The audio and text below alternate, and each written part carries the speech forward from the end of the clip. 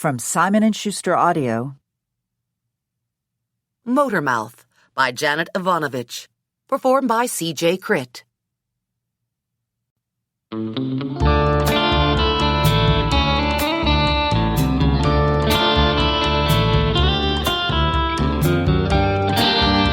One. Sometimes there's a decision to be made between winning fairly and cheating for a good cause. And sometimes, in the heat of competition, I've slipped south of fair. So I understand the temptation. But here's the thing about cheating. Don't cheat me. I take it personally. And I was pretty sure I had my eye on a guy who was cheating at my expense. He was wearing a red suit. He was driving a flashy car with a big 69 painted on the side. And he was going too fast. I had my binoculars trained on him as he took a turn, his left front tire tight to the curve. I was standing on the flat roof of the Homestead Miami Speedway grandstand, getting a bird's-eye view of the scrubby Florida landscape. Heat waves shimmered on the track below me, and the air was thick with fumes from scorched rubber, high-octane gas, and the euphoria NASCAR brings to a race. I was with 42 guys on the roof. I was the only one on the roof wearing a pink lace thong. At least, I was almost certain I was the only one in a thong, since I was the only female. But hell, what do I know? I was wearing tight black jeans and a Stiller racing shirt. The shirt had short sleeves, was white with black and gold trim, and the Stiller Racing logo was embroidered on the front. The embroidered name on the back was a garage joke. Motormouth. I'm Sam Hooker's race day spotter. I'm the lip-glossed, bleached blonde who whispers into Hooker's ear while he sweats his brains out in a black and gold fire-resistant jumpsuit each week. This week, Hooker was running his black Metro-sponsored car around and around the Homestead 1.5-mile oval. It was the last race of the season, and I was looking forward to a change of pace. I love my job. But there comes a time when a girl just wants to shimmy into a sexy little dress and sip a Cosmo at a restaurant that doesn't feature barbecue. Not that I don't like barbecue, but I've had a lot of it lately. Hooker's voice was loud and clear in my headset. Earth to Motormouth, talk to me. I'm thinking thoughts that can't go public. Are these thoughts about getting naked? Hooker asked. No. They're about getting even. Listen, it was an accident, I swear. I was drunk, and I don't remember a thing. I don't know how I ended up in bed with that sales clerk. Darling, you know I love you. Mental head slap. Not that, you moron. I'm talking about the race. Hooker got his start on Texas dirt tracks. He's raced open-wheel carts, trucks, and everything in between. He's my age, but he looks like a college kid. Sun-bleached blonde hair, and a nice body that's got some muscle and stands a couple inches taller than me. The difference between Hooker and the college kid is in Hooker's eyes. There are lines at the corners that tell his age and grit. And there's a depth that comes from living hard and gaining something from it. I'd done some racing when I was in high school. Strictly local amateur stuff. I'd wreck the cars, and then I'd fix them up in my dad's garage in Baltimore. Turned out I was a lot better at fixing them than racing them, so I bailed on the driving and got an engineering degree instead. Hooker isn't worth anything as a mechanic, but he can really run a car. I've worked as his spotter, and also as a part of his R&D team for an entire season. 36 cup races, and I'm knocked out by his consistently aggressive attitude and his ability to drive. There are those who question Hooker's balls-to-brain ratio. I've never seen an X-ray of his head, so I'm taking a winger on his brain. But I've seen the other equipment in question, and I'm pretty confident the ratio is 2-to-1. I'd been involved in a romantic relationship with Hooker when I'd taken the job with Stiller. And I'd been idiot enough to think the relationship was serious. Hooker had proved me wrong at 4 months, with a one-night stand that had gotten splashed onto every tabloid. I was now over Hooker. Pretty much. The only thing I was currently serious about was my job. I was devoted to Stiller Racing. "You've done 244 laps," I said. "You have 23 laps to go. The red 69 car is 4 car lengths in front of you." The 69 was sponsored by Lubelot and owned by Huevo Motorsports, a Mexican powerhouse with money to burn on race cars. Huevo built good cars, but sometimes the 69 was too good, and I was willing to put money down that the 69 car was cheating, running with illegal technology. "4 car lengths," Hooker said to me. "That's too much. Do something." I can tell you when it's safe to pass, and when it's okay to pit, and when there's trouble ahead. Being that I'm up here on the roof, and you're down there on the track, and I've left my magic voodoo dust back in the motor coach, it's going to be hard for me to do something. And that was when the big one happened. The monster car crash that car owners dread and fans love. A Stiller car, driven by Nick Schrin, got loose, slid out of its groove, and the car following it made contact and punted Schrin into the wall. 6 other cars got caught in the wreck and were instantly turned into twisted, shredded scrap metal. Fortunately, they were all behind Hooker.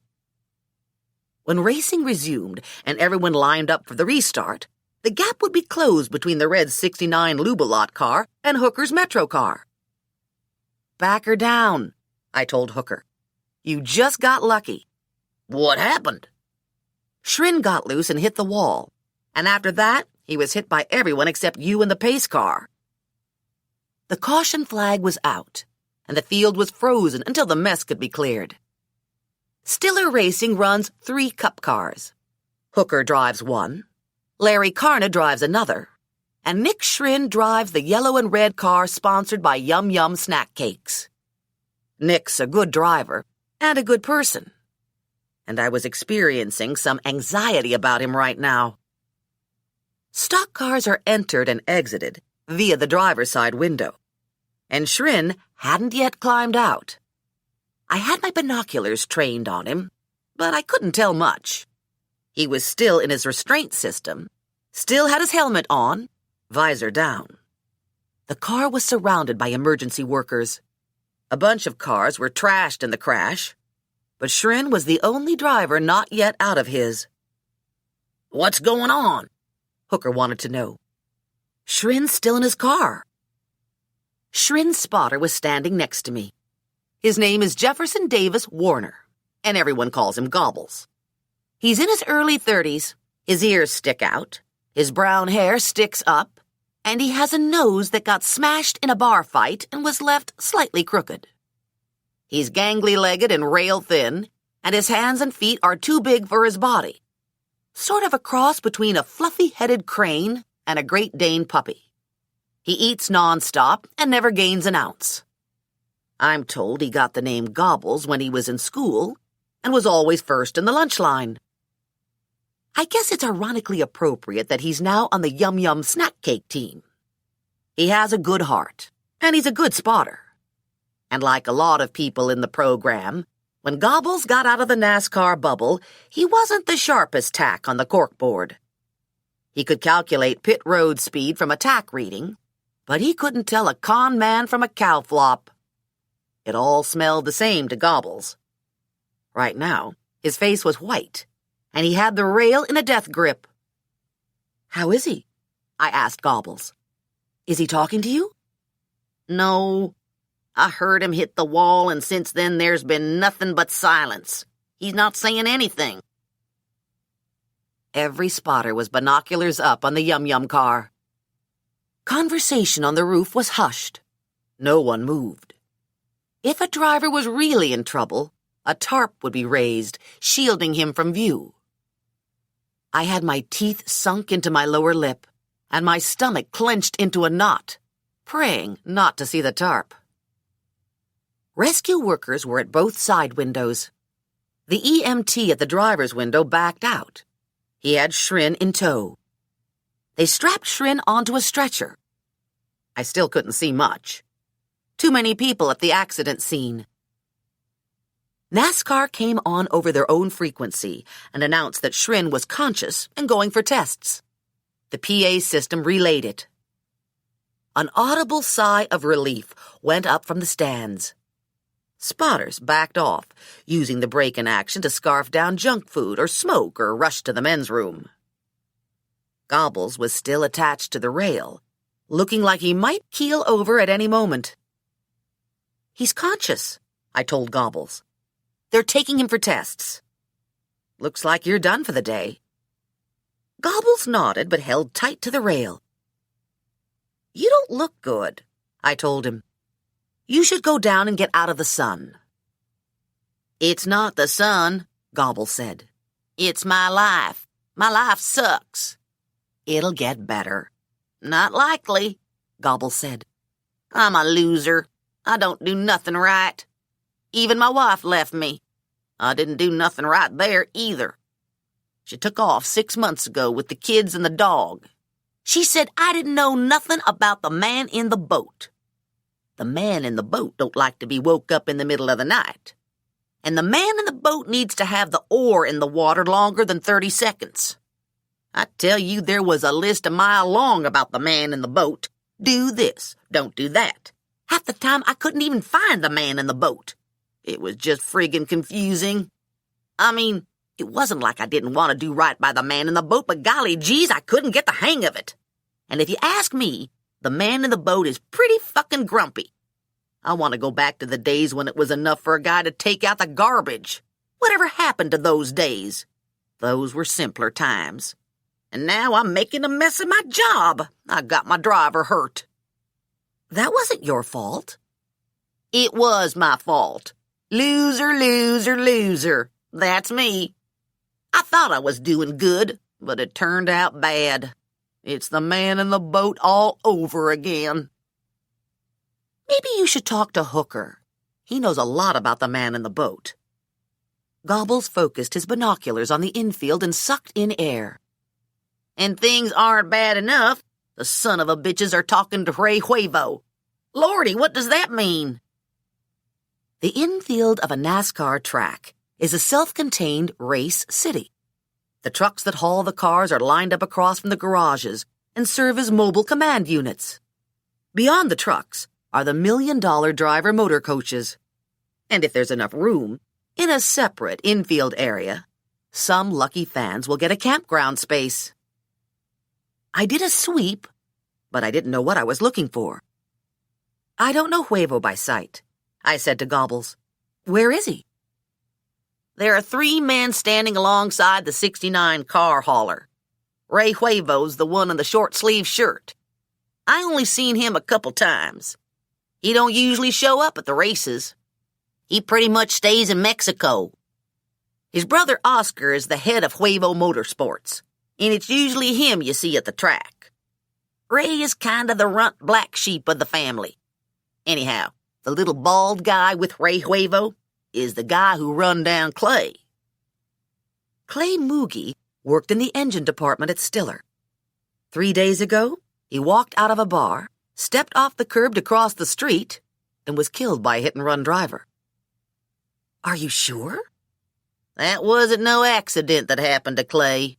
I saw him run down," Gobble said. "I was there. I seen Clay step off, and then this guy come out of nowhere and aimed right for him." "Did you tell the police?" "I couldn't do that. I'm in a tight spot. I couldn't get myself involved. And it's not like I know a name or something.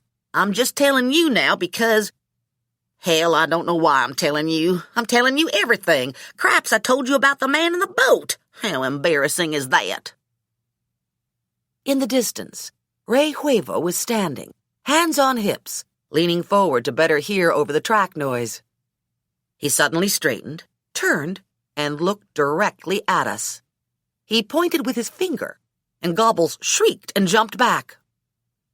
"He's far away," I said to Gobbles. "He could be pointing at anyone." Gobbles' voice was up an octave. He was pointing at me. I know he was pointing at me. I saw him. Rey Huevo pivoted on his heel and stalked off. The two men in suits followed a few feet behind him. They all disappeared behind another hauler, and I was pulled back to the track by Hooker's voice in my ear. "There must be something wrong with my radio," he said. "I'm not hearing anything."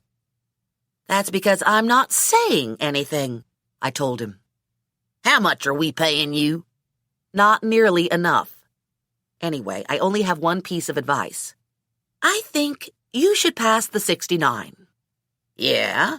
That sounds like a good idea. Gee, why didn't I think of that?" If the 69 car stayed in front, we'd come in second for the season. And in my book, second didn't count.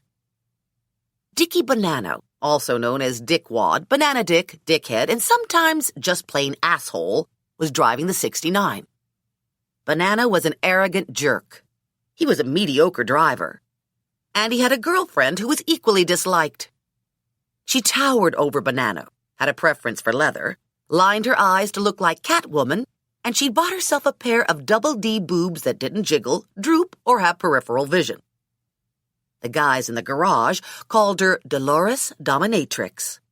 So when Bonanno wasn't being called Dickwad, Banana Dick, Dickhead, or Asshole, he was called Spanky. Hooker had Bonanno by a few points, but Bonanno would win the series if he won this race. And unless God stepped in and blew Bonanno's engine, Bonanno was going to win. There were 32 cars left in the race. They were lined up in running order behind the pace car, and they were circling the track at 40 miles per hour, waiting for the signal that the track was clean and ready for racing. They approached turn number 4. The pace car exited onto pit road, and the flag went green. "The pace car's off," I said to Hooker. "Green, green." The cars roared past me, all of them hard on the gas. Bonanno took the lead and kept it, gaining inches each time he came out of a turn. Hooker was silent on his radio. "Steady," I told Hooker. "Drive smart. You have no one close behind you and only one guy in front of you." "This is a nightmare," Hooker said. "A friggin' nightmare. Second isn't so bad. There are good points to second. I can hardly wait to hear." "If you don't win the cup, you don't have to sit on the stage and look like a moron at the awards banquet. Spanky and Dolores will have to do the stage thing." "Well, you should be happy for that, too," Hooker said. "You would have been on the stage with me." "No way." "You would have been my date." "I don't think so." "You should check your contract. There's a clause in there about dating the driver under emergency conditions." "What about the sales clerk?" "Can't hear you," he yelled. "Too much static." I had my binoculars still trained on Hooker, and I watched him sail under the checkered flag, a car length behind Bonanno. "Wahoo! Look at me!" Hooker sang out. "I'm second. I came in second." "Very funny," I told him. "Just try to control yourself and don't hit anyone in the face when you get out of the car." The radio went dead, so I packed up and turned to leave and realized Gobbles was still at the rail. "You don't mind if I walk down with you, do you?" Gobbles asked. "I don't want to go down alone." We took the elevator to ground level, and we fought our way through the crowd exiting the stands. Ordinarily, I'd cut across the track, but Gobbles wasn't looking great, so I hitched us a ride on a golf cart that was going back to the infield. I squished Gobbles in as the third man on a 2-man rear seat and kept watch to see that he didn't faint and fall out of the cart. The track has golf carts. The teams have golf carts. The sponsors have golf carts, and the drivers have golf carts. Sometimes the golf carts are generic little white jobs, and sometimes the golf carts are souped up and custom painted. Hooker's golf cart matched his motor coach and traveled to each race with the coach. At the start of the season, when I was involved with Hooker, I had had the use of his golf cart. After the sales clerk incident, I didn't feel comfortable using the cart and gave Hooker back his keys. Looking at it in retrospect, I probably should have kept the keys. Just because you're no longer sleeping with a guy doesn't mean you can't use his golf cart, right? We took the tunnel under the track and came out into the infield. The deep rumble of stock cars had been replaced with the whoop, whoop, whoop of helicopters passing overhead, transporting people back to Miami. On race day, helicopters start arriving early in the morning. A new bird touching down every few minutes, dumping celebrities, captains of industry, NASCAR family members, and sometimes sponsors into the infield, repeating the drill throughout the day and reversing the operation late into the night. "Where are you going now?" Gobbles asked me. "Are you going to Hooker's Holler?" "No. I want to watch the 69 go through inspection." "You think there's something fishy about the 69? "Yes. Don't you?" "I surely do," Gobbles said. "And this isn't the only race where I thought that. And now that I've seen them two guys talking to Ray Huevo, I'm getting real bad vibes. I can't tell you more than that on account of, like I said before, I'm in a tight spot. Problem is, they inspected that 69 car before and never found anything." The drill was that Spanky would do a burnout for the fans and then drive the 69 into Victory Lane for pictures. When the photo op was over, NASCAR would commandeer the car for inspection and testing, along with the other top 5 cars and a couple more chosen at random. By the time the 69 got to the garage, NASCAR would already have rolled it through the scales and measured its height and weight. Once it was in the garage, fuel would be drawn, ignition boxes taken out and cut apart, the engine heads removed, gears checked, cylinders measured, and shocks examined. When you watch a car get stripped down and tested, it's hard to believe anyone would try to cheat. And even harder to believe they'd get away with it. And yet, almost everyone tries at one time or another. If you've got an experienced crew, the entire exercise takes about 90 minutes. The carcass of the car, after it's been picked clean, is then loaded into the hauler, along with the backup car, and brought back to the shop in North Carolina, where it'll get rebuilt for another race. Gobbles stayed glued to my side while I stood at a distance and watched the 69 get taken apart. "I never watched this whole inspection thing," Gobbles said. "The team's always in a hurry to leave. I never got a chance to do this."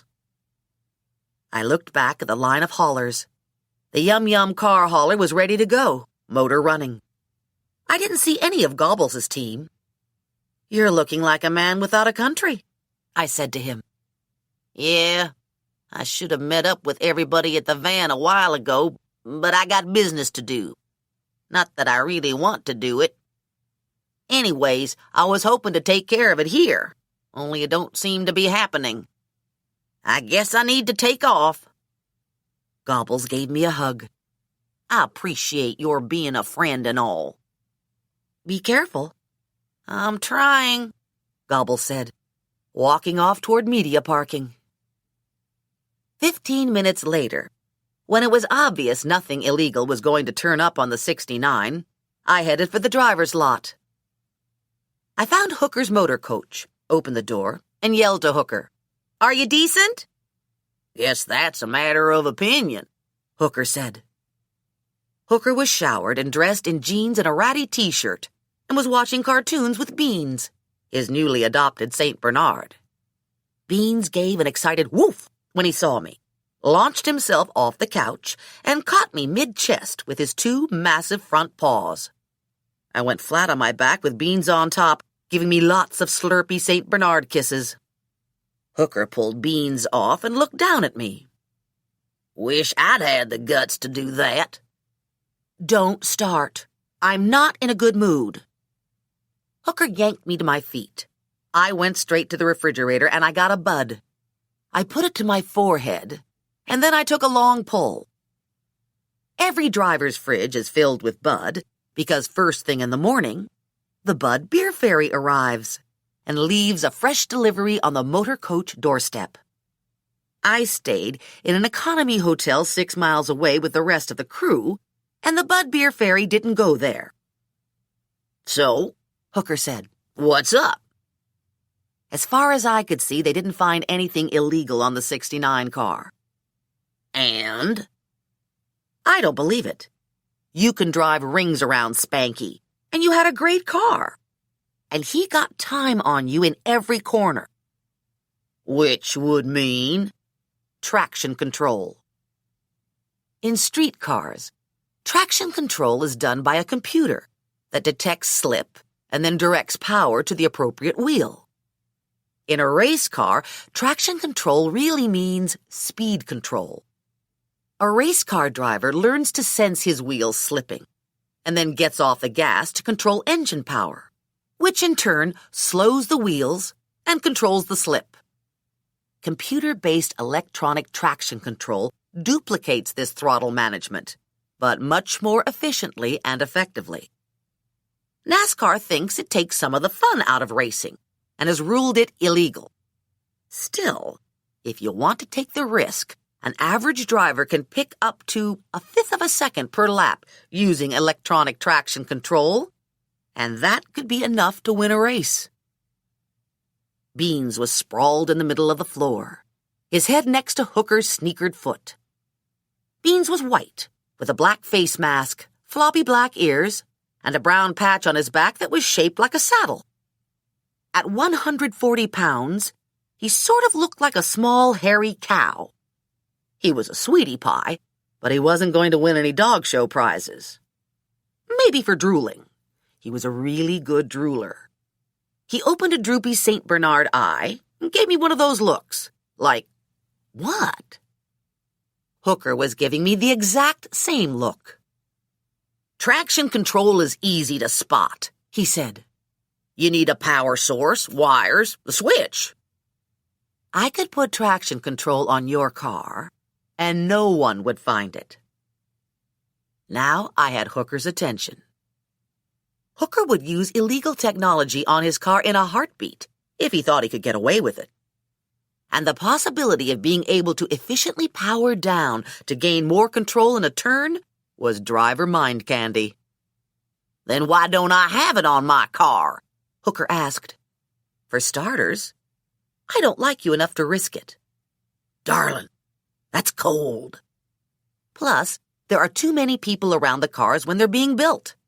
It's the sort of thing that would need a closed shop, and a closed shop would attract attention. And then there's the power source." Hooker raised an eyebrow. "I've never actually put this on a car, but I think I could use a lithium watch battery as a power source and run the wires inside the frame. Maybe put the battery-powered computer chip in the roll bar. NASCAR wouldn't tamper with the roll bar. Even better would be to use wireless technology and place the chip directly on the engine. It could be made to look like a flaw in the housing and would be so small it wouldn't be noticed." "How small?" "Smaller than a contact lens. And if this was the case, you wouldn't need a closed shop. You'd just need a cooperative engine builder." "What about the off-on switch?" "Pocket-size remote control that could be hidden in a fire suit." Hooker drained his beer can, crushed it, and pitched it into the sink. "Barney girl, you're damn sneaky. I respect that in a mechanic." "Have you heard anything about Shrin?" "Yeah, he's okay. He got rattled around pretty good, and it knocked the wind out of him. I guess he was disoriented when they first got to him, but he's back to his normal stupid self now." I could hear the car haulers rumbling out of the adjoining lot. They were loaded and on their way back to the garages in North Carolina. 43 haulers, each hauler containing more than $1 million worth of cars and equipment. 2 race cars ride end to end in the top half of the hauler. The bottom half contains a lounge, a bathroom, a kitchenette of sorts, a small office area with a computer, closets for the crew's uniforms, plus all the spare parts and tools needed to keep the cars racing. Large rolling toolboxes were secured in the aisle and filled most of the space from the rear door to the side door. Only the hauler drivers rode in the haulers. Crew members and race car drivers traveled in private planes. Stiller owned an Embraer that it used to fly team members. Hooker and Beans flew in Hooker's Citation XL, and I usually bummed a ride with Hooker. Most drivers were helicoptered from the track to the airport, but Beans didn't like helicopters, so we were forced to drive. Fine by me. I didn't like helicopters either. We snapped a leash on Beans and took him out for a walk. Most of the motor coaches were still in place, but were empty, abandoned by their owners. Tomorrow morning, the motor coach drivers would come on board and maneuver the coaches out of the infield and onto the open road. Beans wandered out of the driver's lot and into the garage area. Only one hauler was still parked across from its garage, the 69. The hauler driver and a couple of guys from the 69 team were huddled around the cab. "Got a problem?" Hooker asked. "Fuel pump. We're waiting on a part." We went back to the motor coach, made some sandwiches, and zapped on the television. No point sitting in traffic. In another half hour, it would thin out, and we could pack off for the airport. My phone rang, and I wasn't surprised when I saw the readout. Gobbles. Probably missed the team plane and wanted a ride home. "I need help," Gobbles said.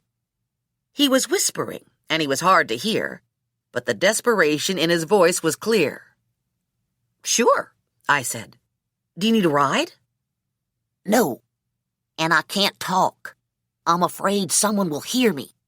I'm trapped in the 69 hauler. I crawled in here to hide, but now I'm sealed up and can't get out. I can't even get the floor hatch open. You have to help me." "You're not serious." "You're going to have to sneak me out somehow. You can't let the drivers know I'm here. I'm already in enough trouble. And Ray Huevo is involved in this, so you have to be real careful." "Involved in what?" "I can't tell you, but it's serious shit. Oh, fuck! They're pulling out! Sweet Jesus, I'm gonna die. I'm on the second deck with the cars, and the truck's moving. You and Hooker are the only ones I can ask for help. I trust you. You have to get me out of here." "Okay, don't panic. We'll come up with something." I disconnected and looked over at Hooker. Gobbles is trapped on the second deck of the 69 hauler and wants us to rescue him. "Darling, you've had too much beer." "I'm serious. He's involved in something bad. It has to do with Ray Huevo and two guys who look like goons in suits. He said he crawled into the truck to hide and got locked in." "And he didn't bang on the side of the truck and yell because—" "He's scared." We both turned at the sound of the hauler slowly rumbling down the road past the motor coach. "We have to get him out," I said to Hooker. "I don't know what this is about, but he really sounded panicked.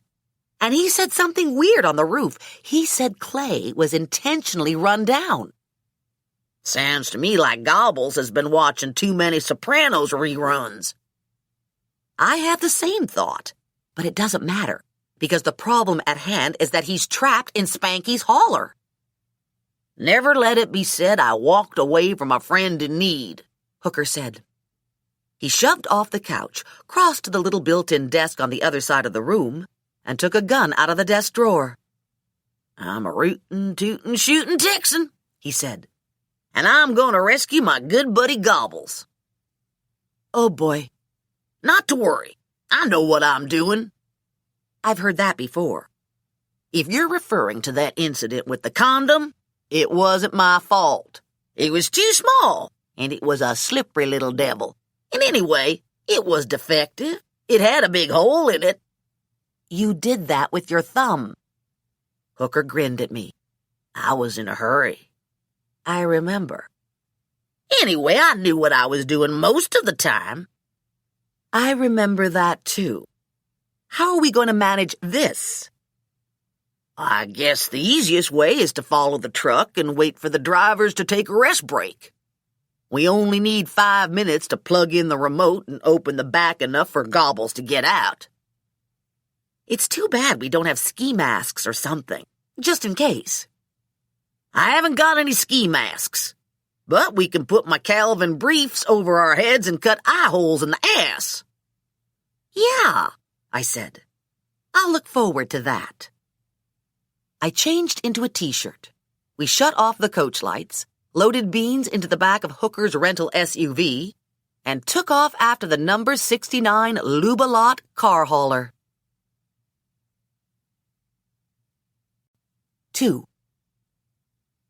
Traffic wasn't gridlock, but it wasn't good either.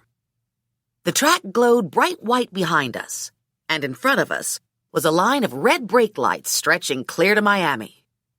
The hauler was out of sight, up the road, but it was in traffic too. There were 2 drivers, and they'd most likely drive through the night. With any luck, they'd stop to eat and stretch their legs, and we could accomplish our rescue. The traffic began to open up as cars peeled off onto side roads.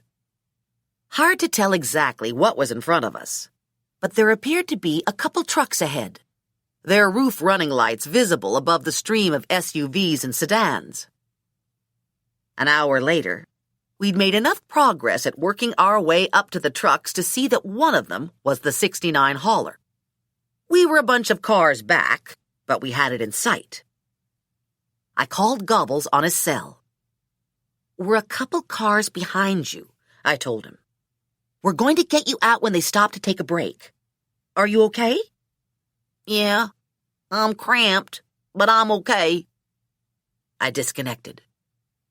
"Do you know the hauler driver?" I asked Hooker. He shook his head. "Only superficially. The Huevo people keep to themselves. Not a real friendly group." We were about 10 miles north of Miami when the hauler took an exit. My heart did a little tap dance in my chest and I momentarily stopped breathing. The smart, sane part of my brain had been hoping I'd get a call from Gobbles saying he'd found an unlocked escape hatch in the roof and he didn't need our help. The stupid, crazy part of my brain was flirting with the fantasy that I was about to have a James Bond experience and perform a kick-ass rescue. And the chicken shit part of my brain was running down black roads of terror. The truck stopped at the end of the off-ramp and turned left. A half-mile down the road, it pulled into the lot for a large truck stop-type diner and drove to the truck and bus parking at the rear. 3 other haulers were already parked there. Hooker circled the lot and waited at idle toward the front. The 2 hauler drivers came from behind the building and went into the diner. The back lot where the trucks were parked was lit by a single overhead halogen. The 69 hauler had running lights on and the engine at idle.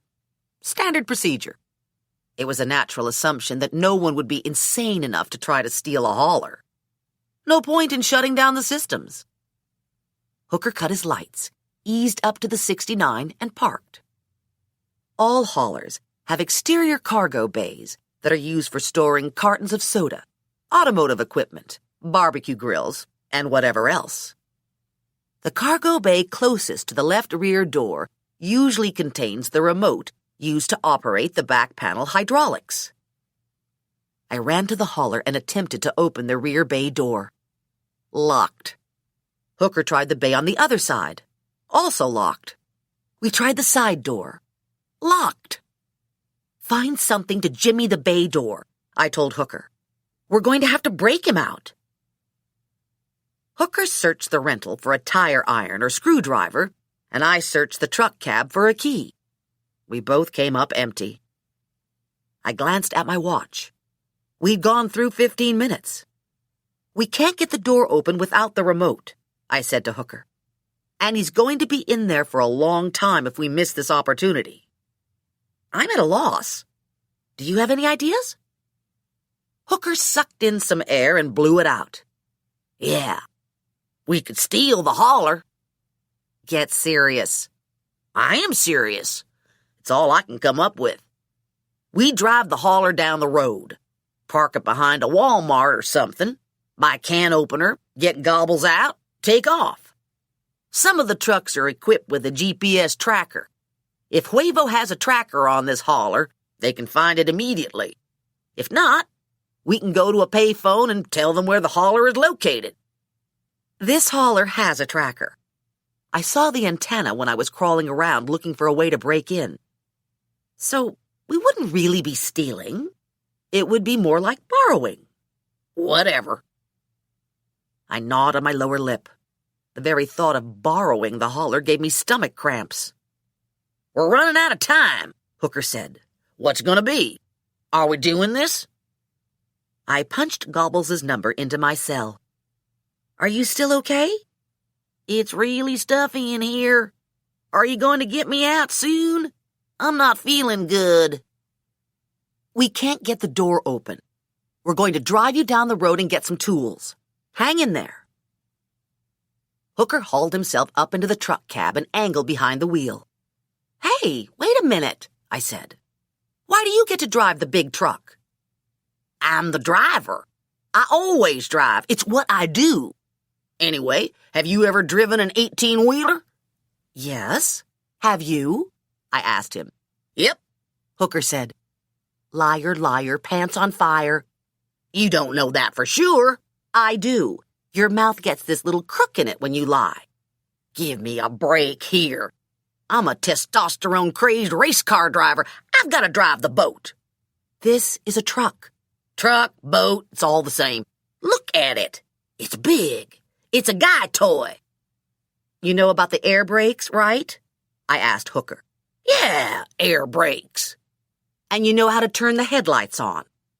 You've only got running lights right now? Yeah, lights. This truck has approximately 550 horses and an 18-speed transmission. Yep. The trailer's 53 feet long, so you have to watch the turning radius.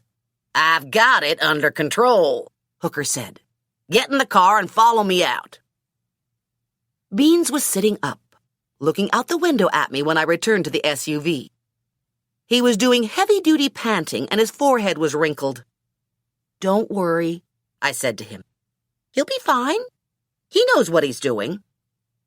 Beans looked like that registered a 7 on his bullshit-o-meter. I'd actually placed it a couple points higher on mine. I buckled myself in, cranked the engine over, and waited for Hooker to roll. I gripped the wheel and whispered under my breath, "Take it slow." When the hauler crept forward, my grip went white-knuckled and my breath caught in my chest. Hooker was smoothly moving the truck across the back lot, toward the front of the building, inching along without lights. He eased the hauler into the exit lane, and I fell in line behind him. This was the moment of no return. In minutes, he'd be on the highway in a hijacked truck. Time for honesty. If we got caught, we'd be out of NASCAR and into Florida penal. My heart was pounding so hard it was blurring my vision. Even Beans was instinctively alert, no longer panting. I checked him out in my rear-view mirror to make sure he was okay, and we locked eyes. Probably it was my spooked imagination, but I swear he looked as terrified as I felt. Hooker left-turned the hauler off the diner property, and his rear tires ran over the curb and took out a 4-foot-tall pygmy date palm and an entire flower bed. I looked around in panic, but didn't see anyone rushing out of the diner after him. I didn't see that, I said to Beans. You didn't see it either, right? Hooker maneuvered the truck out of the flower bed, onto the feeder roads, and then onto the highway, heading south. He turned on his lights, brought the rig up to speed, and we both went into cruising mode. After a few minutes, I realized cars were pulling up to the truck to get a better look. Every inch of a car hauler is a rolling advertisement for the car and the sponsor. They're works of art. The 69 was decorated in Spanky's colors, with a bigger-than-life-size picture of Spanky and his race car. I called Hooker on his cell phone. We have a problem, I told him. Everyone's interested in the hauler. Some people are taking pictures. You should have brought the briefs to put over your head. Hard to feel righteous when you've got your underwear on your head, Hooker said. Anyway, I'm taking the next exit. I saw a sign for services. I'll find a dark place to hide, and you can go to a gas station and steal something helpful. Hooker crawled off the exit, turned right, and rolled down the road. After about a half-mile, he came to a small strip mall that was lights off for the night. His turn signal went on, he slipped into the lot, and he disappeared behind the buildings. I made a U-turn and drove back to a gas station and convenience store. 10 minutes later, I pulled around the end of the strip mall and caught Hooker in my headlights. The hauler was at idle. The headlights and running lights were off. Hooker was lounging against the hauler. I parked and ran over with a small screwdriver I'd bought at the convenience store. I ripped the packaging apart and gave Hooker the screwdriver. This was the best I could do. The garage was closed. Hooker rammed the screwdriver between the bay door and the outside rim of the truck and leaned into it. The metal bent and the lock gave. We searched the bay. No remote. Try forcing the side door, I said to Hooker. We can't get to the ceiling hatch or the back door because the aisle will be filled with the tool carts. But I can get to the lounge and maybe find a key for the other locker. Or maybe they left the remote in the lounge. Hooker popped the side door, and I jumped inside and flipped on a light. I rapped on the ceiling and yelled up to Gobbles. Are you okay? Yeah, Gobbles yelled back, his voice muffled by the sheet metal slab under him. What's going on? We can't find the remote to open the back door. I searched all the drawers and cabinets. No remote, no key. No helpful crowbars lying around. No power equipment that would slice through metal. Hooker appeared in the doorway. I broke the screwdriver trying to get the second bay open. Did you find anything in here? No. Hooker looked at his watch. The drivers are probably out of the diner by now, calling the police. They won't call the police, Gobbles yelled down. There's something in here that's worth $1 billion, and they don't want anyone to find it. Hooker looked up at the ceiling. Are you fucking kidding me? I wish, Gobbles said. I heard them talking outside the hauler. They were taking this truck to Mexico. You've got to get me out. They'll kill me if they find me in here. We need a little more time and a lot bigger screwdriver, Hooker said. Okay, let's not panic. We need time and tools and a better place to hide this thing, I said. Who do we know? Has to be someone we trust, Hooker said. Someone close. Someone with a garage or an airplane hangar or an empty warehouse. It would be good to get under cover for a couple minutes in case we have to cut Gobbles out. Felicia Ibarra, I said. We can use that abandoned warehouse behind her fruit stand. Felicia Ibarra was a chunky little Cuban immigrant lady who was in her early 60s. She was surprisingly wealthy, owning an entire block of real estate in Little Havana that was just short of prime. And she was frighteningly kick-ass, having once shot a guy on my behalf. Hooker locked eyes with me for a beat. Our motives might be good, but no matter how you spin it, this is Grand Theft Auto, big time. If I get caught on the road in this rig, my career will be over. If you get caught, you'll be dead, Gobbles yelled down. Hooker was hands on hips. Well, that makes me feel a lot better. Let me drive, I said to Hooker. I could do Grand Theft Auto better than you. You'd just have to promise to come visit me once in a while. Yeah, right. I could almost live with that. See if you can disable the GPS. I'm going to try to rip some of this shrink wrap off the outside so we're not so recognizable. I was able to squeeze my arm in far enough to reach a roll of aluminum foil sitting on the kitchenette counter. I ripped a couple chunks off the roll, swung out of the hauler, and climbed onto the back of the cab. The antenna had been placed in the usual location, between the exhaust pipes. I wrapped the antenna in aluminum foil and jumped off. Turns out, it's pretty easy to screw up a GPS system. 10 minutes later, we'd done enough slash and peel that we were able to get rolling. I followed Hooker back out to the highway and trailed behind him. The truck was for the most part white now, and didn't attract a lot of attention. We took 95 south to Flagler and went straight into Little Havana. We passed the Ibarra's fruit stand, turned left at the next street, and rolled to a stop in front of the warehouse. I'd called Felicia, and she said the warehouse was ours to use, and she'd leave one of the garage doors open. Hooker lined himself up in front of the open door, pulled the truck into the dark warehouse, and I scooted in around him. I got out of the SUV, ran back to the warehouse door, and pushed the button to close it. When the door shut, I hit the button for the lights and overhead fluorescence flickered on. Felicia and her husband had bought blocks of real estate around their fruit stand at a time when real estate was cheap. Some of the properties were now leased to other businesses, and some of the properties lay fallow. This warehouse was one of the fallow properties, used occasionally for the storage of seasonal fruit.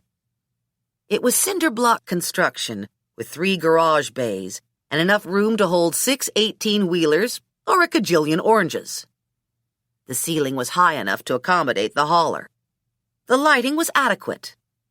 The ambience left something to be desired, but then we weren't here for ambience. Hooker cut the engine, swung down from behind the wheel, and jogged over to some empty fruit crates stacked against the rear wall. A couple crowbars and a mallet lay on the floor by the fruit crates. He grabbed a crowbar and in seconds had the remaining storage locker door open. The remote, plus a bunch of power cords, were in the locker. I plugged the truck into a 220-volt outlet so we didn't have to run on generator. And then I plugged the cord with the remote into its receptacle. I pushed the control button, and like magic, the entire back panel of the truck slid to horizontal and became a ramp. I used the remote to raise the ramp to the second deck, and Gobbles inched his way around the primary car and crawled onto the ramp. He lay there, spread-eagled, hand to his heart. "I thought I was going to fucking die," he said. "Swear to God." I powered us down, and when we reached the cement floor, Hooker grabbed Gobbles and dragged him up to his feet. "We need to talk," Hooker said. "I want to know what's going on." Gobbles shook his head. "You don't want to know. It isn't good. I just hijacked a hauler because of you. Talk to me." Gobbles blew out a sigh. "I'm in a mess. A couple weeks ago, this guy come to me and said he represented a company that was working on this new traction control technology that they needed to test. He said it was a big secret, and they needed someone who could keep his mouth shut. They were going to pay in cash, and I needed cash real bad. I've got 2 kids I love, and a wife who wants to suck every last cent out of me, and wicked bad lawyer bills. They said all I had to do was push a button on a remote when the car was going into a corner. Last week, it was your car, and this week it was Shrin's. You got loose last week and tore up a fender, but this week, I almost killed him. I swear, I never thought it would cause a crash like that." I cut my eyes to Hooker and saw his face flush, and I was pretty sure he had some steam coming off the top of his head. "You aren't going to hit him, are you?" I asked Hooker. "I'm thinking about it." "We don't actually have time for that." "Just one good shot," Hooker said. "I didn't have it figured out," Gobble said. "I thought it would give us an advantage. Everybody wants traction control on their car, right? I thought it was a fluke that Hooker spun out on it. When it made Shrin's car go loose today, I knew there was something else going on. As soon as I pushed the button, Both cars spun out. What about Clay? Why did you think Clay was involved and deliberately run down? They had someone on the inside, doing whatever they needed to do to the engine. I didn't know who it was. Didn't want to know. The night I saw Clay get run over, I said to myself, Clay was the one fixing the engine. I don't know why they run him over. Maybe he wanted more money. Or maybe they didn't need him anymore and were cleaning up. But I'll bet you anything, Clay was the one on the inside. And you didn't say anything to the police? I didn't want to drag us all into a big cheating scandal, Gobble said. I still thought I was doing a good thing for the team. I thought Shrin's car had something on it that would help us. Now you see why I was in a tight spot there. It's not like I didn't want to do what was right. I just couldn't decide what was more right than the other. And I didn't even know any names. The big guy and the little guy always come to me. They just show up. I've been calling them Horse and Baldy. To their face? Hell no. They're friggin' scary. I yester'd them to their face. You're talking about the two men you pointed out to me when we were on the roof. The two men with Huevo. Yeah. Why Horse? I met them in a men's room once, and I, looked. And the other one, the smaller guy, is obvious. He's bald as could be. Anyway, after the race I was supposed to give Horse and Baldy the remote, and they were supposed to give me my money. But I was worried about what happened to Clay. And I didn't know if the traction control just worked wrong or if they intentionally wrecked our cars. I thought I'd play it safe, and I'd stay someplace where there were lots of people, like the garage area. I hoped they could find me and get the remote, and I'd be done with it. Nothing bad would happen. I hung with you in the garage for as long as I could, but they didn't show. And I was afraid I was going to miss the plane, so I started walking back to the rental van. They came out of nowhere in the parking lot, and Baldy had a gun, and I freaked. I took off and ran back to the garage. I don't think they ran after me, but I didn't care. I didn't stop running until I was back in the garage area. Only thing, the haulers were all leaving, and there weren't a whole lot of people there anymore. The 69 was still open, and there wasn't anyone around, so I climbed in and hid behind the backup car. It seemed like a smart thing to do at the time. Hard to think good when you're running from someone who wants to shoot you. You said Ray Huevo was involved.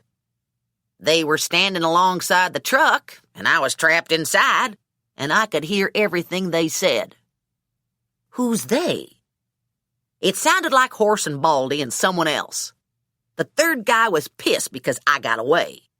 He said it was Horse and Baldy's responsibility to clean up after themselves.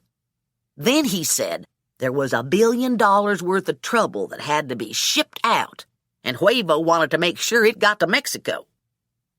Horse said arrangements were complete. He said the item was in the hauler, and the drivers had instructions to take the hauler to Mexico.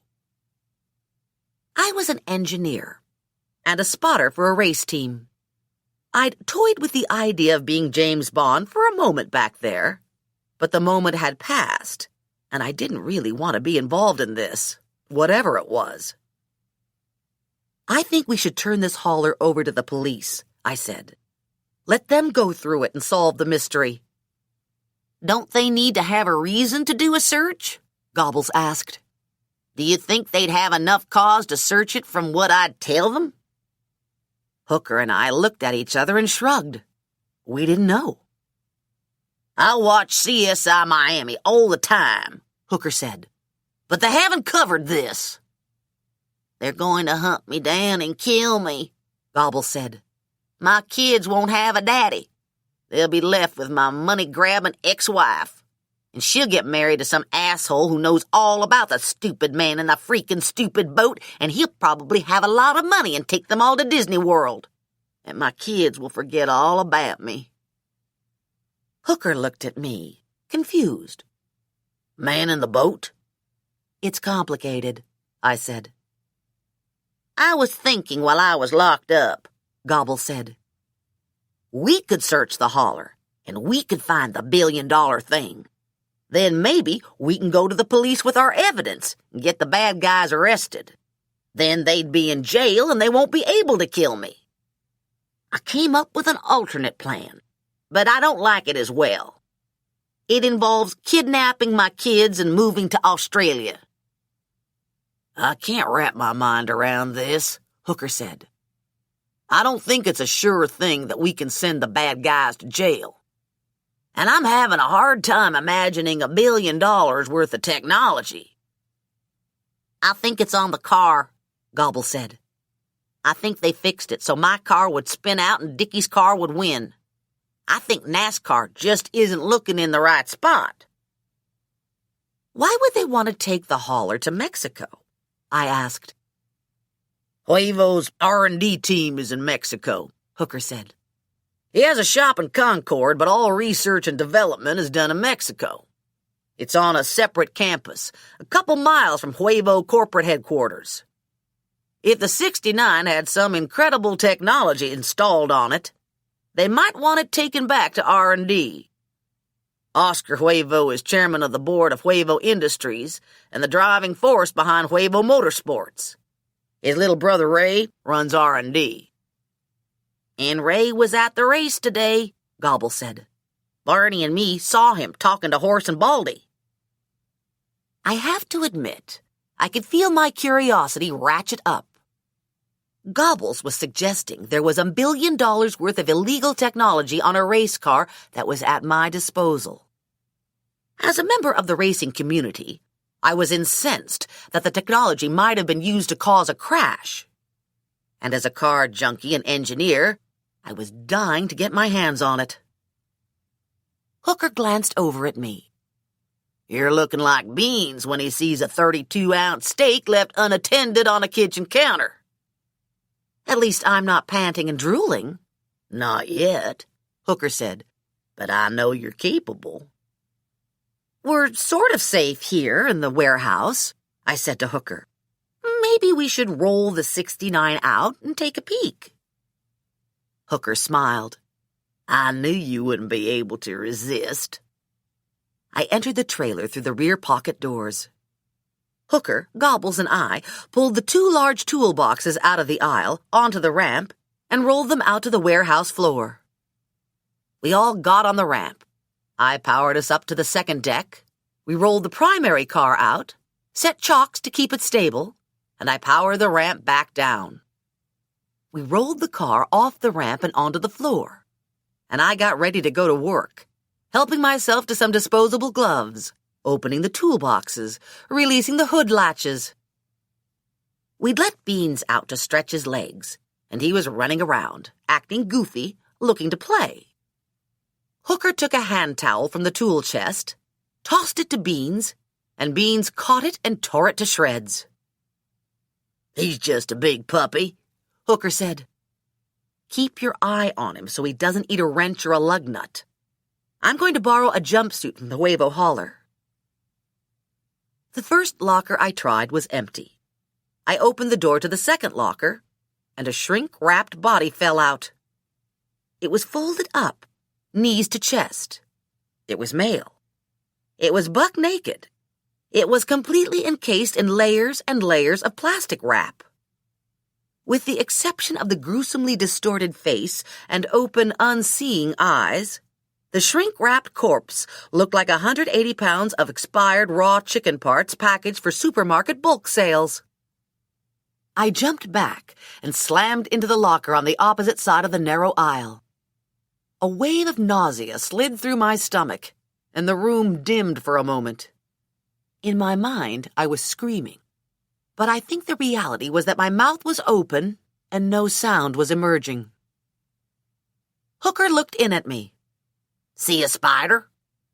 His eyes focused on the plastic-wrapped chunk of body parts on the floor. What the hell is that? I was breathless and too horrified to move. I think it's a dead guy. I opened the cabinet and he fell out. Yeah, right. You need to come take a look, because I seriously think it's a dead guy. And I'd like to get out of here, but my feet won't go anywhere. Hooker moved next to me, and we both stared down at the body. The eyes were open in a look of unblinking surprise, and there was a big bullet hole in the middle of the forehead. He was maybe in his 50s with a stocky build, and dark brown hair cut short. He was naked and bloody and grotesque. In fact, he was grotesque beyond seeming human, so that after the first shock wore off, it was like looking at a movie prop. "Shit," Hooker said. "This really is a dead guy. I hate dead guys, especially when they've got a bullet hole in their forehead and they're in a hauler I just stole." I glanced at Hooker and saw that he'd broken out in a sweat. "You aren't going to get sick or faint or something, are you?" "Race car drivers don't faint. We're manly men. Pretty close to blowing chow, though. Manly men are allowed to do that." "Maybe you should sit down." "That sounds like a good idea, but I'm too freaked to move. And here's more bad news. Do you know who this is?" "No. Do you?" "The plastic wrap has his face sort of distorted, but I think this is Oscar Huevo." I clapped my hands over my ears. "I didn't hear that." Gobbles wandered in. "Holy fuck," Gobbles said. "That looks like Oscar Huevo. Holy fucking fuck." "Someone has to get me out of here," I said. "I'm going to be sick." Hooker gave me a shove, and we all rushed out and stood gulping air in the middle of the warehouse. Gobbles had started shivering. He was shivering so much I could hear his teeth chattering. "This is bad," he said. Hooker and I nodded agreement. It was bad. "Who would want to kill Oscar Huevo?" I asked Hooker. "The list is probably in the tens of thousands. He was a brilliant businessman, but I'm told he was a ruthless competitor. He had a lot of enemies," Hooker said. "We need to call the police." "Darling, we're standing in front of a hauler we just hijacked and vandalized. And the dead guy on the floor owns the car that just beat me out of the championship. And if that isn't bad enough, 2 Stiller employees are involved in some really bad shit." "Do you think Oscar Huevo is the $1 million cargo that was going to Mexico?" "I think it's a good possibility." We fell silent for a couple minutes, all of us absorbing the extent of the disaster. "I got the icky creepy crawlies," Gobble said. "Well, maybe we could just put Oscar back in the locker."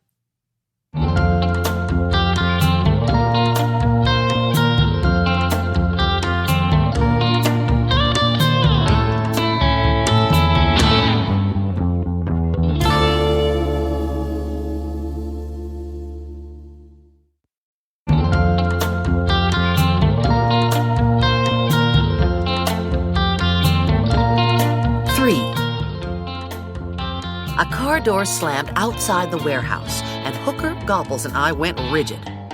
A beat later, the lock tumbled on the side door, and Felicia Ibarra and her pal Rosa Flores walked in. Rosa works in one of the cigar factories on 15th Street. She's in her 40s. She's half a head shorter than me and 20 pounds heavier. And while I like to think of myself as having an okay shape, I'm built like a boy compared with Rosa. Beans gave a happy woof and took off at a gallop, chugging across the room like a freight train. He skidded to a stop in front of Felicia, put his 2 front paws on her chest, and she went down to the floor with Beans on top of her. Hooker gave a whistle, pulled a dog biscuit out of his pocket, and tossed it across the room. Beans's head snapped around, his eyes opened wide, and he abandoned Felicia like she was yesterday's news, thundering off in search of the biscuit. "He likes you," Hooker said to Felicia, helping her get to her feet. "Lucky me," Felicia said. "It's a dog, right?" Rosa hugged Hooker and me. "We just came to say hello. We never see you anymore." She looked over Hooker's shoulder and went wide-eyed at the hauler. "Oh, my God! This is one of those NASCAR trucks, isn't it? It's the thing the car goes in. How does it work? Where do you put the car?" "The car goes in the top," I told her. "The ramp is on hydraulics. It lifts the car, and the car gets rolled into the bay on the top." "And who is this?" she said, eyeing Gobbles. "This is Gobbles. He also works for Stiller Racing." "Ladies?" Gobbles said, bobbing his head. "Are you a driver?" Rosa wanted to know. "No, ma'am," Gobbles said. "I'm a spotter, like Barney. And during the week, I do some detailing." Felicia swept past me to the hauler. "What's in the downstairs?" "I always wanted to see this. I just want to look in the door," she said. "Just take a little peek." "No," Hooker and I said in unison, blocking the way. Rosa tried to see around Hooker. "Does this truck have one of those lounges with black leather couches where all the drivers have sex?" "We don't all have sex there," Hooker said. "Is there someone back there now?" Rosa asked. "Someone famous?" "No," Hooker said. "No one's back there." "Your mouth is crooked," Rosa said. "Your mouth always gets that little crook in it when you tell a fib. Who's back there? It's not a movie star, is it? I'm not giving up until I find out." There was a loud woof and then a thud from inside the hauler. We all turned and looked and saw that Beans had gone into the hauler through the side door and was trying to get Oscar Huevo to play. He'd managed to knock Huevo over, and now he was jumping on him, making growly dog sounds. Huevo didn't move or squeak, so Beans straddled him and sunk his teeth into what I suspected was Huevo's shoulder. "Holy crap!" Hooker said. He threw a biscuit at Beans, and Beans snapped it up in midair. The next biscuit fell short, and Beans had to jump over Huevo to get it. I ran to the SUV and opened the back hatch. "Get him to jump in," I yelled to Hooker. "Throw some biscuits in here." Hooker whistled and tossed the biscuits, and Beans galloped across the floor and sailed into the SUV. I slammed the hatch closed and leaned against the car, my hand over my heart. "What is that?" Felicia wanted to know, looking into the hauler. "It looks like a big bag of chicken parts. No wonder the doggy wanted to chew it." "What are you doing with chicken parts? Are you having a barbecue party?" She elbowed Hooker out of the way and stepped into the hauler. "It smells funny in here," she said, bending for a closer look. "I think these chicken parts are rotten." She suddenly straightened and made the sign of the cross. "This isn't chicken parts." Hooker blew out a sigh. "It's a dead guy." "Holy Mother," Rosa said. "What are you doing with a dead guy?" I gave Rosa and Felicia an abbreviated version of the last 6 hours. Felicia made the sign of the cross at least 10 times, and Rosa listened with her mouth open and her eyes half popped out of her head. "I gotta see this," Rosa said when I was done. "I gotta see the dead guy." We all returned to the hauler and gaped at Huevo. "He doesn't look real," Rosa said. "He looks like one of those wax people, like he was made for a horror movie." Especially now that he had big tooth marks in his shoulder. "What are you going to do with him?" Rosa wanted to know. Hooker and I looked at each other, sharing the same thought. We now had a dead man with holes in him that perfectly fit Beans's canines. We couldn't just put Huevo back in the locker like Gobbles had suggested. Sooner or later, it would occur to people that there's only one dog on the circuit with teeth that big, and Hooker would be dragged into the murder mess. Even without that, I couldn't put Huevo back in the locker. It felt disrespectful to dismiss him that easily. "I think he looks like fish food," Rosa said. Felicia did another sign of the cross. "You better hope God wasn't listening to that. Suppose this man is Catholic. It would be our fault he doesn't get a prayer over his body? It would be a black mark on our soul. Rosa cut her eyes to me. Can't afford to get too many more of those. Yeah, Hooker said. I'm standing in a hot holler, staring down at a Mexican with a hole in his head. Wouldn't want to push my luck by pissing God off. We should take him to his relatives, Felicia said. It's what God would want. His relatives are in Mexico, I said. What would God's second choice be? He must have somebody here, Felicia said. He wouldn't be traveling alone. Where's he staying? We all shrugged. It wasn't as if we could go through his pockets and find a matchbook. Not in a motor coach, Hooker said. Probably in one of the big hotels on Brickell Avenue. We need to put him someplace where he's going to be discovered, I said.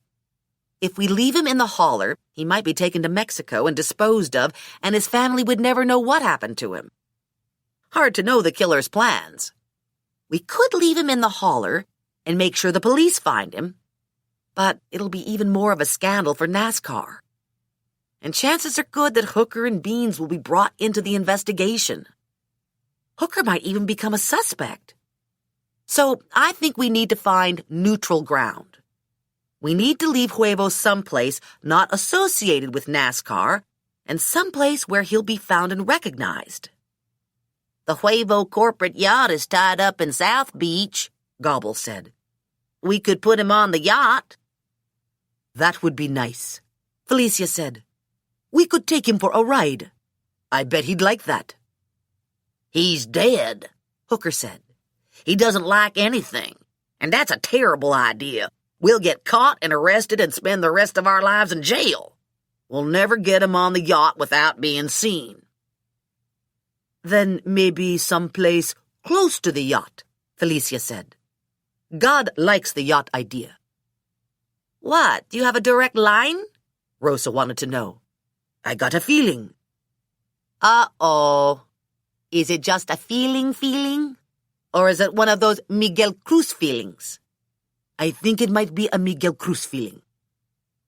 Rosa looked at me. That's a serious feeling. Felicia had a feeling Miguel Cruz was in trouble. And an hour later, he fell into a sinkhole on Route 1, car and all, and broke his back. And another time, Felicia told Teresa Bell she should light a candle. And Teresa didn't do it, and she came down with shingles. Hooker looked pained. He drove race cars. The only vision he really related to was a back bumper. How about this? Hooker said. In the interest of moving on with our lives, let's put Oscar in the SUV and drive him to South Beach. We can go to the marina and look around for a nice final resting place for him. Then we can check into a hotel for the night, and we'll figure the rest out in the morning when we're not so creeped out. I nodded agreement. I was hoping I'd go to sleep and wake up and find out none of this had ever happened. We're gonna have to scooch him to the door, Felicia said. She looked at Huevo through the plastic wrap. Okay, mister. We're gonna move you now. You're gonna be home soon. She looked over at Gobbles. You and Hooker gotta grab hold of Mr. Dead Guy's behind or something. Gobbles clapped a hand over his mouth and ran for the bathroom. Gobbles got a weak stomach, Felicia said. He'd never make it in wholesale fruit.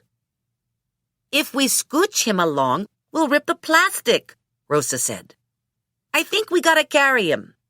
I'll get one side, and Hooker can get the other side. I got disposable gloves from the box in the tool chest and gave them to Hooker and Rosa. They took opposite sides of Huevo. Hooker got his hands under Huevo, then turned white and started to sweat again. I can do this, Hooker said. No problem. I'm a big tough guy, right?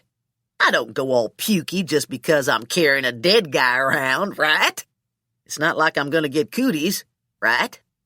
Right, I said, trying to be supportive, glad I wasn't the one with my hands under Huevo's dead ass. Hooker and Rosa got Huevo out the holler door, down the ramp, and set him on the cement floor. We all took a couple steps back and fanned the air. "We gotta rewrap Mr. Dead Guy, if we're taking him for a ride," Felicia said. "Mr. Dead Guy don't smell good." I ran to the hauler and came back with boxes of plastic wrap, some duct tape, and a can of room freshener I'd snitched from the bathroom. We sprayed Huevo with Tropical Breeze, rewrapped him in plastic, and secured him with duct tape. "I think he looks good," Felicia said. "You can hardly see where he got chewed on. He looks like a big present." "Yeah, but some of the smell is still leaking through," Rosa said. "We're gonna have to strap him to the roof rack." I hustled back to the hauler and returned with 3 air fresheners shaped like pine trees and designed to hang in a car. I tore their cellophane wrappers off and taped them to Huevo. "That's better," Felicia said. "Now he smells like a pine tree. It's like being in the forest." "Good enough for me," Hooker said. "Let's get him in the car." Hooker and Rosa picked Huevo up and walked him to the SUV. A big shaggy head appeared in the back window, nose pressed against the glass. "Woof," Bean said, eyes riveted on Huevo. "You got a real sicko dog," Rosa said to Hooker. "You're not going to be able to put Mr. Dead Guy back there with Cujo. Mr. Dead Guy is going to have to go in the front seat." I moved the front seat back as far as it would go, and Hooker wedged Huevo in and closed the door.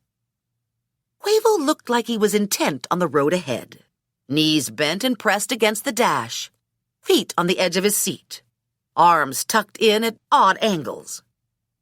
Probably best not to dwell on how his arms got to look like that. Felicia and Rosa slid onto the back seat, and Beans snuffled them from the cargo area at the rear of the SUV. Gobbles, fresh from the bathroom, climbed in with Beans. Hooker stared in at Felicia and Rosa.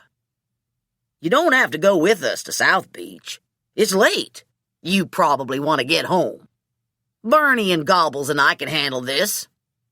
"That's okay," Rosa said. "We're going to help you." Hooker draped an arm around my shoulders and whispered into my ear. "We have a problem, darling. I was going to leave Huevo sitting in front of a dumpster. Taking him to the marina is a stupid idea." "I heard that," Felicia said. "And you are not leaving that poor Mr. Dead Guy sitting by a dumpster. Shame on you." Hooker did an eye roll and took the wheel, and I squeezed in next to Rosa. Hooker drove north to First Street and headed east. He wound his way through downtown Miami and picked up the MacArthur Causeway Bridge to South Beach. It was after midnight, and there weren't a lot of people on the roads. Hooker turned south onto Alton and pulled into the lot by Monty's restaurant. Miami Beach Marina and Huevo's yacht were just beyond a fringe of trees, and the entire marina was lit up like daylight. "I wasn't counting on so much light," Felicia said. "Maybe we could steal a car and leave him in valet parking," Rosa said. "What's to the side, past those trees?" Felicia wanted to know. "Looks like there's a driveway going somewhere." "It's for deliveries to Monty's," Hooker said. "I think we got a delivery," Felicia said. Hooker cut his eyes to her. "You sure it's okay with God?" "I'm not getting any messages," Felicia said. "So, I'm thinking it's okay." Hooker dimmed his lights and pulled into the driveway, close to the delivery door. We wrangled Huevo out of the front seat and set him on the little cement pad in front of the door. "How are they going to know what to do with him?" Felicia asked. "Maybe no one recognized Mr. Dead Guy." I went to my bag and returned with a black magic marker and wrote Oscar Huevo in big letters on the top of Huevo's head. We all got back into the SUV. Hooker cranked the motor over, and Beans started barking. He was doing his bird dog impersonation, his attention riveted on Huevo. "What's wrong with him?" Rosa asked. "Maybe he thinks we leave his chew toy behind?" And then we saw it. The dog. It was a big scruffy mutt, and it was creeping in on Huevo. Huevo was a dog magnet. "This won't work," Felicia said. "God won't like it if Mr. Dead Guy turns into dog food." We got out of the SUV, picked Huevo up, and put him back into the passenger seat next to Hooker. "Now what?" Hooker asked. "Does God have a plan B?" "Go back to the parking lot," I told him. "We'll just put Huevo on top of a car. The dog won't be able to reach him there." "What about cats?" Felicia asked. "Suppose some kitties find Mr. Dead Guy." I cut a death glare at Felicia. "God's just going to have to deal with it." "Yeah," Rosa said. "If it's also big deal important to God, let him keep the cats away." We returned to the lot and slowly drove around. Hooker stopped at the end of the second line of parked cars. He was looking at one of the cars and grinning. "This is the car," he said. I looked past Hooker. It was Spanky's gift car from Huevo. It was a brand new, shiny red Avalanche LTZ sport utility truck. The vanity license plate read, Dick, 69. Most likely sounded good on paper. "What's Spanky's truck doing here?" I asked. "Huevo probably invited him to spend a couple of days on the boat," Hooker said. We hauled Huevo out of our SUV and put him into the back of Spanky's truck. We sat him with his knees tucked up, facing the road behind him, like he was waiting to go for a ride. "There's something funny about the dead guy," Rosa said. "From this angle, I could swear he got a stiffy." "Have some respect," Felicia said. "You're not supposed to look there." "I can't help it. It's right in front of me. He got a big boner." "Maybe it's just rigor mortis," Felicia said. Hooker and Gobbles went over and took a look. "Died in the saddle, all right," Hooker said. "I hope I don't go blind from seeing this." Felicia made the sign of the cross, twice. A half hour later, we were back in Little Havana. We dropped Rosa off. Hooker hung a right at the next cross street, drove 1 block, and pulled to the curb in front of Felicia's house. It was a 2-story stucco deal, crammed into a block of identical 2-story stucco deals. Hard to tell the color in the dark, but peach was a good guess. No yard, broad sidewalk, busy street. "Where are you going now?" Felicia asked Hooker. "Are you going back to your condo or your boat?" "Sold them both. Didn't get enough chances to enjoy them here in Miami. We'll check into one of the hotels on Brickell." "You don't need to do that. You can stay with me tonight. I've got extra room, and everybody would like to meet you in the morning. My grandson is here. He's a big fan. Just pull around to the alley in the back where you can park." Minutes later, Gobbles was tucked into a bunk bed above Felicia's grandson, and we were standing in a bedroom that was charming, but roughly the size of a double-wide bathtub. It contained a chair and a twin bed, and now 2 adults and a St. Bernard. The curtains on the single window were mint green and matched the comforter on the bed. A crucifix hung on the wall over the headboard. We had the door closed, and we were whispering so our voices didn't carry through the house. "This isn't going to work," I said to Hooker. Hooker kicked his shoes off and tested the bed. "I think it'll work just fine." Beans looked around the tiny room and settled onto the floor with a sigh. It was way past his bedtime. "I like it," Hooker said.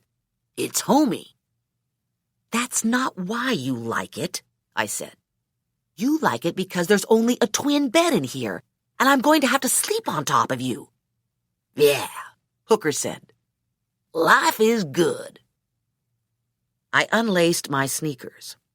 "You make a move on me, and life as you know it will be non-existent." "Boy, that really hurts. Have I ever forced myself on you?" I'm talking about wandering hands. Geez, Hooker said. You're a real spoil sport. He unzipped his jeans and had them halfway off his ass. What are you doing? I whisper-shouted. I'm getting undressed. No way! Hooker was down to his T-shirt and Calvins. Darling, I've had a long day. I lost a race, I stole a truck, and I left Oscar Huevo DOA in an avalanche. I'm going to bed. And I don't think you have anything to worry about. I've had just about all the excitement I could handle in one day. He was right. What was I thinking? I wriggled out of my jeans and cleverly removed my bra without removing my T-shirt.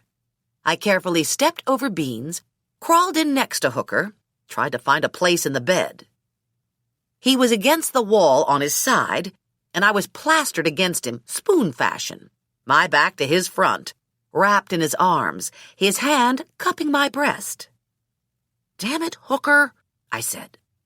You've got your hand on my breast. Just holding on to you so you don't fall out of bed.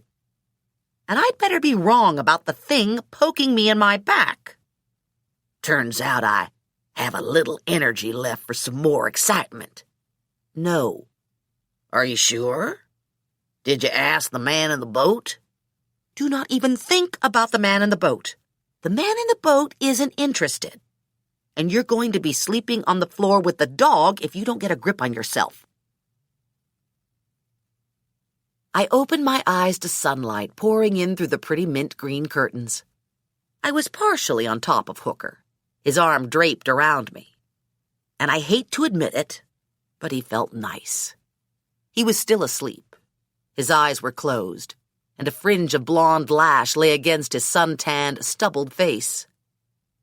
His mouth was soft, and his body was warm and snuggly. It would be easy to forget he was a jerk.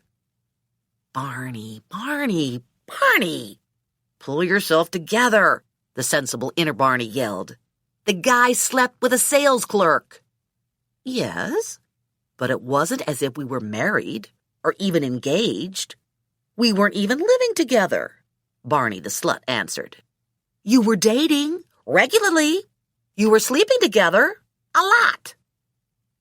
I blew out a sigh and eased off Hooker. I slipped out from under the quilt, stood and stepped over Beans and into my jeans. Hooker half opened his eyes. Hey, he said, his voice soft and still husky from sleep. Where are you going? Time to get up and go to work. It doesn't feel like time to go to work. Feels like time to be asleep. He looked around the room. Where are we? Felicia's house. Hooker flopped over onto his back and put his hands over his face. Oh, my God. Did we really steal a hauler? Yep.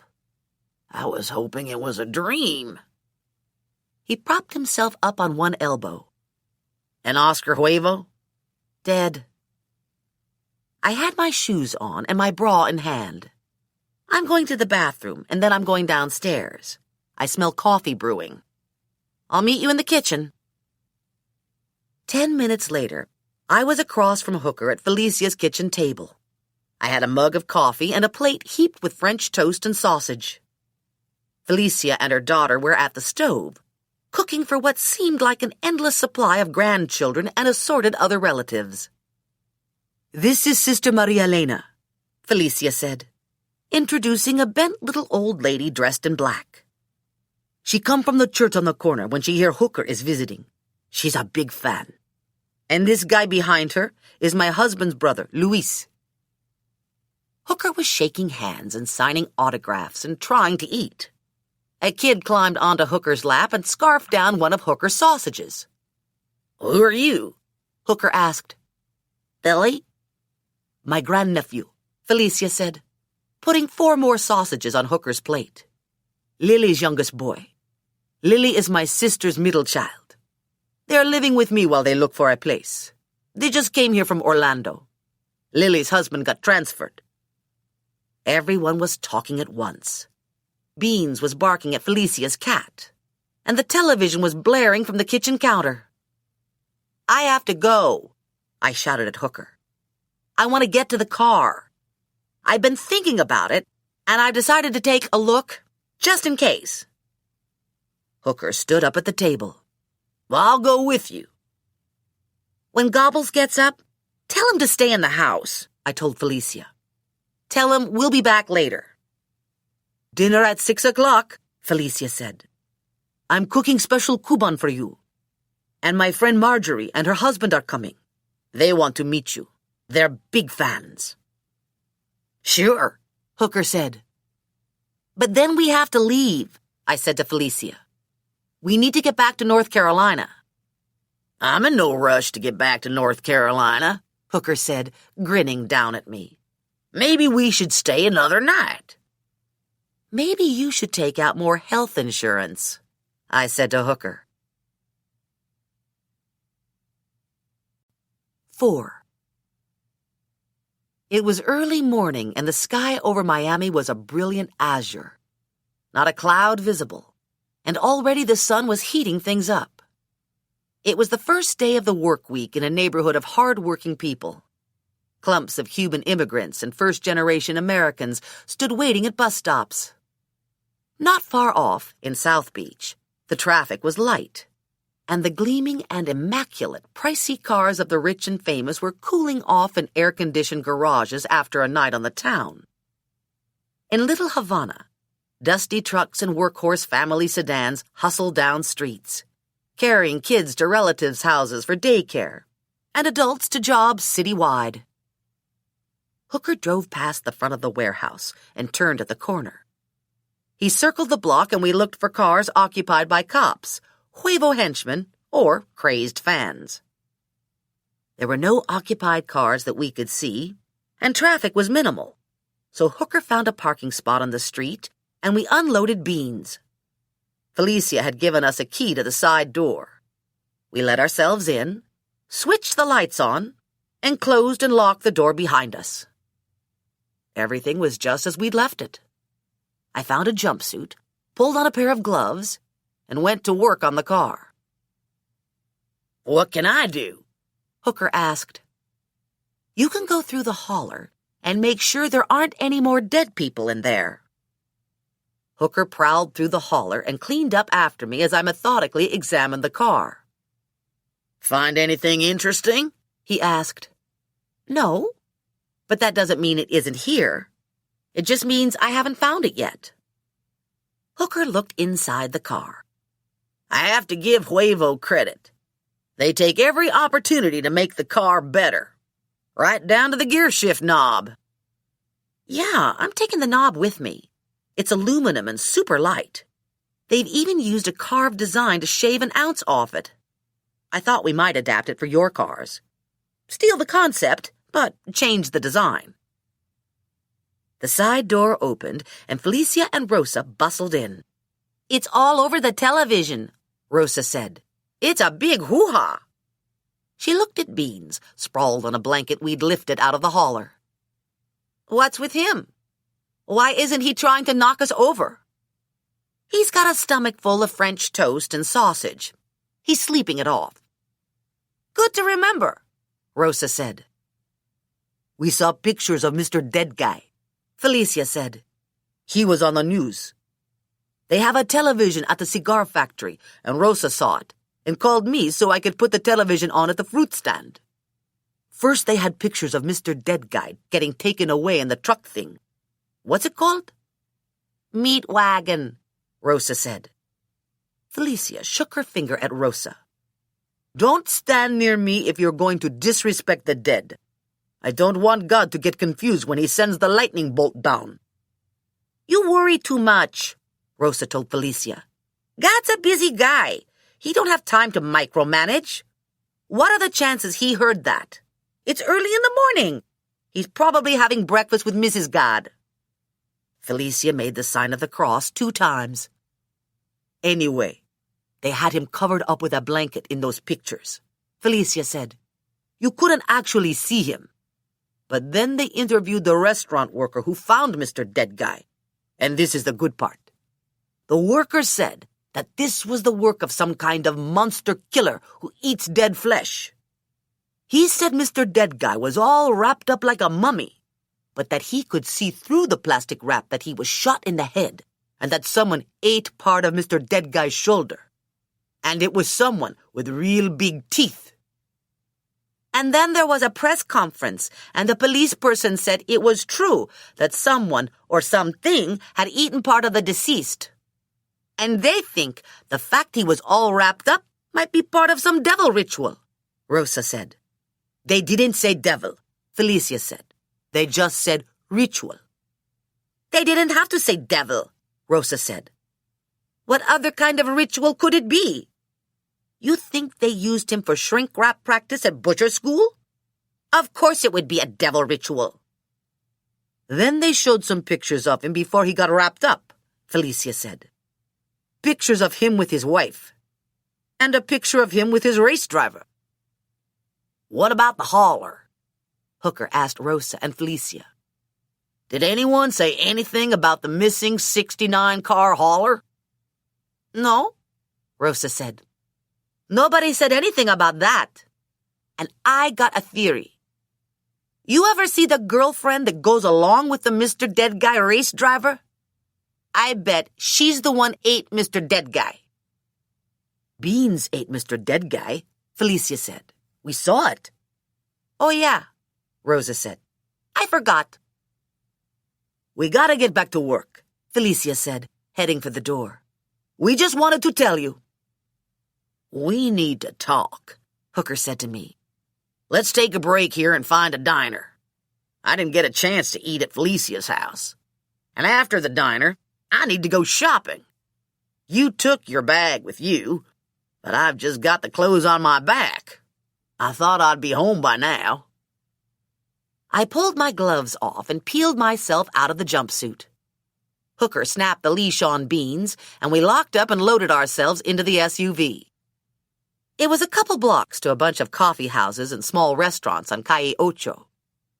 Hooker chose a restaurant that advertised breakfast and had a shaded parking lot attached. We cracked the window for Beans and told him to hang tight and promised to bring him a muffin. It was a medium-sized restaurant with booths against the wall and tables in the middle of the floor. No breakfast bar. Lots of signed photographs on the wall of people I didn't recognize. Most of the booths were filled. The tables were empty. Hooker and I slid into one of the two empty booths, and Hooker studied the menu. Do you think the fact that Oscar was shot while naked and flying his colors would suggest angry husband? I asked Hooker. It's possible. What I don't get is the shrink wrap, hide him in the hauler and ship him to Mexico thing. Wouldn't it have been easier and safer to dump him in the ocean? Or turn him over to an undertaker for transport? Why would someone want to smuggle him across the border? The waitress brought coffee and gave Hooker the once-over. Even if you didn't recognize Hooker, he was worth a second look. Hooker ordered eggs, sausage, a short stack of pancakes with extra syrup, home fries, a blueberry muffin for Beans, and juice. I stayed with my coffee. I figured I wasn't going to look great in prison clothes. Best not to compound it by getting fat. Hooker had his cell phone in his hand. I have a friend who works for Huevo. He should be at the shop by now. I want to see what the guys know. 5 minutes later, Hooker disconnected and the waitress showed up with his food. She gave him extra syrup, a complimentary second muffin, more juice, and she topped off his coffee. I'd like more coffee, I said. Sure, she said. Let me get a fresh pot. And she left. I looked over at Hooker. She's not coming back. Darling, you gotta have more faith in people. Of course she'll come back. Yeah, she'll come back when your coffee cup is empty. Hooker dug into his eggs. Butch says everyone's in shock over Oscar Huevo. He said a lot of people weren't all that surprised to hear Huevo was shot, but everyone's having a cow over the shrink wrap and the biting thing. Butch said half the garage thinks it's the work of a werewolf, and the other half thinks it's a contract hit. and the half that thinks it's a hit thinks it was brought by Huevo's wife. Apparently Huevo was getting ready to trade up, and Mrs. Huevo was mucho unhappy with Mr. Huevo. I looked into my coffee cup. Empty. I looked for our waitress. Nowhere to be seen. Anything about the hauler? I asked Hooker. No. Apparently word hasn't gotten out that the hauler's missing. I saw the waitress appear on the other side of the room, but couldn't catch her attention. NASCAR has to know, I said to Hooker. They track those haulers. They'd know when it went off their screen. Hooker shrugged. Season's over. Maybe they weren't paying attention. Or maybe the driver called in and said the GPS was broken so NASCAR wouldn't get involved. I clanked my teaspoon on my coffee cup and waved my hand at the waitress, but she had her back to me and didn't turn around.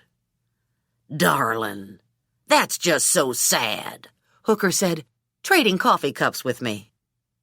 I took a sip of coffee. There are some worried people out there. They're scrambling to find the hauler, and they're going to want to find the idiots who stole it because those idiots know Huevo was stuffed into the locker. Good thing we're the only ones who know we're the idiots, Hooker said. The waitress stopped at our table and filled Hooker's empty cup. Anything else, sweetheart? She asked Hooker. Everything okay with your breakfast? Everything's great, Hooker said. Thanks. She turned and sashayed off, and I gave Hooker a raised eyebrow. Sometimes it's good to be me, Hooker said, finishing his pancakes. So we're sticking to our plan to check out the car and leave the hauler on the side of the road somewhere. Yeah, except I don't know what to do about Gobbles. No one knows we're involved, so we can go home and get on with our lives. Gobbles has a major problem. Gobbles' life expectancy isn't good. I have no idea how to fix that. Hooker signaled for the check, and the waitress hustled over with it. Are you sure you wouldn't like another cup of coffee? She asked Hooker. No, Hooker said. We're good. I hope she gets a melanoma, I said to Hooker. Hooker pulled out a wad of cash and left it on the table with the check. Let's roll. I need clothes. We're going to take 10 minutes out to shop. Miami weather is gorgeous in November, as long as there's not a hurricane blowing through. It was shirt-sleeve, ride-with-the-top-down weather. Bright sun and no clouds. The top didn't go down on the SUV, but we opened the windows and tuned the radio to salsa music. We were relatively mellow, all things considered. Beans was happy with his muffin. Hooker took off in search of a mall, and Beans stuck his head out the driver's side back window and his tail out the window on the opposite side of the car. His soft, floppy St. Bernard ears flapped in the wind, and his big, loose St. Bernard lips ruffled as they caught air. Hooker drove out of Little Havana and headed southwest. 45 minutes later, Hooker had a bag of clothes. One-stop shopping for jeans, T-shirts, underwear, and socks, plus a canvas duffel bag.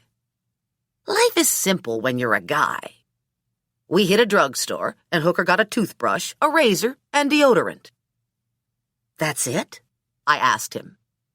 You don't need shampoo, body wash, shaving gel, toothpaste? I thought I'd use yours. I'd use your razor, but it's pink. A Texas tough guy can't shave with a pink razor? Hell no. I'd get kicked out of the club. What club is that? I asked him. Hooker grinned at me. I don't know. I made that up. There isn't any club. I'd just feel silly if I used a pink razor. I'd feel like I had to shave my legs. We returned to the warehouse. I zipped myself into the borrowed jumpsuit, and I got back to work attacking those areas where I would have hidden a wire and microprocessor. I cut through the roll bar and every other piece of the frame where it could possibly run. I searched through the entire wiring harness. I disassembled the tack. NASCAR had already cut into the ignition box, so I didn't have to check that. I pulled the engine out with the help of an engine hoist and started going over it inch by inch with a flashlight and my bare hand, skimming the surface with my fingertips. "What are you looking for?" Hooker wanted to know. If Huevo found a way to go wireless, he could stick the microprocessor directly onto the engine block. These things are so small, he could make it look like a casting flaw.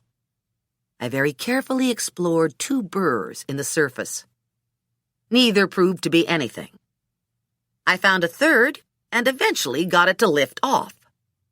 I was pretty sure it was a chip, but it was too small to see any detail, and I'd partially mangled it trying to get it unstuck from the engine. "Is that it?" Hooker asked.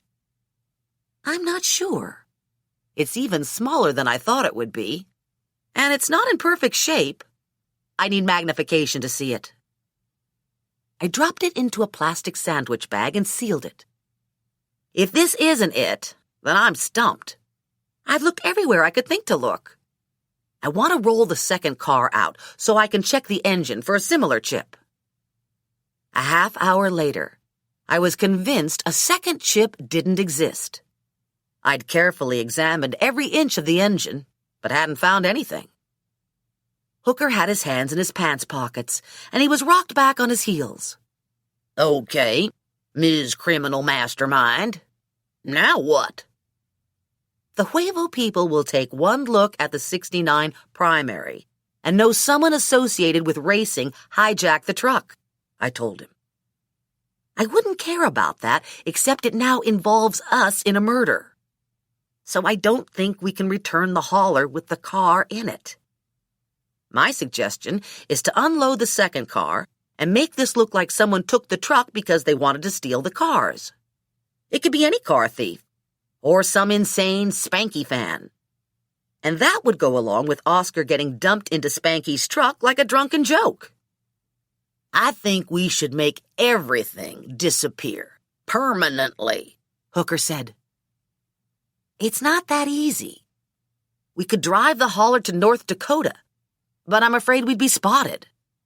If we drive the whole truck into the ocean, it'll still be sitting there at low tide.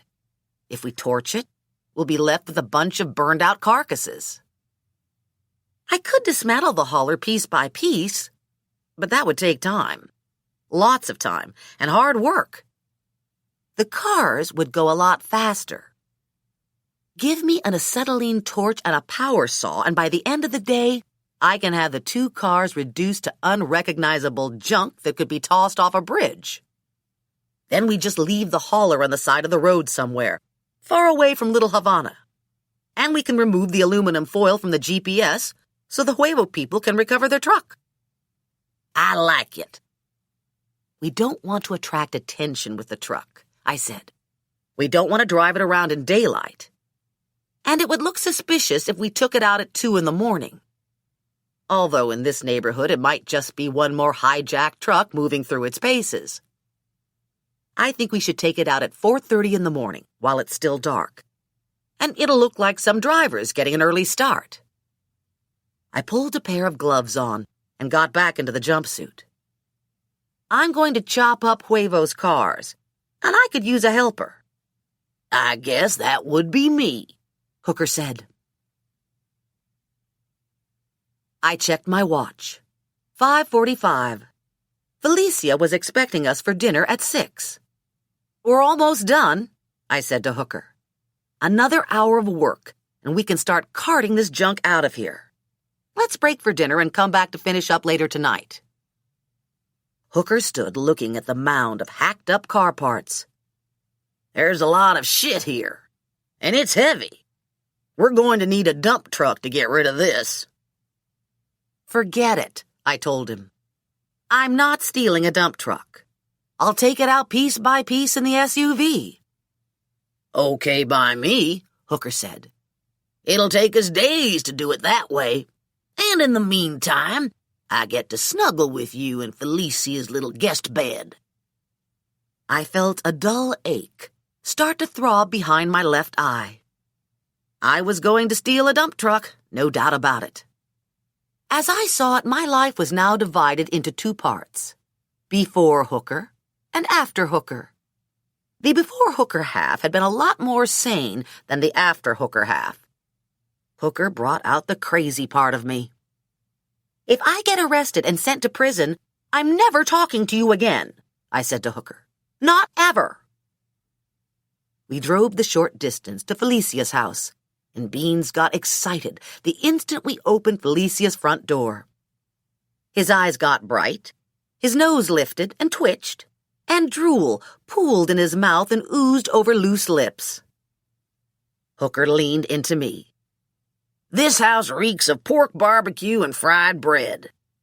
Beans probably thinks he's arrived at the all-you-can-eat buffet in dog heaven." Felicia rushed over to us. "Just in time," she said. "Everyone's waiting to meet you. Let me introduce you. This is my cousin Maria, and this is my other cousin Maria, and these are Maria's two girls, and this is my good neighbor Eddie, and his boy, and my sister Loretta, and this is Joe and Joe's wife Lucille, and over there's Marjorie and her husband. They're big fans. And you already know my daughter, and Sister Maria Elena and Lily." Beans was jumping around like a rabbit, going nuts over the food smells and the mix of people. I had the leash shortened and wrapped around my wrist, and he was yanking me forward, gaining inches in his quest to get to the pork. Hooker was chatting and signing autographs. No help there. I dug my heels in and leaned back, but Beans had me outweighed, dragging me toward the dining room in unrelenting determination. I reached out, snagged Hooker by the waistband on his jeans, and held tight. "Darling," Hooker said, wrapping an arm around me, "you're gonna have to wait your turn." "It's your darn dog." Beans made a lunge at a round little lady carrying a bowl of beans and sausage, planting his two front feet squarely on her back. They went down to the ground with a woof from Beans and an oof from the woman, food flying everywhere. Beans flopped on top of the woman and snarfed up the sausage that had landed in her hair. Hooker muscled Beans off the woman, grabbed her under the armpits, and dragged her to her feet. "Sorry," he said to the woman. "He gets playful." "He should be in a zoo," she said, brushing at the sauce on her shirt. "What is he?" "He looks like a yak dog, like a Chewbacca." She felt on top of her head. "What's this goo in my hair?" It was a glob of dog drool. "Must be from the casserole," I told her, luring Beans away with a roll. "Everybody come eat before the food gets cold," Felicia said. Felicia had her table extended to maximum capacity, and we fit around it cheek by jowl, with a couple kids sitting on parents' laps. Every inch of table was covered with bowls of food. Rice, beans, fried bread, pork barbecue, sweet potatoes, fruit casseroles, chicken, and who knows what. Maria passed a platter of fried sweet potato cakes. "How about that Mexican race car man who got killed? It's all that's on the news." She turned to Hooker. "Did you know him?" "Only in passing." "I heard he was ripped apart by a man-eating swamp monster." Hooker and I glanced under the table at Beans. He was making sloppy, wet snorking sounds, licking his privates. "Lucky bastard," Hooker whispered. "Every time I try to do that, I throw my back out." "I don't know how that swamp monster got to South Beach," Loretta said. "I get goosebumps thinking about it." "Yeah, and how'd the swamp monster get all that plastic wrap? What'd he do, go rob a Winn-Dixie?" "Personally, I don't think it was a swamp monster," Maria said. "So what do you think?" Loretta asked. "Werewolf." "How's the werewolf gonna get the plastic wrap?" "Simple," Maria said. "He eats the guy, only the guy's too big to finish up in one meal. There's a lot left over, right? So when the sun comes up, the werewolf turns into a human, and the human goes to the store and buys the plastic wrap and wraps the guy so he stays fresh. That makes a lot of sense, Loretta said. Felicia made the sign of the cross and passed the fried bread. If he wrapped him up to keep him fresh, then why did he leave him at the restaurant? Lily asked. Changed his mind, Maria said. Maybe the werewolf got indigestion, like when I eat too many chilies and I get heartburn. Felicia's husband opened another bottle of wine. It wasn't a werewolf. There wasn't a full moon. Werewolves need a full moon. Are you sure they need a full moon? Maria asked. I thought they only needed a piece of the moon. How much of the moon was showing when this guy was killed? Anybody know? I'll show you a moon, Luis said. Anybody want to see a moon? No, everyone said. No one wanted to see Luis's moon. 2 hours later, we were still at the table, and Hooker and I were antsy to get back to the warehouse.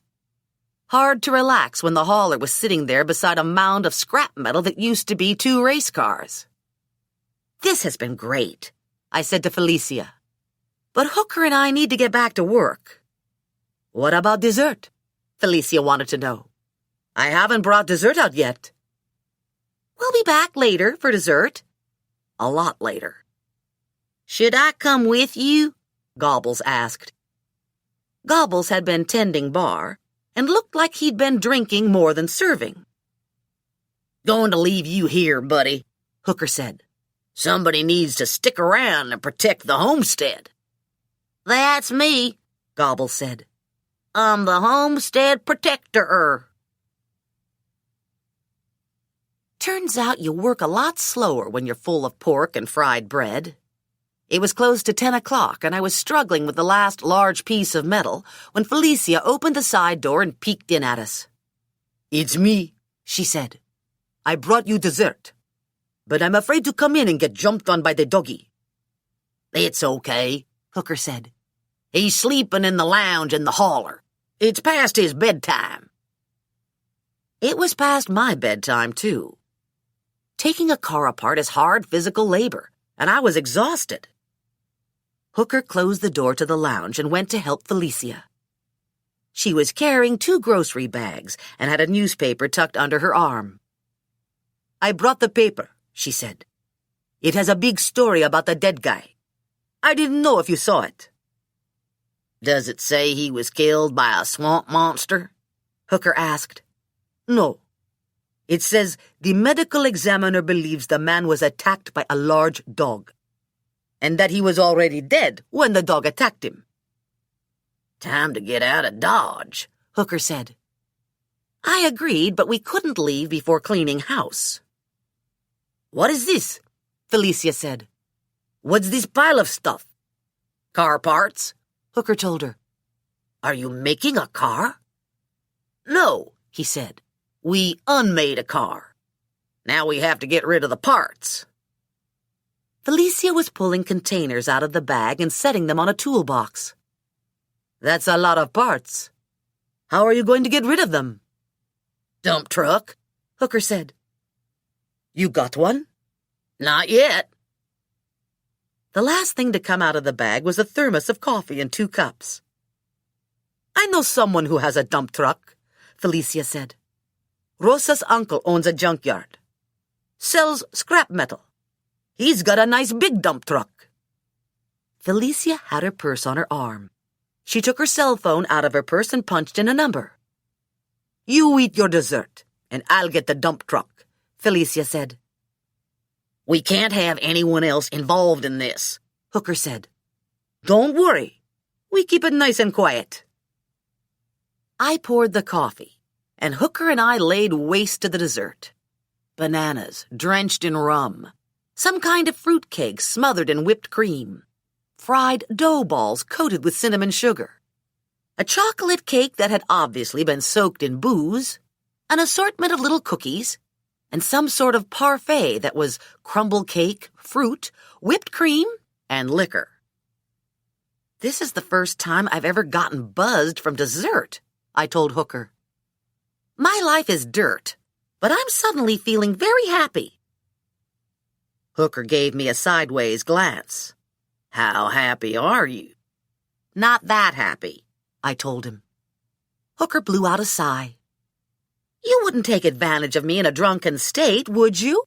I asked him. Darling, I drive stock cars. Of course I'd take advantage of your drunken state. It's practically required. A truck engine rumbled outside the warehouse, and there was a short blast from an air horn. That's Rosa, Felicia said, going to the bay doors. I'll let her in. Tell her to back in, Hooker said. I'm going to cut some of the lights. The door to the middle bay rolled up, and we could see red brake lights attached to a massive industrial-grade dump truck. You're clear, Felicia yelled. Back it up. The truck inched into the warehouse, stopping a couple feet short of the pile of scrap metal. Felicia hit the button that rolled the bay door back down. The driver's side door to the truck opened, and Rosa swung out, wearing 4-inch heels that were clear plastic and rhinestones, a tight black spandex skirt, and a red sweater with a low scoop neck that showed a lot of cleavage. I was on a date when you called, she said to Felicia. You guys owe me big time for ruining my love life. Hooker was smiling, hands in pockets, rocked back on his heels. Where'd you learn to drive a dump truck? He asked Rosa. My first husband was a truck driver. I used to go on the road with him sometimes. And sometimes I helped my uncle in the junkyard. You gotta know how to do a lot of different things in my family. A car horn beeped outside the warehouse. That's probably my uncle, Rosa said. I told him you'd autograph his hat if he loaned us the truck. I sensed Hooker do a mental grimace. You didn't tell him about the hauler, did you? Hooker asked. No. I told him there was a big secret in here, and he couldn't come in, so he's waiting outside for you. Rosa, Felicia, and I started throwing pieces onto the dump truck, and Hooker trotted to the door with a pen. He opened the door and took a step back. Rosa, there must be 15 people out here. Yeah, Rosa said. You're such a popular guy. Everybody loves you. Just hurry up because we're saving the big heavy pieces for you to put in the truck. 20 minutes later, Rosa went to the door, opened it, and stuck her head out. Hey, Mr. Rockstar, you want to stop signing autographs and help us out here? I could hear Hooker yelling through the open door. This crowd keeps growing. Where are these people coming from? All you people, Rosa shouted.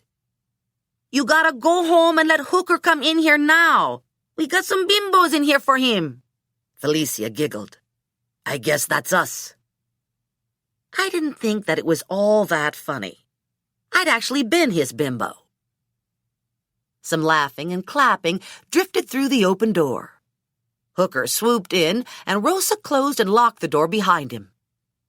We wrestled the heavy pieces onto the truck, cleaned up the stray nuts and bolts, swept the floor, and dumped the sweepings into the back with the rest of the criminal evidence. Rosa climbed into the cab and cranked the engine over. I'll take this to the junkyard, and tomorrow it'll get compacted into a chunk the size of a loaf of bread. We'll follow you, I said. You don't need to do that, Rosa said. My cousin Jimmy is going to tie up the dogs and let me in. We killed the lights in the warehouse, and Felicia opened the bay door. Rosa popped her headlights, the dump truck rumbled out of the warehouse into the street, and turned left. Felicia rolled the bay door closed, and we put the lights back on in the warehouse. I put the thermos and cake containers back into the bags and walked Felicia out to her car. Thanks, I said. I really appreciate the help. This didn't work out exactly as planned. You mean with the dead guy? That's okay. We're in the wholesale fruit business. It's not the first time I had to do cleanup after a dead guy. See you at breakfast. I nodded numbly and looked at my watch. Breakfast wasn't all that far away. Hooker and I put the tools back in the carts and pushed the carts onto the lift. I powered the lift up to the bottom deck and rolled the carts off, into the narrow hauler aisle. We secured the carts and then we secured the pocket doors. I pressed the button that magically turned the lift into the hauler back door and watched it slide into place. We secured the two top-to-bottom corner pieces that held the back panel firmly in place. And then I disconnected the power cord and control and stowed it in the outside compartment. Then we walked through the warehouse, making sure it was exactly as we'd found it. No spare parts or tools left behind for police squad to find. Hooker looked at his watch. 4 o'clock, he said. Let's get the hauler out of here and wrap this up. I'm dead on my feet. Excuse the expression. Do you need help backing out of the warehouse? I asked him. I'm cool. Kill the lights. You won't be able to see the door. I have eyes like a cat. I shut the lights off in the warehouse and stood to the side, watching Hooker move the hauler. He misjudged the door by about 6 inches and bashed in the left rear corner of the trailer. Maybe you're right about the lights, Hooker said, taking the truck forward. I switched the lights on, and Hooker made another try, this time succeeding in getting everything out the door and into the street. He pulled forward and sat there at idle. I made sure the warehouse was locked, and then I ran to the SUV and fell in line behind Hooker. Any halfway intelligent person would have had heart palpitations and a sick stomach at this point. I was too tired to be weirded out. I had a backache and very little going on in my head. I followed after Hooker on autopilot, just wanting it all to be over. Hooker drove out of Little Havana and took Route 95, heading north to the interstate that stretched dark and endless in front of him. Trucks sporadically cruised by in the blackness, only headlights and running lights visible, moving in caravans, looking like highway ghost trains. After 10 miles, Hooker pulled off the interstate, found a strip mall, and parked the truck. I parked behind him and jumped out of the SUV with the motor still running. I peeled the aluminum wrap off the GPS, gave Hooker a weary thumbs up, and we climbed into the SUV and hauled ass back to the highway. I was behind the wheel, and Hooker was eyes closed, slumped in the seat next to me. Are we the good guys or the bad guys? He asked me. That's a tough one. We started out as the good guys. We rescued Gobbles. After that, it goes into the gray zone. At least it's done. We got rid of all the evidence without getting caught. We were careful. We used gloves. We wiped everything down. We compacted the cars. No one will tie us to any of this. I pulled into a space behind Felicia's house, and Hooker and I staggered across the small yard, through the door, and up the stairs to our guest room. Hooker flopped onto the bed, and I flopped on top of him. I'm too tired to get undressed, I said. I can barely breathe. I've got you beat, Hooker said. I'm too tired to get you undressed.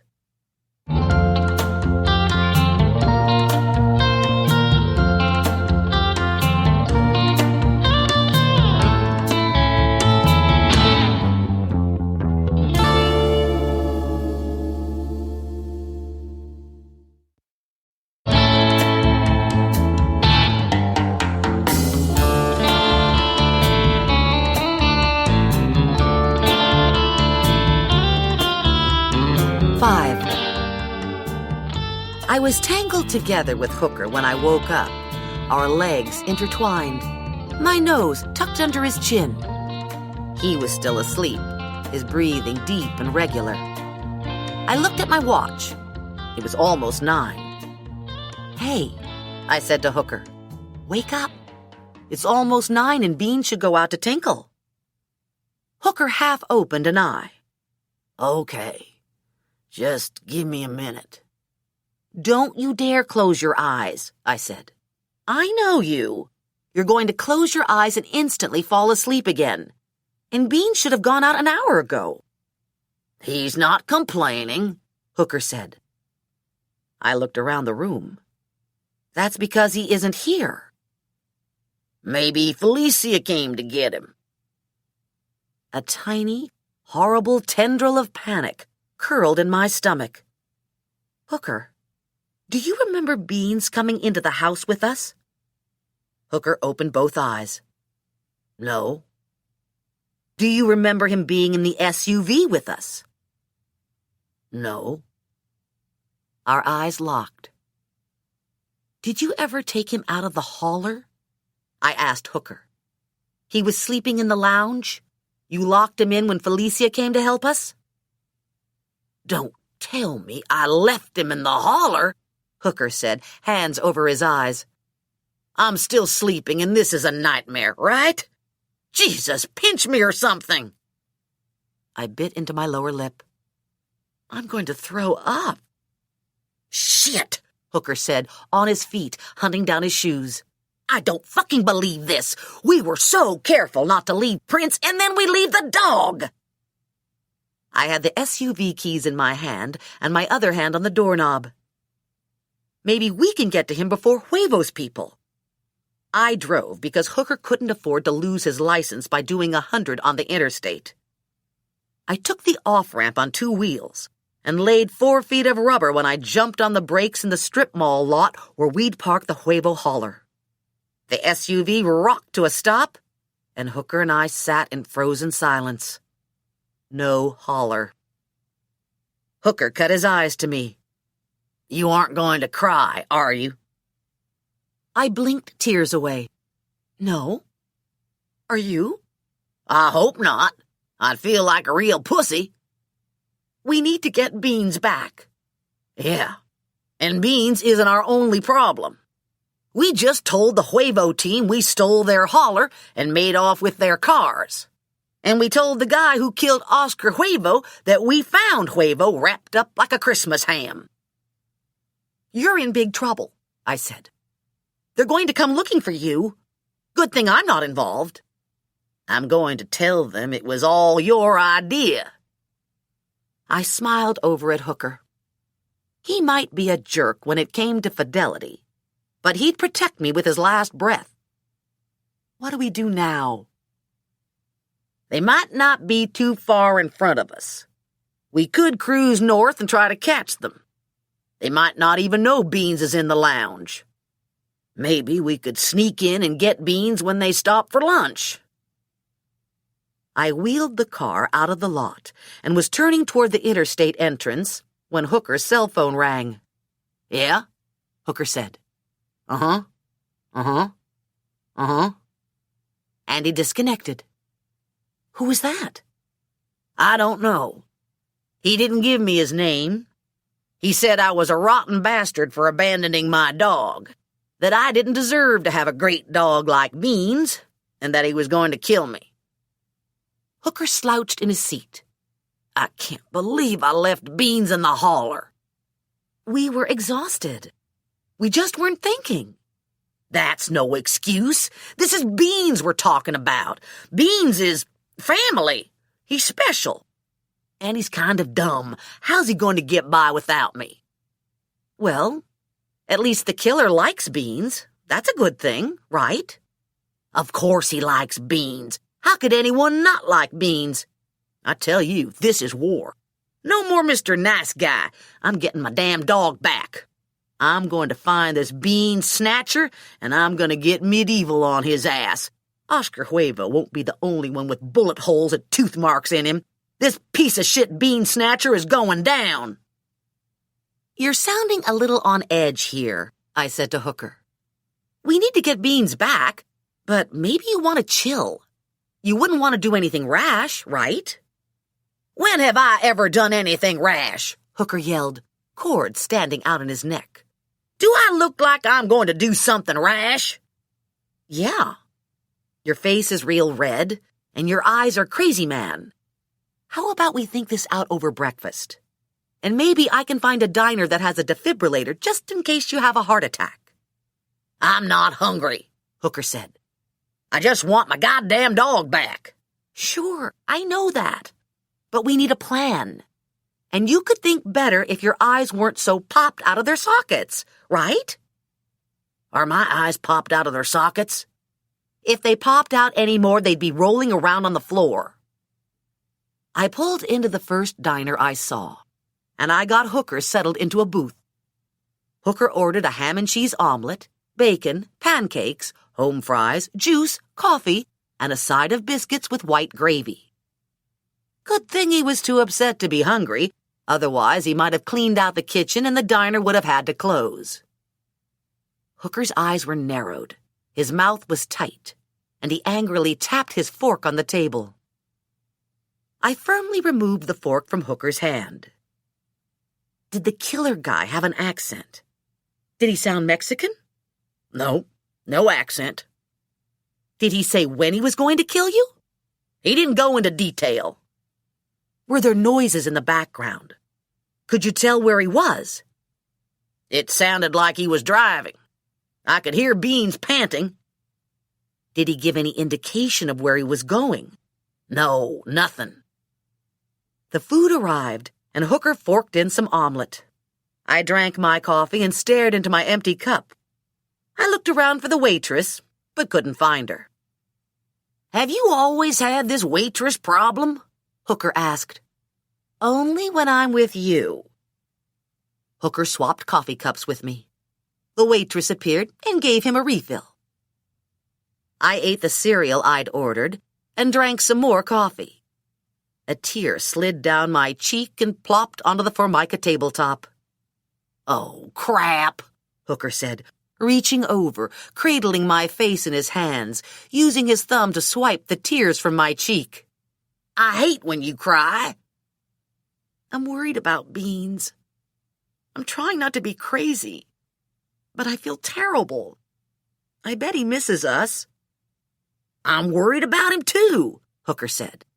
"And now some guy wants to kill me." I snuffled the tears back. "Yes, but you deserve to die." "Geez," Hooker said. "You really know how to hold a grudge." "A woman scorned." "Darling, I didn't scorn you. I just boinked a sales clerk." "There were pictures on the internet."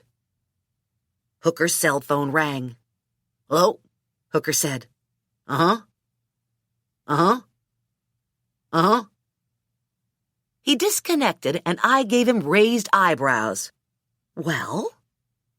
"That was Ray Huevo, the grieving younger brother of the deceased Oscar.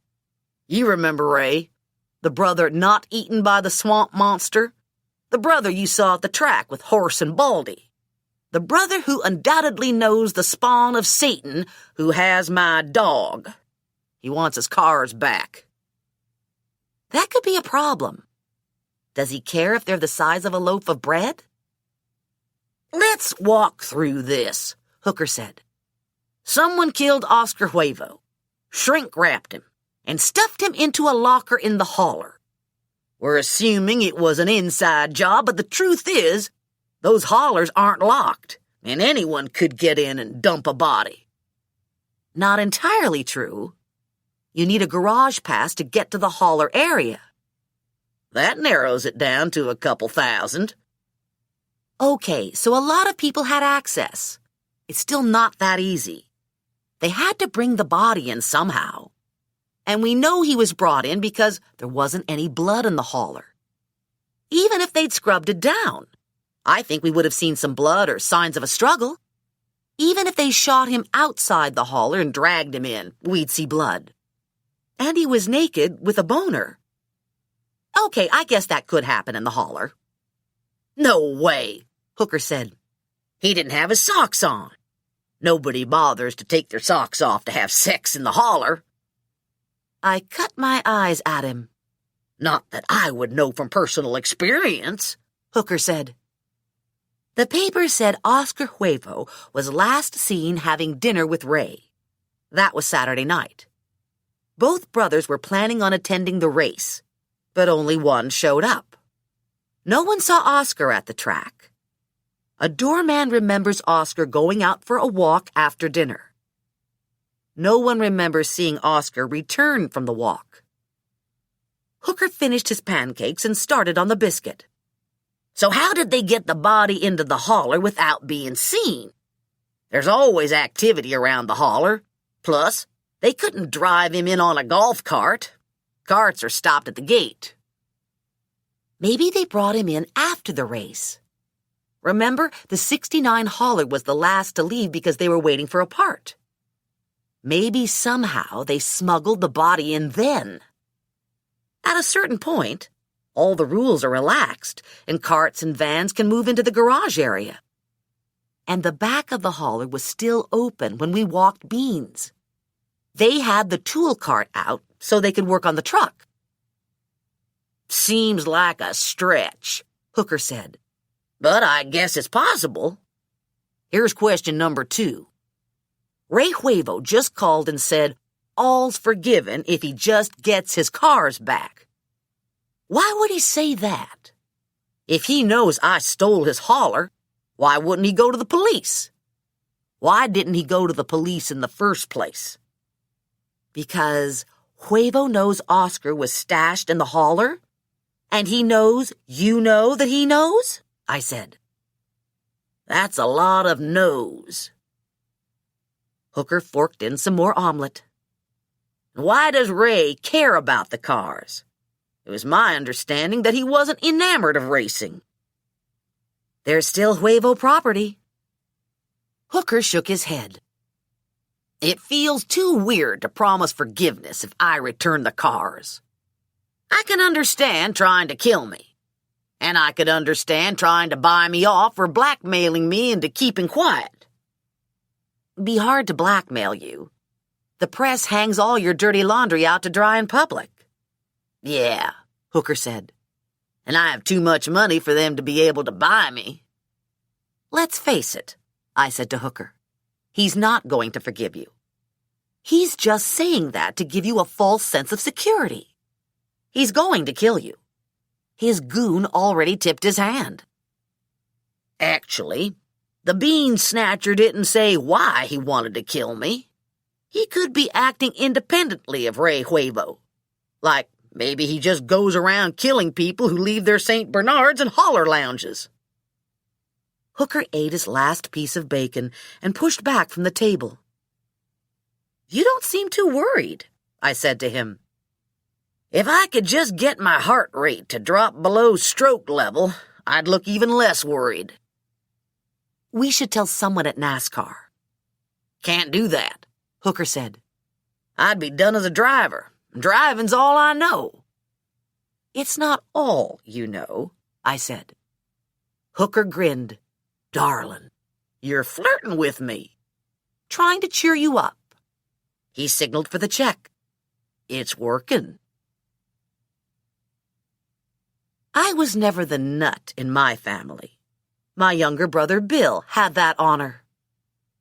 I was the kid who graduated from college with an engineering degree and then took a safe, steady job with a boring insurance company.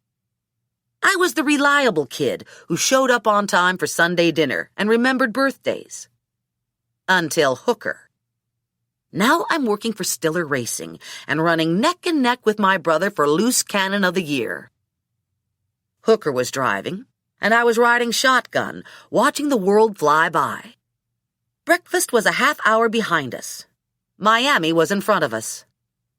So, I said, now what? Hooker swung off the turnpike onto the east-west expressway. I want my dog back. Looks to me like you're heading for South Beach. Ray Huevo said he's on the corporate yacht. I figure that's a good place to start looking for beans. It's one thing to steal a man's car. It's an entirely different category of stealing when you're talking about a man's dog. And this isn't even a normal dog. This is Beans. He didn't say anything about the fact that the holes in his brother's shoulder matched your dog's fangs. He didn't mention his brother or my dog. He just wanted his cars back. Don't you think that's odd? I think it's scary cold. Has it occurred to you that there's an outside chance Ray won't be cordial? Spanky and his girlfriend are on that boat celebrating his win. And there's a full crew. I don't expect to be offered lunch, but I also don't think I'll get shot. I'm not sure what I'll accomplish, but I don't know where else to start. 20 minutes later, the SUV was parked in the lot by Monty's, and I was shoulder to shoulder with Hooker, standing on the cement walkway that ran the length of the South Beach harbor. Hooker was grinning, looking down at me. I thought you were going to wait in the car. Someone has to watch out for your sorry ass. I thought you didn't care about my ass anymore. I narrowed my eyes at him. Don't push it. Hooker pulled me to him and kissed me. It wasn't a sexy, passionate kiss. It was a smiling kiss. I'd made him happy. Hooker wasn't a guy who hid thoughts and emotions. You always pretty much knew what was in Hooker's head. And, I knew from experience, if I let the kiss linger, it would turn sexy. What Hooker lacked in guile, he made up for in testosterone. Stop that, I said, breaking from the kiss and jumping away. You liked it. I didn't. Okay, Hooker said. Let me try again. I can do better. No! I turned and shaded my eyes with my hand, searching the harbor. Which boat belongs to Huevo? It's the big one at the end of the pier. One pier past the dockmaster's office. The one with the triple deck? Yep. No helicopter, I said. Huevo cheaped out. It's probably just not on deck. Huevo has a fleet of planes and helicopters. He also has security. Are you sure you don't want to phone this in? Hooker took my hand and pulled me forward. Sweetie, I never phone it in. I don't know a lot about boats, so my opinion of Huevo's yacht was that it was big and it was pretty. It was 3 decks of pristine white fiberglass, with a single blue stripe running the length of the first deck. The windows all black glass. A ramp led from the boat to the dock, and there was a uniformed crew member standing watch at the top of the ramp. I followed Hooker up the ramp and tried to look calm when he told the crew member we were there to see Ray Huevo. At the very least, I feared this would be mortally embarrassing. And at the most, I worried it would be fatally final. This morning, wearing the same clothes I'd slept in, I jumped out of bed and rushed to the car. I'd clamped a hat on my head and never given makeup a second thought. I don't think I'm any more shallow than the next person, but I suspected I'd be feeling a lot braver right now if I was fresh out of the shower and wearing clean jeans. Ray had an office on the second deck. He was at his desk and glanced up when we entered. Didn't seem surprised. Annoyed, maybe. Like Ricky Ricardo when Lucy did something stupid. In fact, he looked a lot like Ricky Ricardo. Same coloring, thick dark hair, stocky build. Hard to judge his height. He motioned for us to sit, but Hooker and I remained standing. I'm looking for my dog, Hooker said. Have you seen him? I'm looking for something too, Huevo said. Perhaps it would be best if the young lady waited outside for a moment. Hooker looked around at me and smiled, pleasantly calm. No problemos. Would you mind? I left the office, shutting the door behind me, and I stood close on the other side, trying to listen, but not hearing much. After a couple minutes, 4 large crew members marched past me and into the office. A moment later, the crew members escorted Hooker out, lifted him off his feet, and pitched him over the side of the boat into the water. He hit with a splash and disappeared below the surface. A hand clamped onto the back of my neck and squeezed. I yelped and was brought face to face with Horse. His eyes were narrowed, and his mouth was twisted into a scary, gap-toothed smile. He was in his late 40s, and he looked like he shopped in the Big and Tall store. He was thick-lipped and had close-set eyes. His dark hair was cut short. Because I'd seen him through binoculars at the track, I knew he had a tattoo on the back of his neck. It had looked like a snake, but it was hard to tell for sure at that distance. "Well, look who we have here," he said. "I was supposed to go out and find you, but you came on board with your boyfriend. The pretty little fly walked right into the spider's web." I tried backing away, and his hand tightened. "What's the matter?" he asked. "Thinking about leaving?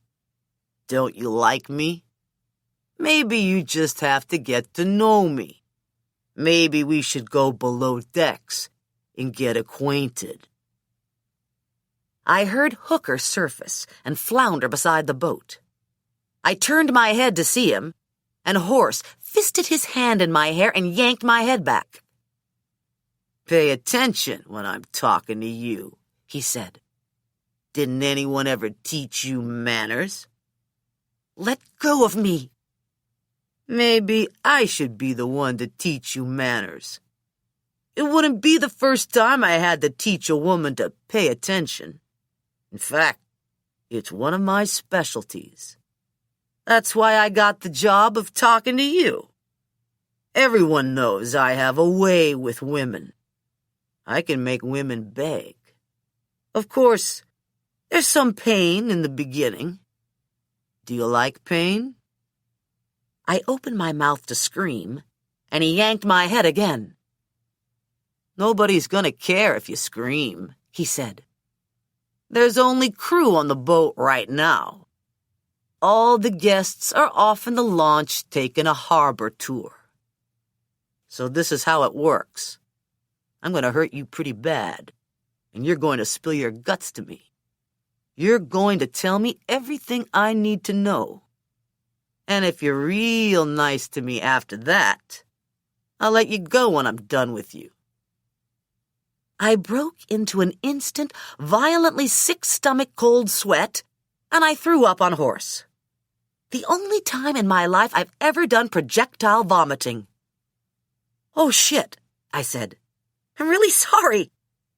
Horse jumped back and looked down at himself. "What the fuck is this? Cereal and bananas? Fucking bitch! You're gonna pay for this!"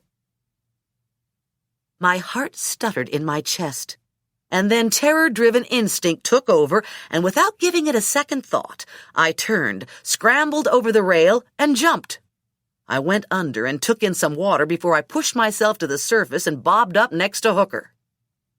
I was wearing jeans and sneakers, and they were weighing me down. "Help!" I gasped, spitting out seawater. "Sinking!" Hooker grabbed me by the front of my shirt and towed me around the side of the boat. We struggled to get past the prow and latched onto the dock while we caught our breath. We went part way down the finger pier until we came up to a ladder and were able to climb out of the water.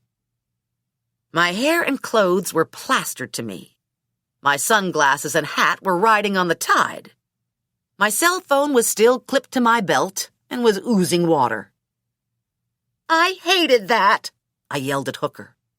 "I don't know why I went with you. I knew something like that was going to happen. I was almost tortured by the monster with a horse dick.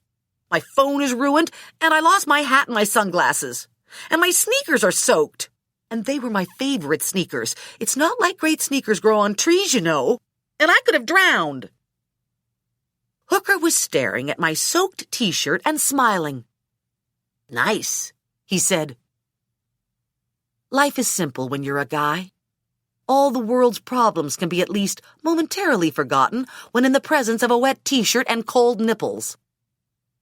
I blew out a sigh and squished my way to the SUV. I stopped when I got to the car and stared into the empty back window, my teeth clamped into my bottom lip. Hooker put an arm around me and cuddled me against him. "I miss him too," Hooker said. He gave me a brotherly kiss on the top of my head. "Don't worry, we'll get him back." I didn't actually like him all that much when he was around, but now I feel terrible. "Sometimes you don't know what you've got until you lose it," Hooker said. Everyone in the Ibarra house was off working at the fruit stand, including Gobbles. Hooker and I were alone at the Ibarra's kitchen table, eating leftovers from the night before. I was showered and dressed in my only clean outfit: khaki shorts, a white t-shirt, and white sneakers. Hooker was in shorts, t-shirt, and borrowed flip-flops. "I didn't count on wet shoes," he said. "I need to stop someplace and get something to wear besides flip-flops. Hard to kick ass in flip-flops." "You never told me what went on in Huevo's office." "He asked me why I stole his cars. I said I didn't steal his cars. He asked me how my dog came to be in the lounge if I didn't steal his cars. I said someone stole my dog and planted him in the lounge. He said he wanted his cars back. I said I wanted my dog back. He said if he didn't get his cars back by the end of the day, he was going to cut off my balls and feed them to my dog. I said at least I had balls, and then he had me thrown overboard." Good thinking. When in doubt, deny everything. I paused with my fork halfway to my mouth and stared at him. "I never denied sleeping with that sales clerk," he said. "I just don't remember it." "Do you have any plans for keeping your anatomy intact?" "I'm not too worried. I figure he'll beat the crap out of me, but he probably won't cut my balls off because then I'd most likely die and he'd never find his cars. He wants those cars back bad." Here's a thought. Why don't you offer to pay Huevo for the cars in exchange for beans? "Yeah? That sounds fair. $1 million plus for a St. Bernard whose only talent is drooling." "It's not his only talent. He says hello by knocking people down to the ground. And he can stand on 3 legs and scratch his ear with his foot. And he has pretty brown eyes." "Like me," Hooker said. "Except I can't scratch my ear with my foot." "Yep. You and Beans are the perfect pair." Hooker grinned at me and reached for his cell phone. He went to punch in Huevo's number, and water leaked out. "It's dead," Hooker said. "Drowned." "Can you get Huevo's number off it?" "Nope, but I can probably get a number from Butch." 10 minutes later, Hooker put the Ibarra phone back in its cradle on the kitchen counter. "Well?" I asked. "Huevo said he doesn't want the money. He wants the cars." "Maybe it's the chip that he wants. Maybe you should call him back and offer him the chip." Hooker was fidgeting with the gear shift knob we'd lifted off the '69 car. He was turning it upside down and right side up, examining it. "This is a work of art," he said. "Huevo's machine shop has designed this knob so it's strong and comfortable in your hand with minimum weight." He set it on the table with the threaded side down, and there was a barely perceptible blink. He picked the knob up, and a tiny metal disc was left lying on the table. I pushed the disc around with my finger. It was silver and slightly smaller than a contact lens. "It looks like a watch battery, but it doesn't have any markings," I said to Hooker. "And I don't know what the heck it was doing inside the gear shift knob." "Maybe this is the traction control thingy." "Impossible. It doesn't connect to anything. I cut the shifter in half. No wires. The microprocessor has to send electricity to a mechanical part to get the engine to slow down. We only know 2 ways to send electricity. One is over a wire. The other is a lightning bolt." "Then what is it?" I turned it over in the palm of my hand. I don't know. I'd like to see inside, but I'm afraid I'll destroy it if I try to open it. It wouldn't be a problem if we were in Concord. I don't want to go to Concord. I think Beans is in Miami, and I'm not leaving until I get him back. Then let's find a jeweler. A half hour later, Hooker stood over a case filled with diamond bracelets. Most women would forgive me if I bought them one of these bracelets. Don't kid yourself. A woman might take the bracelet, but she wouldn't forgive you. That explains a lot, Hooker said. Wasted your money on a bunch of diamond bracelets? He smiled sheepishly. I've bought a few. I was with the jeweler, who was laboring over the little metal button. He had it in a miniature vise, and he was trying a variety of things, none of which was working. Finally, he took it out of the vise, put his tiny tools away, held the button between his thumb and forefinger, and whacked it with a hammer. The metal shell cracked open, and the inside of the button was exposed. We all stared down at it. What is it? Hooker asked. I borrowed the jeweler's loupe and examined the button. It looks like a circuit board, and it's welded onto something that might be a miniaturized battery. So this could be it, Hooker said. Except it's not attached to anything. Yeah, but maybe it talks to the chip that was stuck on the engine. I pulled the plastic bag out of my pocket, put the damaged piece of something on the counter, and looked at it under the loupe. It was for sure a chip. I could see the circuits. It's a chip, I said to Hooker.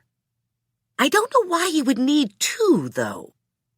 I'd think the chip on the engine would do it all. I put the two chips back into the plastic bag, slipped the bag into my pocket, and we left the jewelry store and walked out into the mall. We were at a touristy waterside section of Miami, with shops and food courts opening to a marina. It was tropical and colorful, and the stores featured ashtrays that were decorated with flamingos, rubber alligators made in China, beach towels, T-shirts, lamps shaped like palm trees, sunglasses, sunscreen, sun visors, and bags of shells that had probably been collected in China.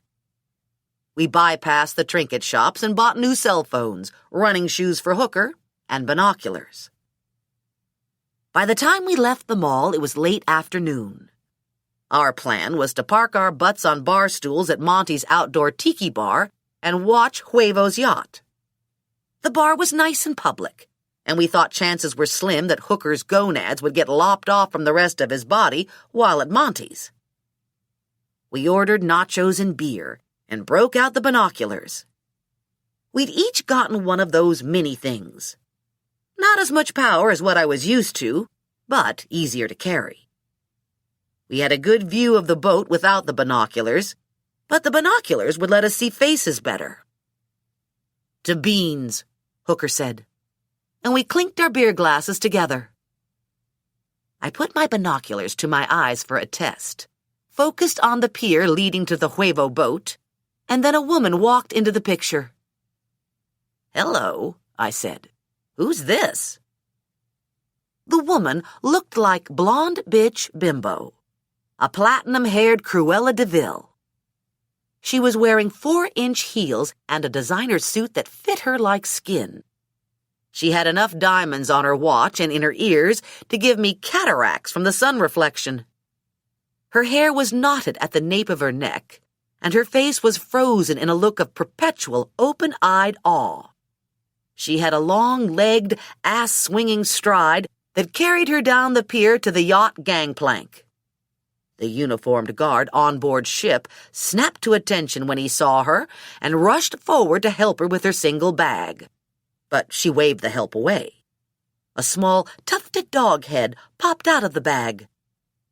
I glanced at Hooker and found him readjusting his binoculars. Focusing on her ass? I asked.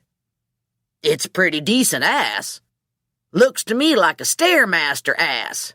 Man, her ass is so tight you could bounce a quarter off it. You like that? Hooker had his binoculars to his eyes. I like any ass that... He froze in mid-sentence. He was having a mental head-slap moment. A deer-in-headlights moment. He lowered the binoculars and looked at me. I like your ass. Okay, so he wasn't perfect, but he was trying. I had my binoculars back up, watching the woman go into the main salon and disappear from sight. Do you know who she is? Darling, that's the newly widowed Mrs. Oscar Huevo. Zowie? Exactly. She's wife numero uno and she's out for bear. 10 minutes later, numero uno marched out of the salon door, crossed the deck, and swung her ass down the gangplank. She adjusted her sunglasses, tucked her dog back into the bag, and power-walked the length of the pier. I dropped my binoculars into my new tote bag. You stay here and watch the boat, I said to Hooker. I'm going to follow her, see where she goes. Hooker handed me the keys to the SUV. In a small, dark corner of my brain, there's a fear that once you're out of my sight, you're going to get on a plane and go home without me, he said. 6. I ran to the SUV and slid behind the wheel just as the widow Huevo strode into the parking lot and got into a waiting limo. I cranked the engine over and followed at a distance. The driver took 5th Street and then went north on Collins. Several blocks later, the driver turned into the elaborate entrance to the Lowe's Miami Beach Hotel. Mrs. Huevo disembarked, still carrying her doggy bag.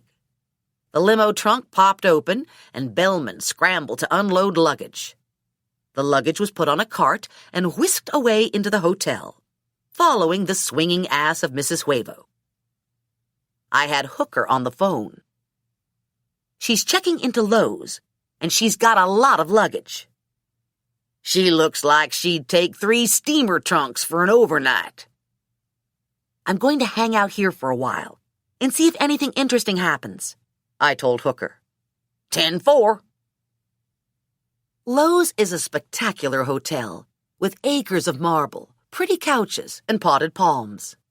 It has outdoor areas that look like a cross between a Fred Astaire movie and King Tut's tomb. And it all leads to the glorious wide white sands of South Beach and the rolling Atlantic. I valet parked the SUV and walked into the super air-conditioned lobby. It was so cold, my nipples got hard and my fingertips turned purple. I'm not one to make frivolous purchases, but in the interest of nipple well-being, I forked over $30 to the hotel gift shop and bought a sweatshirt. I took a position on one of the couches and watched the elevator. Widow Huevo looked to me like a woman who needed a drink, and I was guessing she'd settle into her room, then waste no time hitting the bar. My plan was to wait around for an hour. If nothing happened, I'd go back to Hooker. Turned out an hour was overkill, because the widow emerged from the elevator after 10 minutes and went straight to the bar. Since South Beach doesn't actually cook until midnight, the bar was empty. Mrs. Huevo took one of the little tables and looked around for a waitress. Impatient. Really needed the drink. She still had the doggy bag with her, but the dog was deep inside. Probably freezing. As soon as the dog head popped out, I was going to make my move.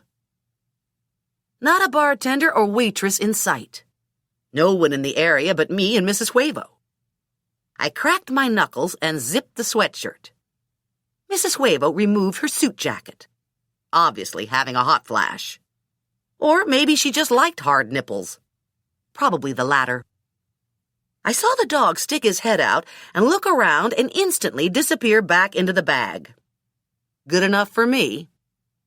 I approached Mrs. Huevo and bent down a little by the bag. I'm sorry to bother you, I said, but I had to come see your dog. He just popped his head out, and he looks so adorable. Here's the thing about people who carry their dogs everywhere with them. They love their dogs.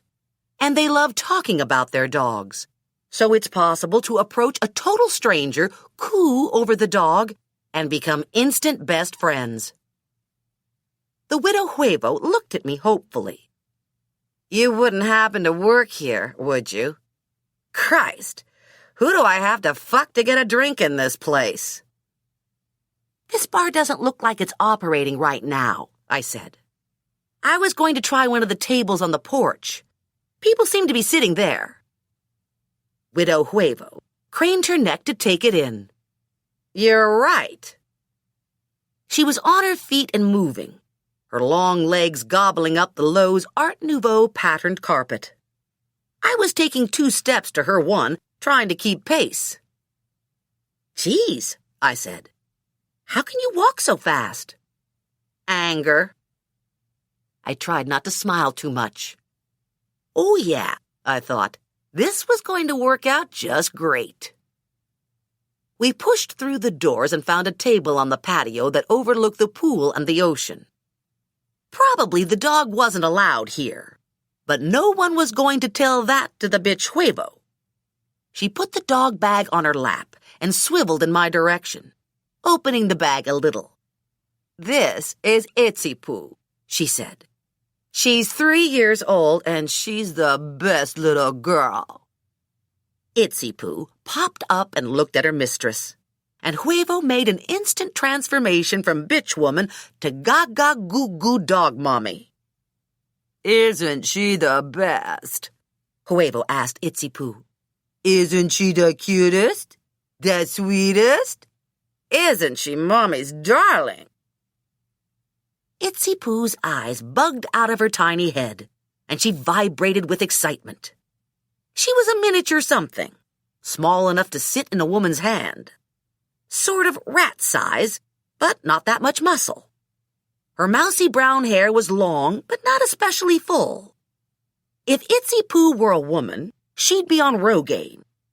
The hair on her head was pulled into a top knot and tied with a tiny pink satin ribbon. I tentatively stuck my hand into the bag, and Itsy Poo cuddled into it. She was in a nest made from a cashmere shawl. She was warm, and her scraggly hair was as soft as a baby's breath. Wow, I whispered, genuinely taken with the dog. She's so silky, so pretty. She's Mommy's baby, isn't she? Isn't she? Huevo gurgled at the dog. A waiter approached the table. Mommy Huevo partially closed the bag, and Itsy Poo settled herself into her cashmere. Martini, dry, Huevo told the waiter. 3 of them. Iced tea, I said. The widow Huevo's unblinking eyes fixed on me. Get serious. I have to drive. I can't sit here drinking martinis with someone nursing an iced tea. How about a margarita? It's got fruit juice in it. It hardly counts. You can pretend it's breakfast. Huevo flicked a glance at the waiter. Give her a margarita. Cabo Wabo on the rocks. Float the Cointreau. A handful of very tan people lounged by the pool. No kids. No one actually in the pool. There was a slight breeze, but the sun was still hot, and the temperature was about 40 degrees higher than the hotel lobby. I felt the blood pulsing back into my fingertips, felt my nipples relaxing. I removed the sweatshirt and slouched back in my chair. The widow Huevo didn't slouch. She was at rigid attention, hands clenched on the tabletop. So, I said, what brings you to South Beach? Business. Our drinks arrived, and Huevo belted the first martini back, exhaling when the alcohol hit her stomach. I extended my hand. Alexandra Barnaby. Suzanne Huevo. Her handshake was firm. Her hands were like ice. definitely needed another martini. I raised my margarita glass. To Itsy Poo. I'll drink to that, Suzanne said. And she downed the second martini. I gave the new blast of alcohol a minute to register, and then I got right to the meat of the matter because at the rate Suzanne Huevo was slurping martinis, I worried she wasn't far from incoherent. Did you happen to know the man who was murdered? I think his name was Huevo. Oscar Huevo. My asshole husband. Oh my God, I'm so sorry. Me too. Someone killed the bastard before I could get to him. I had it all planned out, too. I was going to poison him. It was going to be nice and painful. You're kidding. Do I look like I'm kidding? I was married to that jerk for 22 miserable years. I gave him 2 sons, and I sacrificed and suffered for him. I logged enough hours on the Stairmaster to go to the moon twice. I've had my thighs sucked out and my lips plumped up. I've got enough Botox injected in my face to kill a horse. I've got double D implants and full mouth veneers, and how does he thank me for my effort? He trades me in for a newer model. No. She ate a couple olives. He was going to. Served me with divorce papers. And then he died before I signed them. How's that for justice?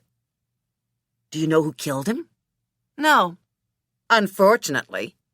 I'd send him a fruit basket. And then I'd beat the crap out of him for robbing me of the pleasure of seeing Oscar die in front of me. She looked around for a menu. I'm starved. We should order something to eat. French fries. I haven't had a French fry since 1986. Wasn't Oscar Huevo Mexican? You don't look Mexican. I'm from Detroit. I met Oscar in Vegas back when Vegas was Vegas. I was a showgirl. I reached for my margarita and was shocked to find it empty. Hey, Suzanne yelled to a passing waiter. Another margarita, and bring me more martinis. And we want French fries and onion rings and macaroni and cheese. I'm not really a 2-drink person, I said to Suzanne. Suzanne made a dismissive gesture. It's just fruit juice. I licked a few grains of leftover salt from the rim of my glass. Are you here for the funeral? No. The funeral will be held in Mexico next week. They haven't released the body yet. I came to harass Ray. He's sitting out there in that yacht like he owns it. He doesn't own it? Huevo Enterprises owns it. Oscar was Huevo Enterprises, and when the estate is settled, that boat will belong to my 2 sons. How old are your sons? They must be in shock over this. They're both in college, and they're dealing with it. Let me guess. You're here to guarantee no one screws your kids out of their inheritance. Ray is slime. I wanted to make sure the yacht didn't mysteriously disappear. I want to make sure nothing disappears. The food was delivered, along with the drinks. Suzanne polished off the 3rd martini and dug into the onion rings. Her right eye was drooped, half closed. I was trying not to stare, but it was a complete car crash. What? She asked. Nothing? It's my eye, isn't it? It's drooping, right? Goddamn freaking Botox. Can't even get hammered without something going all to hell. Maybe you need a patch, like a pirate. Suzanne stopped eating and drinking and gaped at me. She burst out laughing, and the laughter rocketed around the patio. It was deep and straight from her belly and gave an insight into a happier, less angry, less Botoxed Suzanne. Oh, geez, she said, dabbing at her eyes with her napkin. Is my mascara running? It was hard for me to tell if her mascara was running because somehow I'd managed to slurp up the second margarita, and Suzanne had gotten extremely fuzzy. "This is sort of embarrassing," I said, "but I seem to be drunk, and you're a big blurry blob. Nothing personal." "It's all right," she said. "You're blobby too. Don't you love when that happens?" She ate some fries. She ate some more onion rings. And then she slumped in her seat and fell asleep. I dialed Hooker. "I've got a problem," I told him. "I'm at the patio restaurant at Lowe's, and I'm too drunk to move. And even worse, I'm with Suzanne Huevo, and she's passed out. I was hoping you could ride your white horse over here and rescue me." I ate the macaroni and cheese, finished off the French fries, and drank a pot of coffee. People came and went in the restaurant and pool area, and Suzanne and Itsy Poo peacefully snoozed. I was about to order more coffee when Hooker showed up. He sauntered across the room and slouched into the seat next to me. "What's her problem?" he asked. "4 martinis? Maybe 5. I lost count." "How'd you get here? I have the car in valet parking." "Took a cab." Hooker turned his attention to me, grinning. "Darling, you're snockered." "What gave me away?" "For starters, you've got your hand on my leg." I looked down. Sure enough, my hand was on his leg. "I don't know how that happened." "Don't get any ideas," I told him. "Too late. I have lots of ideas." I hope one of those ideas is about getting Suzanne back to her room. Hooker ate a cold onion ring. "Why can't we just leave her here?" "We can't do that. She'd be a spectacle." "And?"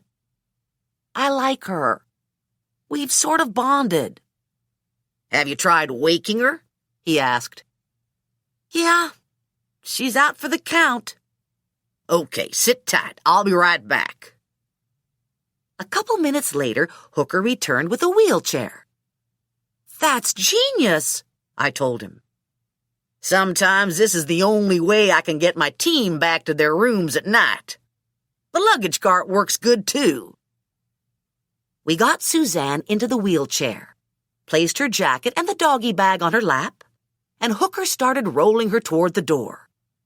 I followed behind Hooker, took a misstep, and crashed into an empty table. I grabbed at the white linen cloth in an effort to find my balance and took the entire table setting down to the floor with me. Cups, saucers, plates, silverware, napkins, and the little flower vase all slid off the table with the cloth. I was on my back, spread-eagled with the cloth and crockery around me, and Hooker's face swam into view. "Are you okay?" Hooker asked. "I'm having a hard time focusing. I have the whirlies." "You aren't laughing at me, are you?" "Maybe a little." "I look silly." "Yeah," Hooker said, a smile in his voice. "But I don't mind.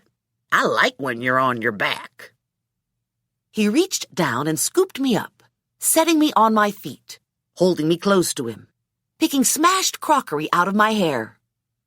I could hear waiters scrambling around, setting things right. "Is she all right?" the waiters were asking. "Is there anything we can do? Does she need a doctor?" "Just lost her balance," Hooker said, positioning me behind the wheelchair, my hands on the handles. "Inner ear problem. Meniere's disease. Can't let her drive. Very sad case." He had his hand on my back. "Just push the wheelchair, darling. We need to take the nice sleepy lady back to her room." Hooker scrounged in Suzanne's bag when we got to the elevator and found her room key still in the envelope marked with her room number. He maneuvered us into the elevator, pushed the button, herded us out at the appropriate floor, and walked us down the hall to Suzanne's suite. The suite looked out at the ocean. The decor was South Beach modern, Lowe's style. Pale pastel fabrics and light woods. Gauzy curtains at the balcony window. Her luggage was in the middle of the living room, still unpacked. I hung the doggy bag on my shoulder, and Hooker pulled the widow Huevo out of the wheelchair and flopped her onto the bed. "Mission accomplished," Hooker said. "Hop into the wheelchair and I'll push you out of here." "What about Itsy Poo?" "What's an Itsy Poo?"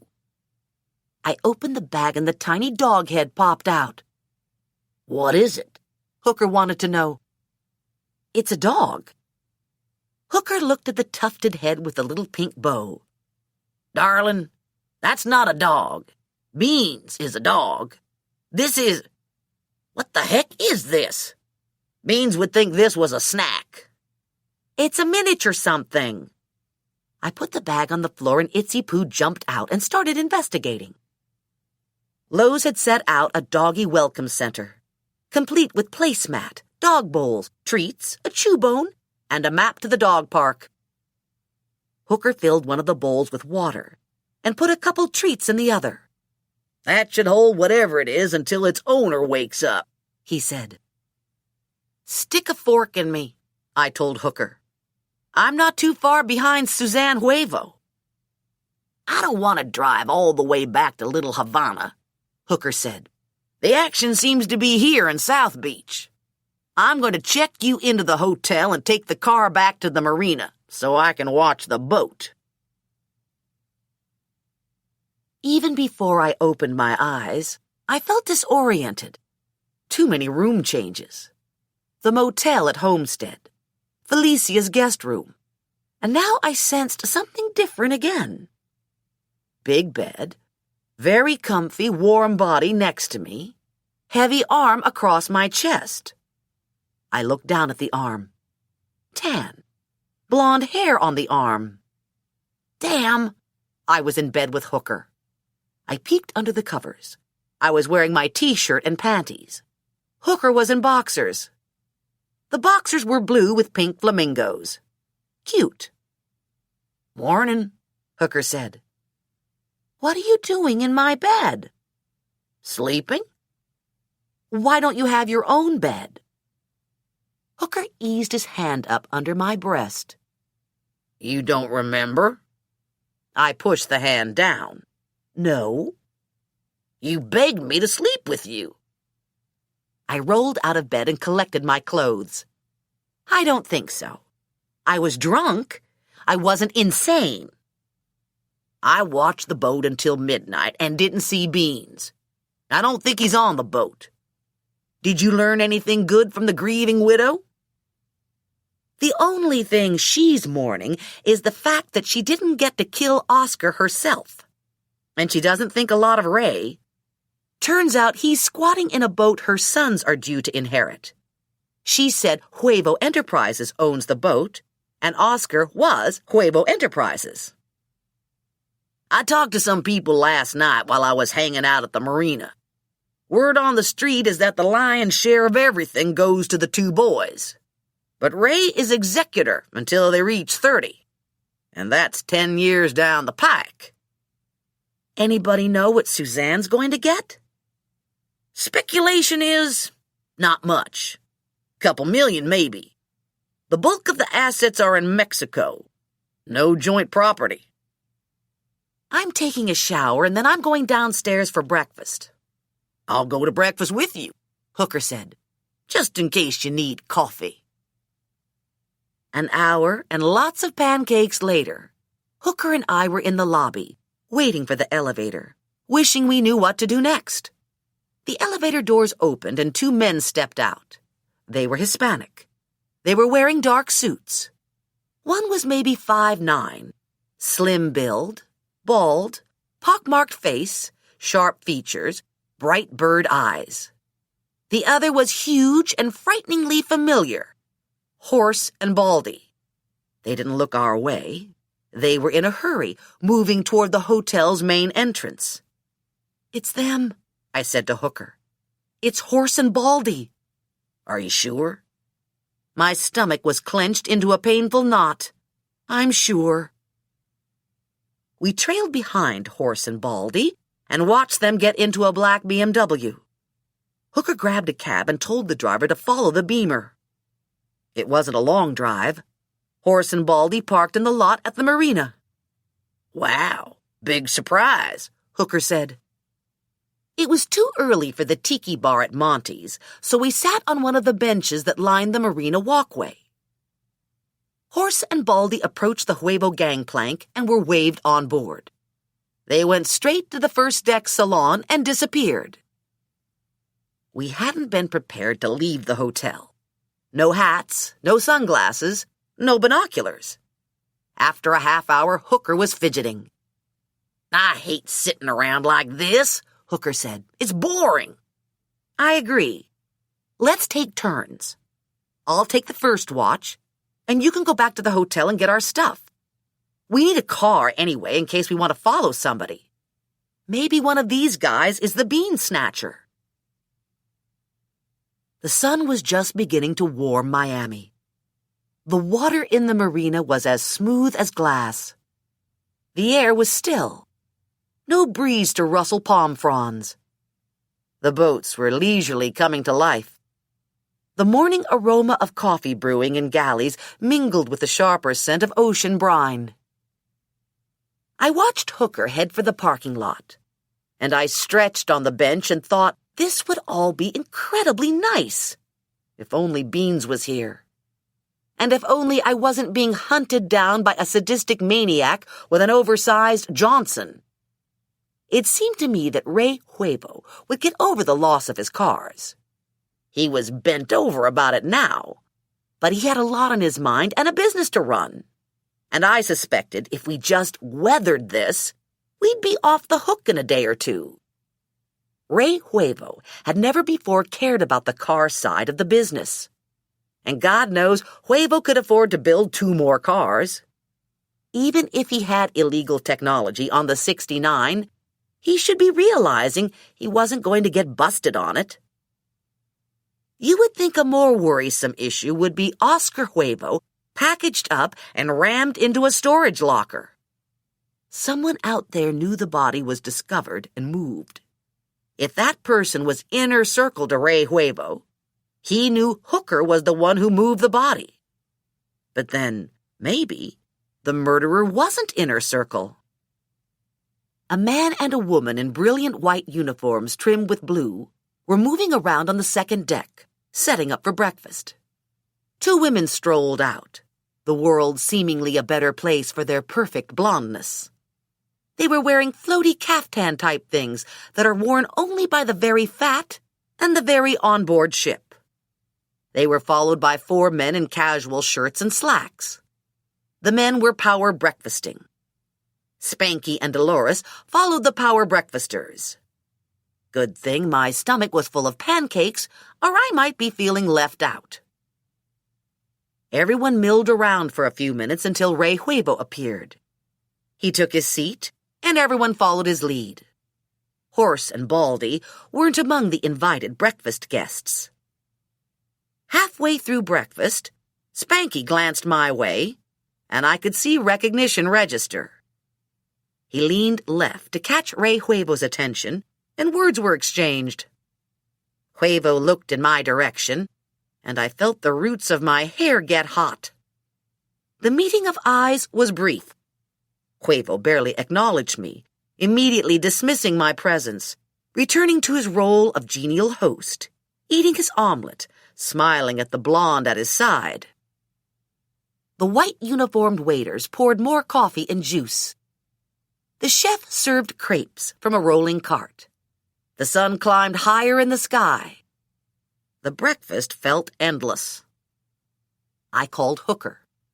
"Where the heck are you?" "I'm at Felicia's.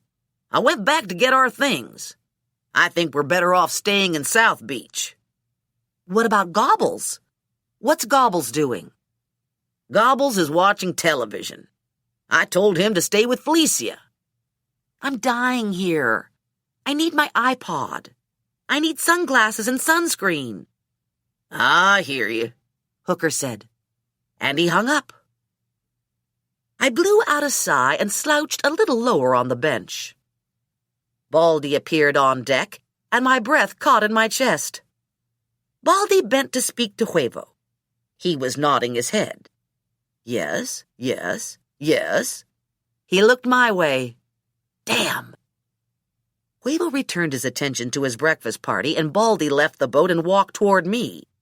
He stopped when he got to my bench. Miss Barnaby? Yes? Mr. Huevo would like me to take you to breakfast. Thanks, but I've already had breakfast. Then I'll escort you to your car. I don't have a car. He shifted foot to foot. I was being difficult. I have been asked to remove you from this bench. I'd prefer to keep this civil. Me too, I said. And I for sure meant it. I wasn't exactly Batman. I wasn't even Bruce Willis. I was a little bleached blonde coward. Baldy reached out for me, and I batted his hand away.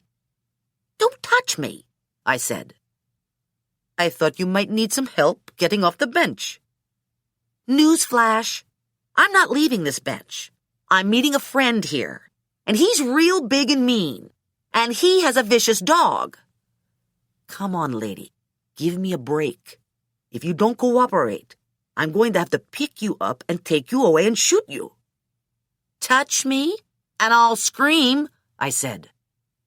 God damn it, Baldy said. I hate when my day starts like this. He grabbed my arm and pulled me to my feet, and I let out a shriek. He was trying to wrestle me away from the bench, and I was struggling and screaming. A flock of gulls and 2 pelicans took to the air. A plate dropped and smashed on the deck of the Huevo boat. Help! Rape! I yelled. A red scald rose from Baldy's collar and colored his face. People were emerging from inside their boats. A security guard appeared outside the dock master's office. Baldy let go of me and took a step back. Okay already. Jesus, just shut up, he said. I'm only doing my job. You should get a new job, I told him, because this one sucks. I sat down on the bench and crossed my legs, very ladylike. I was there to stay. I was calm, unperturbed. I looked down at my chest. I could see my heart beating. Ba-boom, ba-boom, ba-boom. Everyone on the boat was looking at me. I gave them a little finger wave and smiled. The people on the boat went back to breakfast, except for Spanky. Spanky kept staring at me. Finally, Dolores gave him an elbow, and Spanky stopped staring. I took a couple deep breaths and checked around the bench. Baldy was nowhere to be seen. I sat for about a half hour and Hooker showed up. So, he said, how's it going? Baldy stopped by and tried to evict me, but I told him I was waiting for you. Hooker put my hat on my head and slid my sunglasses onto the bridge of my nose. And he wanted to evict you... why? Ray was having a breakfast party and thought I detracted from the scenery. That man has no taste, Hooker said. You always pretty things up. He handed me my iPod and a tube of sunscreen. He took some lip balm out of his pocket and added it to the iPod and the sunscreen. Want to keep your lips soft, just in case. Always thinking, I said to Hooker. He tapped his head with his forefinger. No grass growing here. I stood and stretched. I need a break. I'm going for a walk. If you're walking in the direction of the deli, you could bring me a soda, maybe a sandwich, and some cookies.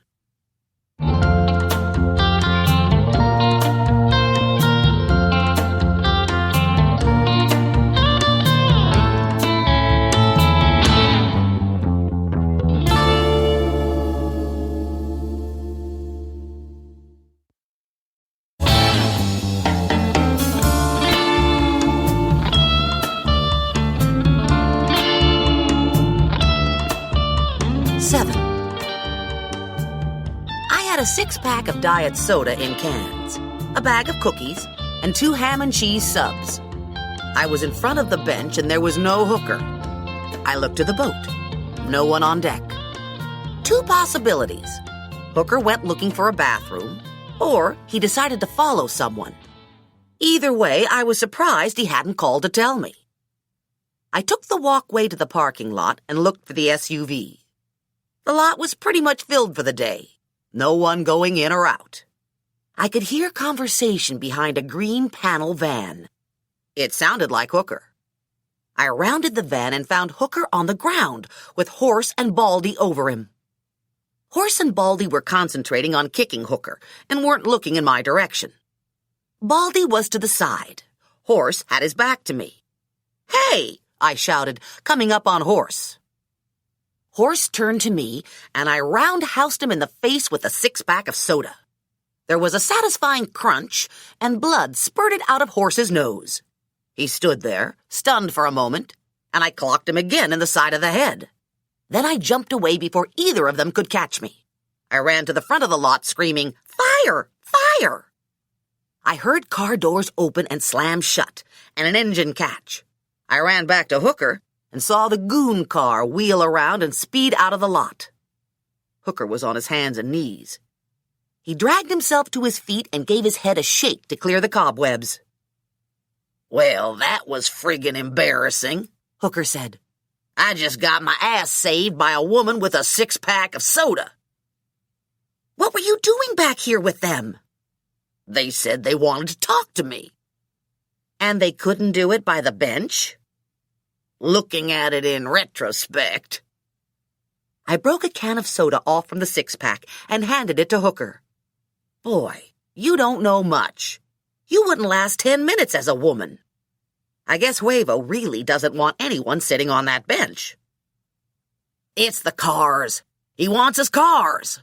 All the while they were kicking me, they wanted to know where I'd stashed the cars. "Did you tell them?" "Of course I told them. They were kicking me." "Did they do any damage? Are you okay?" "Remember when I hit the wall at Talladega and flipped 4 times? I'm a shade past that." "Cracked ribs?" "Don't think so."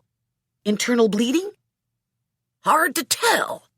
But I'm not coughing up blood, so that's a good sign. They could have kicked a lot harder. They didn't want to kill me. They just wanted to get my attention and tell me Huevo was serious." "We should leave. I wouldn't want them to think things over and come back to take a shot at seeing what I know." "Been there, done that." Hooker limped to the SUV and gingerly eased himself onto the passenger seat. I got behind the wheel, hit the door locks, and took off. "I think we should return to the hotel and regroup," I told Hooker. "And I've been thinking about the chip. There might be people who could back their way through the circuits and find out exactly what it does." "I thought we knew what it did." "I'd like it to turn out to be some kind of illegal technology, possibly traction control. But I can't say that I know what it does. I'm thrown by the fact that it was just sitting in the knob without a connection to an electronic system. And I don't know why there were 2 chips." "Do you know anyone who could find out?" "Yes, but no one in Miami." I just turned onto 4th, heading for Collins. I was driving on autopilot, trying not to let Hooker see how rattled I was, trying not to burst into tears because he was hurt. I stopped at a cross street and looked right. A car moved through the intersection. Hooker and I vacantly stared ahead at the car. It was another black BMW. Absolutely unremarkable. Except for the big dog nose pressed to a rear side window. "Beans!" Hooker shouted. I was already on it. I had my left turn signal blinking and a white-knuckle grip on the wheel. I had to let 2 cars go through before I could move. I took the corner, and we were both sitting forward, our eyes glued to the BMW. I followed for 3 blocks, keeping the BMW in sight. The BMW sailed through a yellow light. The car in front of me stopped for the red, and the BMW disappeared from view. I did my best to run the BMW down when the light changed, but had no luck. The BMW was gone. Last seen heading north. "At least we know Beans is okay," Hooker said. More than could be said for Hooker. His eye was getting puffy, and a brilliant magenta bruise was flowering on his cheek. I gave up on the search for Beans and headed back to the hotel. "You could use some ice," I told him. "Yeah, and it wouldn't hurt to have some Jack Daniels swirling around it," Hooker said, eyes closed, head back on the headrest. I drove to the hotel with my heart aching and my mind working hard to sort through the jumble of bad luck and terrible events that had occurred in the last 4 days. I needed to make some sense of it all, and I needed to find a way to fix it. I found my way to Lowe's, handed the SUV over to the valet, and helped Hooker get to the room. We didn't have a suite like Suzanne, but the room was nice, with a king-size bed, a writing desk and chair, and 2 club chairs with a small table between them. Hooker hunkered down in one of the 2 club chairs. I gave him a ham and cheese sub and fashioned an ice pack for his eye. I sat in the other chair and started working my way through an identical sub. "Do you think Ray Huevo knows his brother was stashed in the hauler?" I asked Hooker. "He gave no indication that he knew, but I wouldn't be surprised. He didn't look too broken up by the death." I was standing at the window, looking out at the pool, and my attention was caught by a flash of white and black and brown. "Oh, my God," I said. "Beans!" Hooker slumped back in his chair. "I know. I feel terrible about Beans. I don't know where to look." "How about the pool?" "The pool?" "Yeah. I think that's Beans down by the pool." Hooker came to the window and looked out. "That's my dog." He ran to his newly acquired duffel bag and started rummaging around in it. "What are you doing?" "I'm looking for my gun," he said. "I'm getting my dog back." "You can't go down there with a gun. We have to be sneaky about this." It looks to me as if they're passing by the pool area to get to the little dog park. I'll go down to the lobby and follow them back to their room. Then we just wait for the guy to leave, and we go in and rescue Beans. "I'll go with you." "You can't go with me. Everybody knows you. You'll spook the bean snapper. Just sit tight and keep the ice on your eye." I ran down the hall, punched the elevator button, and seconds later I was in the lobby, hiding out behind a potted palm. I called Hooker on my cell phone. "Do you see them?" I asked Hooker. "No. They walked past the pool and disappeared. Wait a minute. Here they are. They're walking back the same way they left. They're about to come into the hotel." I heard Beans panting before I saw him. He wasn't a hot weather dog. He was walking beside a guy wearing khaki cargo shorts and a collared knit shirt. In his late 30s, soft in the middle. They stopped in front of the elevator and the guy pushed the button. When the doors opened, I hurried over and slipped into the elevator with them. 2 more people followed. Beans's ears instantly went up. His eyes got bright, and he started jumping around doing his happy dance. The guy was trying to control Beans, but Beans was having none of it. He pushed against me, snuffling my leg, leaving a wake of dog slobber from my knee to my crotch. "He's usually so well behaved," the guy said. "I don't know what's gotten into him." "Dogs like me," I said. "Must be something about the way I smell. Ode pot roast." The elevator stopped at the 6th floor, and the guy got out. But Beans wouldn't leave my side. Beans had his 4 feet planted and his toenails dug into the elevator floor. The guy pulled at the leash, and Beans sat down. Hard to move Beans when he's got his mind made up not to move. The 2 remaining people were nervously crowded into a corner. "Maybe I should adopt him," I said. Want me to take him off your hands?" "Lady, I lose this dog and my life isn't worth dirt." I stepped out of the elevator, and Beans got up and moved to my side. "This isn't my floor, but I'll walk you to your room," I told the dog Napper. "Your dog seems to have attached himself to me." "I've never seen anything like it. It's like he knows you."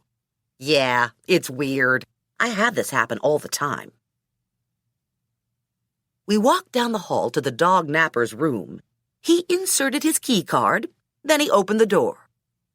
I pointed to the sign dangling from the doorknob. "I see you have a Do Not Disturb sign on the door."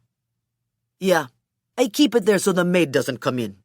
I can't take a chance on someone accidentally letting the dog out." He stepped inside and tugged on the leash. "Come on, big guy. Be a good dog." Beans pressed himself against me, and I fondled his head. "I don't think he wants to go into the room." "He's got to. I got things to do, and I can't take him with me." "I could take him for a walk for you." "Thanks for the offer. But he was just out for a walk, and he did everything, if you know what I mean." He searched through his pockets and came up with a dog biscuit. "I save these for emergencies," he said. "I don't give him too many, because I don't want him to get fat." He threw the dog biscuit into the room. Beans bounded in after it, and the door was slammed shut. I stood outside, waiting and listening, and a moment later I heard Beans give a whoof. There was the sound of a body getting knocked to the floor, and there was some swearing. I got back into the elevator, returned to the lobby, and called Hooker. "I have a plan. Meet me in the lobby, and try not to be conspicuous." A half hour later, Hooker and I were on a couch, our noses buried in a paper, our eyes trained on the elevator. We watched a lot of people go up and come down, but none of them was the Beans Napper. And then there he was, stepping out of the elevator. He punched a number into his cell phone, talking as he walked to the door. He exited the hotel and got into a car that had just come up from valet parking. "Do you know him?" I asked Hooker. "Roger Estero. He works for Huevo. His official position is public relations, but he's really a babysitter for Spanky. He tries to keep Spanky from punching out photographers, and he makes late-night pizza and Pepto-Bismol runs. I think he's related to Huevo, a nephew or something. Not real bright. If you were even a little smart, you wouldn't take a job babysitting Spanky." We waited until Estero drove away, and then we hustled up to the 7th floor. I found Beans's room and removed the Do Not Disturb sign. "Okay," I said to Hooker. "You call room service and tell them you want the room made up. Then as soon as the maid appears and puts the key in the door, you distract her, and I'll sneak in." Hooker made the call, and we positioned ourselves at opposite ends of the hall. The door leading to the service elevator opened, and I hid around the corner. Hooker was down the hall, fumbling with his key card. I heard the maid's cart roll out. I heard her at Estero's door. I heard Hooker approach her. "Hey there, darling," he said. And much as I hate to admit it, if I'd been the maid, I would have given him my full attention. Hooker handed the maid a line about not being able to get his door open. He switched to speaking Spanish, and I was lost. I peeked around the corner and saw that the door was ajar, and the maid was down the hall with her back to me, giggling at something Hooker had said. I pushed open Estero's door and slipped inside. Beans was on the bed, ready to pounce, giving me his devil dog look. It was the look he always got just before he knocked me to the ground. I jumped into the bathroom and closed the door. Moments later, the maid returned. I heard her open the door, heard Beans leap off the bed and gallop across the room. There was an audible gasp, and the door to the room slammed shut. Hooker knocked 3 times, and then 2, our signal. I opened the bathroom doors and looked out at Beans. He was standing, nose pressed to the bottom of the entrance door, sniffing for Hooker. He was drooling and whining. I left the bathroom, opened the door to Hooker. Hooker stepped into the room, and Beans knocked him to the ground and sat on him. Happy dog, happy Hooker. Guess the maid decided Estero's room didn't need cleaning, I said to Hooker. I'd tell you what she said, going down the hall, but it was in Spanish, and I'm not sure of the translation. I think it had to do with private parts and ravenous rodents. We called down to have the car brought around, clipped the leash onto Beans's collar, and walked him straight out the door of Lowe's Hotel and into the waiting SUV. I'll find a place to hide, Hooker said. You get everything from the room and check us out, and I'll meet you here in 30 minutes. The SUV pulled away and a black stretch limo pulled in. The bellman snapped to attention, and Suzanne Huevo swung her ass out of the hotel. She was wearing a black suit and black stiletto heels. Her skirt hem came to just above her knees, and the front slit went a lot higher. She had a leopard Itsy Poo bag on her shoulder and a no-shit diamond pin on her lapel. Oh, my God, she said when she saw me. What's her name? Barney. Yeah, Barney. Last time I was with you, I was face down on my macaroni and cheese. How did you get me to my room? Wheelchair. Clever. Was I a spectacle? My friend rescued us. The wheelchair was his idea. And I took an entire table down with me when I stood up. No one noticed you in the wheelchair. Very nice. If you're here around 6 o'clock, we can get shit-faced again. As you can see, I'm the grieving widow today. Got a lawyer meeting, a fucking memorial service, and then I'm heading for a bar. Sorry. I'm on my way to check out. How much longer are you going to be here in Miami? As long as it takes. At least through the weekend. They still have Oscar on ice. I raced up to the room, gathered our belongings and put them into our 2 travel bags, and settled our bill. I left the lobby and took a position in the porte cochere, just to the side of the hotel entrance.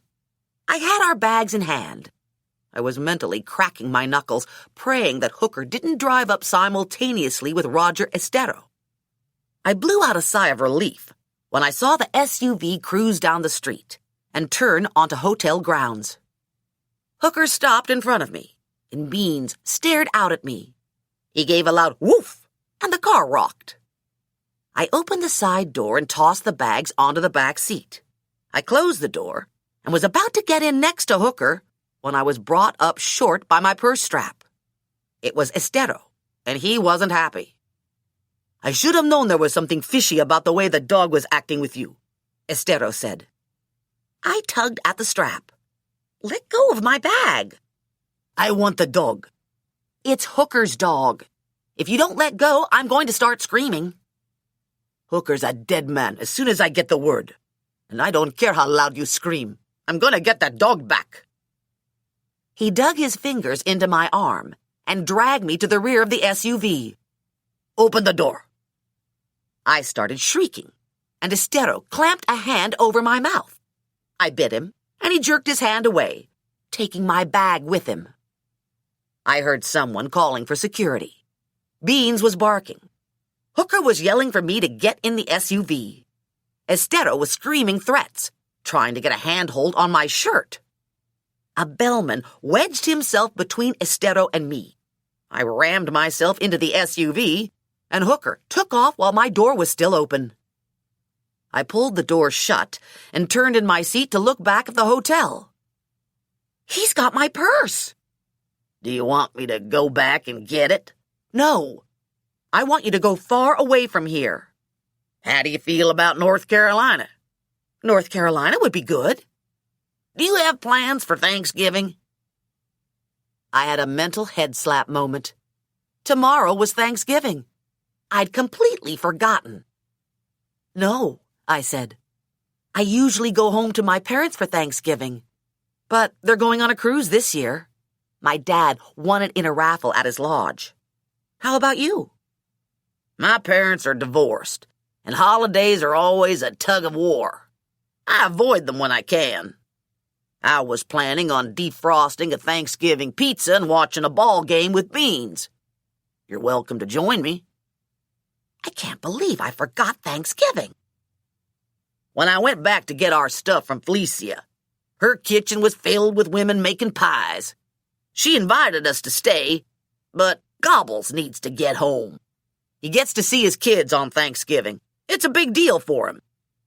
It must be hard to be separated from your kids. Like losing beans, Hooker said. Traveling by private jet is painless. No waiting in line, no security hassles, no kids kicking the back of your chair. Hooker's citation is white with a narrow black and gold stripe running the length of the plane, and Hooker written on the tail. Very sleek.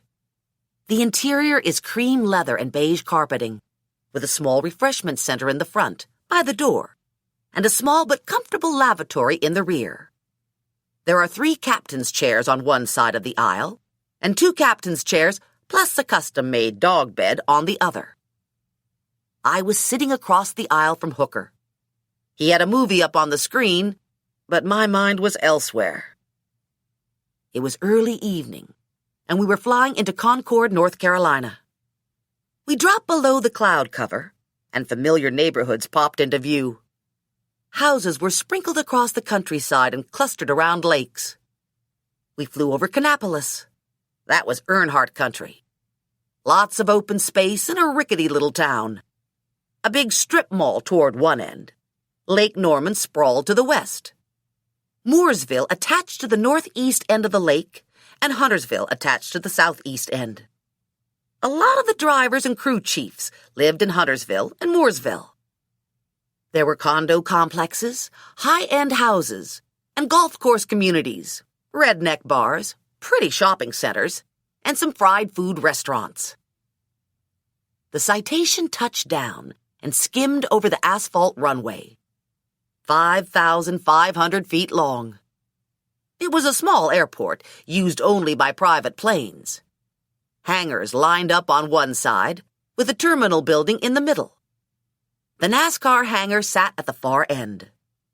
The sign on the terminal stated that this was NASCAR country. And it was accurate. NASCAR fans are all over the place, in every state. But you couldn't throw a stick without hitting one in Greater Charlotte. NASCAR was on bumper stickers, personalized license plates, shirts, hats, flags, dog collars, jackets, lamps, clocks, boxer shorts, bobblehead dolls, and pajamas. Hooker's black Blazer was parked by the Stiller racing hangar. We loaded Beans into the back and watched Gobbles walk to a rusted-out Jeep. What happened to your vet? Hooker asked him. Wife got it in the settlement. She painted it pink. Ow, Hooker said. I appreciate all you did for me, Gobbles said. I'm sorry I got you into this shit. I didn't think it would turn into such a clusterfuck. He searched through the duffel bag hanging on his shoulder and came up with the remote. I still have this. Maybe it'd be better if you keep it, in case something happens to me. Hooker pocketed the remote. We got into the Blazer and followed Gobbles out of the lot. Do you think he'll be okay? I asked Hooker. No. I have one of those Felicia feelings about Gobbles. I don't think his problems are over. Corporate headquarters for many of the race teams are adjacent to the airfield. Hendrick, Penske, Roush, Huevo, and Stiller had campuses that housed engine shops and fabrication buildings, R&D centers, transporter bays, museums, corporate offices, and the main assembly buildings where the race cars are put together. Stiller runs 3 full-time Cup cars and 2 Busch cars. At any one time, there are 60 race cars in the shop, with 200 new engines ready to race. The lighting is brighter than daylight. The floors are spotless. The inventory, mind-boggling. The season was over until mid-February, and the race shop complex was a ghost town. "Do you need anything at the shop?" Hooker asked. "Nothing that can't wait," I said. "I'm looking forward to getting home." Hooker took 85 North and got off at the Huntersville exit. If Disneyland had been built by the Gap, it would look like my Huntersville neighborhood. It's a contrived town, with stores and restaurants at the ground level and apartments above. Surrounding the town are condo complexes. It's actually a wonderful place to live, especially when you're new to the area. The joke around the shops is that this is the place race team members live when their wives throw them out of the house. Hooker pulled into the lot behind my building, and his phone rang. The conversation was short, and he didn't look happy when he hung up. "That was Ray Huevo," Hooker said. "Your purse got turned over to him. He found the gear shift knob in it, and, as he puts it, something was missing." That answers a few questions. "Yeah. Ray knew the chip was in the knob, and he wants the chip back. He said we could give it to him the easy way or the hard way." Did he elaborate on the hard way? "No, but I think it might involve a lot of bleeding." Maybe we should give him the chip. "That's not going to prevent the bleeding. This has gone too far, and we know too much," Hooker said. "Not only do we know about the chip, we know about Oscar." I don't like the direction of this conversation. "I think we're in a lot of trouble. I think we need to find out exactly what functions the chip performs and then go to NASCAR and the police with it. Better a live shoe salesman than a dead race car driver." We've withheld information on a homicide, I told him. "We'll deal." I know a guy at the university in Charlotte who might be able to help us. This guy is a total computer nut. He'd love the chance to check out a new toy. I haven't seen him in a while, but he's probably still at the same address. He was living with his parents, and I can't imagine him ever leaving. He's a great guy, but he'd starve to death if he didn't have a keeper. I have his phone number upstairs. "I'll walk beans and you make the phone call." I live on the second floor of a 3-story building. A florist is directly below me, and Dan Cox is above. Cox is a motorsports journalist who covers NASCAR. He's a really nice guy. He's my age, and he looks like Gumby. Sometimes late at night, I hear odd tapping sounds overhead, and I imagine it's Gumby's horse Pokey running around. My apartment has 2 bedrooms and 1.5 baths. My kitchen appliances are new, and the master bathroom has a marble countertop. The rooms are all freshly painted cream, and the carpet is stain-free. My bedroom windows look down on a small patio, and beyond that, a parking lot. My living room windows look out at Main Street, USA. Topper's is across the street. Decent food and ice-cold beer on tap. Its decor is a mix of Hunt Club and Speed Park. Big leather booths, a bunch of tall bar tables, and a nice long mahogany bar. When I sit at my desk, I look out the window at Topper's. Most nights it's packed, but this was the day before Thanksgiving and there wasn't much going on. Teams were taking mini vacations in the Florida Keys and visiting family. Stephen Sokolsky had been easy to lure to the computer lab. I knew his only 2 weaknesses: a new computer problem to solve, and cheesecake. Sokolsky was a big, loose-jointed guy who looked like he should be setting out fruit in a supermarket. His face was unlined at 50 and perpetually looked like Sokolsky didn't have a care in the world. And maybe he didn't. I'd brought him the required offering of New York cheesecake, and now Hooker and I were pacing behind him, cracking our knuckles, waiting for Sokolsky to solve the riddle of the chip. "The small chip is obviously damaged," Sokolsky said.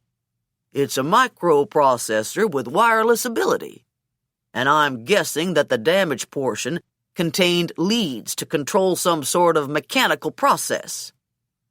The circuitry isn't complicated, but the miniaturization is impressive. That's all I can tell you on a quick look. The second chip is much more interesting. It can send and receive wirelessly. The fact that it was encased in a shell is fascinating.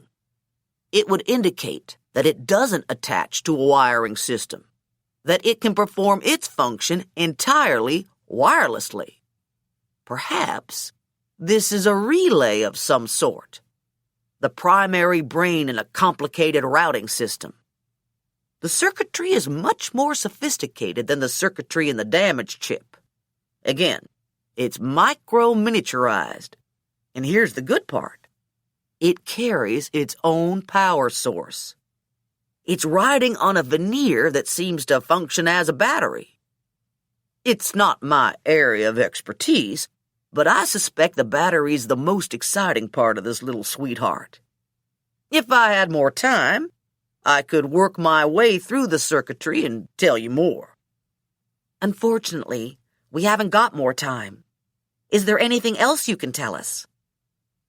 Because I know the location of the chips, and because I know their suspected use, I can give you a hypothetical situation. A driver could adjust the mechanical function of a car, such as engine speed, with a remote. For that matter, anyone at the track could signal the circuit board. It's like one of those remote control cars for kids, only this chip controls a real car. The puzzle is that there are two chips. It would seem to me the small chip could do the job. Anyone at the track could control this gizmo? Hooker asked. It wouldn't have to be the driver. I'm speaking hypothetically, Sokolsky said. The remote would be a simple on-off switch. There's no reason why someone in the stands couldn't operate it. Would there be an advantage to a team member operating it? A spotter, for instance. I imagine a spotter would have a better sense of when to turn it on and when to turn it off. Sokolsky closed the file on his computer. You understand, this wireless technology could have other uses. It's total James Bond Mission Impossible shit.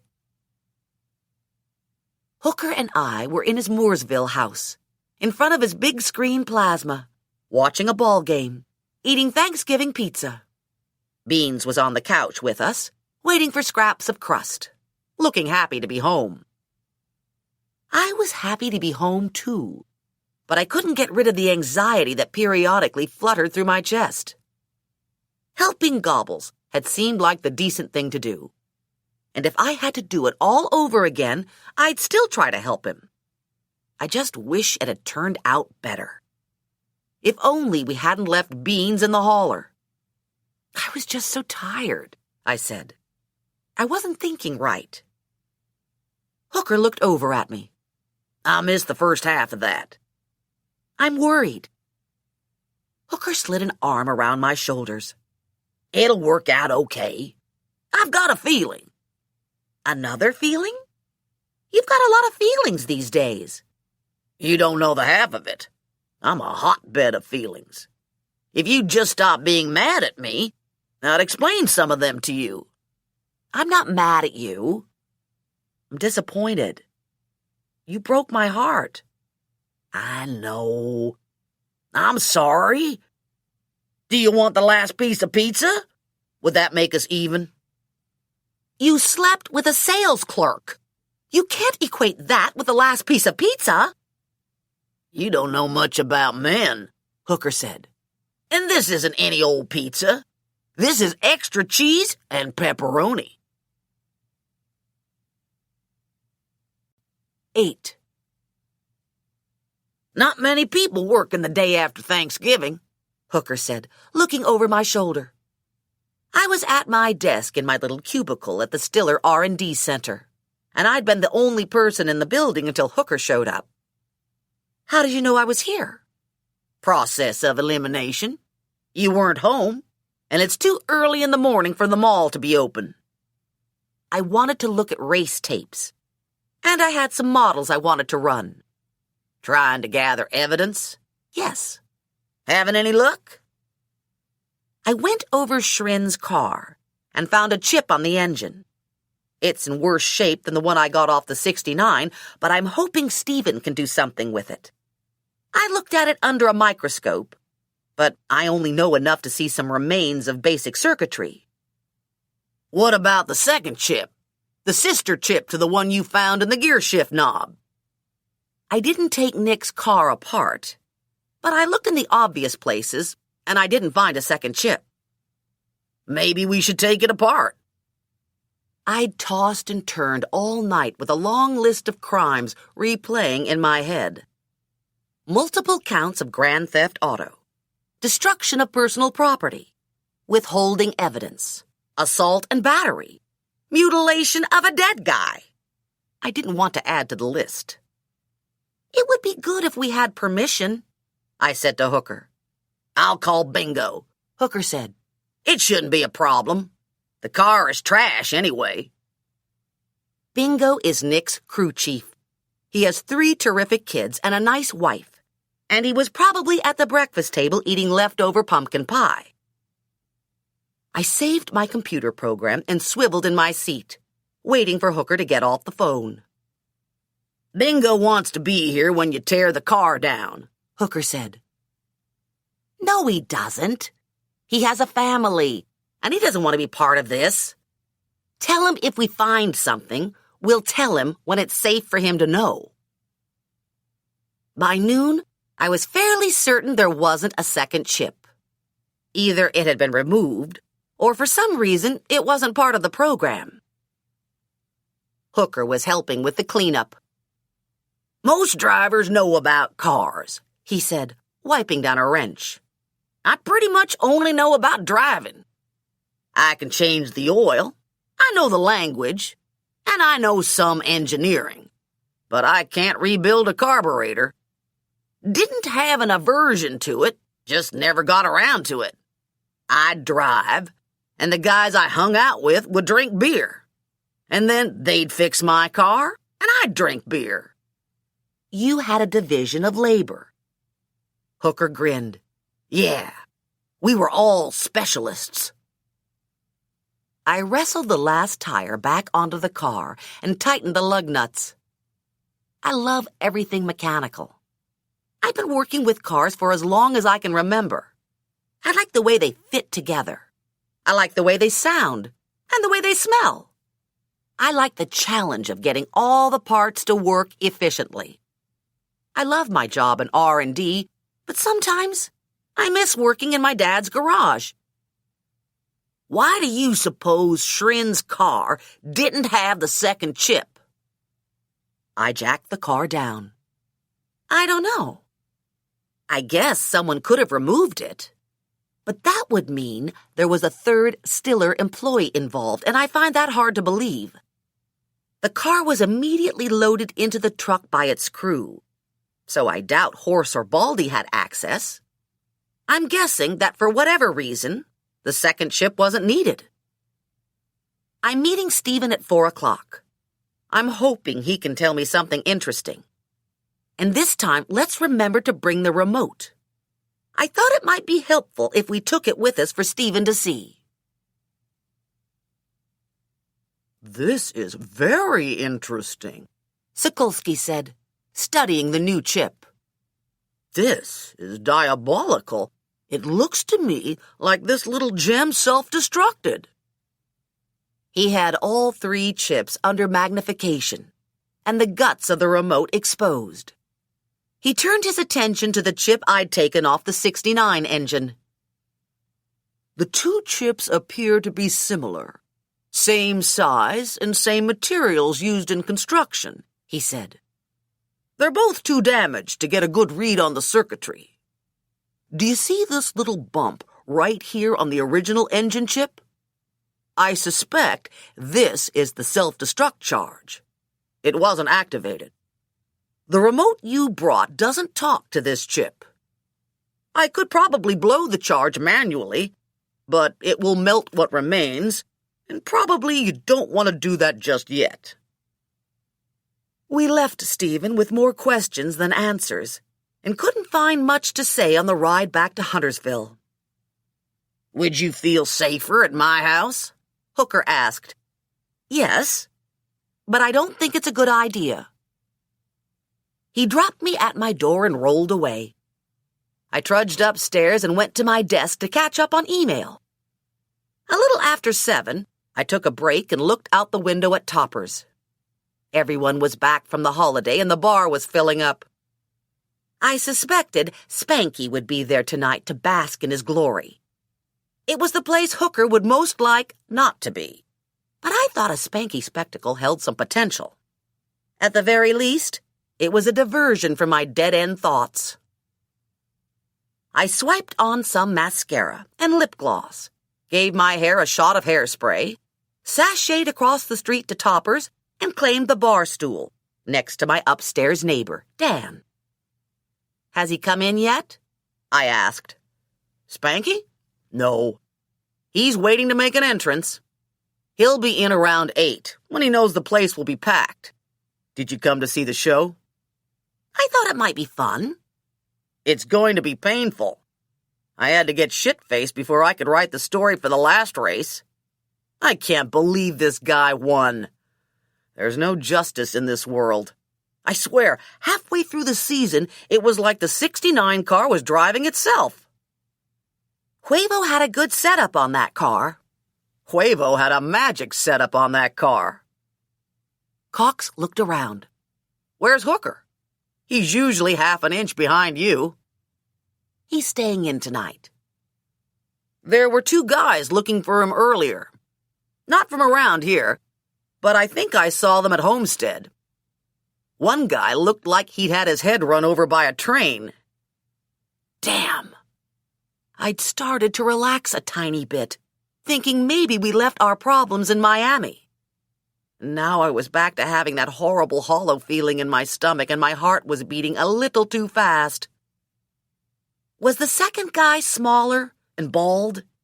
And did the big guy have a snake tattooed on the back of his neck? "Yep. Friends of yours?" No, not friends. Hooker is the rock star of NASCAR. When he's at the track, cameras are constantly in his face, and the fans follow him everywhere. Hooker genuinely likes the press and the fans, but there are times when there's just a tad too much enthusiasm and Hooker ends up having half his clothes ripped off.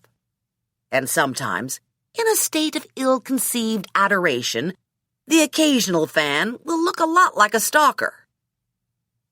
This year, after a well-intentioned fan broke into Hooker's condo and accidentally set the kitchen on fire trying to make a romantic breakfast for 2, Hooker moved out of Huntersville and bought a large house on a large tract of secluded land in Mooresville.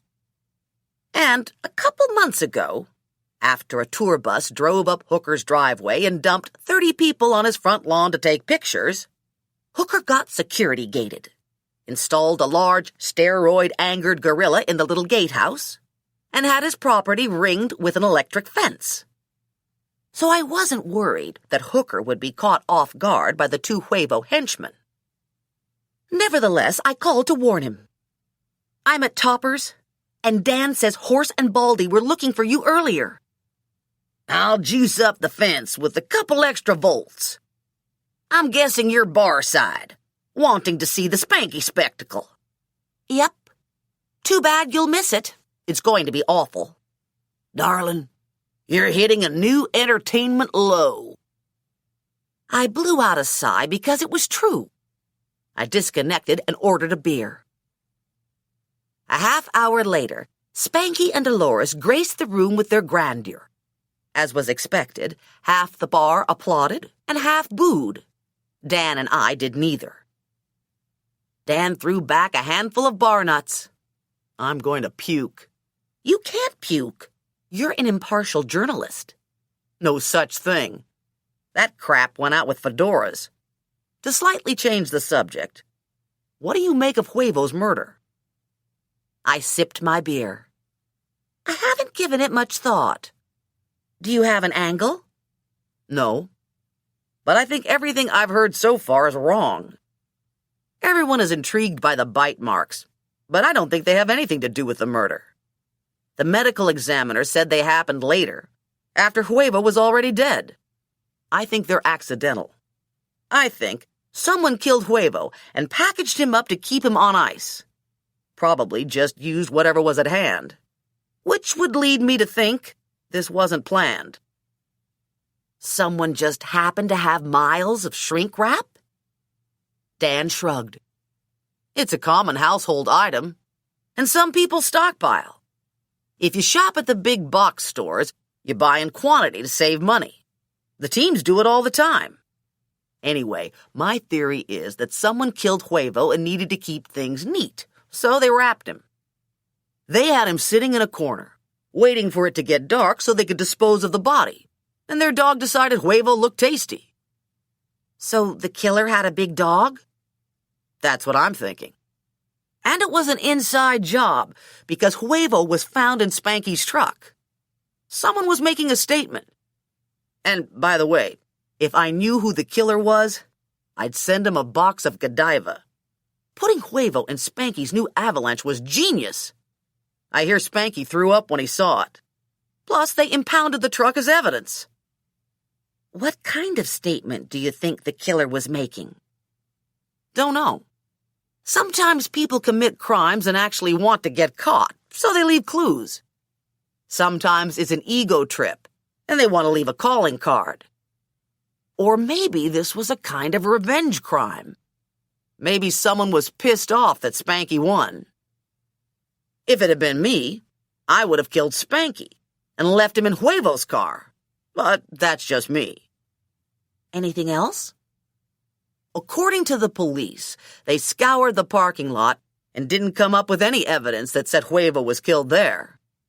Huevo and his entourage were staying in one of the big hotels on Brickell. He had a power breakfast scheduled, but never showed. I can see you're fascinated by this, I said to Dan.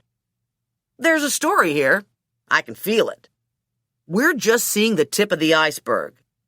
And I don't think the dog is part of the murder, but I do think he's a place to start looking. If we go on the assumption that this was an inside job, then we just make a list of everyone who has a dog big enough to have swamp monster teeth. Have you started the list? Dan's face flushed. Yeah, but so far there's only one name on it. Probably you need to work harder on the list. My exact thoughts. There are probably tons of people out there with huge dogs with huge teeth. I just have to hunt them down. Spanky and Dolores were posing for pictures and signing autographs at the far end of the bar. Hooker had some run-ins with Spanky, but my relationship with Spanky was much more distant and cordial. Until finding the chip, I had no real reason for disliking either Spanky or Dolores. And for that matter, I still had no reason. According to Steven Sokolsky, the chip could be signaled from anywhere on the track. Realistically speaking, there are only two people who would be effective at controlling engine speed.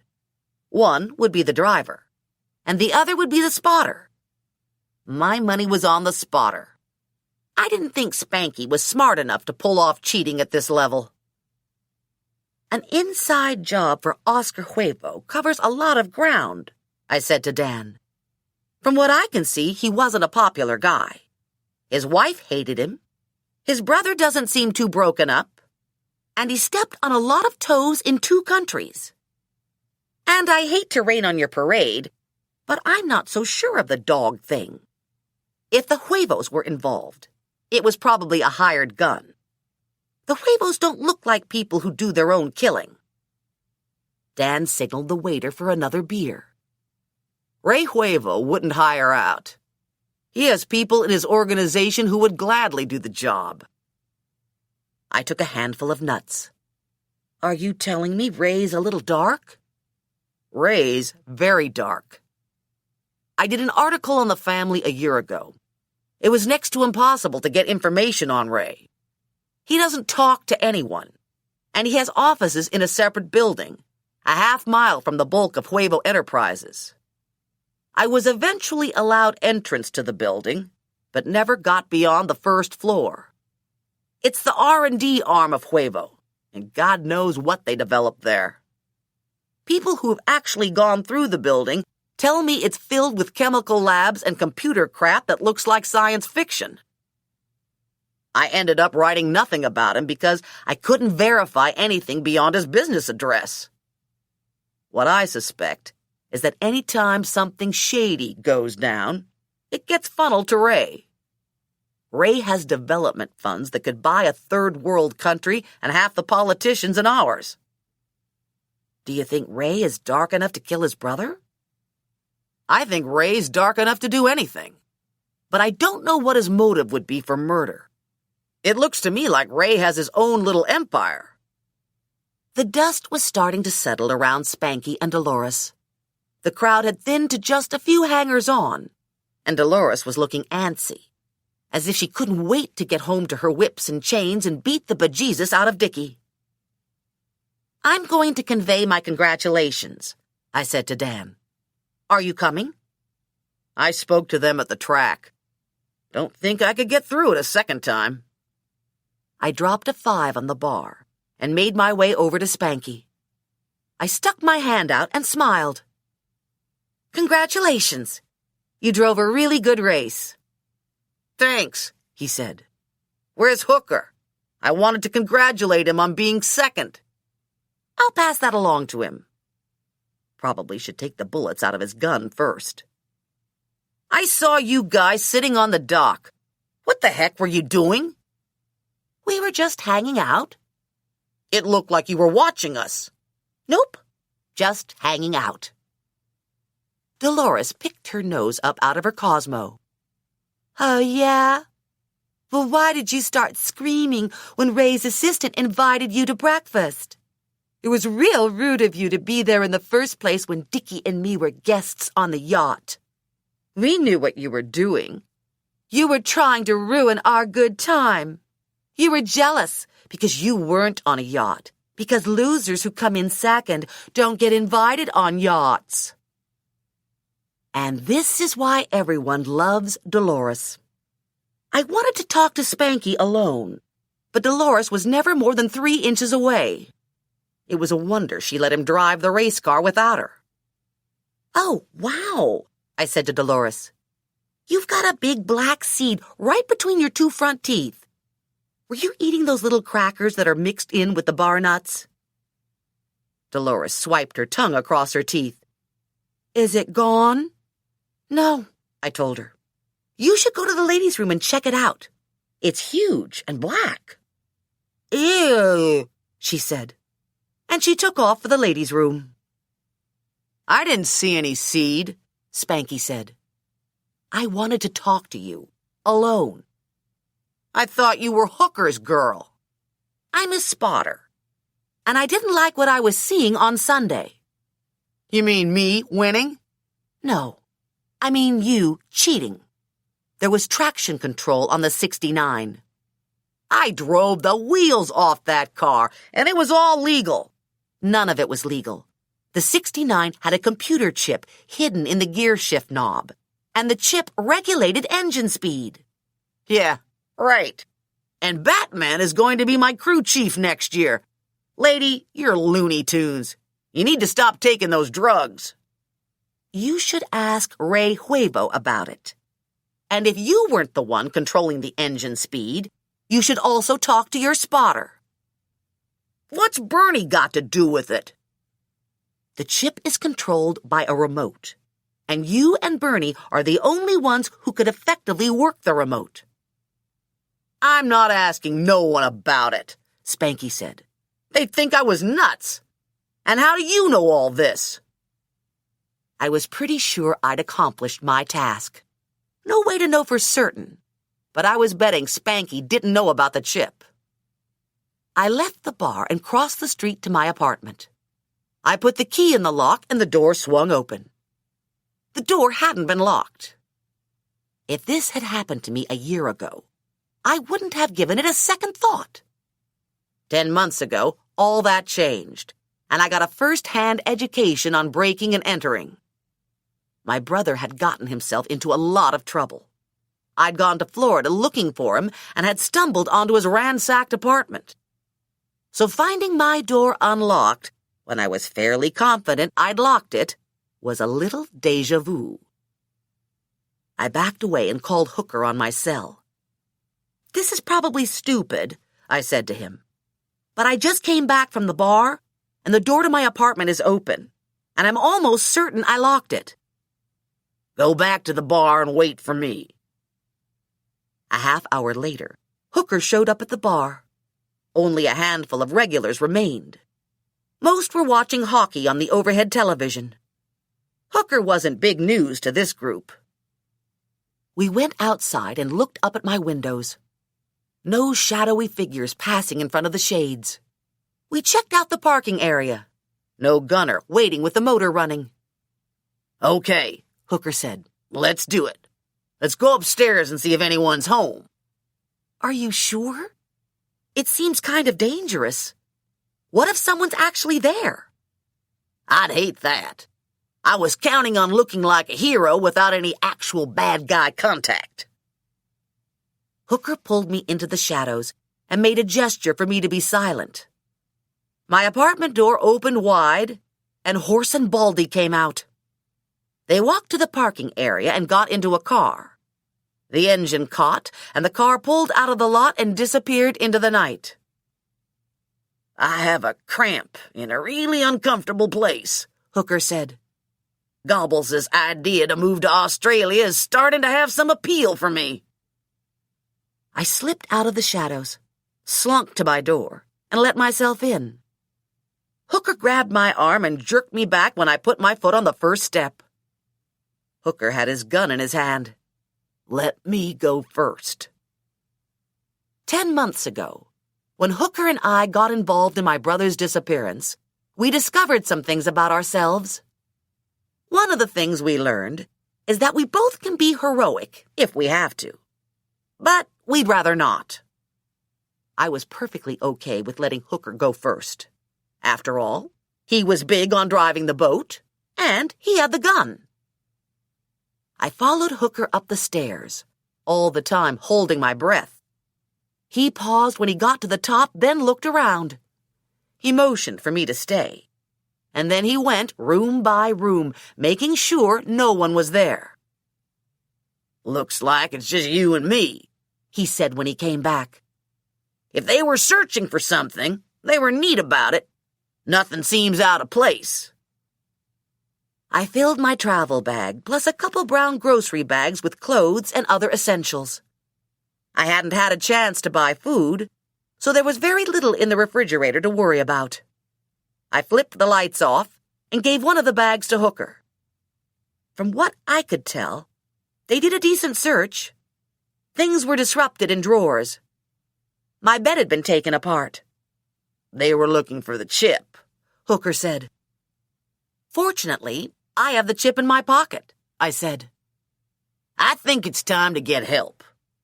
It was probably time to get help yesterday, but I was hoping it would all go away. I think we should go to my house tonight. We'll be safe there. First thing in the morning, we'll call Skippy and see if he'll send a NASCAR lawyer or at least a PR guy with us when we talk to the police." Gus Skippy is vice president of a bunch of stuff. He was originally a newspaper guy, and now he was a NASCAR problem solver, shrink, babysitter, spin master, fashion icon, and the corporate communications guru who butt-kicked and bullshitted NASCAR through the millions of sticky situations that occurred during a season. He hung out with a big guy named Herbert, who was known as the honorary mayor of NASCAR. They were both good old boys from Carolina, and when you put the two of them together, they were the odd couple of NASCAR. We went down the stairs, locked the door behind us, and walked 1 block. Hooker'd taken the precaution of parking away from my building. He was driving the black Blazer, and Beans was waiting, nose pressed against the back window. Hooker drove north to Mooresville and the collection of back roads that led to his property. He had close to 50 acres and had placed his house squarely in the middle, behind a stand of pines. The house was only minimally visible to passing cars. He'd combined parcels of land, and 3 small ranch houses had gone along with the land purchase.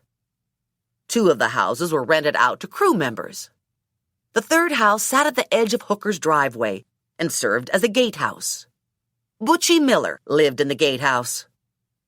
The story goes that Butchie was the local high school football hero who got lost in a bottle of steroids, bulked up to skin-popping proportions, shrank his wiener into uselessness, and developed anger management issues. He consistently lost at poker, and he scared the hell out of anyone, living or dead.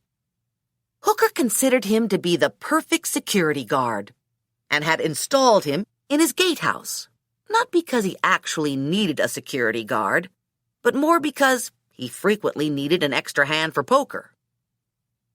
Hooker stopped at the side of the road and looked at his gatehouse. Lights are off. It's late. Butchie's probably asleep. Butchie's afraid of the dark. He sleeps with the lights on. When he goes out, he leaves the lights on so it's not dark when he comes home. Hooker unbuckled his seatbelt. Stay here. I'm going to take a look. He quietly jogged to the house and disappeared in deep shadow. He reappeared on the far side, and I could see he was peeking in windows, inching his way around. He got to the front door, opened it, and stepped inside. Minutes later, he emerged, closed the door, ran to the truck, and got in. Butchie's dead, Hooker said, putting the truck in gear, pulling onto the road. Shot in the head, like Huevo. Oh my God, I'm so sorry. He was your friend. We weren't exactly friends. It was hard for anyone to be friends with Butchie. It was more like having a 300-pound paranoid Rottweiler on the property. Still, I feel bad that he's dead, especially since I'm probably to blame. Was he shrink-wrapped? No. He was sprawled on the living room floor. He had an arsenal in that house, so he must have been taken by surprise. Or maybe this was done by someone he knew. Someone like Bernie Miller? I don't think he knew Bernie. The Huevo people tend to keep to themselves. And Bernie is new to the area. Bernie came on the scene as Spanky's spotter at the start of the season, just like you. He used to race modifieds, had a bad crash last year and screwed up his knee. Couldn't drive anymore. Got a job spotting for Huevo in the 69 car. We were barreling down a dark country road. Where are we going? I asked Hooker. I don't know. I wanted to put some space between us and the crime scene. I deliberately tripped the silent alarm when I left. If there's anyone at the main house, the police will walk in on them when they come to investigate. And they'll find Butchie? Yeah. The police will find Butchie and take care of him. He's a local boy. Everyone knows Butchie. You don't think we should go back and wait for the police? Darling, right now I'm more afraid of the man with the gun than of the police. One thing's going to lead to another with the police, and they're going to want us to stay in the area. I'm not sure that's a good idea. I'm afraid we'd be like shooting fish in a barrel. Hooker drove to a budget chain motel in Concord. I registered us under a phony name, paid in cash, and hoped no one saw Hooker and Beans sneak in. It was a generic motel room with dark industrial-grade carpet and a dark floral bedspread designed to hide cheap wine stains. No Childress Vineyard wine consumed here. This was a wine-by-the-gallon box type room. It felt like I'd stayed in a gazillion of these rooms since I'd started the race season. We found a plastic ice bucket, which we filled with water and set on the floor for Beans. Hooker and I crawled into bed and then thrashed around, unable to sleep all night. We gave up at daybreak and tuned the television to the local news. The camera crew was set up in front of Hooker's gatehouse. The gatehouse was ringed in yellow crime scene tape. The tape cut across Hooker's driveway entrance, limiting traffic. The on-scene reporter was talking about Butchie. Shot in the head. Found in his living room. No one at home in the main house. Police are looking for Sam Hooker. Wanted for questioning. Hooker had his head in his hands. I feel really bad about Butchie. I leaned against him. You were nice to Butchie. You gave him a place to live when he had no money. You gave him a job when no one else would hire him. You invited him into your poker games. I got him killed. You didn't get him killed. I set the wheels in motion. I wanted to comfort Hooker, but I didn't have a good answer for him. At the moment, I was low on intelligent thought. I was tired. I was confused. I was scared. I pulled a knit hat out of one of the clothes bags and tugged it onto my head. I'm going to take Beans for a walk, and then I'll get us some breakfast. I zipped a winter jacket over my long-sleeved T-shirt and pocketed the room card and the keys to the SUV. I clipped the leash on Beans and led him out of the room, down the hall, and out into the crisp morning air. The sky was flawlessly pale blue, the sun not yet visible. It was cold enough for my breath to make frost clouds, and I could feel the cold air clearing my head, jump-starting my brain. Beans and I were the only ones in the parking lot. We crossed the lot to a hard-scrabble grassy field and walked around until Beans was empty. I loaded him into the SUV and set off in search of coffee.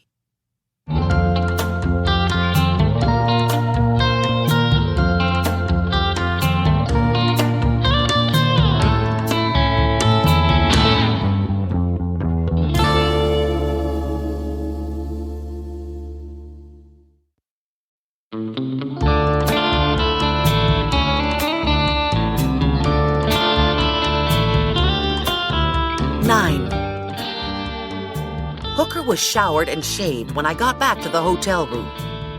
I hope you don't mind, he said. I borrowed your razor. I made up for its pinkness by swearing a lot while I shaved. The razor is fine.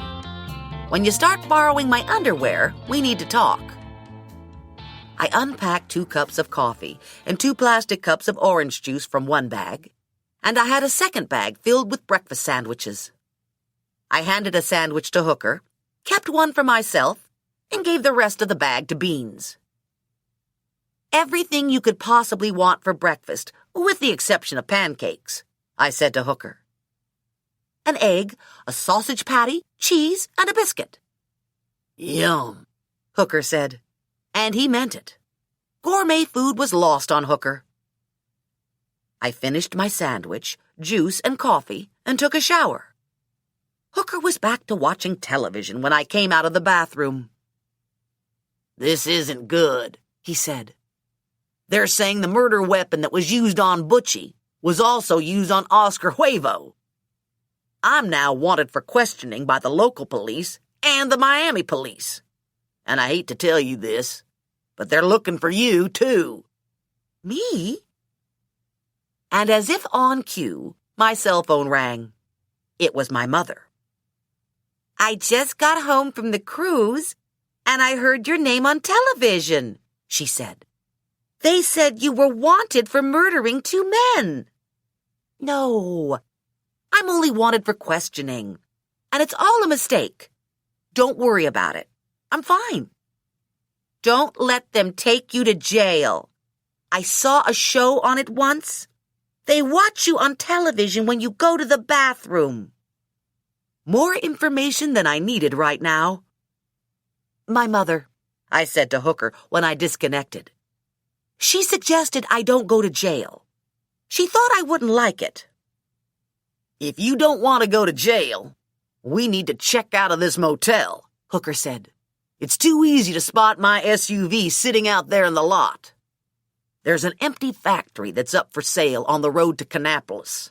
It's been vacant for over a year. I took a tour of it a couple months ago, thinking I might want to buy it for a shop. Maybe build my own car someday. It wasn't right for a shop, but it might be okay to use as a hiding place while we think this through.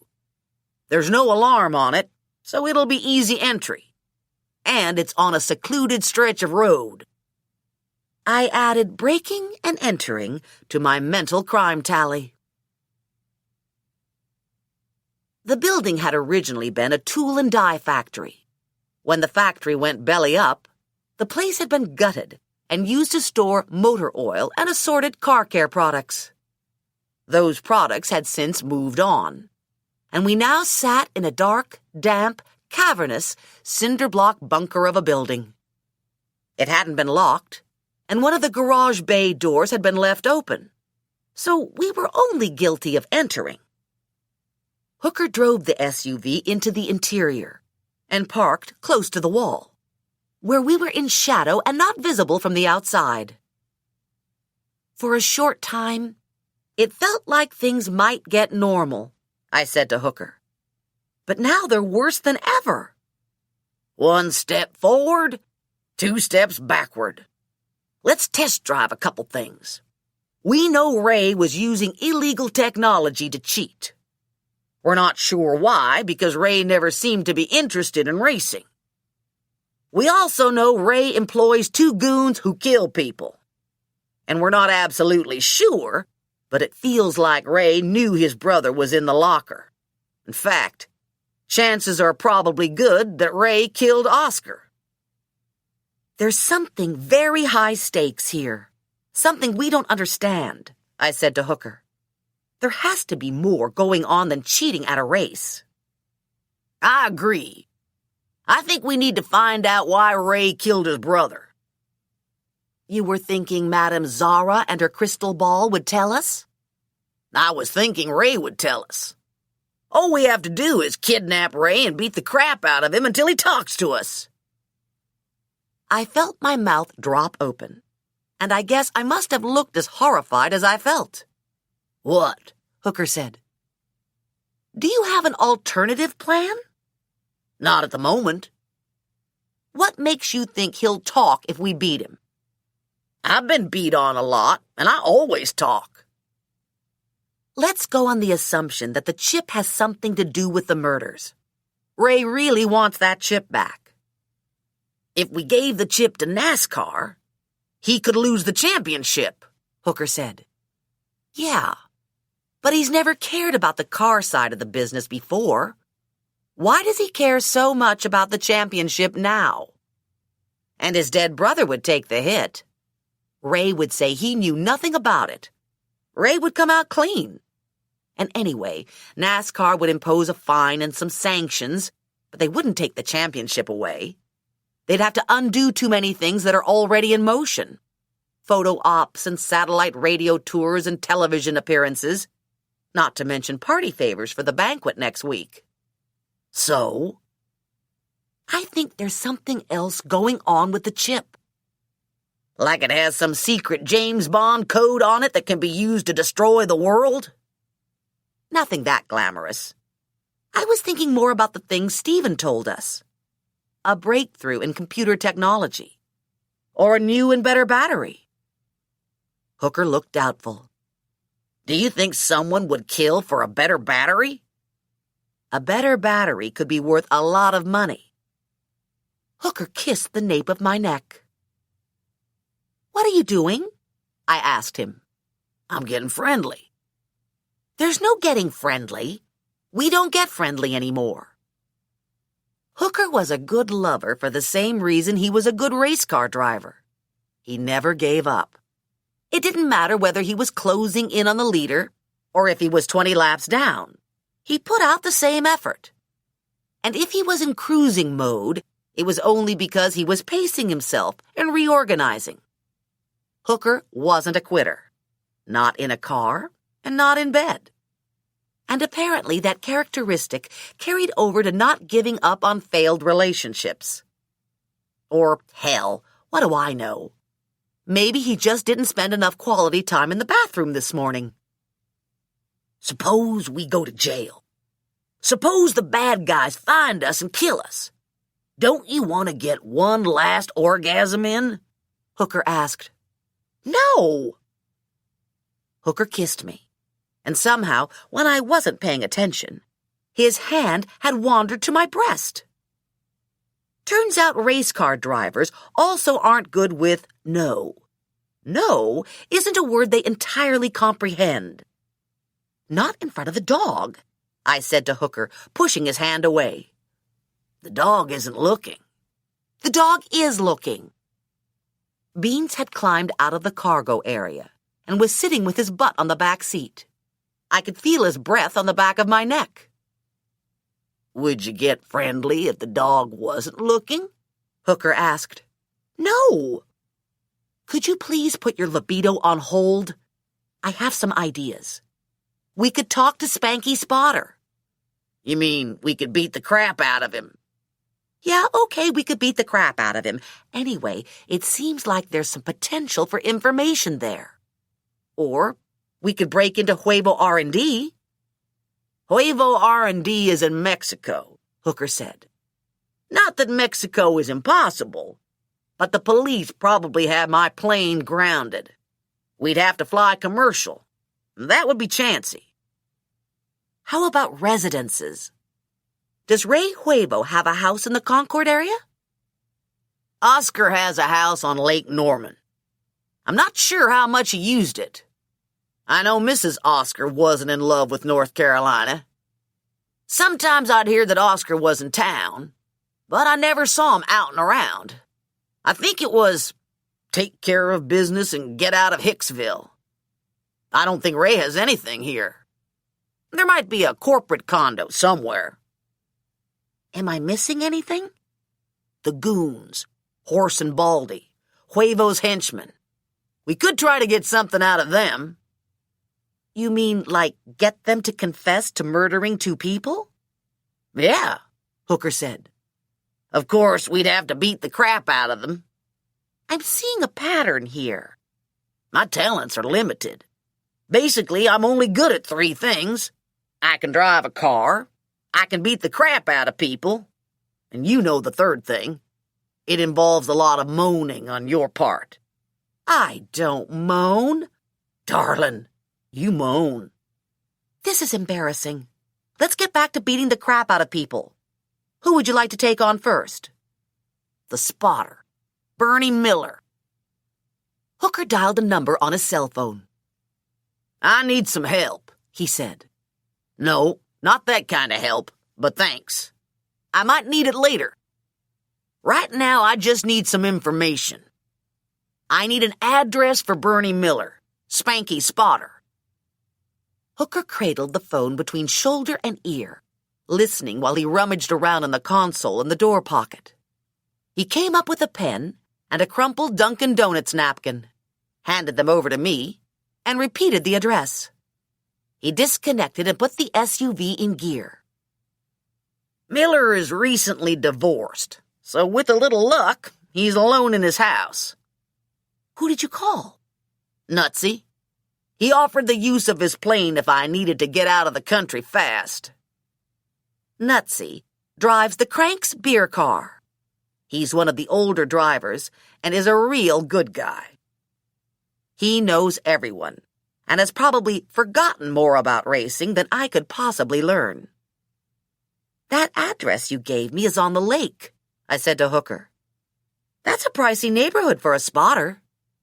Maybe he can give you some financial advice while we're beating on him, Hooker said, cranking the engine over and putting the SUV in gear. It wasn't a long ride to Bernie Miller's house in terms of miles, but I was having an anxiety attack, and the trip seemed endless.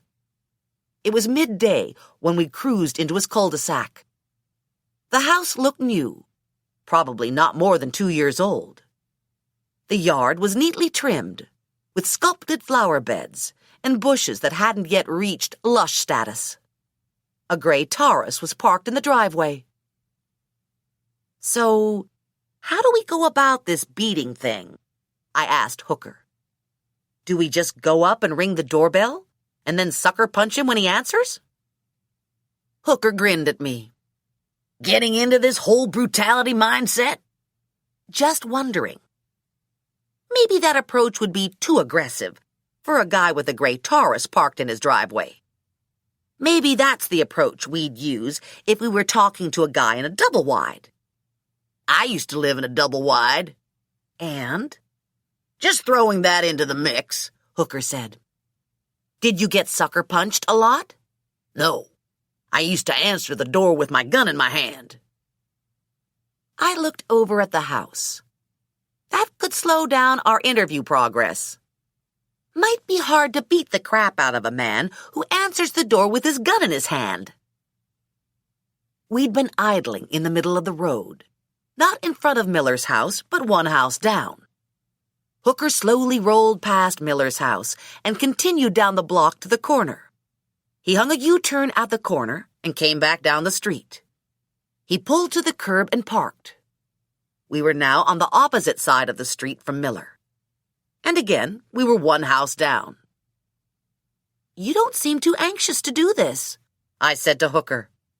Scoping out the scene, Hooker said. I thought maybe it was cold feet. I don't get cold feet. Creepy crawly scrotum and tight sphincter, a lot. Diarrhea, sometimes. Never cold feet. Beans got up, turned around twice, and flopped back down with a big dog sigh. Are we waiting for your sphincter to relax? I asked Hooker. I don't feel comfortable with this. I don't like the car sitting out in the driveway.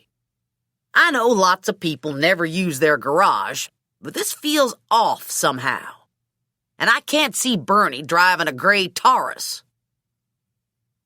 Miller's garage door slid open, and we both scrunched down in our seats. A car engine cranked over in Bernie's garage. Horse jogged out of the garage and got into the Taurus. The Taurus engine caught, and the car backed out of the driveway and idled in front of Miller's house. A blue Lexus sedan backed out of the garage. The garage door slid closed, and the Lexus pulled into the street and rolled past the Taurus. Bernie wasn't driving the Lexus. Baldy was driving the Lexus. This isn't doing anything for my sphincter, Hooker said. In fact, my nuts just went north. We followed the Taurus and the Lexus out of the subdivision, south on Odell School Road. After a couple miles, the two cars pulled off Odell onto a rutted dirt road that disappeared into a patch of woods. It was the sort of road used by kids for drinking beer and smoking weed and getting unexpectedly pregnant. Hooker cruised past the road and parked in a driveway that belonged to a small yellow and white ranch-style house. There was a bike and a plastic wading pool in the front yard. It was November, and the pool was empty. We were maybe an eighth of a mile beyond the dirt road. Now what? I asked. Hooker swiveled in his seat and looked back at Odell. We sit and wait. I don't think that dirt road goes anywhere. 10 minutes later, the two cars reappeared, turned back onto Odell, and continued south, driving past us without so much as a sideways glance. Hooker put the SUV in gear and followed them. The air was still cool, but the sky was no longer blue. Clouds had pushed in overhead and threatened rain. The Lexus took Dorita Road, and the Taurus followed. We drove past the entrance to the airport. The NASCAR corporate building was to our right. The two cars continued on and finally turned onto Concord Mills Boulevard and minutes later drove into the mall parking lot. Concord Mills is a monstrous mall. Over 200 stores, a 24-screen theater, race car simulators, an indoor and outdoor go-kart track. It was a Saturday, early afternoon, and the lot was packed. The Lexus driver didn't mess with trying to find a good spot. He went straight to the end of a line of cars where there was room to park. The Taurus parked next to him. Both men got out, and they took off for the mall. We were a row over, "This is strange," Hooker said. "Huevo's henchman driving 2 cars, one of which I'm guessing belongs to Bernie, and they go shopping." Maybe it's not Bernie's car. Maybe these guys are staying with Bernie and they're driving their own cars. Maybe Bernie's deeper in this mess than we originally thought. A drizzling rain had started misting onto the windshield. Hooker had his phone in one hand and the Dunkin' Donuts napkin with Miller's address and phone number on it in the other hand. He punched Miller's number in and waited. "No answer," Hooker finally said. We cut our eyes to the Lexus. "Maybe Miller's subleasing his house to the thugs," I said. Hooker nodded. "I guess that's possible." We unbuckled our seatbelts, got out of the SUV, walked over to the Lexus, and looked inside. Nothing out of the ordinary. Clean. No Dunkin' Donuts napkins. "Nice car," I said, looking it over. "Except it's got a drip in the rear." I bent to take a closer look. Uh-oh. "What uh-oh?" The drip is red, and I think it's coming from inside the trunk. Hooker came over and squatted next to me. "Uh-oh." He stood and knocked on the trunk. "Hello?" No one answered. Hooker ran his fingers around the trunk. "We need to get this open." I tried the driver's side door. Open. The morons hadn't locked the car. I reached inside and popped the trunk. "Double uh-oh," Hooker said, when the trunk lid popped up. The red drips were coming from Bernie Miller. He was curled up in the trunk, and he'd been shot. Everywhere. I wish I wasn't looking at this, I said to Hooker. "You aren't going to hurl or faint or get hysterical, are you?" I chewed on my bottom lip. I might. "Look on the positive side. One less guy to beat the crap out of." Yeah? But it's a crime against nature to do this to a Lexus. The trunk upholstery is going to be ruined. This was my best shot at bravado. The alternative was uncontrollable weeping. Hooker closed the lid. "These guys are stepping up the house cleaning. Since they loaded Bernie into his car and shot him off his property, I'm guessing they were going to make him disappear. The question of the day is, why have they parked him here?" I glanced back at the mall entrance just as Horace and Baldy came out. They were each holding coffee-to-go cups. "Looks like they parked him here so they could get their triple-shot cappuccinos," I said to Hooker. "Man, that's harsh. Shoot a guy and then park him so you can get a cup of coffee. That's so Sopranos." The rain had changed from misting to definitely raining, and the men were hustling toward us, heads down, getting wet. We ducked down and scuttled behind a van. "You should make a citizen's arrest," I whispered to Hooker. "This is our big chance. We can catch them red-handed. Where's your gun?" "In the SUV." Huevo's men were between us and the SUV. "Do we have a plan that doesn't involve a gun?" Hooker asked. "You could call the police." Hooker looked over at the SUV and his mouth tightened a little at the corners. "Do we have a plan that doesn't involve a phone?" The 2 Huevo men got into their cars, backed out of their parking slots, and drove away. Hooker and I ran for the SUV, and in seconds we were out in the drive lane, moving in the same direction as the Lexus. The rain was slanting in, the windshield wipers beating it away. I was forward in my seat, trying to see. "I've lost them," I said to Hooker. "I can't see through the rain." Hooker was stuck in traffic. "I can't see them either, and I can't move. It starts raining and people get nuts." I had the phone in my hand, debating a police call. I had no license numbers to give them, and I had no credibility. The rain was washing the blood off the pavement. Beans was on his feet and panting. Hooker cracked the windows for him, but Beans kept huffing. He probably needs to tinkle, I said to Hooker. Or worse. Hooker inched his way out of the lot, got back onto Concord Mills Boulevard, and pulled off when he saw an island of grass. 5 minutes later, Beans and Hooker were back in the car, and they were both soaking wet. "This sucks," Hooker said. "We need to do something to turn this around because it just keeps getting worse, and I'm losing my good mood." Maybe you need lunch. Food solved all problems in my family. Concord Mills Boulevard crosses Route 85 and becomes Speedway Boulevard. Every possible fast food chain has a spot on that stretch of road. Hooker took us to a drive-through window, and we ordered bags of food. Then we cleverly concealed ourselves behind fogged windows and sheets of rain in the Cracker Barrel parking lot. I filled our stolen motel ice bucket with water for Beans and gave him a bunch of burgers. Hooker and I had shakes and fries and burgers.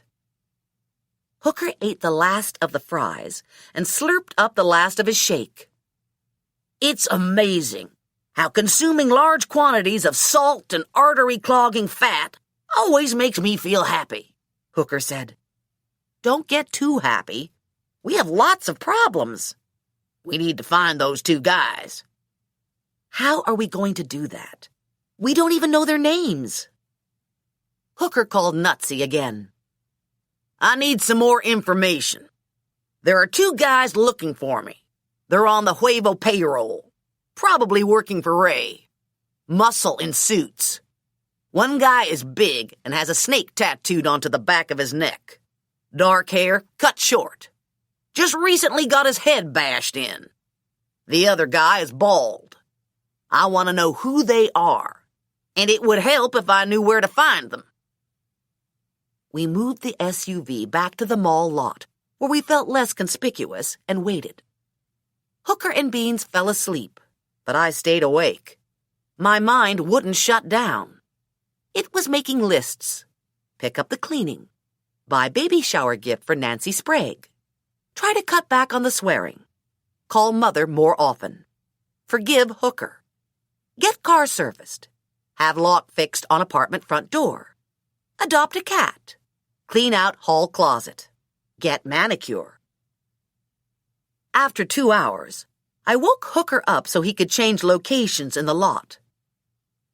"Do you think we'll get out of this?" I asked him. "Sure," Hooker said, and he went back to sleep. It was a little after 4 when Nutsy called. Hooker put his cell phone on speaker mode so I could hear. "Well, the guys' names are Joseph Rodriguez and Philip Luca," Nutsy said. "The big guy with the tattoo is Luca. The little bald guy is Rodriguez. They're part of Ray Huevo's entourage, security detail. Usually travel with Ray, but Ray's in Miami, and these guys are here. So I don't know what that means. I imagine it isn't good since you're in shit up to your eyeballs and you need this information." "Just want to send them a candygram," Hooker said. "They've been nice to me." "Yeah, I bet. I don't know where they're staying. They're operating independently of everything here. I guess they're at one of the chains in Concord." Hooker disconnected and started calling hotels, asking for Joseph Rodriguez. He hit gold on the 5th try. The desk rang the room, but no one answered. "Probably out looking for us," I said to Hooker. "Got a couple bullets left with our names on them." "We need a different car," Hooker said. "The police are looking for us, and the bad guys are looking for us, and everybody probably knows my plate by now." I hated to part with the car. It was reliable and comfy. I looked around the lot. What we need is a different plate. Just swap ours for someone else's. Most people would never notice if their plate was changed. Hooker scrounged around in the console compartment and came up with a small screwdriver. 15 minutes later, we had new plates, and Hooker was back in the car, drenched to the skin. He tossed the screwdriver back into the console and turned the heat up full blast. "If I don't get dry pretty soon, I'm going to start to mold." He put the SUV in gear and drove across the highway to the motel lot. He backed the SUV into a slot at the far end, where we had a good view of the lot and the hotel back door. As good a hiding place as we were going to get. We'd just settled in when the Taurus pulled into the lot. No Lexus. Hooker had his gun out. Rodriguez and Luca got out of the Taurus and hunched against the rain. Hooker reached for the door handle, and another car pulled into the lot and parked. Hooker took his hand off the door handle. "This is like when you're taking a test in school and you don't know half the answers and the fire alarm goes off," Hooker said. "You're sort of saved, but you know eventually you're going to have to go back to the test and you'll totally screw up." Rodriguez and Luca crossed the lot and disappeared into the building. They were soaking wet, and their shoes and the bottoms of their trousers were muddy. "It looks like they've been digging," I said to Hooker. "Yep, the boys have been busy." "You think they buried the car, too?" "The car's probably at the bottom of Lake Norman." Hooker's phone rang. It was Nutsy. "You know that property you bought for a future shop?" Nutsy said on speaker mode. "On Gooding Road?" "Yeah. I had to go by it a while ago, dropping my kid off at a friend's house. Anyway, I think those guys you were asking about were on your property. I can't be sure it was them, with the rain and all, but they seemed to fit your description. The big guy had a bashed-in head. They were just standing by their cars. Guess they were looking for you." "What kind of cars?" "A Taurus and a blue Lexus." Hooker disconnected and thunked his head on the steering wheel. "What?" I asked. And then it hit me. "Oh, my God.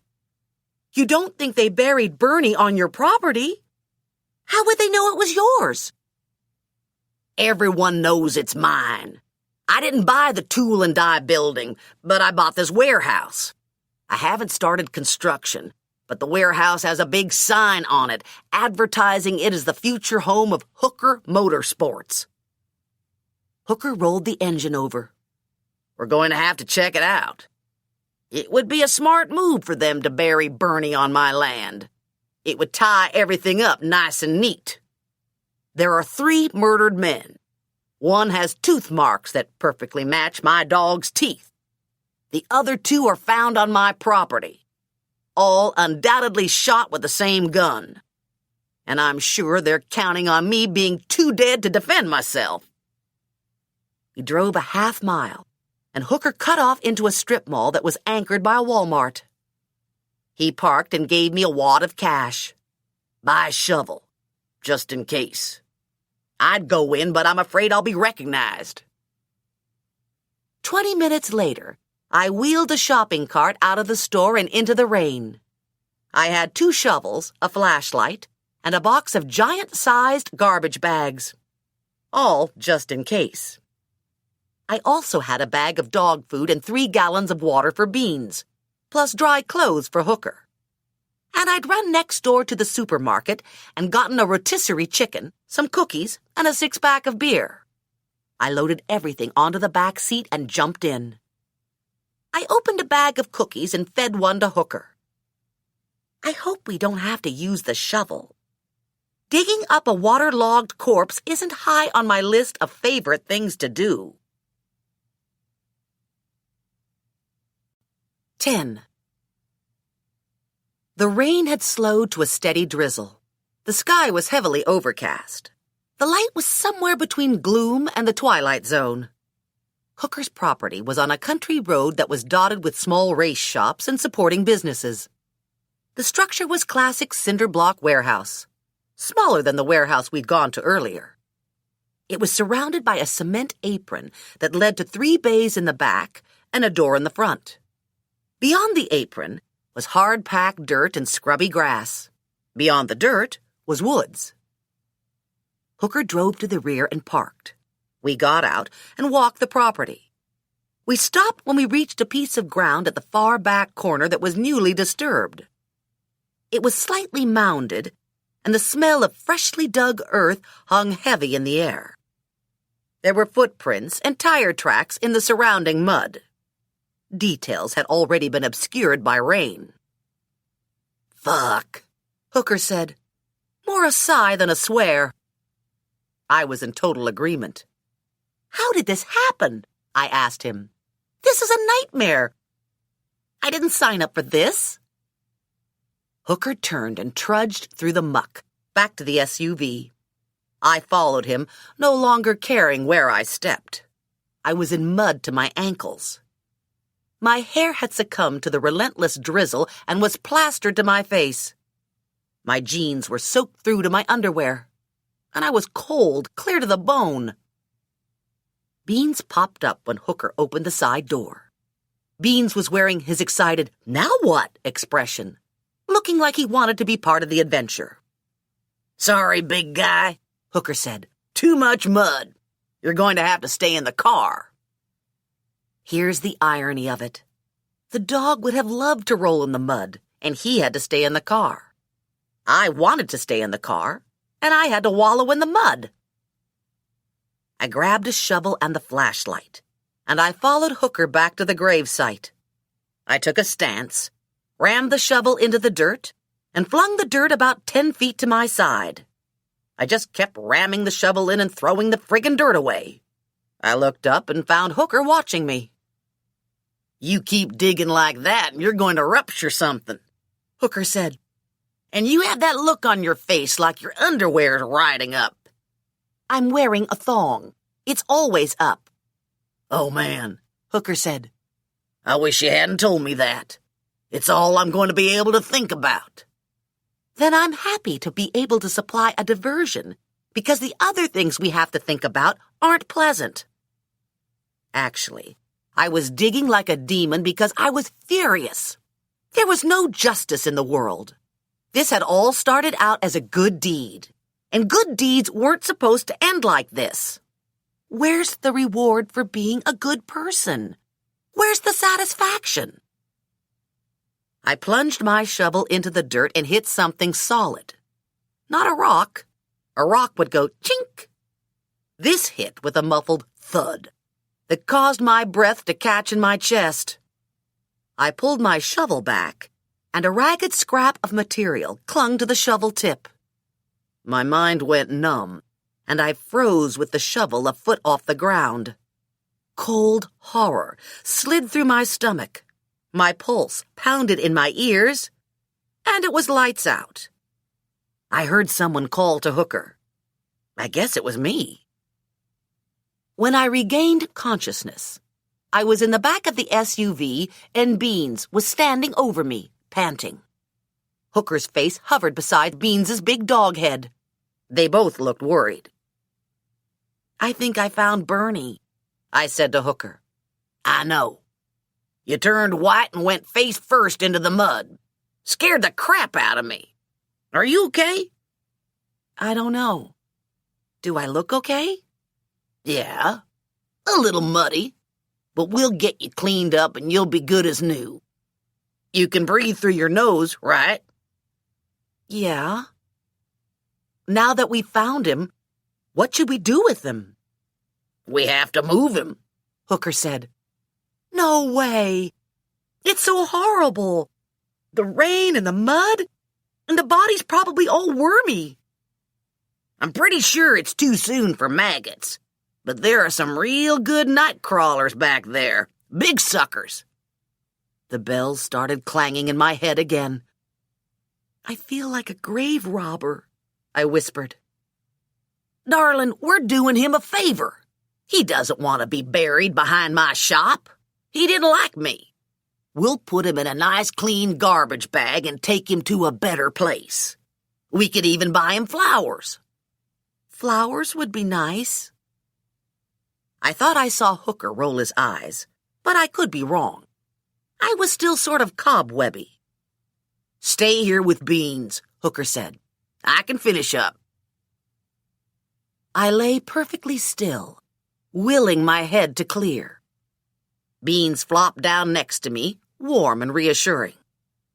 When the feeling returned to my lips and my fingertips, I crawled out of the SUV. It was dark and still drizzling. No moon, no stars, no streetlights, only degrees of blackness to differentiate between sky and building. I heard Hooker before I saw him. He was dragging Bernie, and it looked like he had Bernie by the foot, although it was hard to tell since Bernie was bagged and wrapped with bungee cords. "It's sort of an odd shape for a body," I said to Hooker. Yeah, I don't know how he got like this.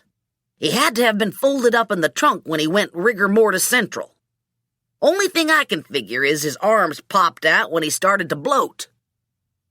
I clapped a hand over my mouth and told myself this wasn't a good time to get hysterical. I could get hysterical later, when I found a bathroom, and I could drown out my screaming by flushing the toilet. Beans was dancing around in the back of the SUV, barking, eyes focused on Bernie. "We can't put him in the back," I said to Hooker. "Beans will want to play with him." We looked up at the roof rack, and then we looked over at Bernie. He was all odd angles inside the shiny black plastic bags. "He's heavy," Hooker said. "You're going to have to help me get him up there." I gingerly felt the bag. "I think that's his head," Hooker said. "Maybe it would be better if you came over here and took his foot." I clenched my teeth and grabbed what I hoped was a foot, and after a lot of maneuvering, we got Bernie onto the roof rack. Not sure we could have done it if he wasn't so stiff. Hooker secured the body with the bungee cords, and we both stepped back. "That's not so bad," Hooker said. "You wouldn't know it was a body. Looks like we wrapped up a bicycle or something. See, doesn't it look like he's got handlebars?" I clapped my hand over my mouth again. Hooker tossed the shovels into the back of the SUV and closed the door. "Let's roll." 10 minutes later, we were still rolling without incident. The garbage bags were rattling in the wind as we drove, but the bungee cords were holding. We were taking the scenic route, avoiding the highway. Hooker reasoning that it would be easier to retrieve Bernie if he blew off the roof on a country road. "Where are we going?" I asked Hooker. "Back to Concord. My original plan was to leave him someplace where he was sure to be found. On the doorstep to Huevo Corporate. Or maybe take him back to his house. But now, I'm thinking I don't want him found right away. With the kind of luck I'm having, Rodriguez and Luca will be the ones to find him. And they'd probably rebury him in the same shallow grave. I don't want to have to dig him up a second time. I'd still like to leave him on Huevo property, but someplace where he'd be on ice for a while. I was thinking we could leave him in a motor coach. We keep our coaches parked on shop property, hooked up to electric. The air runs all the time, so the coach doesn't get funky and the veneers stay nice.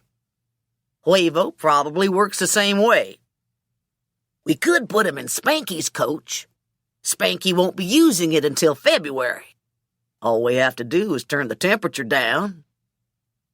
I stared at Hooker in open-mouthed stupefaction. "What?" Hooker said. "Do you have a better idea?" The Huevo campus is huge. Acres of landscaped lawn and clusters of perfectly maintained, brilliant white, 2-story blocky buildings that house the Huevo offices, cars, transporters, and shops that build the cars. We wound our way between the buildings to the transporter garage. And just as Hooker had predicted, 6 motor coaches were parked in stalls, hooked to electric. The coaches were dark, no lights burning, not even running lights. There were security floods on the buildings, but not a lot of light reached to the bus lot. Hooker parked, and we both got out and looked up at Bernie. He looked none the worse for the trip. His garbage bags were still intact. "You take the bungee cords off, and I'll get a towel," I told Hooker. "I don't want Bernie getting Spanky's coach all wet." Motor coaches have keypad locks, but everyone in the driver's lot uses the same universal code. I was hoping that held true when the coaches were stored. I punched in the standard number of zeros and blew out a sigh of relief when the door unlocked. I switched my flashlight on, went inside, and found my way to the rear bathroom. I grabbed a couple large towels, leaving one on the bed, taking the other with me. Okay, let's do it, Hooker said. We tugged at Bernie, and he tumbled off. A lot easier to get him down than it had been to get him up. Hooker took what he thought was Bernie's head, and I grabbed Bernie's foot again, and we tried to wrestle him into the coach. The coach door is too narrow, I said to Hooker after several attempts. Try turning him again. Darling, we've turned him every possible way. It's this thing sticking straight out. It must be his arm. It just doesn't fit through the door. Go inside and see if you can find something to grease him up with. Maybe if we get him slippery. I took the flashlight and went through the cabinets, but they'd all been emptied. I was checking the refrigerator when I heard a sound like a baseball bat hitting a tree trunk. I went to the coach door and looked out at Hooker. What was that? I don't know, but I think he'll fit now. What are you holding behind your back? A shovel. That's disgusting. That's desecration of the dead. I'm a desperate man, Hooker said. We wrangled Bernie through the door. I dried the garbage bag off as best I could in the stairway, and we carted Bernie back to the bedroom and set him on the towel on the bed. Maybe we should take the bag off, I said. I'd hate to have someone discover him and think he was garbage. No, Hooker said. Trust me, you don't want to do that. He's a lot better in the bag. A lot better. Hooker adjusted the temperature, and we closed the door on Bernie. We walked Beans around so he could tinkle and stretch his legs, and then we all piled into the SUV and headed for the abandoned factory that Hooker hadn't bought. The factory was just as we'd left it. No SWAT teams, no flashing police strobes or crime scene tape. Our hidey hole was still our secret. Inside the building, it was pitch black and cold. At least it was dry. It had a bathroom that worked. I took my grocery bag filled with clothes into the bathroom and changed. When I came out, Hooker was already dressed and feeding Beans. We sat in the SUV and ate the rotisserie chicken and drank the beer, then polished off the bags of cookies. Do we have a plan for tomorrow? I asked Hooker. Yeah. We abduct Rodriguez and Luca and beat the crap out of them. And we're doing this, why? To get information. And after we get the information, we'll get them to confess to everything. I have it all figured out. I can put my cell phone on movie mode and send the confession to the police. Is that legal? Probably not. The police will have to beat their own confession out of Rodriguez and Luca to make it entirely legal. Our video would be more of a how to solve the crime without unjustly arresting Hooker and Barney guide. I woke up tucked in between Beans and Hooker. Light was dim in the building interior where Hooker had parked the SUV, but the sun was bright beyond the open garage bay door. Beans was still asleep, his warm, broad back pressed against me, his breathing deep and even. Hooker had me in a stranglehold. His leg was thrown over mine, his arms tightly wrapped around me, his hands inside my shirt, one hand cupping a breast. "Hey," I said, "are you awake?" No. "You've got your hands inside my shirt, again." My hands were cold, Hooker said. And your boobs are nice and warm. For a minute there, I thought you were getting friendly. Who, me? And he lightly brushed his thumb across my nipple. "Stop that." I struggled to slide out from under him and drag myself up to a sitting position. I'm starving. I crawled out of the SUV and cleaned up as best I could in the sink. I washed my hair and finger-combed it dry. Hooker used my toothbrush, but he didn't tempt fate a second time with the pink razor, so he was looking a little mountain man. We hit the McDonald's drive-thru in Concord, and when Hooker reached for the bags of food, he was recognized. "Oh, my God," the girl at the window said. "You're Sam Hooker. The police are looking for you." Hooker handed the bags and coffees over to me. "Sorry," he said to the girl. "He's my cousin. Family resemblance. Happens all the time. Sometimes I even sign autographs for him." "I hear he's a real asshole," the girl said.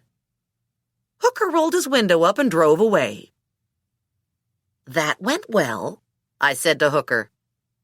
He cut across Speedway Boulevard and looked for a place to hide. It was Sunday morning and the shopping center lot was empty. Not good for losing ourselves.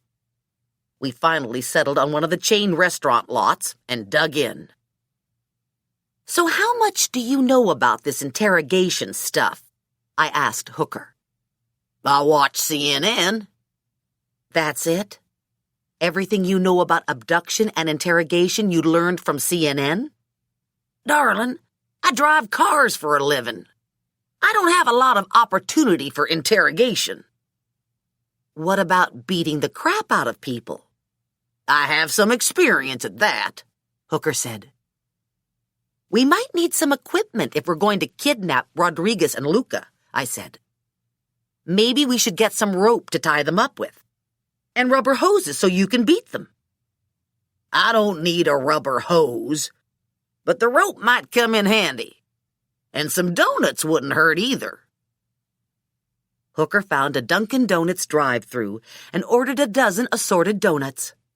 When he reached for the bag, he was recognized again. "Hi, you're Sam Hooker," the girl said. "Can I have your autograph?" "Sure," Hooker said, and he signed a napkin and pulled away, back onto Speedway. "Not going with the cousin routine?" I asked him. "It seemed like a good line at the time." We finished eating, and Hooker dropped me off at a Walmart, where I bought rope, some chains and locks, pillowcases, because CNN had shown terrorists wearing pillowcases, and a second flashlight. Minutes later, we were back in the motel lot with one eye on the back door and the other on the Taurus, and nothing was happening. "Why aren't they out looking for us?" Hooker asked. "Maybe they're taking Sunday off." "There's no Sunday off if you're a hitman. Everybody knows that. I could do a lot of damage on a Sunday. I could decide to go to the police. I could talk to the press." "All because you were ignored on a Sunday?" "It could happen," Hooker said. "You should call them. Tell them to get their slacker butts out here." Hooker grinned. "I like that. That's not a bad idea." He called the hotel and asked for Rodriguez. "Hey," Hooker said when Rodriguez answered. "How's it going? I was just wondering what you guys were doing. I would have thought you'd be looking for me. Ray's not going to be happy to find out you're sitting around in your underwear taking the day off." "Who is this?" Rodriguez said. "Geez," Hooker said. "How many guys are you looking for?" "Where are you?" "I'm at the mall. Thought I'd go to a movie, get a slice of pizza." "Real cocky, aren't you?" "So far, I haven't seen anything to get worried about." "Asshole." Hooker hung up. 2 out of 3 people can't be wrong, I said to Hooker. We slouched in our seats and waited to see if Rodriguez and Luca would go to work. Hard to believe that Hooker was watching a movie or eating pizza, but if it was me, morbid curiosity would dictate that I checked it out. Sure enough, 5 minutes later, Rodriguez and Luca emerged from the back door, got into the Taurus, and drove off. They came out of the hotel and walked straight to their car, Hooker said. Didn't even look for us. Probably didn't think we'd be dumb enough to be sitting here. Happens to me all the time, Hooker said. People are always underestimating my dumbness. The movie theater is 24 screens big and attached to the mall. Hooker watched the Taurus turn onto the service road and stop at the light. The light changed, and the Taurus crossed Speedway Boulevard. One more time to the mall, Hooker said, putting the SUV in gear. Probably Hooker could drive the route blindfolded by now. Rodriguez and Luca were already out of their car and walking toward the theater entrance when we swung into the lot. Now what? I asked. Are you going to run over them? Or are you going to snatch them at gunpoint? Race car drivers aren't supposed to run over people. You don't lose points, but you could get a big fine and community service. But it's okay to kidnap them at gunpoint? The rule book doesn't actually cover kidnapping. Hooker cruised down the lane and stopped behind the Taurus. Can you do something to their car so it won't start? Sure. I got out and tried the door on the Taurus. Not locked. I popped the hood and disconnected a hose and some wires. I got back in the SUV and Hooker drove one lane over and parked. This is part of your plan, right? Disable their car so they can't get away? I asked him. Darling, I don't have a plan. I just wanted to mess with them. 30 minutes later, Rodriguez and Luca sauntered back down the car lane. They were talking, and they each had a soft drink cup. Luca was carrying a pizza box. They got in the car, and a couple minutes passed. Hooker, smiling the whole time. I can't believe you're getting off on this, I said. We're wanted by the police. We're about to abduct a couple killers. And you're having fun with them. You have to take fun where you find it, Hooker said. Anyway, this throws them off their game a little. Gives them something to think about besides us. The car doors opened, and Rodriguez and Luca got out. They popped the hood and took a look. Probably don't know a gasket from a water pump, Hooker said. They slammed the hood down and looked around, hands on hips, pissed off. Now I was starting to enjoy it. We have them wondering. Rodriguez took out his cell phone and made a call. There was a lot of head nodding. He looked at his watch and wasn't happy. I'm not proficient at reading lips, but it was obvious what he said into the phone. Bad move, Hooker said. Not only is that physically impossible, it's also not going to get the road service crew out here anytime soon. Rodriguez flipped his phone closed and looked around some more. He stared directly at us, and my heart skipped a couple beats before his gaze moved on. He didn't spot us, I said. Might not be at the top of the charts as far as hitmen go. Yeah, and they've killed 2 men, probably 3. Imagine how many people they could have killed if they were really good. At least 3 more, Hooker said. Rodriguez ran his hand over his bald head and looked at his watch again. There was a discussion, and Rodriguez got behind the wheel, and horse wanger Luca returned to the mall. Divide and conquer, Hooker said. It'll be easier to snag just one of them. Let's move. We got out and walked over to the Taurus. Hooker had his gun in one hand and his other hand on the Taurus door handle. He yanked the door open and pointed the gun at Rodriguez. Get out, Hooker said. Rodriguez looked at Hooker, and then he looked at the gun. No, Rodriguez said. What do you mean, no? I'm not getting out. If you don't get out, I'll shoot you. Rodriguez stared Hooker down. I don't think so. You're not a shooter. I bet you never shot anything. I hunt, Hooker said. Oh yeah? What do you hunt? Bunnies? Sometimes. I tried not to grimace. That's disgusting.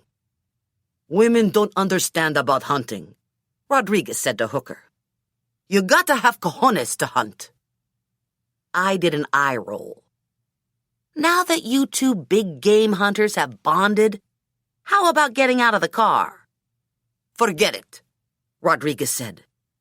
Okay, I said to Hooker. Shoot him. Hooker's eyes opened wide. Now? Here? Now! Just frickin' shoot him. Hooker looked around the lot. There are people. For crying out loud, I said. Give me the gun. No, Rodriguez said. Don't give her the gun. I'll get out. Christ, she almost killed Luca with that six-pack. Hooker and I took a step back, and Rodriguez got out. Hands on the car, Hooker said. Rodriguez turned and put his hands on the car, and I did a pat-down.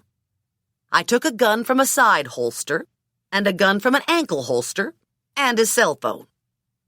Hooker's phone rang. Yeah? Hooker said. Uh-huh. Uh-huh. Uh-huh. He shifted from side to side. Uh-huh. Uh-huh. No problem. I'll be there. I'm ready to get on the plane. Who was that? I asked Hooker when he disconnected. Skippy. He wanted to make sure I remembered about the banquet. He said murder charges wouldn't exempt me. It was Sunday, and Skippy was probably already in New York, preparing for an entire week of NASCAR promotion with the top 10 winning drivers. And he was justifiably worried that he'd have only 9 guys safely tucked away in their rooms at the Waldorf. Probably at this very moment, his thumbs were flying over his BlackBerry, composing a damage control article on Hooker and me that could be shipped out to the media at a moment's notice. Hooker reached into the car and popped the trunk. Get in, he said to Rodriguez. Rodriguez paled. You're kidding. Rodriguez was thinking about Bernie Miller, thinking about how easy it was to shoot a guy in a trunk. And I was thinking I liked seeing Rodriguez coming to terms with it. This wasn't the movies. This was real life. And shooting people in real life wasn't nice, especially when you were the guy getting shot. I could shoot you now, I said. Be easy to get you in the trunk with a couple bullets in your head. I couldn't believe I was saying this. I had to get somebody else to kill a spider, and I hated spiders. Not only was I saying all these dumb, tough cookie things, I was almost believing them. Rodriguez looked into the trunk. I've never climbed into a trunk before. I'm going to feel like an idiot. Guess this was one of those situations where having cojones doesn't do you a lot of good, eh? Hooker made an impatient sound and raised his gun, and Rodriguez went into the trunk head first. He had his ass up in the air, looking like Pooh Bear going into the rabbit hole, and I almost burst out laughing. Not because it was all that funny, but because I was borderline hysterical. A bunch of high school kids walked by on their way to the mall. Hey, it's Sam Hooker, one of them said. Dude! Hey, man, can I have your autograph? Sure, Hooker said, handing me the gun. You got a pen? He asked the kid. What's with the guy in the trunk? One of the kids wanted to know. We're kidnapping him, Hooker said. Way to go, the kid said. The kids left, and we closed the lid on Rodriguez. You drive the SUV, and I'll take the Taurus, Hooker said. We'll take him to the factory. I reattached the hose and the wires on the Taurus, jogged to the SUV, Hooker backed the Taurus out, and we took off.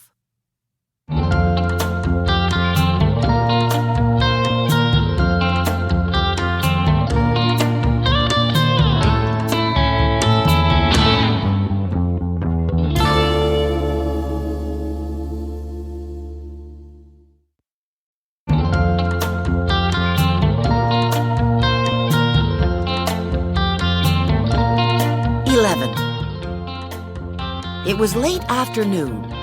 We'd stopped at a grocery store, and I'd done some shopping while Hooker walked beans. After the grocery store, we drove to the deserted factory and parked the two cars deep in the cavernous interior.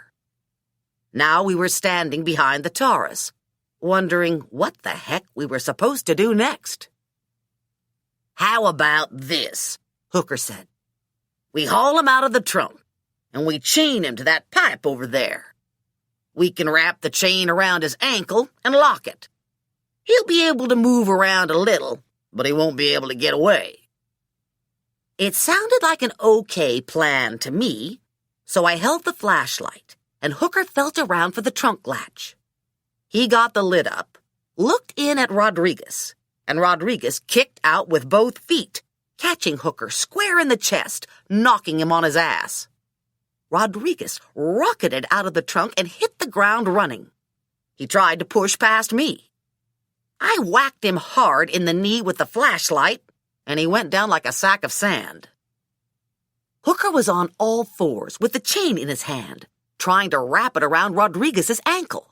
But Rodriguez was a moving target, rolling on the cement floor, holding his leg, swearing and moaning. I threw myself on top of Rodriguez. Rodriguez let out an oof of air, and I pinned him long enough for Hooker to secure the loop of chain with a padlock. I rolled off Rodriguez and looked at Hooker, still on hands and knees. "Are you okay?" Hooker dragged himself up to standing. Yeah, aside from having size 10 footprints on my chest, I'm peachy. Next time I open a trunk with a killer in it, I'll step back. We waited for Rodriguez to quit swearing and writhing in pain, and then we dragged him across the room and chained him to the pipe. Rodriguez propped himself up against the wall, his knee outstretched. "You've broke my fucking knee," he said. "It's just a bruise," I told him. "If I'd broken it, you'd see swelling." "It feels swollen." "I'm sure it's not swollen." "I'm telling you, it's fucking swollen. You goddamn broke my knee." "Hey," Hooker said. "could we forget the knee for a minute? We're in an unfortunate situation, and we need you to answer some questions." "I'm not answering nothing. You could cut off my nuts and I'm not answering nothing." "There's an idea," I said to Hooker. "I've never cut off anybody's nuts before. It might be fun." "Messy," Hooker said. "Lots of blood." "How about this? We could hang him upside down until all the blood rushes to his head, and then we could cut off his nuts." Hooker smiled at me. "Well, that might work." Rodriguez groaned and put his head between his legs. "I think he's feeling sick," I said to Hooker. "Maybe we should give him a break," Hooker said. "He's probably not such a bad guy, only doing his job." "You're such a softy," I said to Hooker. "Trying to be fair." I was still holding the flashlight, and I gave it a little waggle. "Can we at least beat the crap out of him?" "I know that was our original plan," Hooker said. "but I think we should give him a chance to save his ass. I bet he could tell us some interesting stuff." We both looked down at Rodriguez. "Shit," Rodriguez said. "You're playing me." "True," I said. "But that doesn't mean we won't cause you a lot of pain if you don't cooperate." "And if I do cooperate?" "No pain," Hooker said. "What do you want to know?" "I want to know about Oscar Huevo." "He wasn't such a nice guy. And now he's dead," Rodriguez said. "I want to know how he got dead." "It was an accident." I had the flashlight trained on Rodriguez, making him squint past the glare. "He had a big hole in the middle of his forehead," I said to Rodriguez. "It didn't look like an accident."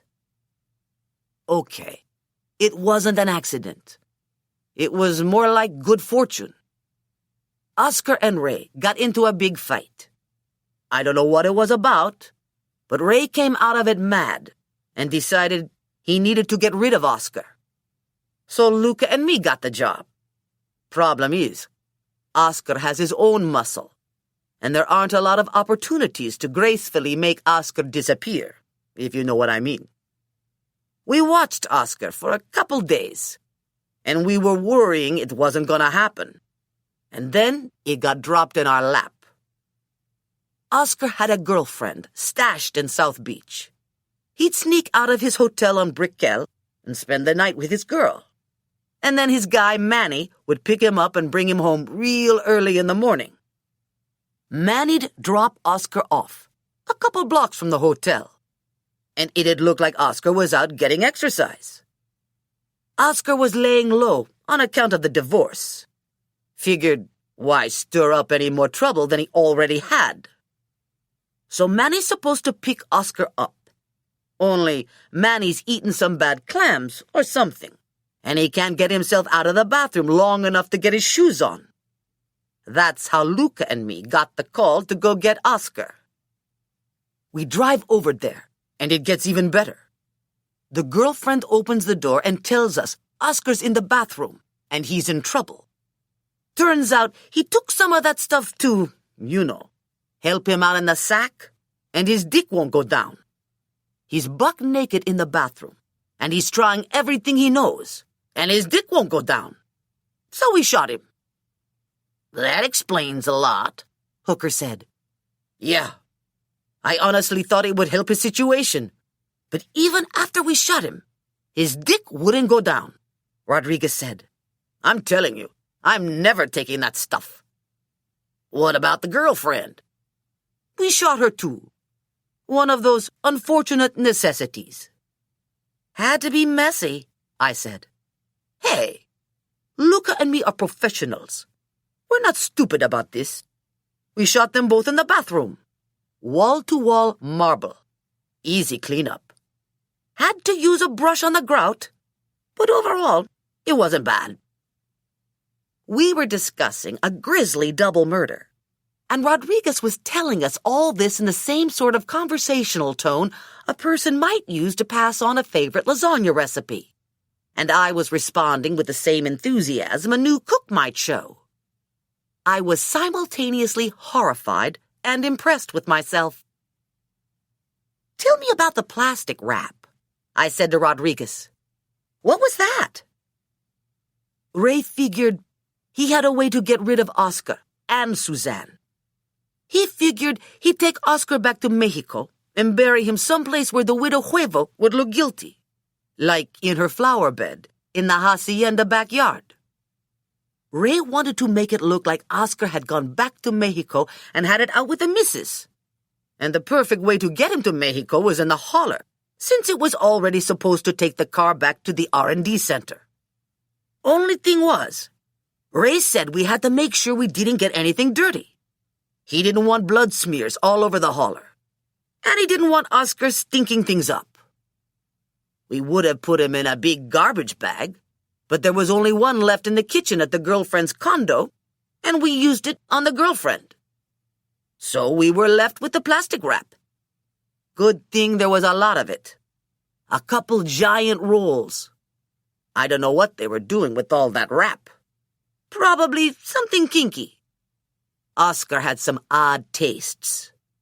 Anyways, we found a couple boxes by the dumpster outside the condo, and we put Oscar and the girlfriend in the cardboard boxes and carried them out like they were going into storage. We tossed the box with the girlfriend into the dumpster, and we brought Oscar on board the holler. We thought he was hidden better in the locker, so we threw the box away and stuffed him in. Originally, we were going to put Oscar on board when the holler made a rest stop. But he'd had an engine problem, and it turned out we were able to transfer him at the track. We drove up just as everybody was leaving. The two drivers went to take a leak, and we got the box out of the SUV we were driving and into the holler. It was real sweet, until you stole the truck. Guess we ruined the plan, Hooker said. big time. And you got the gizmo. Ray don't like that you got the gizmo. He needs it bad. He's on a rant. What's so special about the gizmo? I don't know exactly. I guess it's one of a kind. Hooker had his phone in his hand. Now, all you have to do is tell all this to the police. Yeah, right, Rodriguez said. How many murders you want me to confess to? Maybe I'll get off easy, and they'll only fry me twice. Hooker looked over at me. He's got a point. You could change the story, I told Rodriguez. You could say Ray killed Oscar. We don't care if you tweak the facts a little. Right, Hooker said. We just want to look squeaky clean so we can get on with our lives. Ray was always with people, Rodriguez said. He'll be able to account for his time. Okay. How about you say Luca killed Oscar? You could plea bargain, Hooker said. They do that all the time on television. Rodriguez had his arms folded across his chest and his mouth set in a tight line. He'd said all he was going to say. Hooker and I walked away and huddled. We have a problem, Hooker said. Rodriguez isn't going to confess to murder to the police.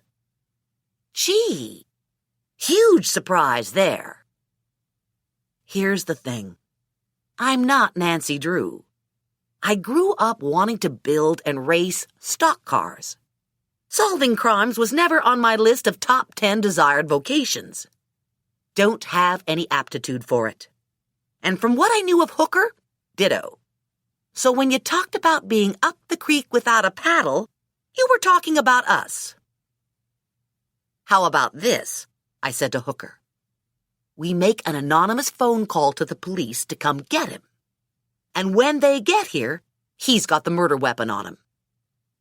Hooker looked over at me. Would that be the gun that's stuck in your pocket? The one with your prints all over it? I gingerly removed the gun from my pocket. Yep, that's the gun. It might work, Hooker said. And I have the perfect spot for him. 40 minutes later, we had Rodriguez locked inside Spanky's bus. We'd shoved him in, chained him to the stairwell hold bar, and handed him his empty, freshly wiped clean, fingerprint-free gun. Hooker'd closed the motor coach door. We'd jumped into the SUV, driven off Huevo property, and parked in the little airport lot where we hoped we looked unworthy of notice. We had a clear view of the road leading to Huevo Motorsports. All we had to do now was call the police, and then we could sit and wait for the fun to begin. I was about to cross the lot and go into the building to use the payphone when Spanky's motor coach came roaring down the road and barreled past us. Hooker and I went slack-jawed. Guess I gave him too much chain, Hooker said. We really need to stick to racing, I said to Hooker. We're total police academy dropouts. Hooker rammed the SUV into drive and took off after the coach. I prefer to think we're on a learning curve. Rodriguez fishtailed to a stop at the end of the airport road. He made a wide left turn and headed for Speedway Boulevard. An average motor coach is about 12 feet high, 9 feet wide, and 45 feet long. It weighs 54,500 pounds, travels on diesel, and has a turning radius of 41 feet. It's not as complicated to drive as an 18-wheeler, but it's big and unwieldy and requires some care when maneuvering. Rodriguez wasn't taking care. Rodriguez was overdriving the coach. It was rocking from side to side, sliding back and forth over the center line of the 2-lane road. The coach veered onto the shoulder, took out a residential mailbox, and swerved back onto the road. Good thing he can kill people, Hooker said, dropping back, because he sure as hell can't drive. We followed the coach onto Speedway and held our breath as Rodriguez merged into traffic. Speedway is multiple lanes and heavily traveled. It was dusk, and cars were leaving the shopping center and seeking out fast food restaurants for Sunday dinner. Ordinarily, traffic on Speedway was orderly. Tonight, Rodriguez was causing havoc. He was straddling lines and oozing into adjoining lanes, scaring the heck out of everyone around him. He sideswiped a panel van and sent it careening across the road. A blue sedan hit the van, and probably a few more cars were caught in the mess, but it was all behind us. "Do you think he knows he hit that van?" I asked Hooker. Doubtful. He slowed down, but he still can't control the sway on the coach. We were coming up to a major intersection with traffic stopped at a light. The coach was cruising at 40 miles per hour, and I wasn't seeing his brake lights. "Uh-oh," I said. "This isn't good. We should have put a seatbelt on Bernie." Hooker eased off the gas and increased the space between us. "Brake!" I yelled at Rodriguez. Not that I expected him to hear me. I just couldn't not yell it. "Brake!" When his lights finally flashed, it was too late. He fishtailed and swung sideways, the right side of the coach scraping a truck hauling scrap metal. The right front coach skin peeled away as if it had been cut with a can opener. 4 cars slammed into the left side, and the entire mess moved forward like an advancing glacier or lava flow or whatever bizarre disaster you could conjure up. There was one last crunch, and the behemoth bus came to rest on top of a Hummer. A headline flashed into my head. "Bonanno Motor Coach humps Hummer on Speedway Boulevard." We had 15 to 20 cars between the motor coach and us, not counting the cars directly involved in the crash, and cars were in gridlock behind us. "I really want to run up there and take a look," Hooker said, "but I'm afraid to get out of the car." "Yeah," I said to him. "You'd probably have to sign autographs, and then the police would come and take you away and do a body cavity search." I climbed out of the window and stood on the ledge to see better. Caught in the glare of headlights and smoky road haze, a lone figure ran between wrecked cars. He had a chain and part of a handrail tethered to his ankle. Hard to tell from my vantage point if he was injured. He approached a car stopped at the intersection, yanked the driver's door open, and wrenched the driver out of the car. He angled himself into the car and drove off with the chain caught in the door and the handrail clattering on the pavement. So far as I could see, no one stopped him or followed him. The driver of the stolen car stood in frozen shock. Sirens screamed in the distance. I slipped back inside and took the seat next to Hooker. Rodriguez carjacked a silver sedan and drove off into the sunset. "He did not." "Yup, he did. Still had the chain and handrail attached."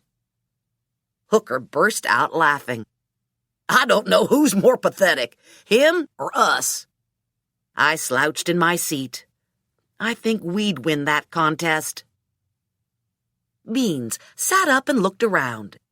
He gave a big St. Bernard sigh, turned twice, and flopped down.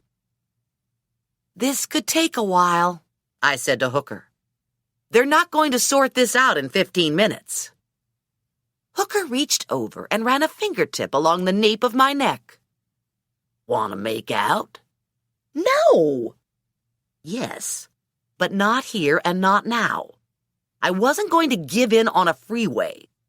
If we were going to have makeup sex, it was going to be good. It, for sure, wasn't going to be in the back seat of an SUV. "Just some kissing," Hooker said. He put his hand over his heart. "I swear." "You're not planning on doing any touching?" "Okay, maybe some touching." "No." Hooker blew out a sigh. "Darling, you're a hard woman. You're doggone frustrating." And it's not going to do you any good to drag out your Texas drawl, I told him. Hooker grinned. It got me where I wanted to go when I first met you. Yeah, well, it's not going to get you there now. We'll see, Hooker said. I narrowed my eyes at him. Come on, admit it, Hooker said. You want me bad. I smiled at him, and he smiled back, and we both knew what that meant. He held my hand, and we sat there, holding hands, staring out the windshield, watching the cleanup spectacle like it was a television show. There were fire trucks and medical emergency trucks from 3 counties, and enough flashing strobes to give a healthy man a seizure. The medevac helicopter didn't drop out of the sky, and no one seemed to be rushing around, frantically trying to save a life. So I was hoping that meant no one was critically injured. All but one of the fire trucks left the scene. And one by one, the EMT trucks left, some with flashing lights. None of the EMT trucks sped away with sirens blaring. Another good sign. Tow trucks and police were working on the outer perimeter of the crash, moving cars. The road was still blocked, but the problem was shrinking. A tow truck inched into the heart of the wreck. They're going to try to get the coach off the Hummer, I said to Hooker. I'm going out for a better view. I was afraid to climb onto the car again. Too many lights now. Too many people looking around. So I stood beside the SUV with my sweatshirt hood up and my hands in my pockets, hunched against the cold. After a lot of discussion, the tow truck driver attached a chain to the coach and slowly winched it back. The rear on the Hummer had been squashed down to about 3 feet of compressed fiberglass and steel, so the coach didn't actually have all that far to drop. It came off with a decent amount of grinding noise and a loud whoomp when it hit the ground. It bounced and jiggled a little, and then it went stoic, silently enduring its disgraced condition. Now that the motor coach was off the Hummer, it was easy to see how Rodriguez had escaped. The right front had taken the biggest hit, and the shell of the coach had completely peeled back, leaving a gaping hole where the door used to be. Rodriguez had probably gotten yanked out of his seat and then found that the handrail had broken free of its moorings. Hooker had his head out. What's going on? They pulled the coach off the Hummer, and now I think they're going in to investigate. Probably want to make sure no one's inside. Hooker pulled his head back into the SUV and slunk down. They were about to discover poor Bernie Miller in the motor coach bedroom, and he wasn't exactly Sleeping Beauty. I watched 2 cops enter with flashlights. Long moments passed while I held my breath. The cops came out and stood beside the bus. One was on his talkie. More cops came over. Some suits pushed through the crowd. A uniform unrolled yellow crime scene tape, securing the area around the bus. I leaned into the SUV. They found him, I whispered to Hooker. Hooker looked at me. Why are you whispering? It's too horrible to say out loud. An unmarked cop car with its Kojak light flashing cut through the traffic and eased up to the outer perimeter of the smashed cars. 2 suits got out, followed by Spanky and Dolores. They all power walked to the bus, and even from my distance, I could see Spanky's eyes go wide.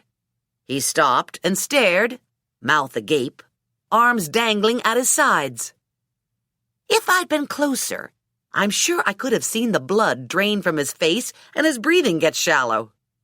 He swayed slightly, and one of the cops moved him forward, toward the coach. They got to the door and stood talking.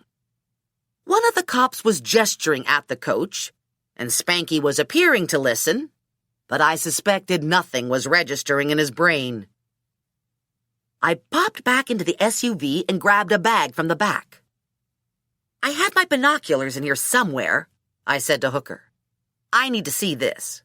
I think they're going to take Spanky into the coach. I bet they want him to ID the body. Hooker put his hood up and pulled the drawstring.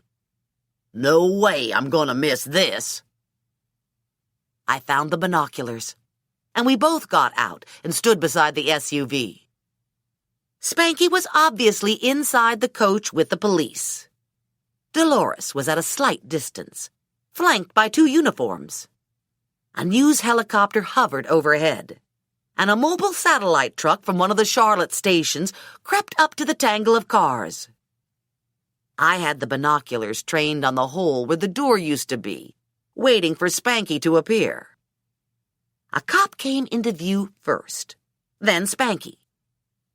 A normal person would be horrified by finding his spotter dead on his bed. And Bernie was especially horrifying since we dug him up. On the heels of the horror, you'd expect sadness, or at least a solemn respect for the dead. Spanky, true to form, was pissed off.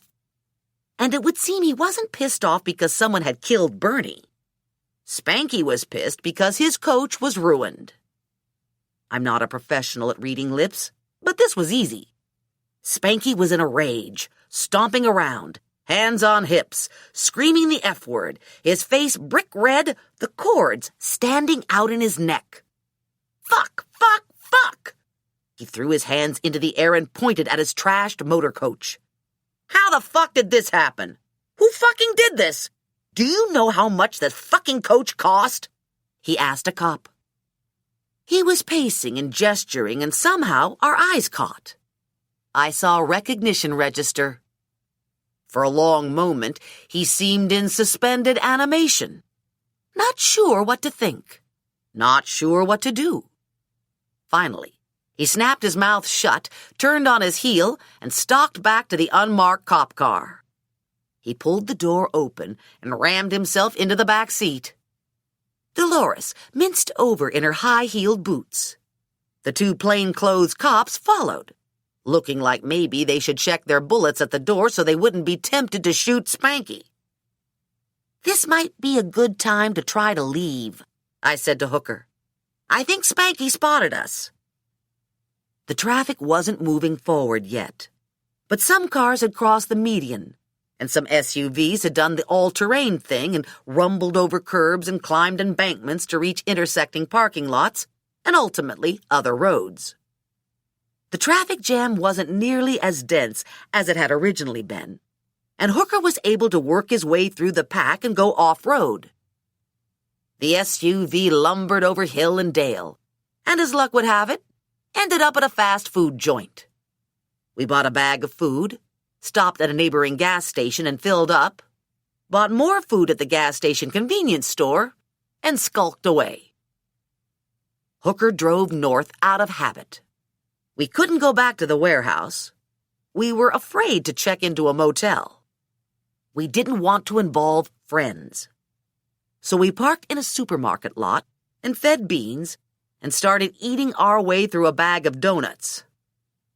I was on my second donut when Hooker's phone rang. It was Spanky, and Hooker didn't need to use the speakerphone function for me to hear. Spanky was yelling into the phone. You son of a bitch, Spanky yelled. I know you're responsible for all of this. I saw you sitting there watching. You think this is funny, don't you? You did this just to ruin my week. You knew I had a new motor coach that was better than yours, so you had it wrecked. And it wasn't enough to waste Oscar and your poor retard rent-a-cop. You had to leave Bernie in my bed. You are such a dumb, sick fuck. Okay, let me get this straight, Hooker said. You think I killed 3 men and arranged to have your motor coach trashed because why? Because you're jealous of me. You can't stand that I won the championship. And I know you put Oscar in my new truck, too. I'm gonna get you for this. You better watch your ass. Hooker disconnected. Spanky's an idiot. Hooker's phone rang again. Uh-huh, Hooker said. Uh-huh, uh-huh, uh-huh. Now what? I asked when he was done. Skippy calling back. He wanted to remind me that the banquet was black tie. It's Sunday, and the banquet is Friday. There's no way.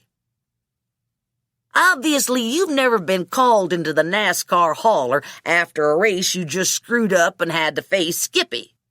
Remember the time I flipped Junior the bird on national television? And the time I got pissed off and punted Shrub into the wall and caused a 7-car wreck? Trust me, we'll make the banquet. Where are we going? I asked Hooker. Where are we going to sleep tonight? I thought I'd go to Kannapolis. I figure they won't look for us there. No one intentionally goes to Kannapolis. This is it? I asked Hooker. This is where we're going to spend the night? You don't like it? We're parked in front of a house. Yeah. We're tucked between a bunch of cars that belong here. We're invisible. And my buddy Ralph lives 2 houses down. He lives alone in one of these ramshackle little houses, and he'll leave for work tomorrow at 6 a.m. And he never locks his house. Got nothing worth taking, if you don't count a fridge full of Bud. So we can go in and use his bathroom and not get busted. That's great. But I need a bathroom now.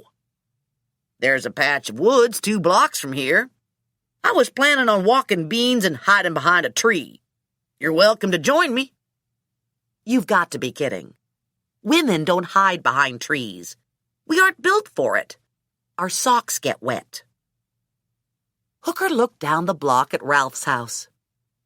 We could probably trust Ralph to let us in and stay with him tonight. Ralph's the one person who wouldn't get accused of aiding and abetting. Nobody would ever think Ralph knew what he was doing. He's a good guy, but his primary skill is his ability to open a beer can.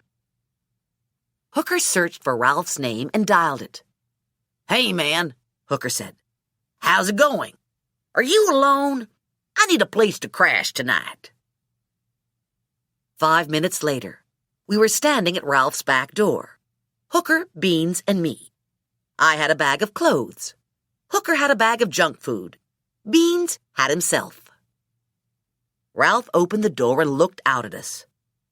Whoa, dude, you got a family. He stepped to one side. Mi casa is your casa. Ralph was raw-boned skinny. His snarled brown hair was shoulder length. Baggy jeans hung frighteningly low on plaid boxers. His shirt was rumpled and unbuttoned. He had a beer can in his hand. Hooker made the introductions, and then he and Ralph did one of those complicated bonding handshake things that men do when they don't want a hug. We're sort of hiding out, Hooker said to Ralph. I don't want anyone to know we're here. Gotcha, Ralph said. Her old man's looking for her, right? Yeah, Hooker said. Something like that. Ralph draped an arm across my shoulders. Honey, you can do better than him. He shops at Walmart, if you know what I mean. Hangs out there on a Friday night with his bag of candy. I cut my eyes to Hooker. I haven't done that for a couple weeks now, Hooker said. I'm changing my ways. Ralph scratched Beans on the top of the head, and Beans affectionately leaned against Ralph and pushed him into the refrigerator. Ralph and I have been friends since grade school, Hooker said. We grew up in the same town in Texas. We both used to race cars, Ralph said. Only Hooker was always good, and I never had the killer instinct. Hooker got a couple beers out of the fridge and handed one over to me. Yeah, but Ralph's famous, Hooker said. He won the 6th grade spelling bee. Yep, I was pretty smart back then, Ralph said. I could spell anything. Pissed it all away. Can't hardly spell my name anymore. Living the vida loca, though. Ralph hooked up with DKT Racing early on, and they brought him here to the stock car capital of the world. and he's still with DKT. Probably could have a brilliant future there, Ralph said. But I prefer to keep my head up my ass. The kitchen appliances were avocado green and at least 30 years old. A blackened pot appeared to be stuck to a stove burner. The sink was filled with crumpled beer cans. Hard to tell the exact color of the walls and linoleum floor. No room in the kitchen for a table. We moved to the dining room. Pool table in the dining room. Ralph had pulled a chair up to the pool table, and a pizza takeout box was open on the tabletop. There was one piece of pizza left in the box. It looked like it had been there for a long time. Don't shoot a lot of pool? I asked. Comes and goes, Ralph said. I like to use this for a dining room table because the bumpers stop the food from falling off. Beans walked up to the table and sniffed the pizza. He turned his head to look at Hooker, and then he looked at me, and then he put his 2 front paws on the table edge and ate the pizza. The living room furniture consisted of a lumpy couch with a large burn hole in one of the seat cushions, a coffee table that was completely covered with beer cans, take-out coffee cups, crumpled burger wrappers, empty grease-stained French fry containers, and fried chicken buckets, and a large screen television occupying an entire wall. Bathroom? I asked. Down the hall. First door on the left. I poked my head in and took a fast look around. Not terrifically clean, but there weren't any dead men in it, so I thought I should be grateful. There was a stack of dog-eared publications on the floor, mostly automotive, with a few girly magazines in the mix. A bottle of Johnson's baby shampoo on the edge of the tub. Plastic shower curtain decorated with gobs of soap and streaks of mold. A single towel hung on a hook on the wall. Good chance that this was Ralph's only towel. Hooker, Beans, and Ralph were watching a game on television when I returned to the living room. They scooted over to make room for me, and we all sat there until close to midnight, drinking beer, pretending we were normal. I gotta go to bed, Ralph finally said. I gotta go to work tomorrow. Where are you guys staying? Here, Hooker said. Oh, yeah, Ralph said. Now I remember. And he shuffled off, down the hall, past the bathroom. A door opened and closed, and then there was quiet. How many bedrooms does Ralph have? I asked Hooker. 2, but he keeps his Harley in the second bedroom. He's rebuilding the bike and he doesn't have a garage. So we're sleeping on this couch? Yep. Hooker stretched out on his back. Hop on board. We'll sleep double-decker. I'll even be a good guy and let you take the top. I rolled onto him, and he grunted. What was that grunt? I asked him. Nothing. It was something. I just don't remember you as being this heavy. Maybe we should cut back on the donuts. Good grief. Beans came over to investigate. He looked at us with his droopy brown eyes, and then he climbed on top of us and settled in with a sigh, his huge dog head on mine. Help! Hooker gasped. I can't breathe. I'm squashed. And there's a spring poking me in the back. Get him off. He's lonely. If he doesn't get off, he's going to be an orphan. 5 minutes later, we were all stretched out on the pool table. 12. Hooker, Beans, and I were awake, but still on the pool table when Ralph staggered past us on his way to the kitchen. Morning, Ralph said. I looked at my watch. 6:30. I had no good reason to get up, but I was uncomfortable enough not to want to stay where I was. I crawled over Hooker and wriggled myself clear of the bumper. I expected Ralph to make coffee and pause for breakfast, but he ambled through the kitchen and out the back door. He got into a truck parked in his small backyard and drove off without a backward glance. Hooker came up behind me. Ralph's not a morning person. He sleeps in his clothes so he doesn't have to decide what to wear when he rolls out of bed. No shock there. Do you think he's got coffee? Ralph's only got beer and takeout. I felt my shoulders slump. I really wanted coffee. Hooker hugged me to him and kissed the top of my head. I can see you're crushed by that news. Never fear. You take a shower, Beans and I will go out and get coffee. Do you think it's safe to take a shower in there? Sure. Just leave your socks on. When I came out of the bathroom, Hooker had hazelnut coffee waiting for me, my favorite, plus a fruit cup and a bagel with light cream cheese. Not subtle, but thoughtful. He'd also bought newspapers. Body found inside championship race driver's $1 million motor coach, I read. Police are withholding information until relatives can be notified. But sources close to the driver say the deceased was part of the Huevo race team. The body was discovered as the result of a bizarre 17-car crash in which the motor coach driver fled on foot and then stole a car from an innocent bystander. The motor coach was heavily damaged in the crash. Hooker sipped his coffee. Does it say anything about the driver? Has he been identified? I read through the article. He hasn't been identified, but they give a reasonably good description of him. It says he was limping and thought to be injured. The car he stole hasn't been found. At the end, there's a quote from Spanky where he accuses you of masterminding the entire disaster. Nice. I wish I could mastermind us out of the disaster. I was counting on you to have a clever plan. I'm out of plans. I'm at a dead end. What about beating the crap out of people?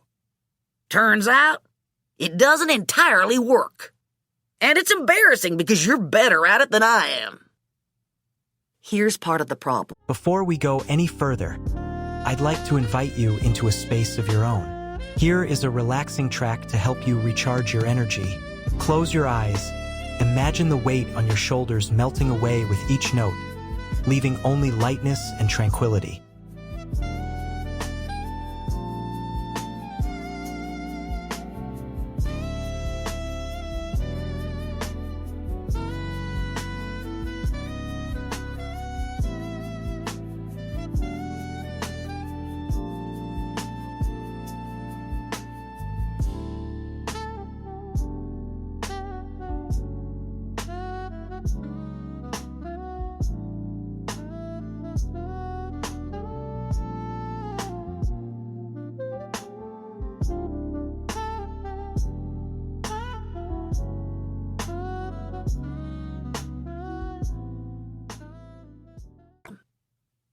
It would be better if Ray had done the actual killing.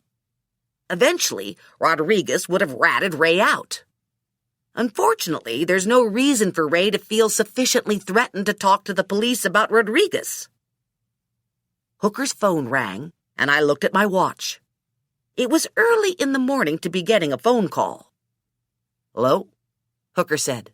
Uh-huh. Thanks, but I'll take care of that myself. He disconnected and grinned at me. The Lord works in mysterious ways, darling. Now what? That was Ray Huevo, and he sounded nervous. He wants the chip from the gear shift knob. Said maybe we could work something out. He wanted to fly us down to Miami so we could negotiate in person, but I declined.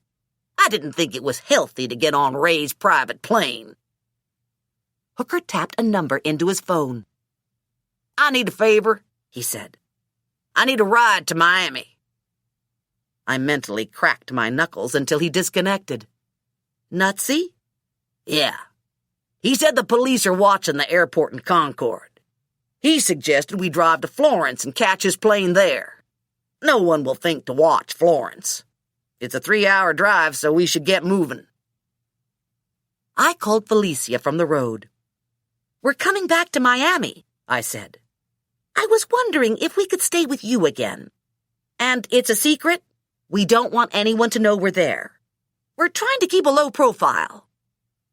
"Of course you can stay," Felicia said. "My neighbor's boy will be so excited to see Hooker again. And my cousin Edward was out of town last time. I have to go buy hats to get signed. I have a list." Hooker glanced over at me when I disconnected. "She's not going to tell anyone, right?" "Right." 2 hours out of Concord, Hooker's phone rang, and he did a small grimace when he looked at the readout. It was Skippy. Hooker still had speakerphone mode up. "Where are you?" Skippy yelled. "Do you know what day this is?" "Monday," Hooker answered. "That's right.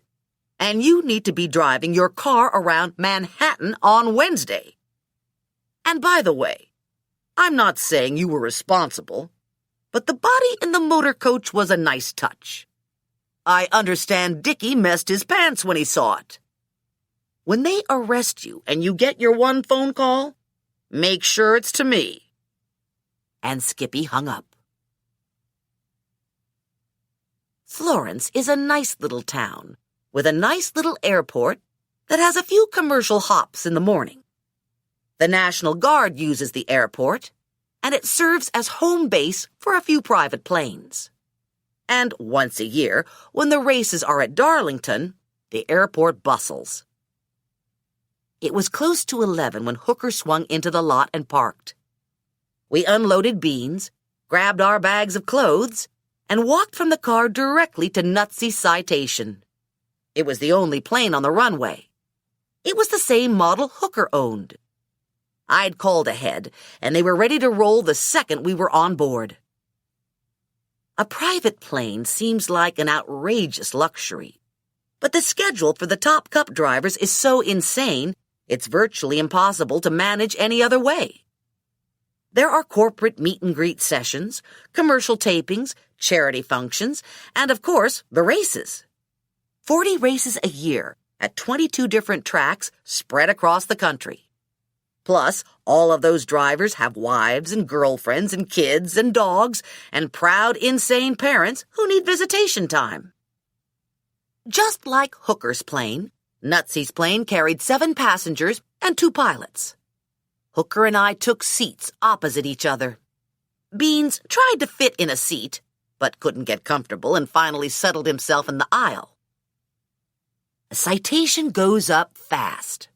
1 minute, you're on the runway, and then, zoom, you're above the clouds and leveling off. The Citation seat was infinitely more comfortable than Ralph's pool table. I instantly fell asleep and didn't wake until we were descending for the approach into Miami.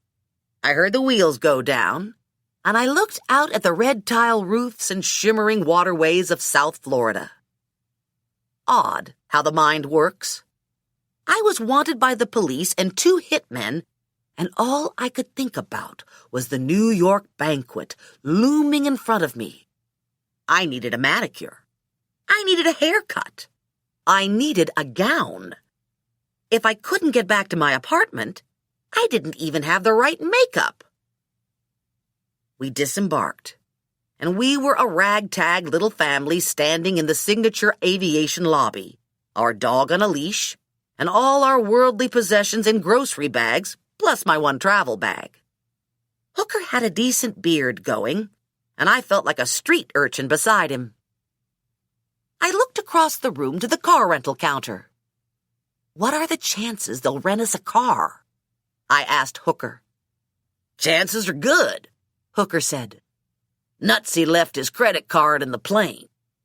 I just have to bullshit my way around giving them my license." 10 minutes later, we were on the road in an SUV. "Are we going to see Ray now?" I asked Hooker. "Nope. We're going to Little Havana so we can hide the chip from the gear shift knob in Felicia's house. It seems to be the only chip Ray cares about. Then we're going to see Ray. No one was home when we got to Felicia's house, but the key was in the flower pot next to the back door, just like always. We let ourselves in, and Beans rushed ahead, jumping around, all excited, skidding on the kitchen linoleum, probably remembering Felicia's pancakes and pork barbecue. We trooped upstairs to the little bedroom, and Hooker taped the chip to the back of the picture of Jesus. "Doesn't get any safer than that," Hooker said. After sleeping in the car and on top of a pool table, I was thinking the little bedroom looked like paradise. The comfy bed with the clean sheets, the immaculate bathroom just down the hall. "Maybe we should test the bed out," Hooker said. "See if it's still too small." Good grief. Well, you had that look. I was thinking about the bathroom. "Works for me," Hooker said. "Warm water, slippery soap." Good grief. You keep saying that.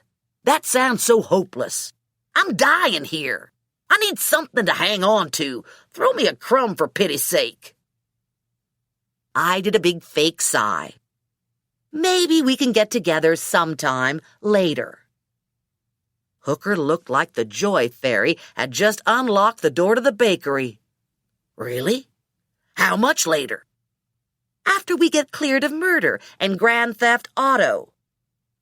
Do you think we could shorten that to in 15 minutes? I thought it would give you an incentive. You think I need more incentive than not going to jail for the rest of my life? Okay, fine, great. Just forget it then. I didn't mean it anyway. And I turned and flounced out of the room and down the stairs. I wasn't all that annoyed, but it seemed like a good exit line. Hooker was close behind me. Too late to take it back. You promised. I didn't promise. I said maybe. We were in the dining room, and Hooker pushed me against the wall and leaned into me and kissed me. There was a lot of tongue involved in the kiss, and Hooker pressed against me until there wasn't any space left between us, and it was obvious there was more of Hooker than there had been 5 minutes ago. Tell me about the maybe, Hooker said. Was it a probably, or was it a probably not? I don't know. I'm working on it. You're killing me, Hooker said. You're more of a threat than Ray Huevo. And by the way, I like that you've got your hand on my ass. Crap. He was right. I had my hand on his ass. Sorry, I said. It was an accident. Hooker was grinning. It was no accident, darling. You're hot for me. I smiled back at him and shoved him away. You're right, but it's still a maybe. When we got to the kitchen, Hooker filled a bowl with water for Beans. Beans put his face into it and did a lot of loud slurping. The water slopped over the sides when he drank, and when he picked his head up, the water leaked out of his mouth and dripped off his lips. I mopped up the water with paper towels while Hooker called Ray Huevo. I'm in town, Hooker said. Do you want to talk? There was some negotiation, and Hooker hung up.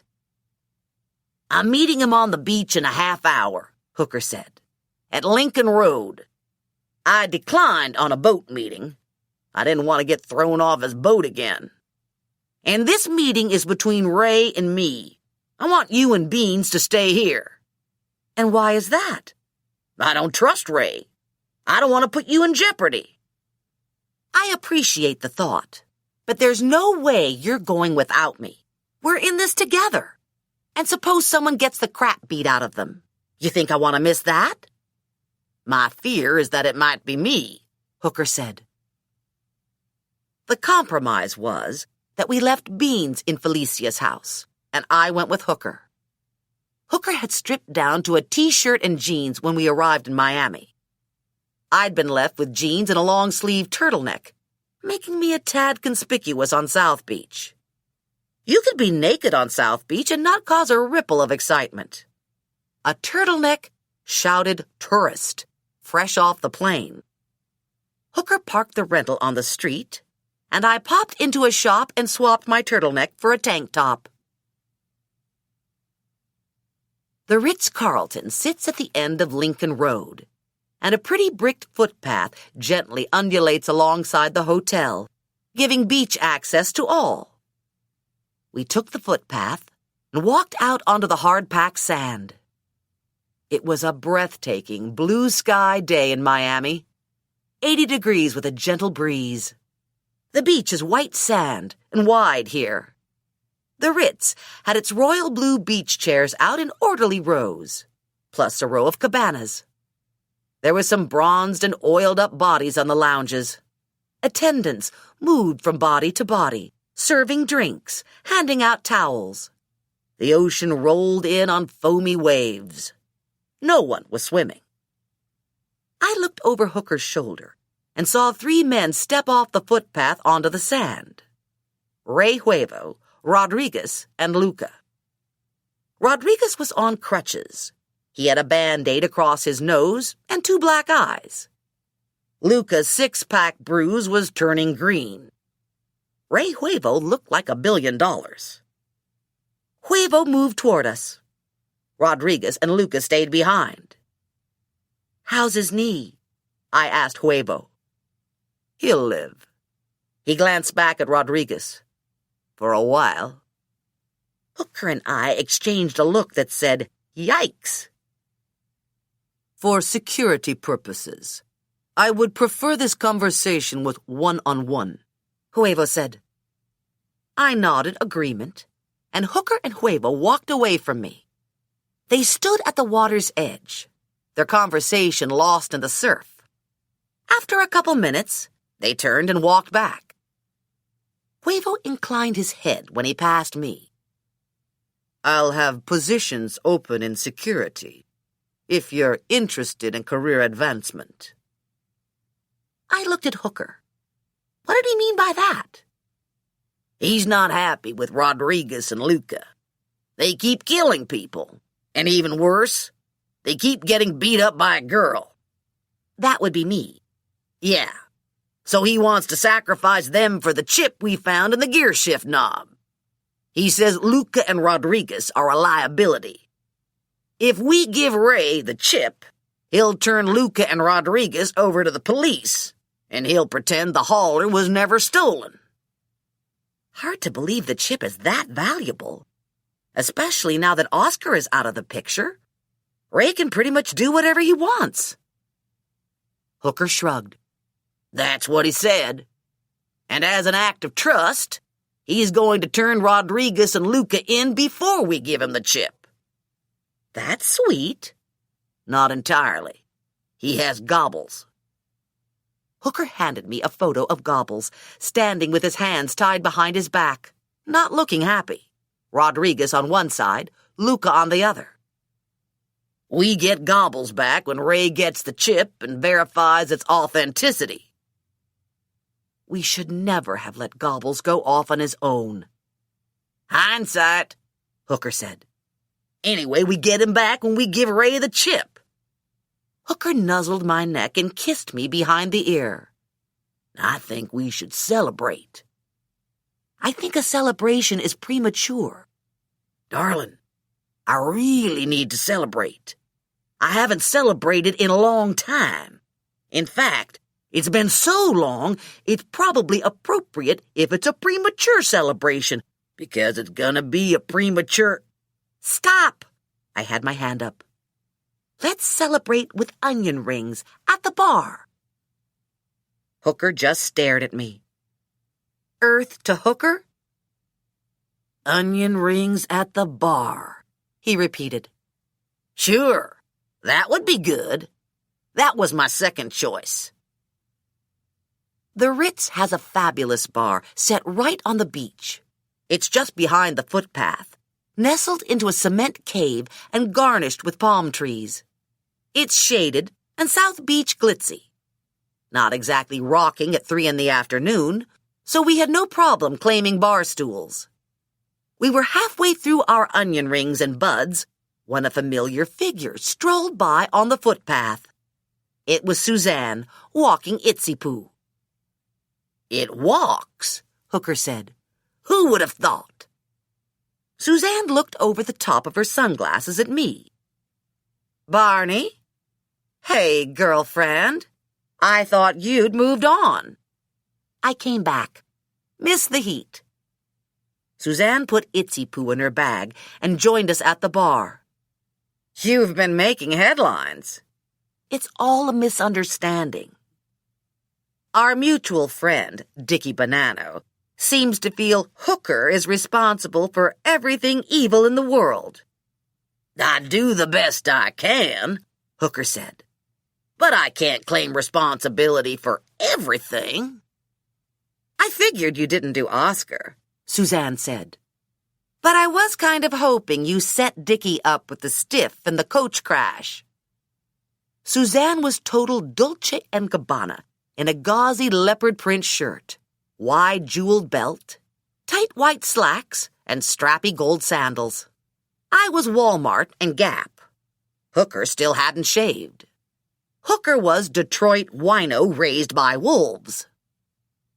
"I thought you would have left South Beach by now," I said to Suzanne.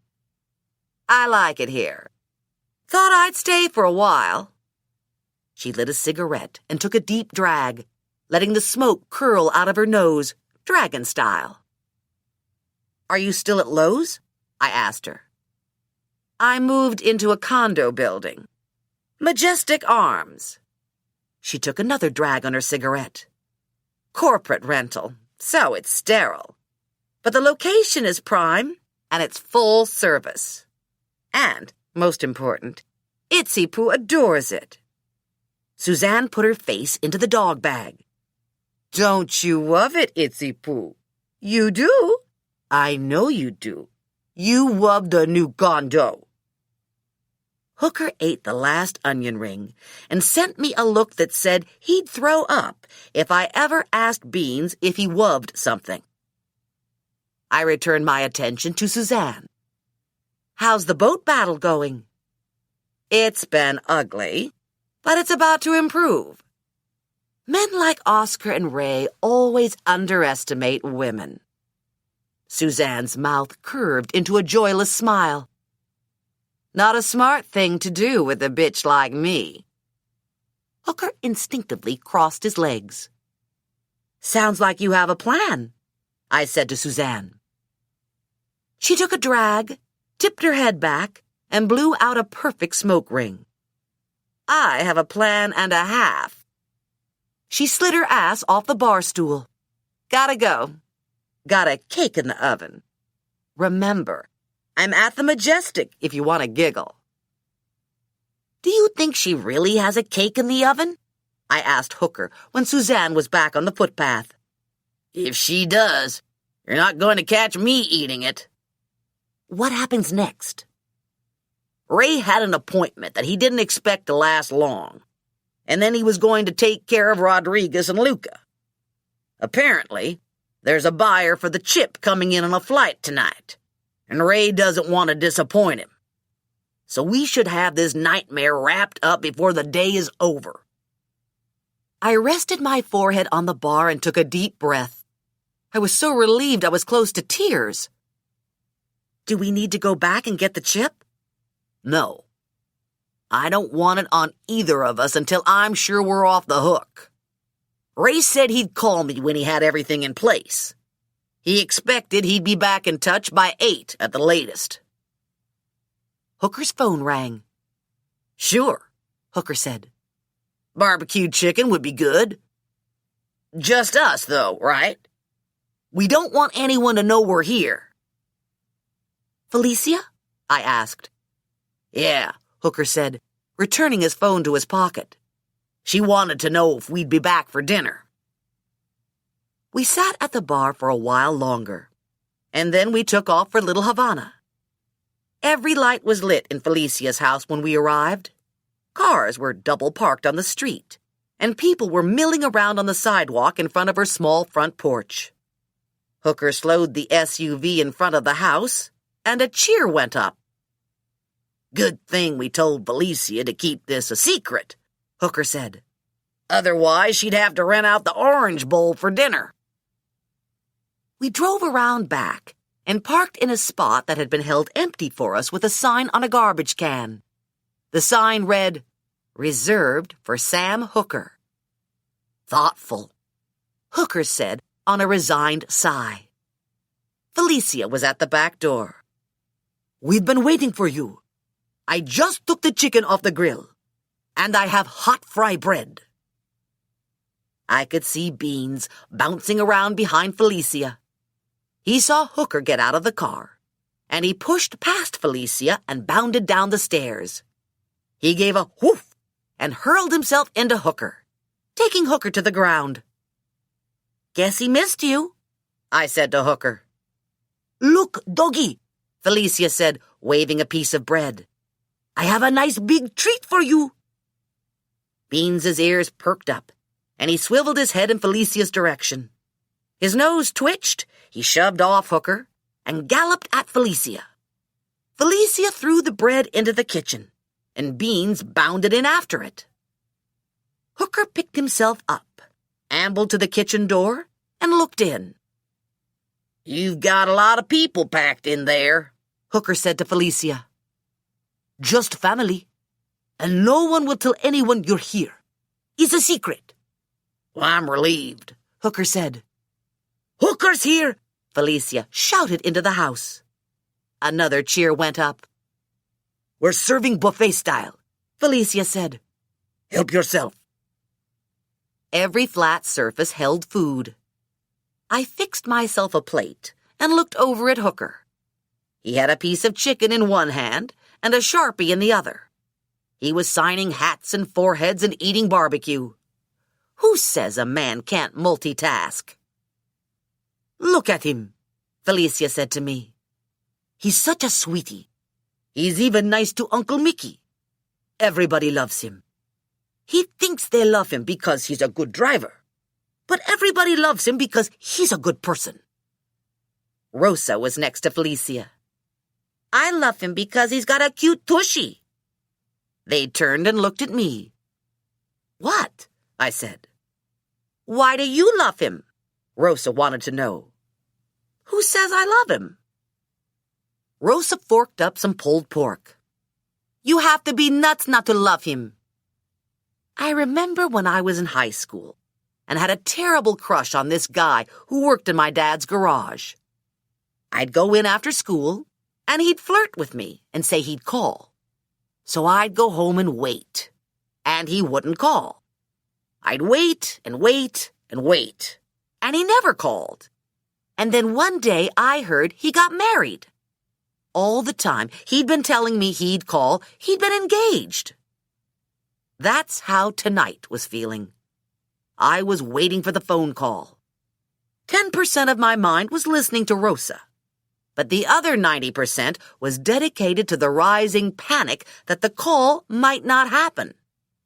Deep inside, I was a cat on a mouse. Tail twitching, eyes unblinking, whole body vibrating while I stalked the phone call that would make my life right. 8 o'clock, and no phone call. Hooker looked at me from across the room. Hooker was better at this than I was. He could compartmentalize. He knew how to focus on one thing and set everything else aside. If Hooker was on a racetrack, his mind was working to win. Hooker had only one sequence of thought. How do I get to the front and stay there? When I was racing, other thoughts would creep in. I had no control over which thoughts would stay and which would get set aside for another time. Why wouldn't the cute guy in the garage call me? What if I was in a wreck and broke my nose? And there were always lists. Algebra homework, laundry, clean my room, find my house key, call Maureen, study French. So now Hooker had chosen to be in the moment, enjoying Felicia's friends and food, and my mind had chosen to obsess about the phone call. 8 o'clock, I pantomimed to Hooker. Hooker glanced down at his watch and excused himself from the people around him. He started toward me and stopped to answer his phone. My breath stuck in my chest. This was it. Hooker had his head down, and he was nodding at the caller. Yes, yes, yes. His head came up, our eyes caught, and I didn't like what I saw. Hooker was concentrating to hear over the room noise, talking into the phone. He disconnected and signaled me to head for the kitchen. I pushed through the crush and met Hooker on the small back stoop. There were a couple people huddled in the yard, laughing and talking. Smokers evicted from Felicia's house. They smiled but didn't come forward for an autograph. Smoking took precedence. Hooker steered me past them to the SUV. He slid behind the wheel and I sat next to him and asked the question. The phone call? It was Rodriguez. Rejuevo is missing. He told Rodriguez and Luca to wait for him in the car after he talked to us. Said he would be a half hour tops. He never showed. They don't know who he was meeting or where the meeting took place. They were calling because they decided we snatched Ray. I guess they've been out beating the bushes looking for us and finally gave up and made the call. They're in a panic because the buyer is due to arrive at 9. I don't know who the buyer is, but Rodriguez and Luca are scared. I was stunned. Of all the things I expected to hear, this wasn't even close. I'm a little flummoxed, I said to Hooker. Then I've got you beat because I'm a lot flummoxed. Maybe Ray got cold feet and took off. Maybe he's in Rio. It's possible, but he seemed like he had other plans when he talked to us. Something must have gone wrong at his meeting, I said. Maybe he's swimming with the fishes. God, I hope not. We need him to get us out of this disaster. What about Gobbles? I spoke to Gobbles, Hooker said. He was there with Rodriguez and Luca. He sounded rattled. At least he's not dead. Not yet, but I'm worried. Rodriguez and Luca have a history of solving their problems by shooting people. It's odd no one knew who Ray was going to see. He has staff. They keep his calendar. They make his phone calls. They read his emails. Even bad guys with secrets have people around them who are entrusted with sensitive information. So I'm thinking the meeting had to either be not important enough to mention to staff, or else something spontaneous, arranged at the last minute. Did Rodriguez say anything about the chip buyer? Who it is? Why the chip is so important? No, Hooker said. Just that the buyer was arriving at 9. For all I know, he could be selling his fancy-ass battery to the battery bunny. Or how about this? Maybe the chip is a homing device for an alien probe. You got that from Star Trek. Yeah, that was a great movie. It had whales and everything. Hooker plugged the key into the ignition and cranked the motor over. Let's drive out to the airport. I want to see who's arriving tonight.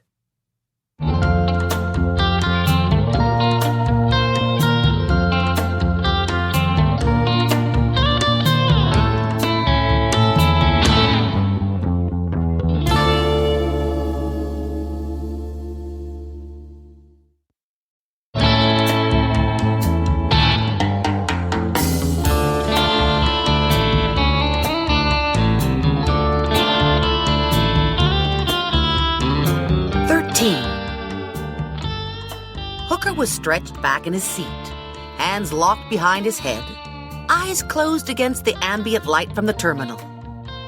Surveillance doesn't actually work if you keep your eyes closed, I told Hooker. Are your eyes open? Yes. Good enough.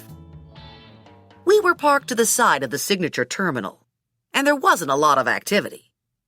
"The plane's late," I said to Hooker. "If they're coming from out of the country, they have to go through customs and immigration, and it's in a different part of the airport. After they clear customs, they'll get back into the plane, and the plane will taxi them over here. I've been through the process at this airport, and it usually goes pretty fast. But the plane still has to get from point A to point B." At 9:35, 3 men in suits and 2 men in uniform exited the terminal. The men in uniform and 2 of the suits carried luggage. 3 small rolling suitcases and a computer case. They were traveling light. The 3rd man was luggage-free. They were all Caucasian. The uniformed men were young, in their 20s, flight attendants. The 3 men in suits were 40s to 50s. I didn't recognize any of them. That didn't say a lot because I never recognized anyone. Okay, maybe if Brad Pitt walked by. The Russian premier, the Queen of England, our own vice president, what's his name, the ambassador to Bulgaria, were all safe with me. "Do you think this is our man?" I asked Hooker. "Seems to be the only plane with a 9 o'clock landing." "Do you recognize any of these guys?" "No. They look like average, middle-management businessmen." A 6-seat limo pulled up. The luggage was loaded, the 3 suits got into the limo, and the limo pulled away with us a couple car lengths behind. We followed the limo south on Route 95, and then east on 395 across the MacArthur Causeway. The lights of South Beach were directly in front of us. 4 behemoth cruise ships parked at the Biscayne Bay cruise ship docks were to my right. I'd expected the limo to take Collins and head for Lowe's or the Delano or the Ritz. Instead, the limo turned right onto Alton. "He's going to the boat," I said to Hooker. "What does that mean?" "I'm guessing no one's told him about the missing Ray." The limo pulled into the marina lot and stopped at idle in front of the walkway leading to the piers. Lights still on, motor running. Hooker cut his lights and slid into a shadowed slot at the back of the lot. 2 uniformed crew members came running from dockside. They were followed by someone who was also in uniform but clearly was higher on the food chain. Maybe the captain or purser. The limo driver got out and popped the trunk.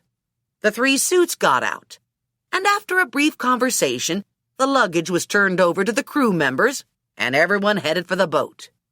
The limo driver got into his car and drove away. "Looks like these guys were invited to stay on the boat, and the invitation stands," Hooker said.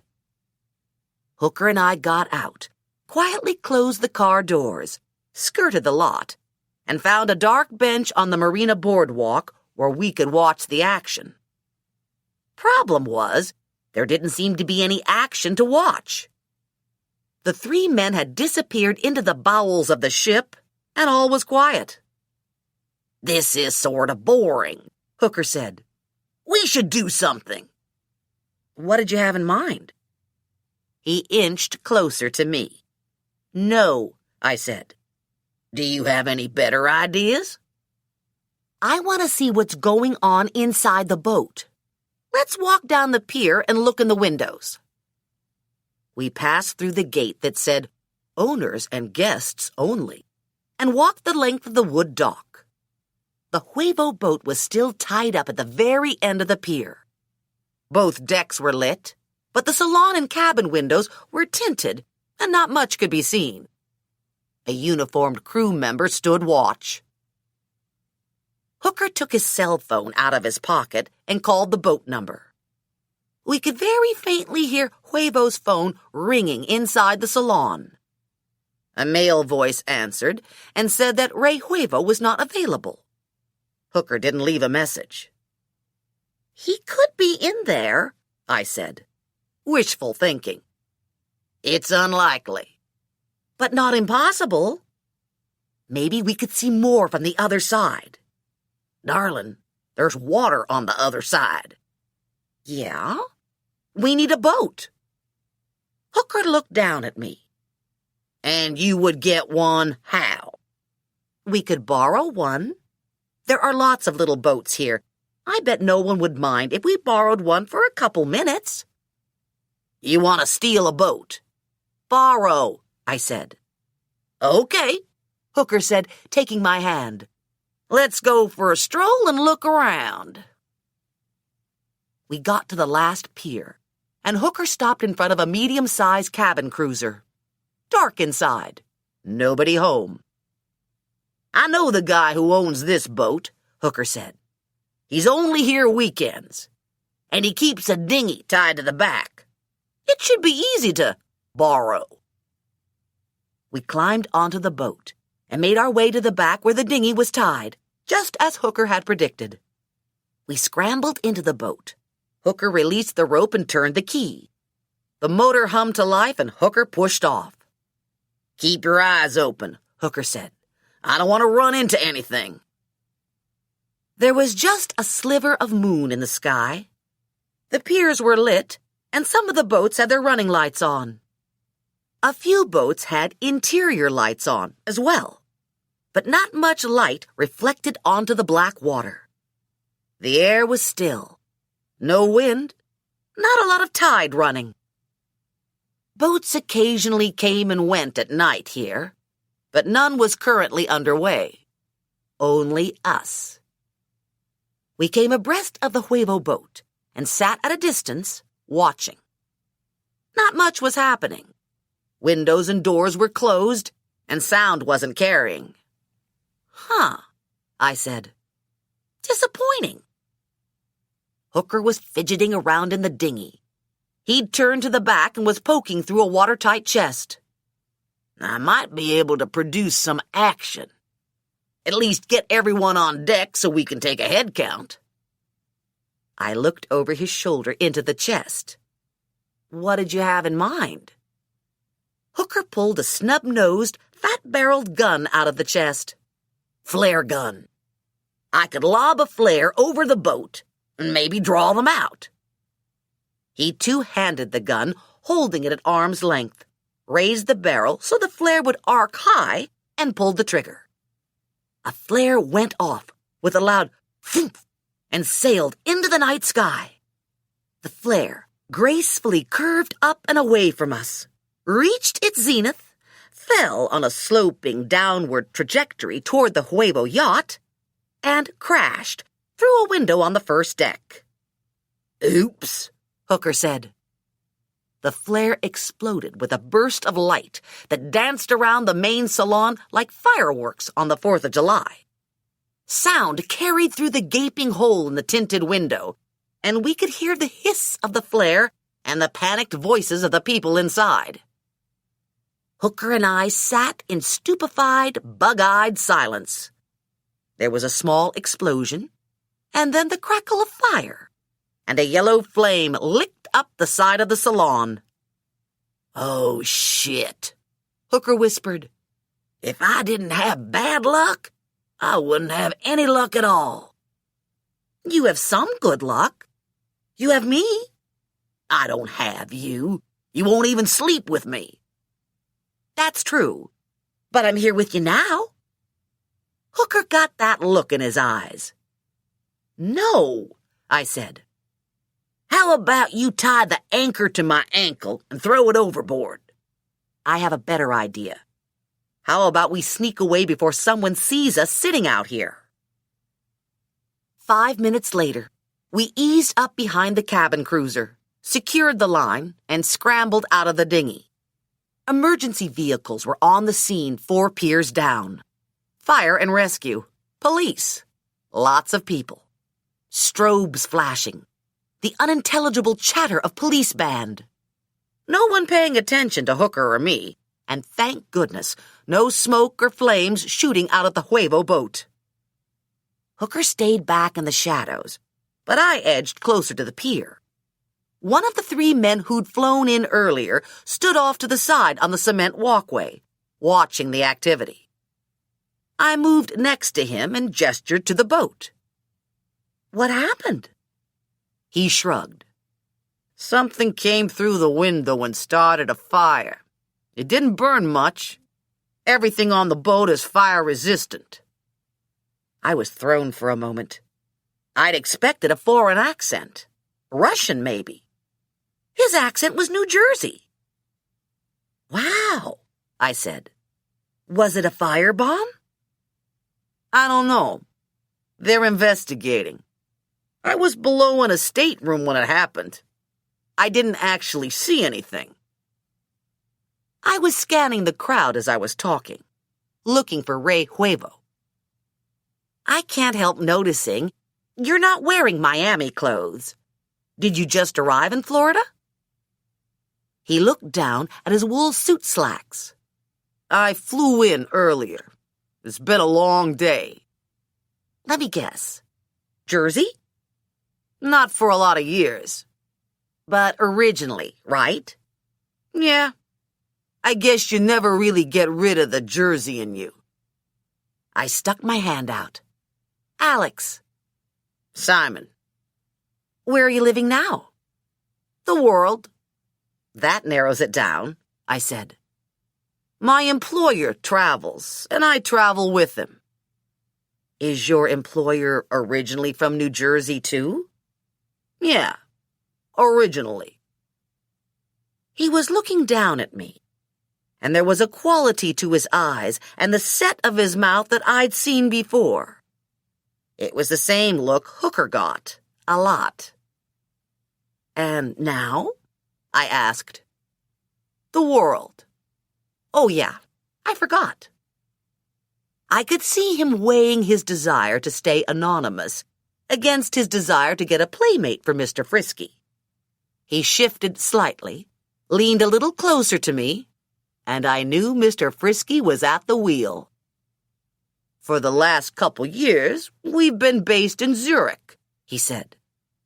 That would explain the suit. We ran into some problems when we arrived, and I haven't had a chance to change. What about you? Do you live here? Sometimes. Mostly I live in the world. Trying to make fun of me? He asked. Trying to flirt with you, I said. Might as well use the few weapons I had in my arsenal, right? I just hoped Hooker was armed and keeping close watch. That got a smile from him. Nice, he said. And just for the record, I was fully aware that he would have smiled and said nice if I had scabs over 2/3 of my body and had an ass like Francis the Talking Mule. So, what is it you do in Zurich? I asked him. I'm an expediter. In my neighborhood in Baltimore, an expediter is someone who makes sure things move along smoothly. For instance, if the owner of a bar isn't making his protection money payments on time, an expediter might go talk to him and break his kneecaps as a performance incentive. An expediter, I said. What kinds of things do you expedite? You ask a lot of questions. Making conversation. I read somewhere that men like it when you seem interested in their work. More smiling.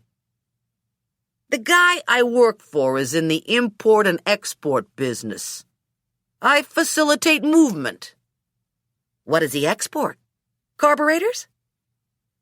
Maybe we should take this conversation somewhere else, he said. Like over to the bar. The night's game plan. Get the dumb chick liquored up. Sure, I said. We walked a short distance and went up the stairs that led to the outdoor bar attached to Monty's. We wrangled a couple stools and ordered drinks.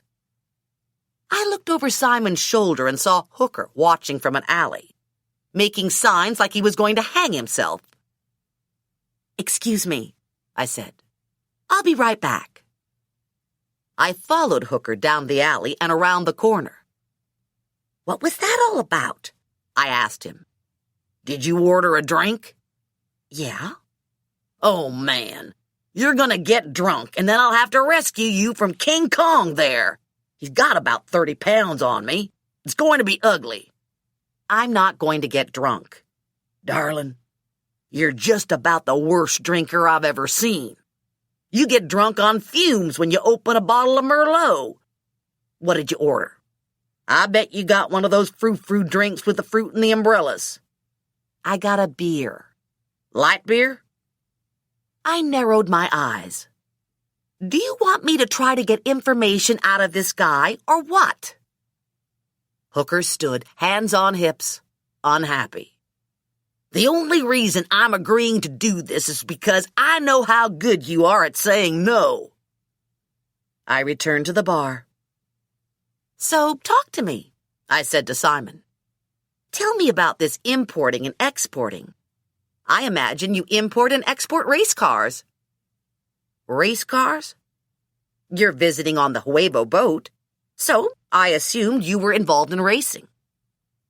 Not even a little. Huevo Industries has their finger in a lot of pies.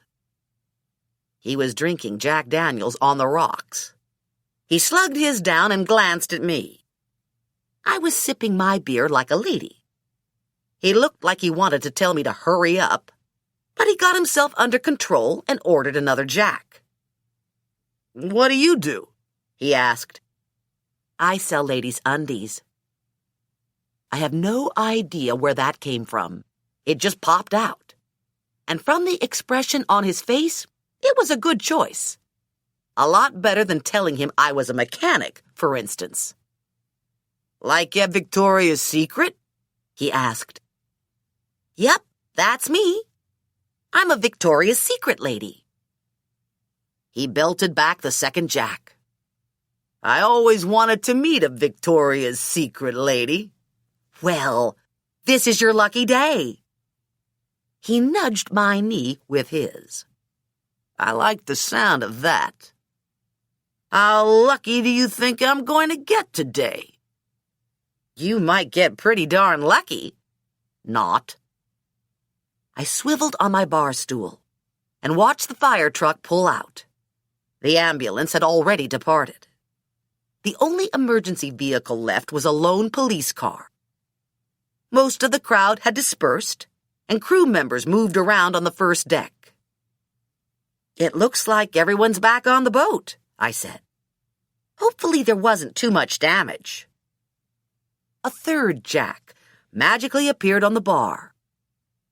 Wouldn't bother me if the whole friggin' boat went down, Simon said. This operation is turning into a lost cause. If it was me, I'd write it off and go home. Your employer doesn't feel that way? My employer's on a mission. I bet Ray Huevo isn't happy about this fire. I'm surprised he didn't get off the boat with everyone else. Ray isn't here. Ray's out of town. Him and his two clowns. The bartender was standing in front of us, polishing glasses. If you're talking about Rodriguez and Luca, I just saw them in the parking lot. I took a bag of garbage to the dumpster and walked past them. Simon turned his attention to the bartender. Are you sure?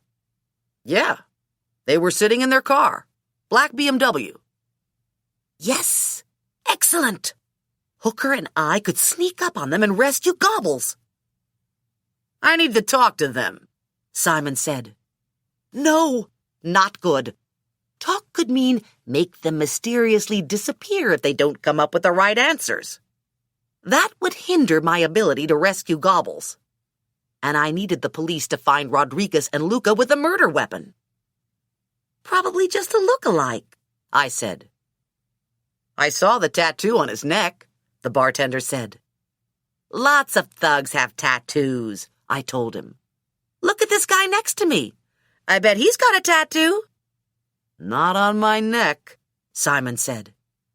He stood and dropped a couple 20s onto the bar.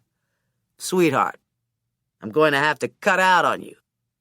Boy, that's too bad, I told him. I had plans.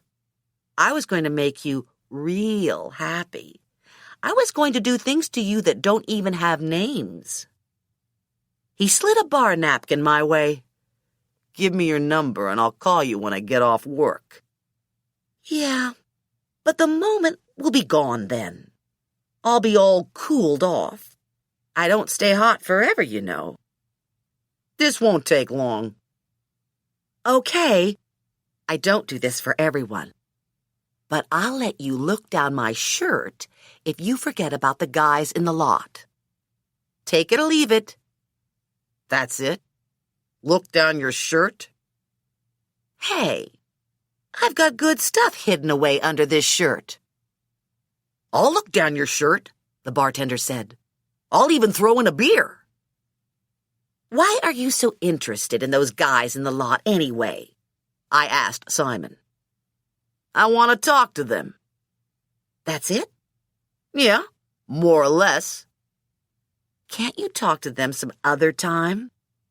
He grinned at me. Boy, you want me bad. Guess you don't get around much, huh?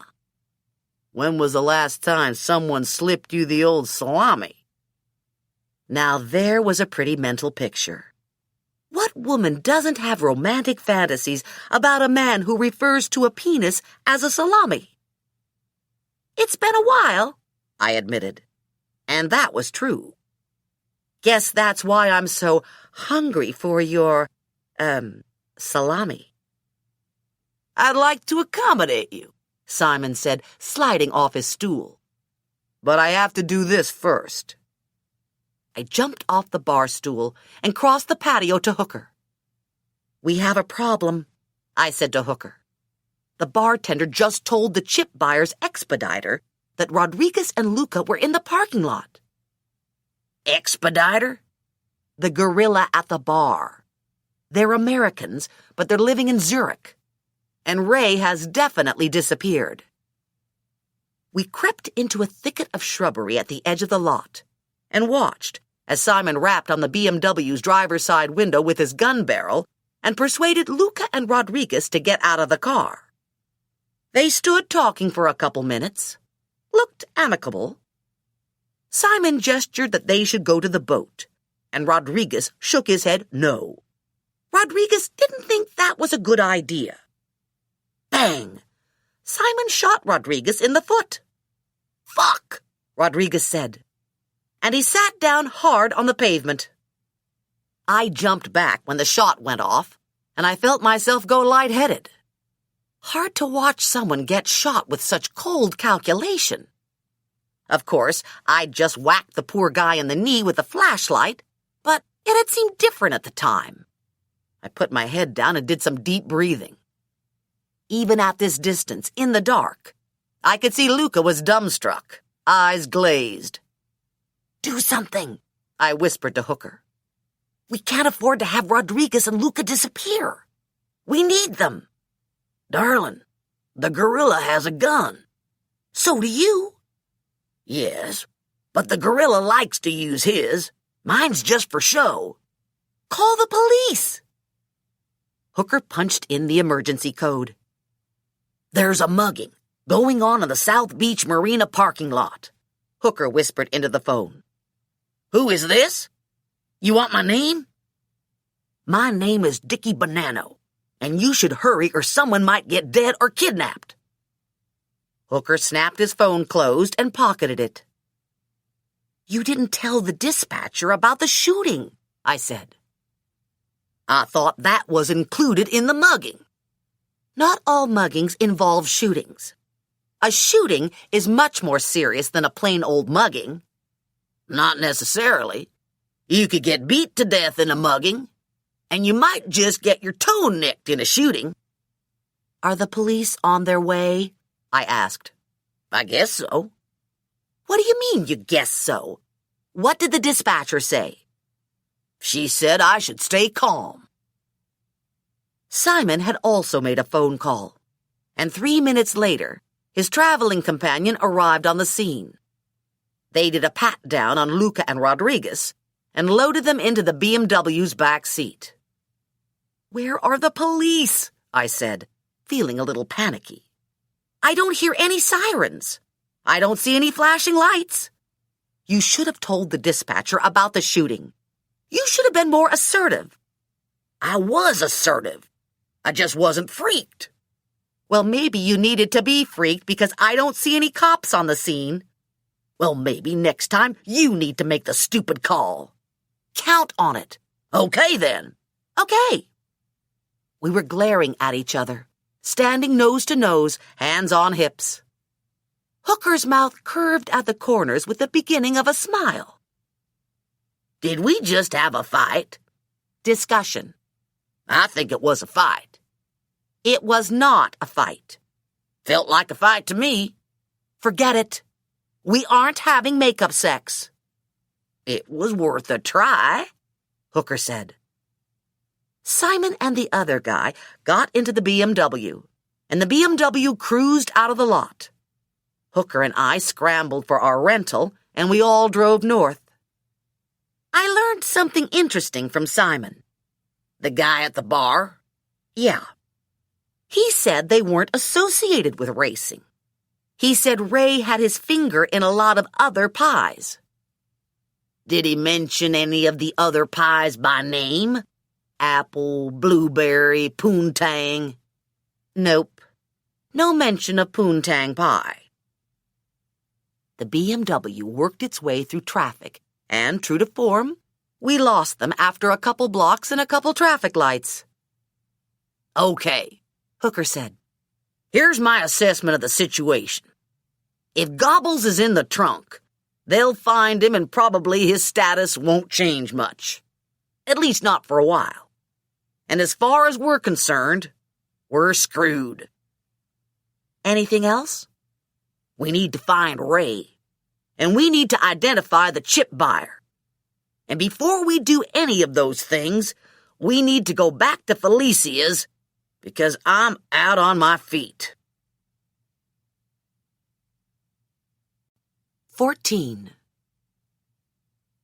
I woke up with Hooker on top of me, and Beans breathing St. Bernard breath in my face. The disturbing thing is that I didn't mind either. I slithered out from under Hooker, went to the Ibarra's bathroom and took a fast shower, got dressed, grabbed some gallon-sized plastic bags from the kitchen, and took Beans for a walk. It was a little after 7, and Felicia's neighborhood was on the move. Pickup trucks and second-hand sedans motored down the side streets. People stood in line at the bus stop. Dogs barked from postage stamp backyards, and cats sat on stoops, soaking up the first sun of the day. The language spoken was Spanish, the kitchen smells were Cuban, and the skin tones were darker than mine. The rhythm of life felt normal and comforting. The setting seemed exotic. Felicia's niece was manning the Ibarra stove when I returned. Hooker was at the table with a pack of kids and an older man I didn't know. Beans slid under the table, waiting for food to drop to the floor. "Finish your breakfast," Lily said to her youngest. "The bus will be here and you won't be ready again." Hooker had coffee, juice, and a breakfast burrito in front of him. He had his hand wrapped around his burrito and his phone to his ear. Sure, Hooker said into the phone. You bet. I poured myself a mug of coffee and took a chair at the table. That was Skippy, Hooker said to me when he disconnected. He wanted to remind me that it was Tuesday. I was surprised Skippy was up this early. Skippy was known to come to track meetings in his pajamas if the meeting was called before 9 o'clock. Skippy's starting to sound nervous, Hooker said. There's a ton of media scheduled for tomorrow, including the parade of cars that starts at Times Square. It wouldn't be good for Hooker to miss the parade of cars. This is where the top 10 drivers get into their race cars and drive them through Midtown Manhattan. It's televised and photographed, and thousands of fans line the parade route. Maybe we should go to New York. I'll get arrested and charged with multiple counts of... Hooker looked at the kids at the table. Misbehaving. You don't know that for sure, I said to Hooker. Even if I'm just called in for questioning, it'll create a ton of bad press. And if they decide to hold me, you'll be left on your own to get us out of this disaster. Lily put a massive breakfast burrito in front of me, and refilled my coffee. I ate half of the burrito and gave the other half to Beans. 45 minutes later, Hooker and I were in the marina parking lot. The black BMW had returned and was neatly wedged between two other cars.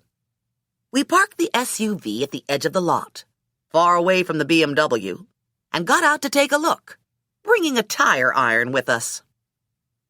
No blood dripping from the trunk, Hooker said, standing to the rear of the car. That could be a good sign. Hooker rapped on the trunk and called, "Hello?" But no one answered. I tried the door and found it locked, so Hooker rammed the tire iron into the crevice by the trunk lock and popped the trunk open. Empty. No blood. Hooker mashed the trunk down to make it catch. I peeked through the driver's side window. No blood on the seats or splattered on the windshield. The floor mat is missing from the back. Probably Rodriguez bled on it big time. There are a few smears on the carpet, but nothing major. Maybe they just drove Rodriguez to a doctor. Maybe they didn't whack them or anything. I can't decide if I'm relieved or disappointed. We crossed the lot to the cement walk that ran the length of the marina. 2 piers down, the Huevo yacht was a hub of activity as crew members worked to clean up the damage caused by the fire. 5 men in slacks and short-sleeved dress shirts stood talking on the dock, not far from the boat. From time to time, one of the men would gesture at the boat, and everyone would look that way. 2 of the men held clipboards. "Insurance agents," I said to Hooker. After a couple minutes, the 3 men from Zurich emerged from the main salon and left the boat without a backward glance, 2 crew members trailing behind them carrying luggage. Dollars to donuts. They're going to be coming our way, Hooker said. I'm guessing they're heading for the parking lot. We need to make ourselves disappear. We stepped off the walkway and were immediately swallowed up by the birds of paradise bushes and dwarf date palms that provided a green belt between the walkway and the parking lot. We snaked around the palms, skirted the lot, and hid behind the SUV. The men from Zurich and the luggage toters weren't far behind us. They crossed the lot to the black BMW, went to the trunk, and stared at the gouges we'd just made. They looked around. They did some disgusted head shaking. They tried to open the trunk. It was jammed. They loaded the suitcases into the back seat and got into the car. They're leaving, Hooker whispered. They're going home. What does that mean? They aren't going home. Home is Zurich, and it's cold in Zurich now. They'd have their suits back on if they're going home. These guys are all in short-sleeve shirts. I think they're just getting off the boat. Probably everything smells like smoke. We waited until the BMW left the lot, and then we hopped into the SUV and tailed them to Collins. Easier this time. No lights, less traffic. They drove up to a small boutique hotel, where they valet parked the car, gave their luggage over to the bell captain, and followed him into the lobby. I'd really like to know who these guys are, Hooker said. Maybe one of us could go talk to the guy at the desk and be incredibly charming and get some information out of him. I did an eye roll. I can't just walk up to the desk and start asking questions. You could if you hiked your T-shirt up so the desk clerk could see some skin. You're pimping me out, I said. And? I reached for the door handle. If I'm not out in 10 minutes, come in guns blazing and rescue me. I pulled my T-shirt out of my jeans and tied the hem into a knot so it sat just below my boobs, leaving a lot of skin exposed. I sashayed across the street and swung my ass Suzanne style into the lobby. It was a pretty little lobby with black and white marble floor tiles and potted palms and an elaborate gold-trimmed Art Deco reception desk. An immaculately tailored and turned-out man stood behind the desk. His nails were buffed, his hair was perfectly cut, his skin was flawless. He wore a tiny rainbow pin in his lapel. I untied my shirt and tucked it back into my jeans. It was going to take more than a bear's stomach to entice this guy. The bear's stomach was going to have to be attached to equipment I didn't possess. "Oh, sweetie," he said to me. "You're too perfect to cover up. This is South Beach. You work out, right?" "Sometimes." "What can I do for you? If you're looking to make rent money, I might have something for you." Okay, so I came in half naked and swinging my hips. It was still sort of upsetting that I was instantly sized up as a hooker. "I'm not cheap," I said to him. "Of course not. Although a manicure might not be a bad idea. And you are showing some roots." I shoved my hands into my pockets. 3 men just checked in. Would one of them be looking for a lady? The one with the blue shirt and touch of gray at the temples? He didn't request one. Although Mr. Miranda has stayed here before and in the past has used our services to obtain female companionship. I thought I recognized him. I did him last year. He was here for the Orange Bowl, right? I remember him because he has a crooked, you know. "Don't you hate that?" the desk clerk said. "Did you charge extra?" What was his first name again? Anthony. Anthony Miranda. Yep, that's the guy. I borrowed the pen on the counter and wrote a fake number on the back of a hotel brochure. "Here's my cell number," I said to the desk clerk. "Tell Anthony Miranda that Dolly says hello." I swung my ass out of the lobby, across the street, and into the SUV. "Anthony Miranda," I said to Hooker. "Anything else?" "That's it, just a name. I probably could have learned more, but I would have needed a manicure." Hooker returned to the marina lot, parked, and got Skippy up on the speakerphone. "I need some help," Hooker said to Skippy. "No shit." "I need information on a guy. Anthony Miranda.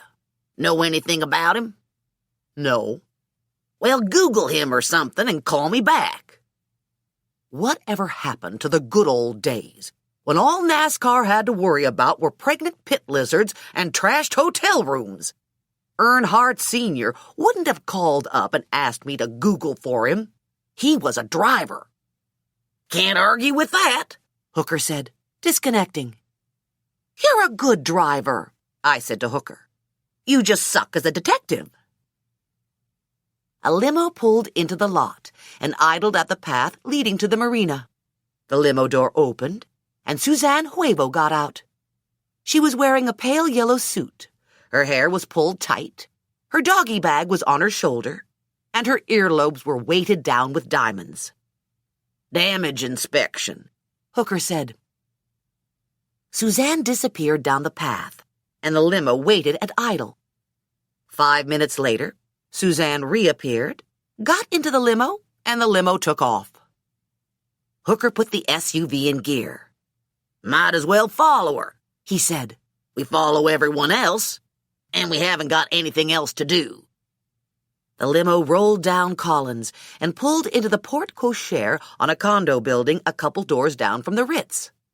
Suzanne got out and strutted into the building. The limo left. "Huh," Hooker said. "That didn't amount to much. This is where she's living now." "Do you have any other ideas?" "There's a Starbucks around the corner. We could get coffee and one of those cranberry cakes with the icing on top." "I meant, do you have any ideas about how we can get ourselves off the most wanted list?" "Nope," Hooker said, putting the car in gear, heading for Starbucks. "I don't have any of those ideas." 10 minutes later, I was leaving Starbucks with 2 large cups of coffee and 2 cranberry cakes. I pushed through the large glass door, took the steps to the sidewalk, and looked across the street just in time to see the SUV pull away, followed by the black BMW. My first reaction was disbelief. For a moment, the earth stopped spinning on its axis and nothing moved. Time stood still. And then a horrible ache grew in my chest and I couldn't breathe.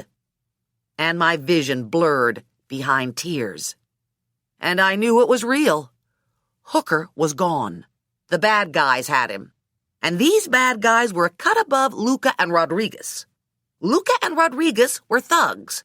I suspected Simon and his partner were polished professionals. I sat down hard on the cement steps behind me and put my head between my legs, sucking in air. Get a grip, I thought. This is no time to fall apart.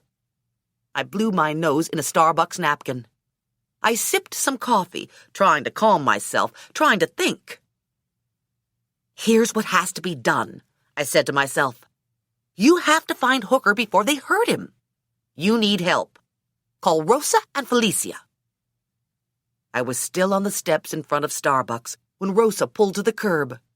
I was wired on 2 cups of coffee and a piece of cranberry cake. I'd managed to stop the flood of tears, but I was feeling horrible that Hooker had been snatched by the bad guys, and I was determined to get him back in usable condition. Rosa was driving a magenta Toyota Camry that had been customized with a rear spoiler and a fluorescent red, orange, and green flame paint job. Felicia was in the seat next to her, and Beans was in the back seat, his nose pressed against the window, staring out at me. I slid onto the seat next to Beans, and my attention was caught by the arsenal tucked into the pockets on the seat backs. 3 semi-automatics, 2 revolvers, a stun gun, and a bear-sized can of pepper spray, plus what looked like a sawed-off shotgun on the floor. Felicia saw me looking at the guns. "You never know," she said. "Better to be prepared, right?" Prepared for what? World War III? "What do we do now?" Rosa wanted to know. "We're ready to go get those son-of-a-bitches.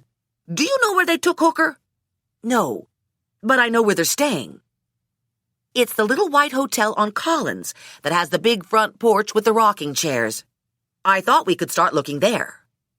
"I know the hotel," Rosa said, edging into traffic. "The Pearl." I sat back and called Skippy. "I'm calling for Hooker," I said. "Did you get anything on Anthony Miranda?" Turns out there are a lot of Anthony Mirandas. There's a drummer, a New York cop, a politician, a guy who has a Zurich-based export company. "That's the one, the exporter." I knew it would be the exporter. From what I read, he mostly exports guns and illegal military technology. Not good news. I was hoping for chocolate. "Where's Hooker?" Skippy asked. "You know how there are all those movie star impersonators? You might want to try to find a Hooker double, just in case." "I'm getting too old for this shit," Skippy said, and he hung up. Rosa parked on the street, half a block from the Pearl Hotel. We left Beans in the car, guarding the guns, and Rosa, Felicia, and I took the lobby like, "Here come the hookers." The same immaculately turned-out guy was at the desk, and his eyes got wide when we all barreled in. "Oh, dear," he said. "Maybe too much of a good thing." "Anthony is expecting us," I told him. "He didn't say anything." Rosa was wearing a V-neck red sweater that showed a lot of boob squished so tight together a man would suffocate if he got his nose caught in her cleavage. "We've been invited for brunch," Rosa said. "He didn't order any brunch," the desk clerk said. "Honey pie," Rosa said. "We are brunch." "But they aren't here. They all went out about a half hour ago. Something about our coffee not being up to their standards, and they were looking for a Starbucks." So maybe Rodriguez and Luca told them about Hooker, and the Zurich chip buyers ran into him by accident. How crappy is that? "Anthony said we should go upstairs and get ready," I told the clerk. "He said you'd let us in his room." Oh, no. I can't do that. I couldn't possibly. Okay, then we'll get ready here, Rosa said. And she stripped off her sweater. Eek, the desk clerk said. No, no, no. You can't do that in the lobby. Here goes, me too, Felicia said, unbuttoning her lavender-flowered shirt. The desk clerk clapped his hands over his eyes. I can't look. I'm not looking. Unless you want to see Felicia's granny panties hit the floor, you'd better give me the key, I said. He shoved a card at me. Take it. Take it and go. Get out of my lobby. Room 315. Felicia, Rosa, and I flounced off to the elevator and rode to the 3rd floor. I let us into the room and we went through everything. This guy has no imagination, Felicia said. Look at his boxers. They're all the same color. No pictures or anything. I turned on his laptop. Nothing on its desktop. Nothing interesting in his hard drive. I went into his mail program. Wiped clean. Nothing on his calendar. There isn't anything here, I said. He must export everything onto a memory stick. I looked around for a memory stick but came up empty. There's a little safe in the closet, Rosa said. Probably he got the good stuff in there because it's locked. Nothing in his jacket pockets. Felicia's cell phone rang. It's my niece, Felicia said, handing the phone to me. Hooker is there with 3 men, and he wants to talk to you. Hey, I said to Hooker. How's it going? It could be better. I'm here with 3 gentlemen who are interested in the computer chip. Turns out it's not behind the picture of Jesus anymore. I had Felicia take it. I thought we might need it to ransom you. Oh, man, that's a relief. So you have the chip with you? I looked over at Felicia. You have that little chip from the back of the Jesus picture, right? Yes and no, Felicia said. I got it.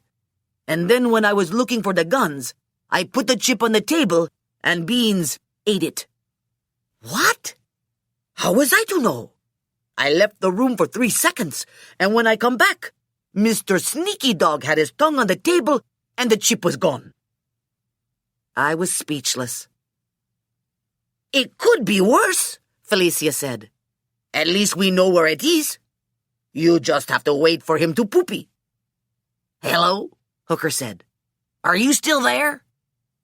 The chip is temporarily unavailable, I told him. Let me talk to Miranda.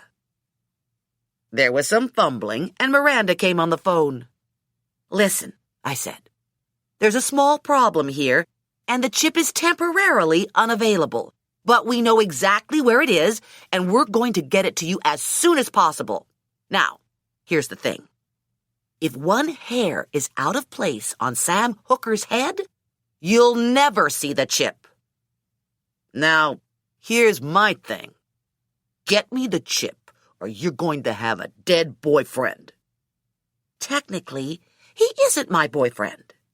You've got 24 hours, Miranda said. He gave me his cell phone number and disconnected. We have 24 hours to swap the chip for Hooker, I said to Rosa and Felicia. Maybe we feed Doggy some prunes, and it'd make things go faster, Felicia said. Works for me. Maybe we wait for the bad guys to return and we kick their ass, Rosa said. I thought they both sounded like okay ideas. Let's get out of here, I said.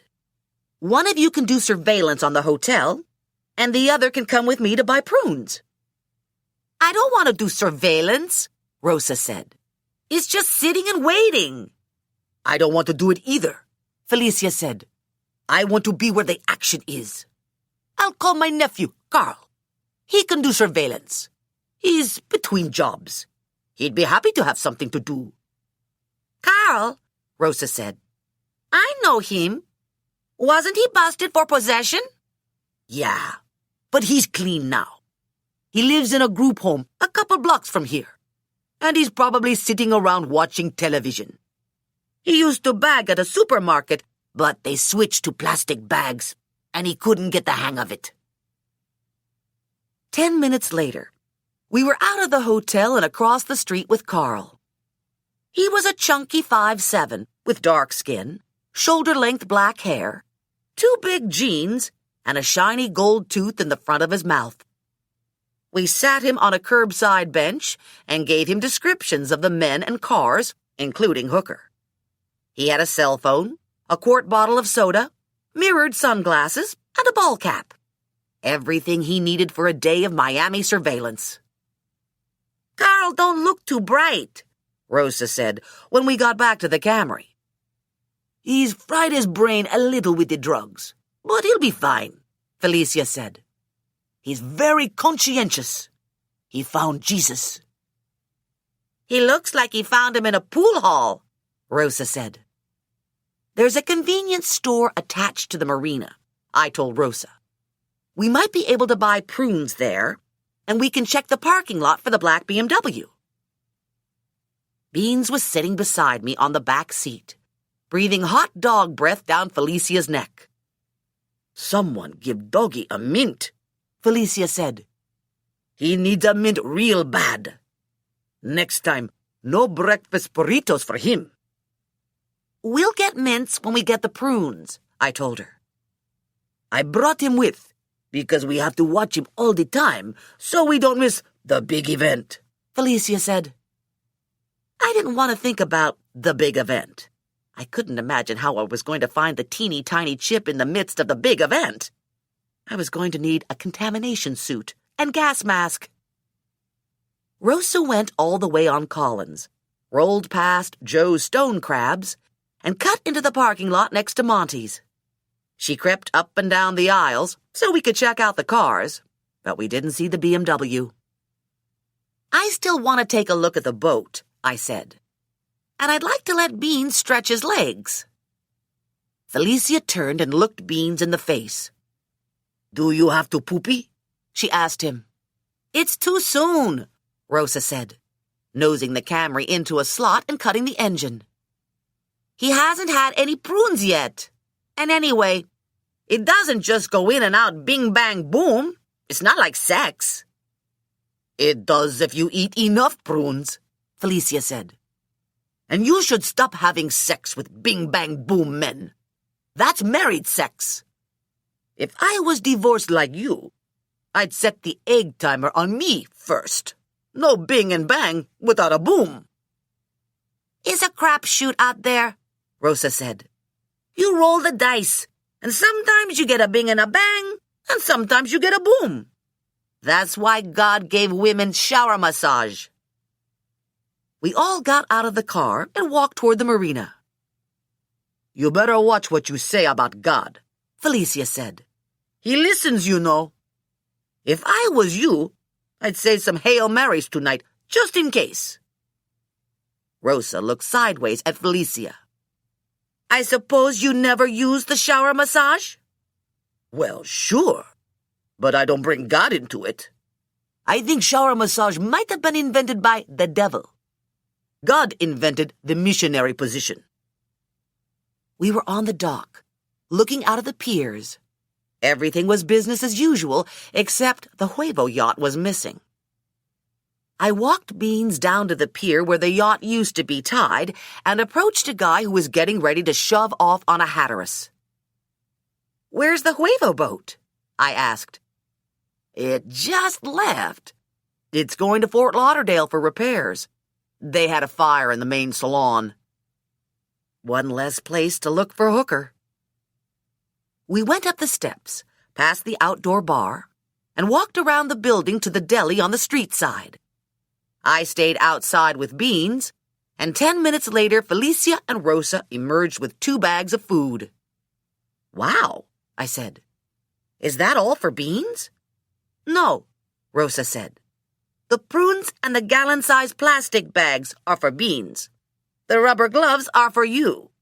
The macaroni salad, chocolate cake, meatball subs, and soda are for all of us." We sat on a bench outside the store, and Felicia opened the box of prunes. "Anybody want a prune?" she asked. "Prunes are good for you, full of iron." We all declined prunes, saving ourselves for the chocolate cake. "How about Doggy?" Felicia said to Beans. "Does Doggy want a prune?" Beans was sitting straight, eyes bright, ears perked. He sniffed the prune Felicia held in her hand, and then very delicately took it from her. He held it in his mouth for a while, drooling, not sure what one actually did with the prune. He opened his mouth, and the prune fell out. "We got him a meatball sub," Felicia said, "just in case." She unwrapped one of the subs, stuffed prunes into the meatballs, and gave the sub to Beans. Beans wolfed the sub down. "Now, we just have to wait for the poop to come," Felicia said, handing us our subs, passing plastic forks around for the macaroni. We ate our lunch, drank our sodas, and Felicia called her nephew for a progress report. "He reports no progress," she said. She stuffed the crumpled wrappers and used forks into the bag we designated as trash, and she looked around. "Where's the box of prunes? I had it on the bench next to me." All eyes focused on Beans. He was sitting on the grass not far from us. He was drooling, his eyes looked droopy, and there was a piece of the cardboard prune box stuck to his lower lip. "Oh boy," Rosa said. "He ate a lot of prunes." Beans stood and lifted his tail, and there was a sound like air escaping a balloon. We all jumped off the bench and moved away. "He could peel paint off a building," Rosa said. Felicia was fanning the fumes away with the garbage bag. "It smells like burrito. And look at him. I think he's smiling." I felt like I should be doing more to find Hooker, but I didn't know where to start. Maybe a property search. I hauled my phone out and called Skippy. "I was wondering if you could get some more information for me," I said. "I want to know if Anthony Miranda has property in the Miami area, a house or an office building, anything. I want to talk to Hooker." "He isn't here." "Where is he?" Skippy asked. "He's sort of kidnapped." There was silence on the other end, and I was worried Skippy had fainted or had a heart attack. "Are you okay?" I asked. "I'm dandy. My scrotum is so tight my balls are choking." "It's not as bad as it sounds," I said to Skippy. "I'll be able to get Hooker back as soon as the dog poops." "I'm not even going to ask," Skippy said. "Do you have a phone number I can call when I get information on Miranda?" I gave him my number and disconnected. "Maybe we should go back to the hotel and see if Carl needs a potty break or wants to get lunch," Felicia said. We went back to the lot, piled into the car, and Rosa headed for Collins. After 3 blocks, Beans made the balloon noise again. Rosa pulled the car to the curb, and we all got out and waited for the air to clear. We were standing not far from the takeout part of Joe's Stone Crabs. A black limo glided to a stop in front of us, and Suzanne got out. "Oh my gosh," she said when she saw me. "Barney, how have you been? Where's Hooker?" "He's been kidnapped." "Geez," Suzanne said. "That's too bad. There's so much of that going around these days. Excuse me a minute. I have to get my stone crabs." "Who is that?" Rosa wanted to know. "She looks like a big bitch. I like her already." Suzanne was carrying a large bag when she came out. "So, what are you up to?" she asked me, handing the bag over to the chauffeur. "I'm trying to find Hooker. These are my friends, Rosa and Felicia."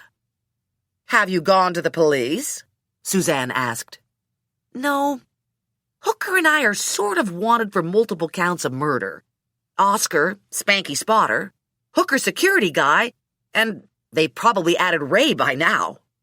That's ridiculous. Ray isn't dead, Suzanne said. Are you sure? Yeah. Ray's with me. You want to see him?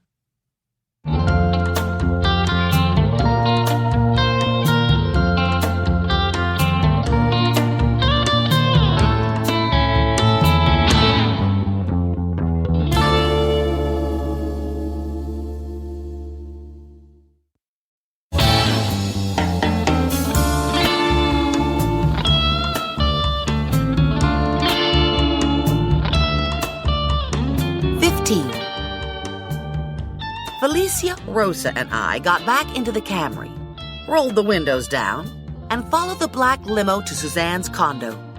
We valet parked the car and rode the elevator to the 12th floor. All the time, I was dying to jump up and down and yell and be embarrassingly excited because I'd found Ray. Since I hadn't a clue as to what was going on, and I didn't want to screw anything up, I just kept my lips pressed tight together and my hands balled into fists at my side and tried to look calm. It's just a temporary rental until I get everything straightened out, Suzanne said, plugging her key into the lock. Still, it's not bad, and it's got a great view. The condo stretched across the back of the building with floor-to-ceiling windows that looked out on the ocean. The decor was modern, mostly white with touches of pastel. The kitchen was high-tech and looked totally unused. Where's Itsy Poo? I asked Suzanne. She goes to playgroup on Tuesdays, and then she gets a whirlpool bath and a pedicure. Beans was pressed into my leg as if he understood pedicure and didn't think a lot of it. Suzanne set the stone crabs on the kitchen counter. Follow me, ladies, and I'll show you what pissed-off mothers do for fun. We all marched into the bedroom, which was about half the size of a football field. Her bed was one of those four-poster things, draped in white gauze. The carpet was white.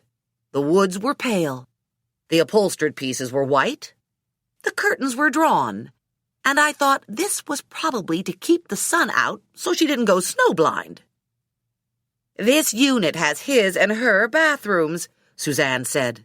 My bathroom is through the door to the right, and his bathroom is in here.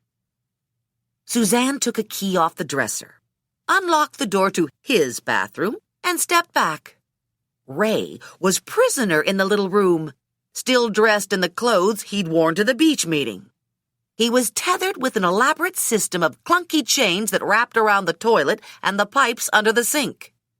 His hands were free to do whatever he needed to do, but he didn't have enough chain to do what he really wanted to do, which was choke Suzanne. He had a pillow and a quilt, a stack of magazines, and a tray with leftovers from takeout. Now you are all accomplices to kidnapping, Ray said. If you don't get me out of here, you are all going to jail for the rest of your lives. What did he do? Felicia asked. He cheat on you? No. He's my brother-in-law, Suzanne said. He rudely killed my husband before I had the chance to do it myself. And now he's planning to swindle my kids out of their inheritance. You have no proof, Ray said. It's always a mistake to mess with a mother, Suzanne said. So this is where Ray went after he talked to Hooker and me, I said. It was easy, Suzanne said. I told him I wanted to talk to him in private about transferring the boat over to him. He came up here. I hit him with a blast from a stun gun, trussed him up, and I was in business. I guess the moron never told anyone he was coming here. Ask her about the chip, Ray said to Suzanne. Shut up. Ask her. What about the chip? I said to Suzanne. Ray and Oscar have a product in R&D that's worth a lot of money. They didn't realize I knew about it, but I keep my ears open. I knew it was ready for sale, and I knew Oscar was using it on the cars. It got him a championship. But more than that, it was a flashy way to demonstrate the technology to prospective buyers. I was willing to be the good corporate wife and keep my mouth shut. I was even willing to be the good ex-corporate wife and keep my mouth shut. I'm not willing to be the widow who sits by and watches the slime-bag brother rape the company. Suzanne's frozen eyebrows narrowed ever so slightly. So I had to bring Ray in for questioning. Right, Ray?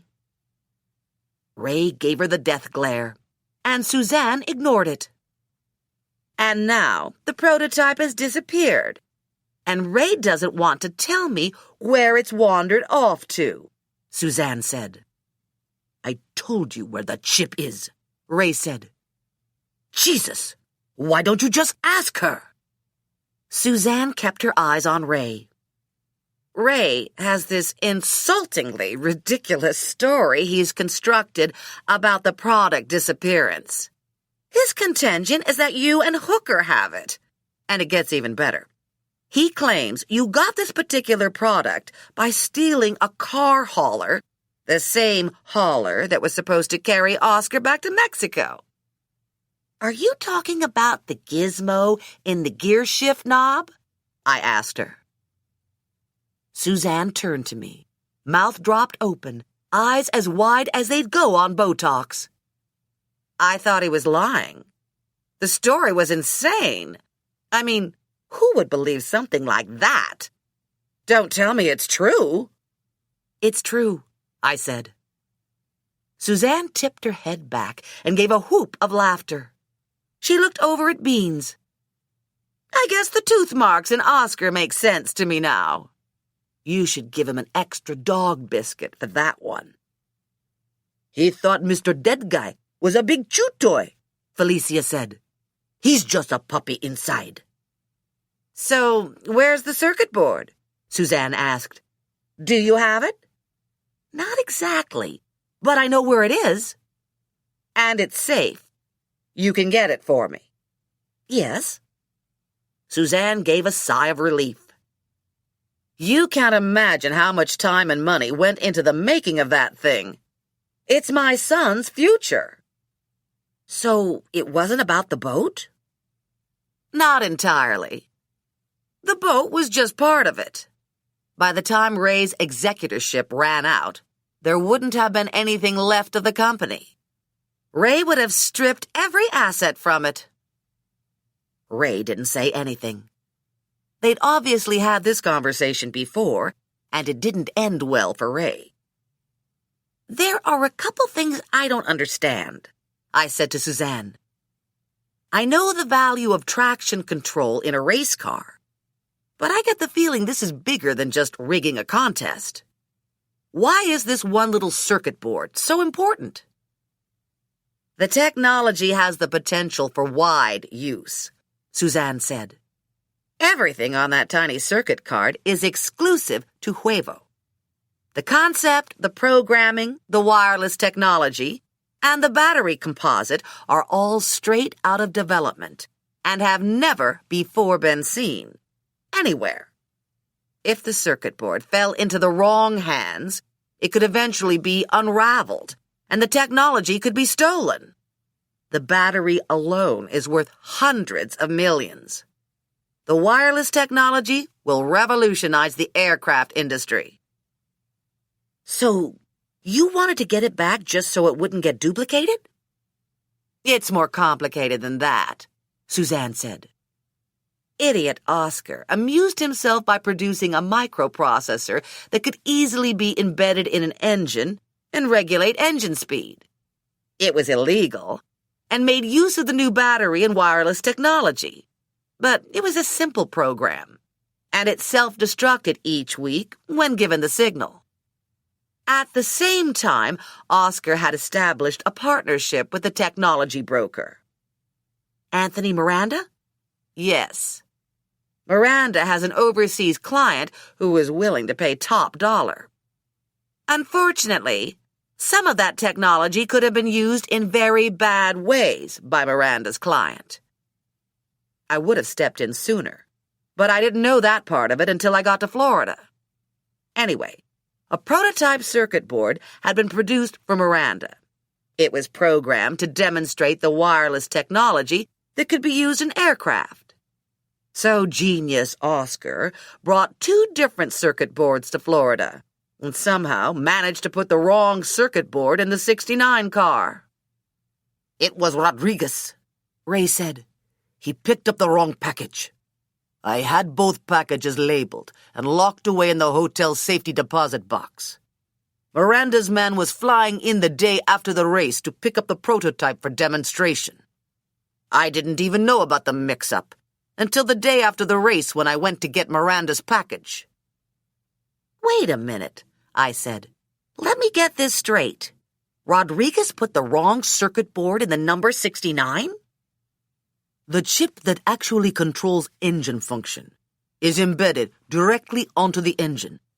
But since the signal was traveling some distance to the car, we found it to be a more reliable system if we added a second chip that picked up the start signal and relayed that signal to the primary. Because we powered the relay chip with the new battery material, we kept the chip close to us until the last moment. And as a final precaution, it was programmed to self-destruct. Plus, we only used the second chip on Huevo cars. The morning of the race, Rodriguez was in a hurry and grabbed the wrong package out of the safe. And Rodriguez placed the chip in the knob without examining it. Could that prototype circuit board control the car? No, Ray said. And it wasn't programmed to self-destruct either. So you're telling me Dickie actually won the race? This was the first time Ray smiled. "Yes," he said. "Isn't that a kicker? Who would have thought he could actually drive that car?" Why didn't you hurry up and make another circuit board for Miranda? There's no way to hurry. The prototype circuit board and battery could have been reproduced, but not quickly. Certainly not in the 2-week window we were tied to. The demonstration schedule was in place. Why didn't you just reschedule? Imagine that Miranda is Darth Vader, Ray said. And you had to tell Lord Vader that he needed to reschedule his demonstration. Miranda is ruthless. Miranda has no tolerance for mistakes. And when the chip didn't get dropped into Miranda's hand as promised, his twisted, paranoid mind screamed double-cross. Miranda's assumption was that I was selling the chip elsewhere, and things turned very ugly. "Anybody mind if I have some stone crabs?" Felicia wanted to know. "Oh my God," Suzanne said. "I forgot about the stone crabs. Let's all go into the kitchen, and I'll have a pitcher of booze sent up." "Hey," Ray said. "Pay attention here. What about me?" "What about you?" Suzanne asked. "I'm chained." "Don't whine, Ray," Suzanne said.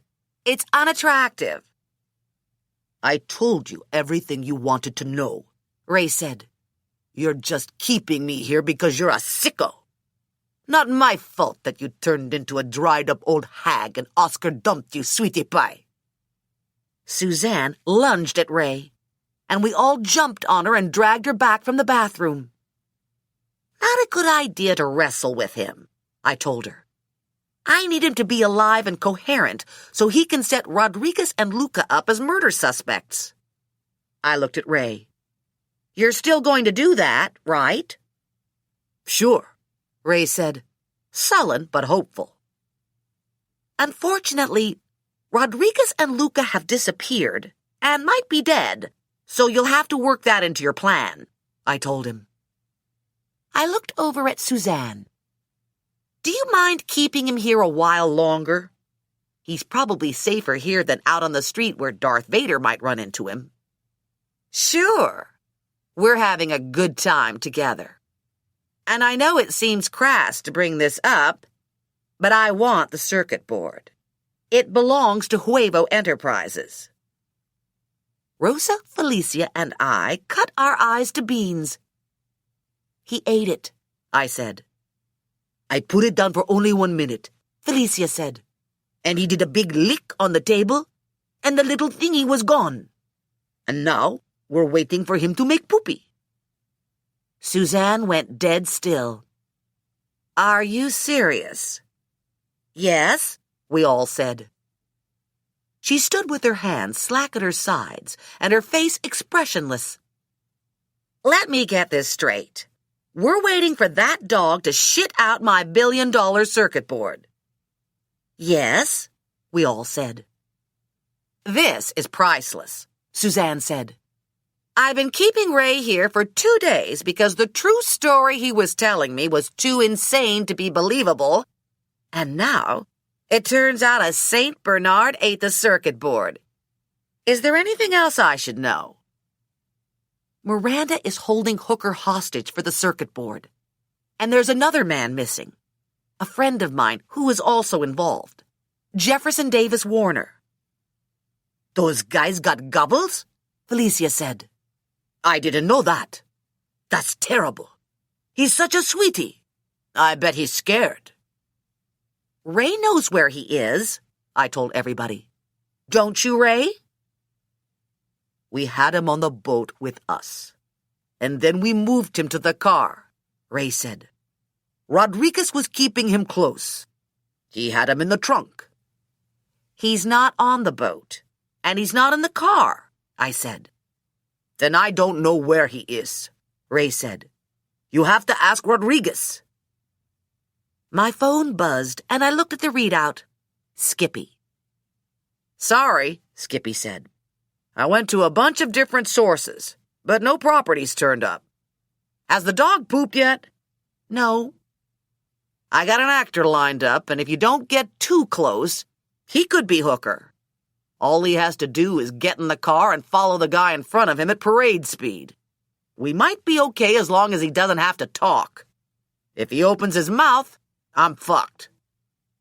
The line went dead, and I put my phone back in my pocket.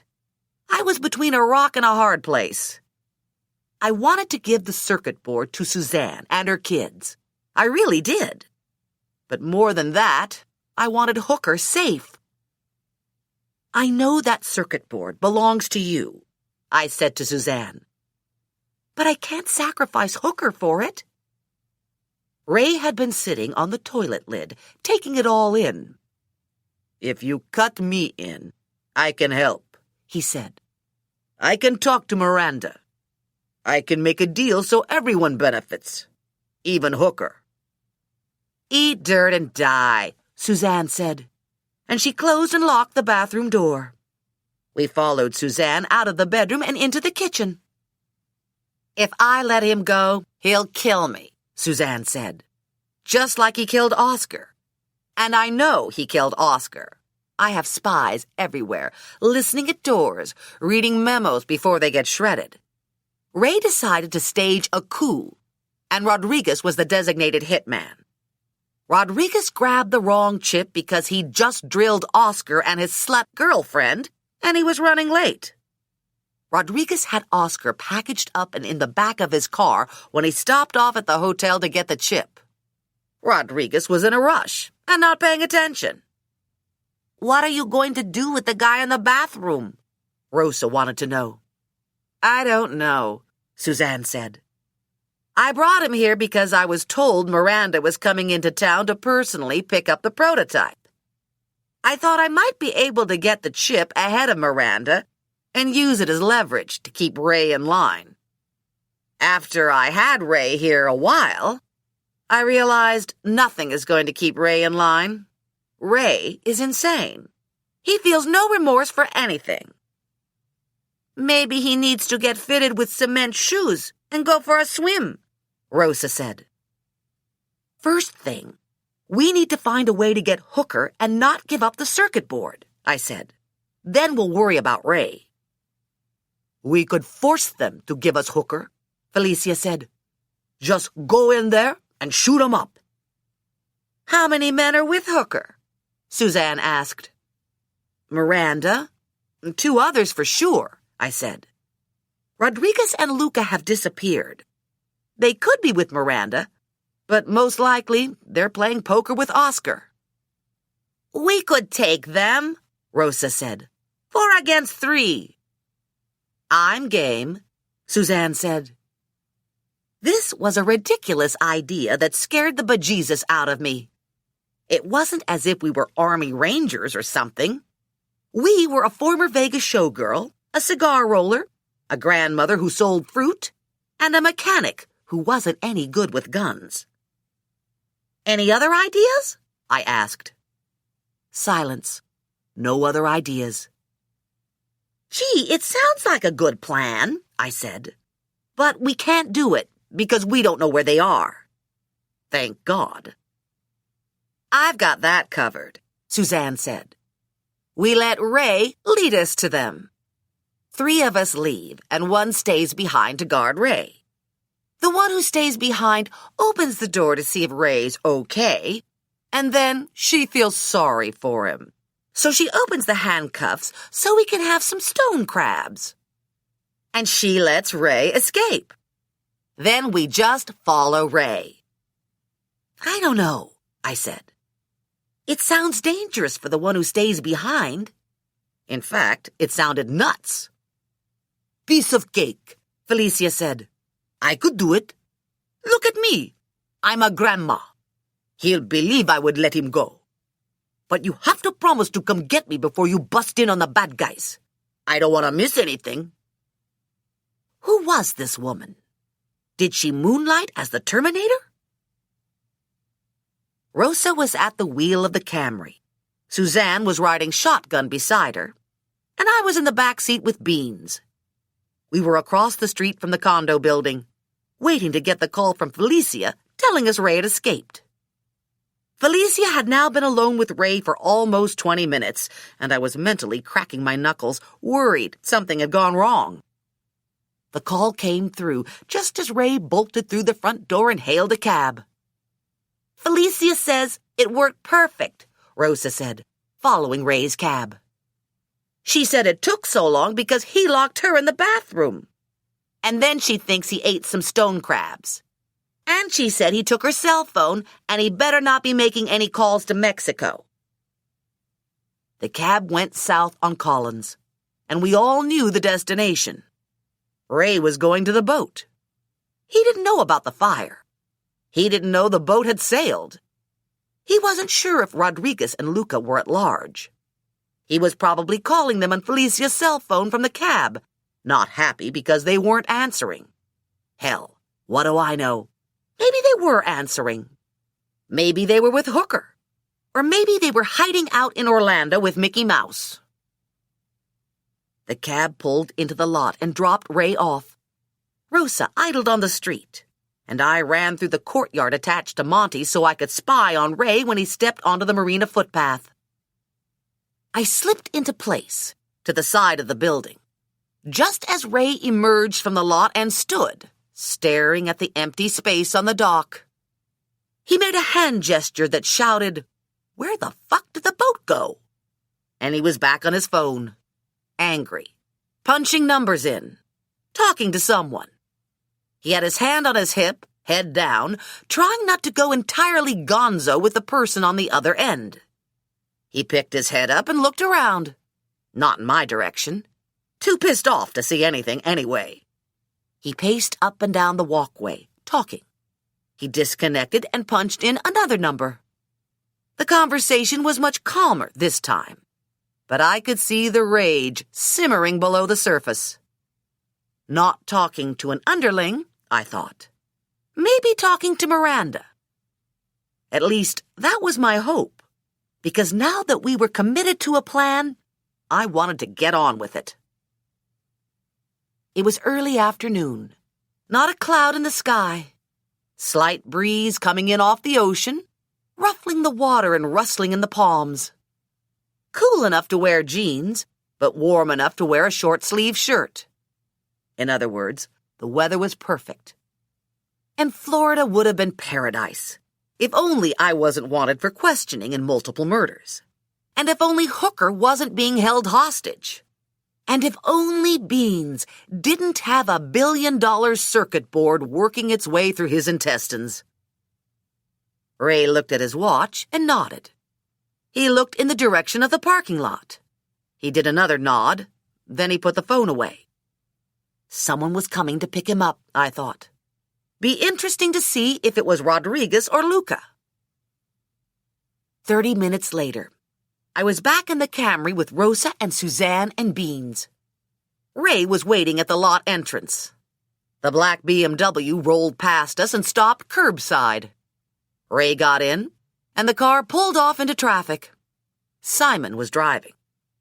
Rosa kept them in sight, and she swept past them when the BMW stopped in front of the Pearl. She made an illegal U-turn and parked half a block away, facing the hotel.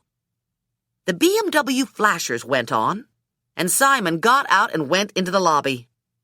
5 minutes later, Felicia called and said her nephew reported the BMW.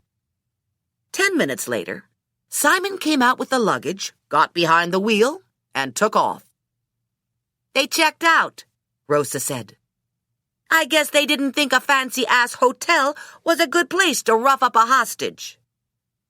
I knew Rosa was just using the phrase as an expression, but the thought of Hooker getting roughed up made my stomach sick. The BMW went north on Collins, turned onto 17th Street, and took the Venetian Causeway. We were 2 cars back, watching carefully. The BMW turned into a residential neighborhood on Toledo Island, wound its way to the northernmost point, and pulled into a gated driveway. Nice house, Rosa said, looking through the wrought iron gate to the house beyond. I bet they got Dobermans. This isn't going to be easy, Suzanne said. We're going to have to scale a 6-foot fence to get into this place. And we don't have any idea how many people are in the house. We were parked down the street, debating our options when my phone rang. This is Anthony Miranda, he said. I know the location of the circuit board, and I see no reason to wait any longer for it. You have 1 hour to give me either the circuit board or the dog. Ray was a big blabbermouth. And if I don't make the 1-hour delivery? I start to cut your friend's fingers off his hand. That's disgusting. It's business, Miranda said. Nothing personal. There's a small parking lot adjacent to a convenience store on the corner of 15th Street and Alton Road. My representative will be there to collect my property. 1 hour. I expect to collect my property as well. I'm not handing anything over until Hooker's released. Hooker will be released when I take possession of the circuit board. And Gobbles? And Gobbles. I disconnected and looked at the ladies. I have an hour to get the circuit board to Miranda. If I don't get the circuit board to him, he's going to start cutting Hooker's fingers off. Hard for him to drive without fingers, Rosa said. I have an idea, Suzanne said. If we could get Beans to poop out the circuit board, we could disable it, remove the battery and ruin the circuitry. Then we could give it to Miranda, and we will have fulfilled his demands without giving him the technology. Not our fault if the circuit board got damaged, right? I mean, it's been through a lot. We all looked at Beans. He was panting and drooling. He lifted his ass off the seat a little and farted. We all jumped out of the car and fanned the air. Do you think that smelled like prunes? Rosa wanted to know. I think I might have caught a hint of prune. We got back into the car, and Rosa drove off Toledo and took the causeway to Belle Island Park. She pulled up to a grassy area, and I got out with Beans and started walking him around. Do you have to poop? I asked him.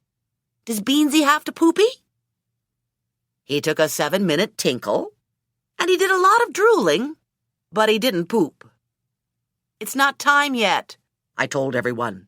He's not ready. Suzanne checked her watch. He has 45 minutes. Rosa drove to Suzanne's condo, and Suzanne ran in to get Felicia out of the bathroom. When they came out, they had more prunes. I borrowed them from my neighbor, Suzanne said. She actually eats them. Can you imagine? I don't know if that's such a good idea, I said. He's already had a lot of prunes.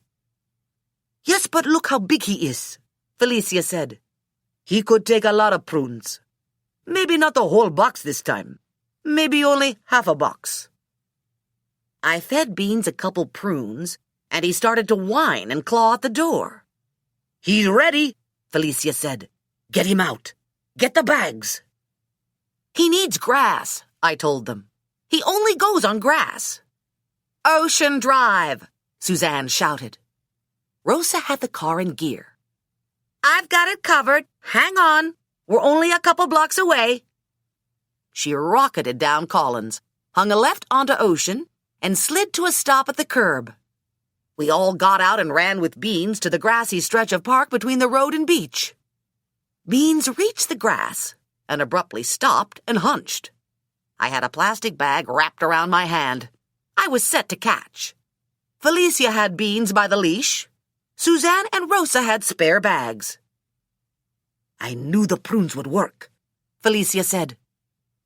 Beans put his head down, squinched his eyes closed, and a box and a half of prunes and God knows what else exploded from his back end in a gelatinous spray that shot out over a 10-foot radius.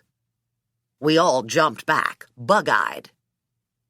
Maybe too many prunes, Rosa said. Beans picked his head up and smiled. He was done. He felt fine. He pranced around a little at the end of his leash. Okay, I said. Let's not panic. He's obviously empty, so the circuit board has to be here somewhere. Everybody look. It's too small, Suzanne said. It would have been hard to find in, a pile. It's going to be impossible to find in this grass. Maybe they'll only cut a couple fingers off, Rosa said. As long as he's got his thumb, he could be okay. We have 25 minutes, Felicia said. We'll have to fake it, I told them. Everyone look for dog poop. Lots of people walk their dogs here and not everyone cleans up. We'll fill the bag with whatever poop we can find. Then we'll give the bag to Miranda, and we'll tell him we didn't have time to look for the circuit board. And the more poop, the better, so it takes a long time for Miranda to go through it. We need time to make a getaway with Hooker. I'm going to need some Pepto-Bismol when I'm done here, Rosa said. Sorry, I said to Suzanne. You'll have to replicate the circuit board, but at least your technology won't get stolen. What's this? Simon wanted to know. Dog poop, I said, handing the bag over to him. We didn't have time to look through it for the circuit board, but I'm sure it's in there. Beans is all cleaned out. No kidding. This is a gallon bag of dog shit. Geez, you could at least have double-bagged it. I was in a hurry. I didn't want Hooker to lose any fingers. I looked around. Where's Hooker? He's in the car with Fred. I'm going to have to call Miranda on this. I wasn't expecting a sack of shit. It was the best I could do on short notice, I said. Simon and I were standing in the parking lot next to the Royal Palm Deli. Rosa was idling in the slot closest to the driveway. Suzanne and Felicia had Simon in their sights, giving him the squinty eye, guns in hand, ready to take him down should I give the signal. An SUV with tinted windows idled at the other end of the lot. Hard to tell who was inside the SUV. Simon studied me behind his dark glasses. Just between you and me, if I hadn't left you at the bar last night, would I have gotten to nail you? You don't expect me to tell you, do you? He looked at the gallon of dog poop. I guess I know the answer. Simon put the poop in the back of the SUV and flipped his cell phone open. He held a short conversation with someone at the other end, presumably Miranda. The phone was flipped closed, and Simon walked back to me. Miranda says we bring the bag and Hooker back to the house. And when we find the circuit board, we'll let Hooker go. The deal was that we'd swap here. I want my poop back. Lady, I'd love to give you your poop back, but no can do. The boss wants the poop. I trudged back to the Camry and got in next to Beans. They're going to release Hooker when they find the circuit board. The black SUV pulled away, and Rosa cranked the Camry over. Okay, ladies, she said. A girl's gotta do what a girl's gotta do. What does that mean? I asked Rosa. It means we have to kick some ass and get Hooker out. That sounds good on paper, I said to Rosa. But we're not exactly a SWAT team. I think it's time to bring in the police. Suzanne was in the back with me, sitting on the other side of Beans. Easy for you to say, Suzanne said. You didn't just kidnap Ray Huevo. I'm in favor of us going in and solving the problem ourselves. I work out, and I can shoot, and I'm in the mood to do some damage, she said, selecting a gun from the pocket in front of her. I'm putting my name on this Glock 9. We drove to the house, and Rosa sat at idle in front of the gate. The gate was closed and attached to a 6-foot solid stucco fence that encircled the property. From what we could see of the grounds, we would have to get over the fence and then cover some open grass before reaching the house. A small metal medallion attached to the front gate told us the property was protected by all-season security. It would be better if we could do this in the dark, Rosa said. I looked at the sky. The sun was low. Maybe an hour until sunset. Maybe a little more. An hour felt like a long time to leave Hooker in there with the finger chopper. It'll take them a while to go through a gallon of poop, Felicia said. They're gonna have to put it in a strainer, little by little, and power wash it. We all made gagging sounds. I think we have until the next phone call, Suzanne said. If they don't find the circuit board, they'll call. They don't know for certain that this was a setup. 16. We were parked 4 houses down from the estate, where they were holding Hooker hostage. The Camry tucked back into the driveway of an ungated and unoccupied house. We'd carefully watched the street for activity, but there'd been nothing to see. No cars coming or going. No one out for a stroll. We watched the sun set in a brilliant display of fluorescent orange and pink. We watched the sky change from dusk to dark. This is it, Rosa said. Showtime! We armed ourselves, got out of the Camry, and started walking down the street. Rosa, Felicia, Suzanne, and me. Beans was left behind, and he wasn't liking it. Beans was in the car, barking loud enough to raise the dead. You gotta do something with Doggy, Felicia said. People gonna call the cops on us. I went back to the car, opened the door, and Beans bounded out. I took the leash, and he pranced beside me. He was happy. He was going for a walk with everyone. When I die, I want to come back as this Doggy, Felicia said. We stopped when we got to the gate. It was still closed and locked. Beyond the gate, we could see the BMW parked in the courtyard. The house was dark. Not a single light burning. Maybe they have blackout shades, Rosa said. Maybe they're watching a movie on television, Felicia said. Maybe they're waiting for us, I thought. Lights were also off in neighboring houses. This wasn't high season in Florida. Not a lot of the rich folks in residence. We walked off the road and chose a spot where the shadows were deep. We're gonna have to alley-oop over the wall, Felicia said. Rosa and I linked hands and gave Suzanne a boost up. Everything looks quiet inside the wall, Suzanne whispered. She straddled the wall and silently dropped out of sight.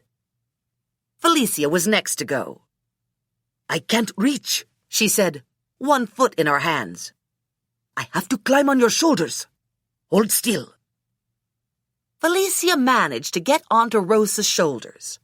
I got my hand under her ass and gave her a shove, and she went over the wall and landed on the other side with a thud.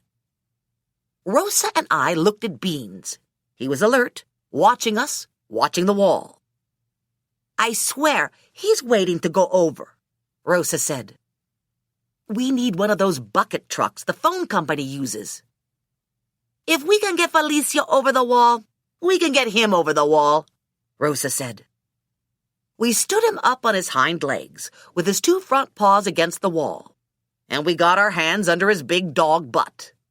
Heave, Rosa said. We both gave a grunt and got Beans about 3 feet off the ground. Christ, Rosa said. It's like lifting a 150-pound sandbag. Here, doggy, Felicia whispered from the other side of the wall. Nice, Beansy. Come to Aunt Sue, Suzanne cooed. Come on, you can do it. Come to Aunt Susie Woozy. On the count of 3, Rosa said. 1, 2, 3. We took a deep breath and hefted Beans up another 1.5 feet. Somehow, he got a back paw on Rosa's chest and pushed himself high enough to get his 2 front feet dug into the top of the wall. I got my head under his rear end, and when I stood straight, he went over. There was a gasp and a thud, and then there was silence. Is Beans okay? I whispered. Yeah, he's fine, Suzanne said. He landed on Felicia. It might take her a minute to catch her breath. Rosa went up next, with a lot more blind determination than Grace. She straddled the wall, turned onto her stomach. We locked hands, and everyone pulled me over. We were all plastered against the wall. A swath of grass lay between us and the house, maybe 30 feet deep. When we ran across the grass, we'd be exposed to view. There's no way around it, Suzanne said. We have to make a run for it. When we get to the house, we'll be hidden again, and we can creep along and try to find a way in. We got halfway across the grass, and all the outdoor lights flashed on. We tripped the motion sensors, Suzanne said. Don't anyone panic. They're gonna let the Dobermans out next, Felicia said, running onto a patio. I'm not waiting for that. I'm going in where it's safe. She whacked a patio door with her gun butt. The glass shattered. She reached inside and opened the door, and the alarm system went off. We all rushed into the house, Beans included. We fumbled our way through the house in the dark, guns drawn, going room by room. No reason to go slowly or quietly. The alarm was whining. The phone was ringing. No one was answering the phone. Undoubtedly the security company calling. Their next call would be to the police. We crept into the kitchen. Beans gave an excited woof and ran forward. Hard to hear much over the alarm, but there was the sound of something heavy crashing to the floor in front of us. Rosa flipped a switch. The kitchen came up like daylight, and we all gaped at Hooker. He was tied to a kitchen chair that Beans had tipped over. Beans was on top of him, giving him Slurpees, and Hooker was looking stunned. I ran to Hooker and counted his fingers. 10. Yahoo! Are you okay? I asked him. Yeah. I just got the wind knocked out of me when Beans hit the chair. What about Gobbles? He's in the house somewhere. I don't know what kind of condition he's in. He might be upstairs. I'll go look for him, Rosa said. Where is everybody else? I asked Hooker. Gone. That's impossible. There's only one way in and one way out, and we were watching it. They left by boat, Hooker said. Miranda and his 2 men, and Ray, and the dog shit. I guess Miranda didn't think he could get much more out of you or me, so he took Ray. If the chip's in the bag, everyone will be happy. If it isn't, I imagine Miranda will hold Ray hostage until he duplicates the technology. And if he can't duplicate the technology, I don't think things will look good for Ray." Felicia was working on Hooker's ropes with a steak knife. "How's it going?" Suzanne asked. "Is he almost cut loose? We need to get out of here before the police arrive. I don't want a mugshot with my hair looking like this."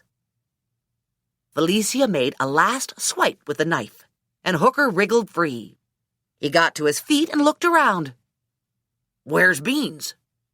"He was here a minute ago," I said. Hooker whistled, and Beans came into the kitchen dragging Rodriguez, who was obviously incredibly dead. Felicia shook her finger at Beans. "You got to stop playing with the dead people." Hooker found a box of crackers in a cupboard. "Here you go, guy," he said to Beans. "I'll trade you a cracker for the dead man." I followed the drool smears down a hall to a powder room. The door was open, and I could see another body on the floor. I flipped the light on for a better look. It was Luca. He was on his back, his black eye no longer seeming like much of a problem. I know Rodriguez and Luca weren't such nice guys, and I know they killed a bunch of people. Still, I felt bad they were dead. Okay, maybe not Luca.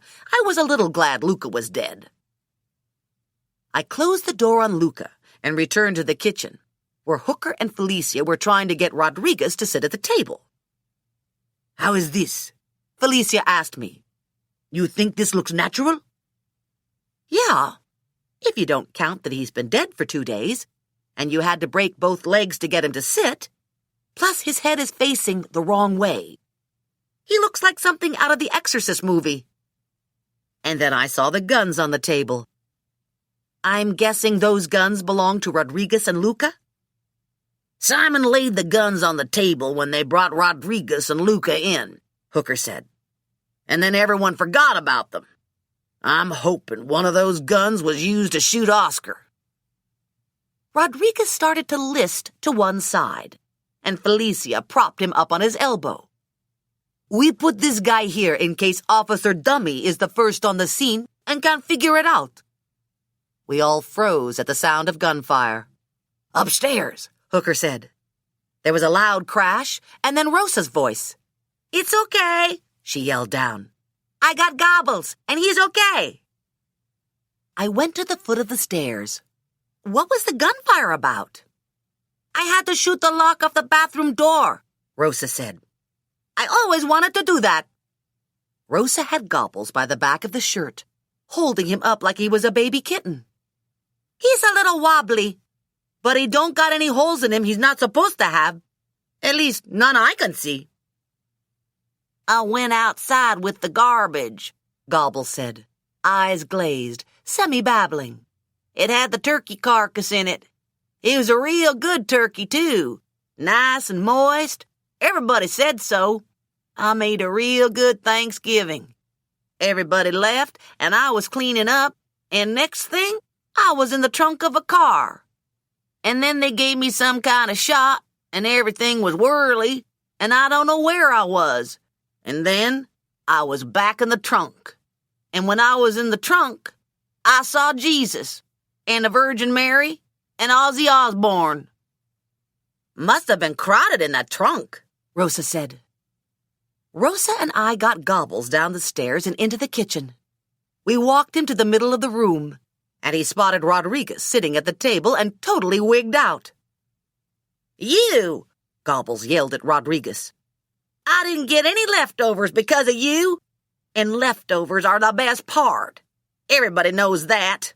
You don't fucking kidnap someone Thanksgiving night. I fucking wait all fucking year for those leftovers. I hate you. I hate you." He grabbed the gun from Rosa, and he shot Rodriguez in the knee. Nothing happened.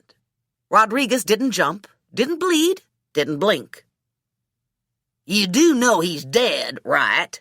Hooker asked Gobbles. "Yeah, I knew that." "Feel better?" "Yeah," Gobbles said. "But I surely would like a turkey sandwich." I noticed a shoebox left on the table. Gucci. "Someone buys expensive shoes," I said. Rosa picked the box up and looked inside. Uh-oh. Felicia, Hooker, Suzanne, and I looked over Rosa's shoulder. There were 2 cylinders attached to a small electronic component with a clock counting down. 2 minutes left on the clock. "Bomb!" we all yelled. Hooker grabbed the box, ran outside, and heaved it toward the water. It hit the dock, went into a skid, and exploded. We were all knocked back, and half the windows blew out. We didn't waste any time getting off the property. Too much trouble to alley-oop over the wall again. We ran to the water's edge, carefully stepped into the waist-high water, scooted around the protruding stucco wall, and dragged our soaked selves onto the bank on the other side. The white light from headlights and blue emergency strobes raced down the street and stopped in front of the gated house while we tiptoed across the backs of yards. We got to the Camry, squeezed 6 wet people and a big wet dog into the car, and Rosa drove off, down the street, then across the causeway, toward South Beach. I had so much leftover terror, my teeth were chattering and I was shaking. "Do you think it will work?" I asked Hooker. "Do you think they'll connect Rodriguez and Luca with the murders?" Hooker had his arms locked around me. "There will be a lot of unanswered questions," he said. "But I'm hoping we left the murder weapon in the kitchen. I don't see where the police can dispute a murder weapon loaded with fingerprints." "Guess we know why they weren't worried about leaving you behind," Rosa said to Hooker. "They were going to blow you up." "That charge was left in the kitchen, next to the gas cooktop," Hooker said. "I'm guessing it would have blown everything up and probably burned the place down." I woke up in the little bed in Felicia's house.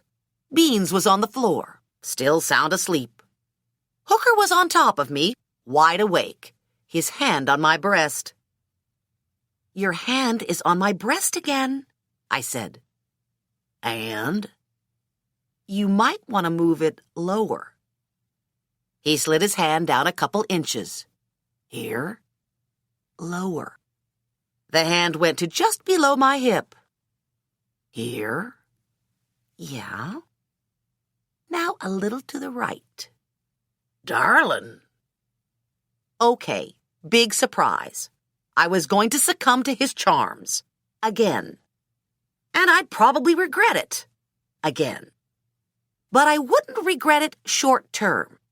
Short term was going to be good. And who knows? Maybe it would work out for us this time. And if it didn't, I'd be smart enough to keep the key to the golf cart. An hour later, we were still in bed, and Hooker's cell phone rang. "I hear on the news that the police found the Huevo murder weapon in the possession of 2 dead suspects," Skippy said. "It sounds like you're off the hook. Are you planning on showing up here anytime soon?" "Do I have to?" "We had the parade of cars this morning, and your stunt double did a burnout on 42nd Street and took out Spanky's car. Marty Smith got to him with a microphone before I could reach him, and it sounded like Marty was interviewing Lonnie Anderson. If you don't want rumors going around concerning your sexual affiliation, I think you should get your ass to New York." "Did they say anything else about the dead suspects?" Hooker asked Skippy. "They said the one guy had been chewed up by the swamp monster." Imagine that. Epilogue. It was 60 degrees and sunny. It was mid-January, and it was the first day of 3 days of pre-season testing at Daytona. Hooker'd rented a beachside house for himself and his crew, and I was included. We'd all left the beach house at 7:30 and driven to the Speedway, where his crew had unloaded both 222 Metro cars from the hauler, then rolled them across the blacktop and into their side-by-side garage bays. Both cars were flat gray, only adorned by their numbers. No need to decorate the car up with sponsor logos for testing. Only a handful of fans would find their way to the grandstand, and there'd be no television audience. This was a work session to get the car ready to race. Hooker's crew was on the car, adjusting the setup. Hooker and I were in front of his hauler, drinking coffee, enjoying the morning sun. Beans was back at the house, taking his morning nap. The 69 car was 3 haulers down from us, and Dickie was in the hauler with Dolores. Best not to know what they were doing. Light flashed in my peripheral vision. The sort of blinding flash you get when you tip a mirror to the sun. I shielded my eyes and turned to the light and saw that it was Suzanne Huevo swinging her ass down the garage area, the sun reflecting off her diamonds. She was wearing a Huevo Industries shirt, tight designer jeans, and boots with 4-inch stiletto heels. A doggy bag hung on her shoulder, and Itsy Poo's tiny head was stuck up, her black button eyes taking everything in. "Yow," Hooker whispered. I gave him the squinty eye. "Just looking," he said. "A guy can look." I waved to Suzanne, and she walked past the 2 Huevo haulers to come say hello.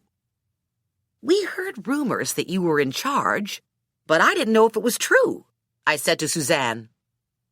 I was second in line as executor, and since Ray still hasn't surfaced, I'm in charge until my sons come of age. No word about Ray? Miranda's been in touch, making ransom noises. I told him he'd have to pay me to take Ray back. He also said the only thing they found in the bag of dog shit was dog shit. I voiced surprise over that. He then offered to market my product for me, and I declined. What happens if Ray returns? I suppose he could fight me for executorship, but I've had a chance to go into his files and collect evidence against him. He'd been robbing the company for years. The charges against him would be embezzling, at the very least. And I'm not wasting any time setting safeguards in place to protect Huevo property. The new battery and the wireless technology are in negotiation with a reputable buyer. The process is far enough along that Miranda doesn't have an incentive to strong-arm me into partnership with him. "Looks like you're going hands-on with the race car side of Huevo," Hooker said. "I'm hands-on with everything my kids own," Suzanne said. "I thought it would be good to stop around today and make my presence felt." Hooker's mechanic was under the hood of the primary 222. He revved the engine and the sound was deafening. "Gotta go," Suzanne said when the engine cut back. "I need to talk to Dickie before he gets in the car today." "Yeah," Hooker said on a whisper to me. "Shore him up so he's not too crushed when he loses because he's not running with traction control." About traction control, I said to Hooker. It turned out the gizmo wasn't working at Homestead. "Are you shitting me?" "Spanky drove a great race." "That is so depressing," Hooker said. "I'm going to need some serious cheering up when we get back to the house." And I suppose I'd be expected to help with the cheering up. Hooker smiled at me. "I could cheer myself up, but it's a lot nicer when we get cheered up together." I smiled back at him. Something to look forward to. Getting cheered up with Hooker was one of my favorite things to do these days. Suzanne had detoured to the garage area to speak to her crew chief. She stood with one hand on the dog bag, one hand at her side, her feet planted wide. She was very much the owner, woman in charge. She finished her conversation, turned on her heel, and stalked off to the hauler to meet with Dickie. "Something else to think about," I said to Hooker. "Here's the bad news. Any woman who can swing her ass like that in 4-inch heels and has Mother Bear programmed into her hormone system will do whatever needs to be done to keep the Cubs in pizza money. I wouldn't be surprised if she used her technology to keep cheating. It's virtually undetectable. Is there good news? Hooker wanted to know. Alicia called me the day after we flew out of Miami. She was walking barefoot through her dining room and pricked her foot on something sharp in the carpet. Turned out, it was the chip. Beans hadn't eaten it after all. I sent it to my pal Steven, and he backed his way through it and reproduced it for me. I just got it from FedEx yesterday. And not only do I have the duplicated technology, but I've come up with a way to improve on it. Because in our case, the driver would be controlling the technology. I can insert the remote into a man's sport watch, eliminating the need for the relay. Hooker slid an arm around my shoulders and hugged me into him. Darling.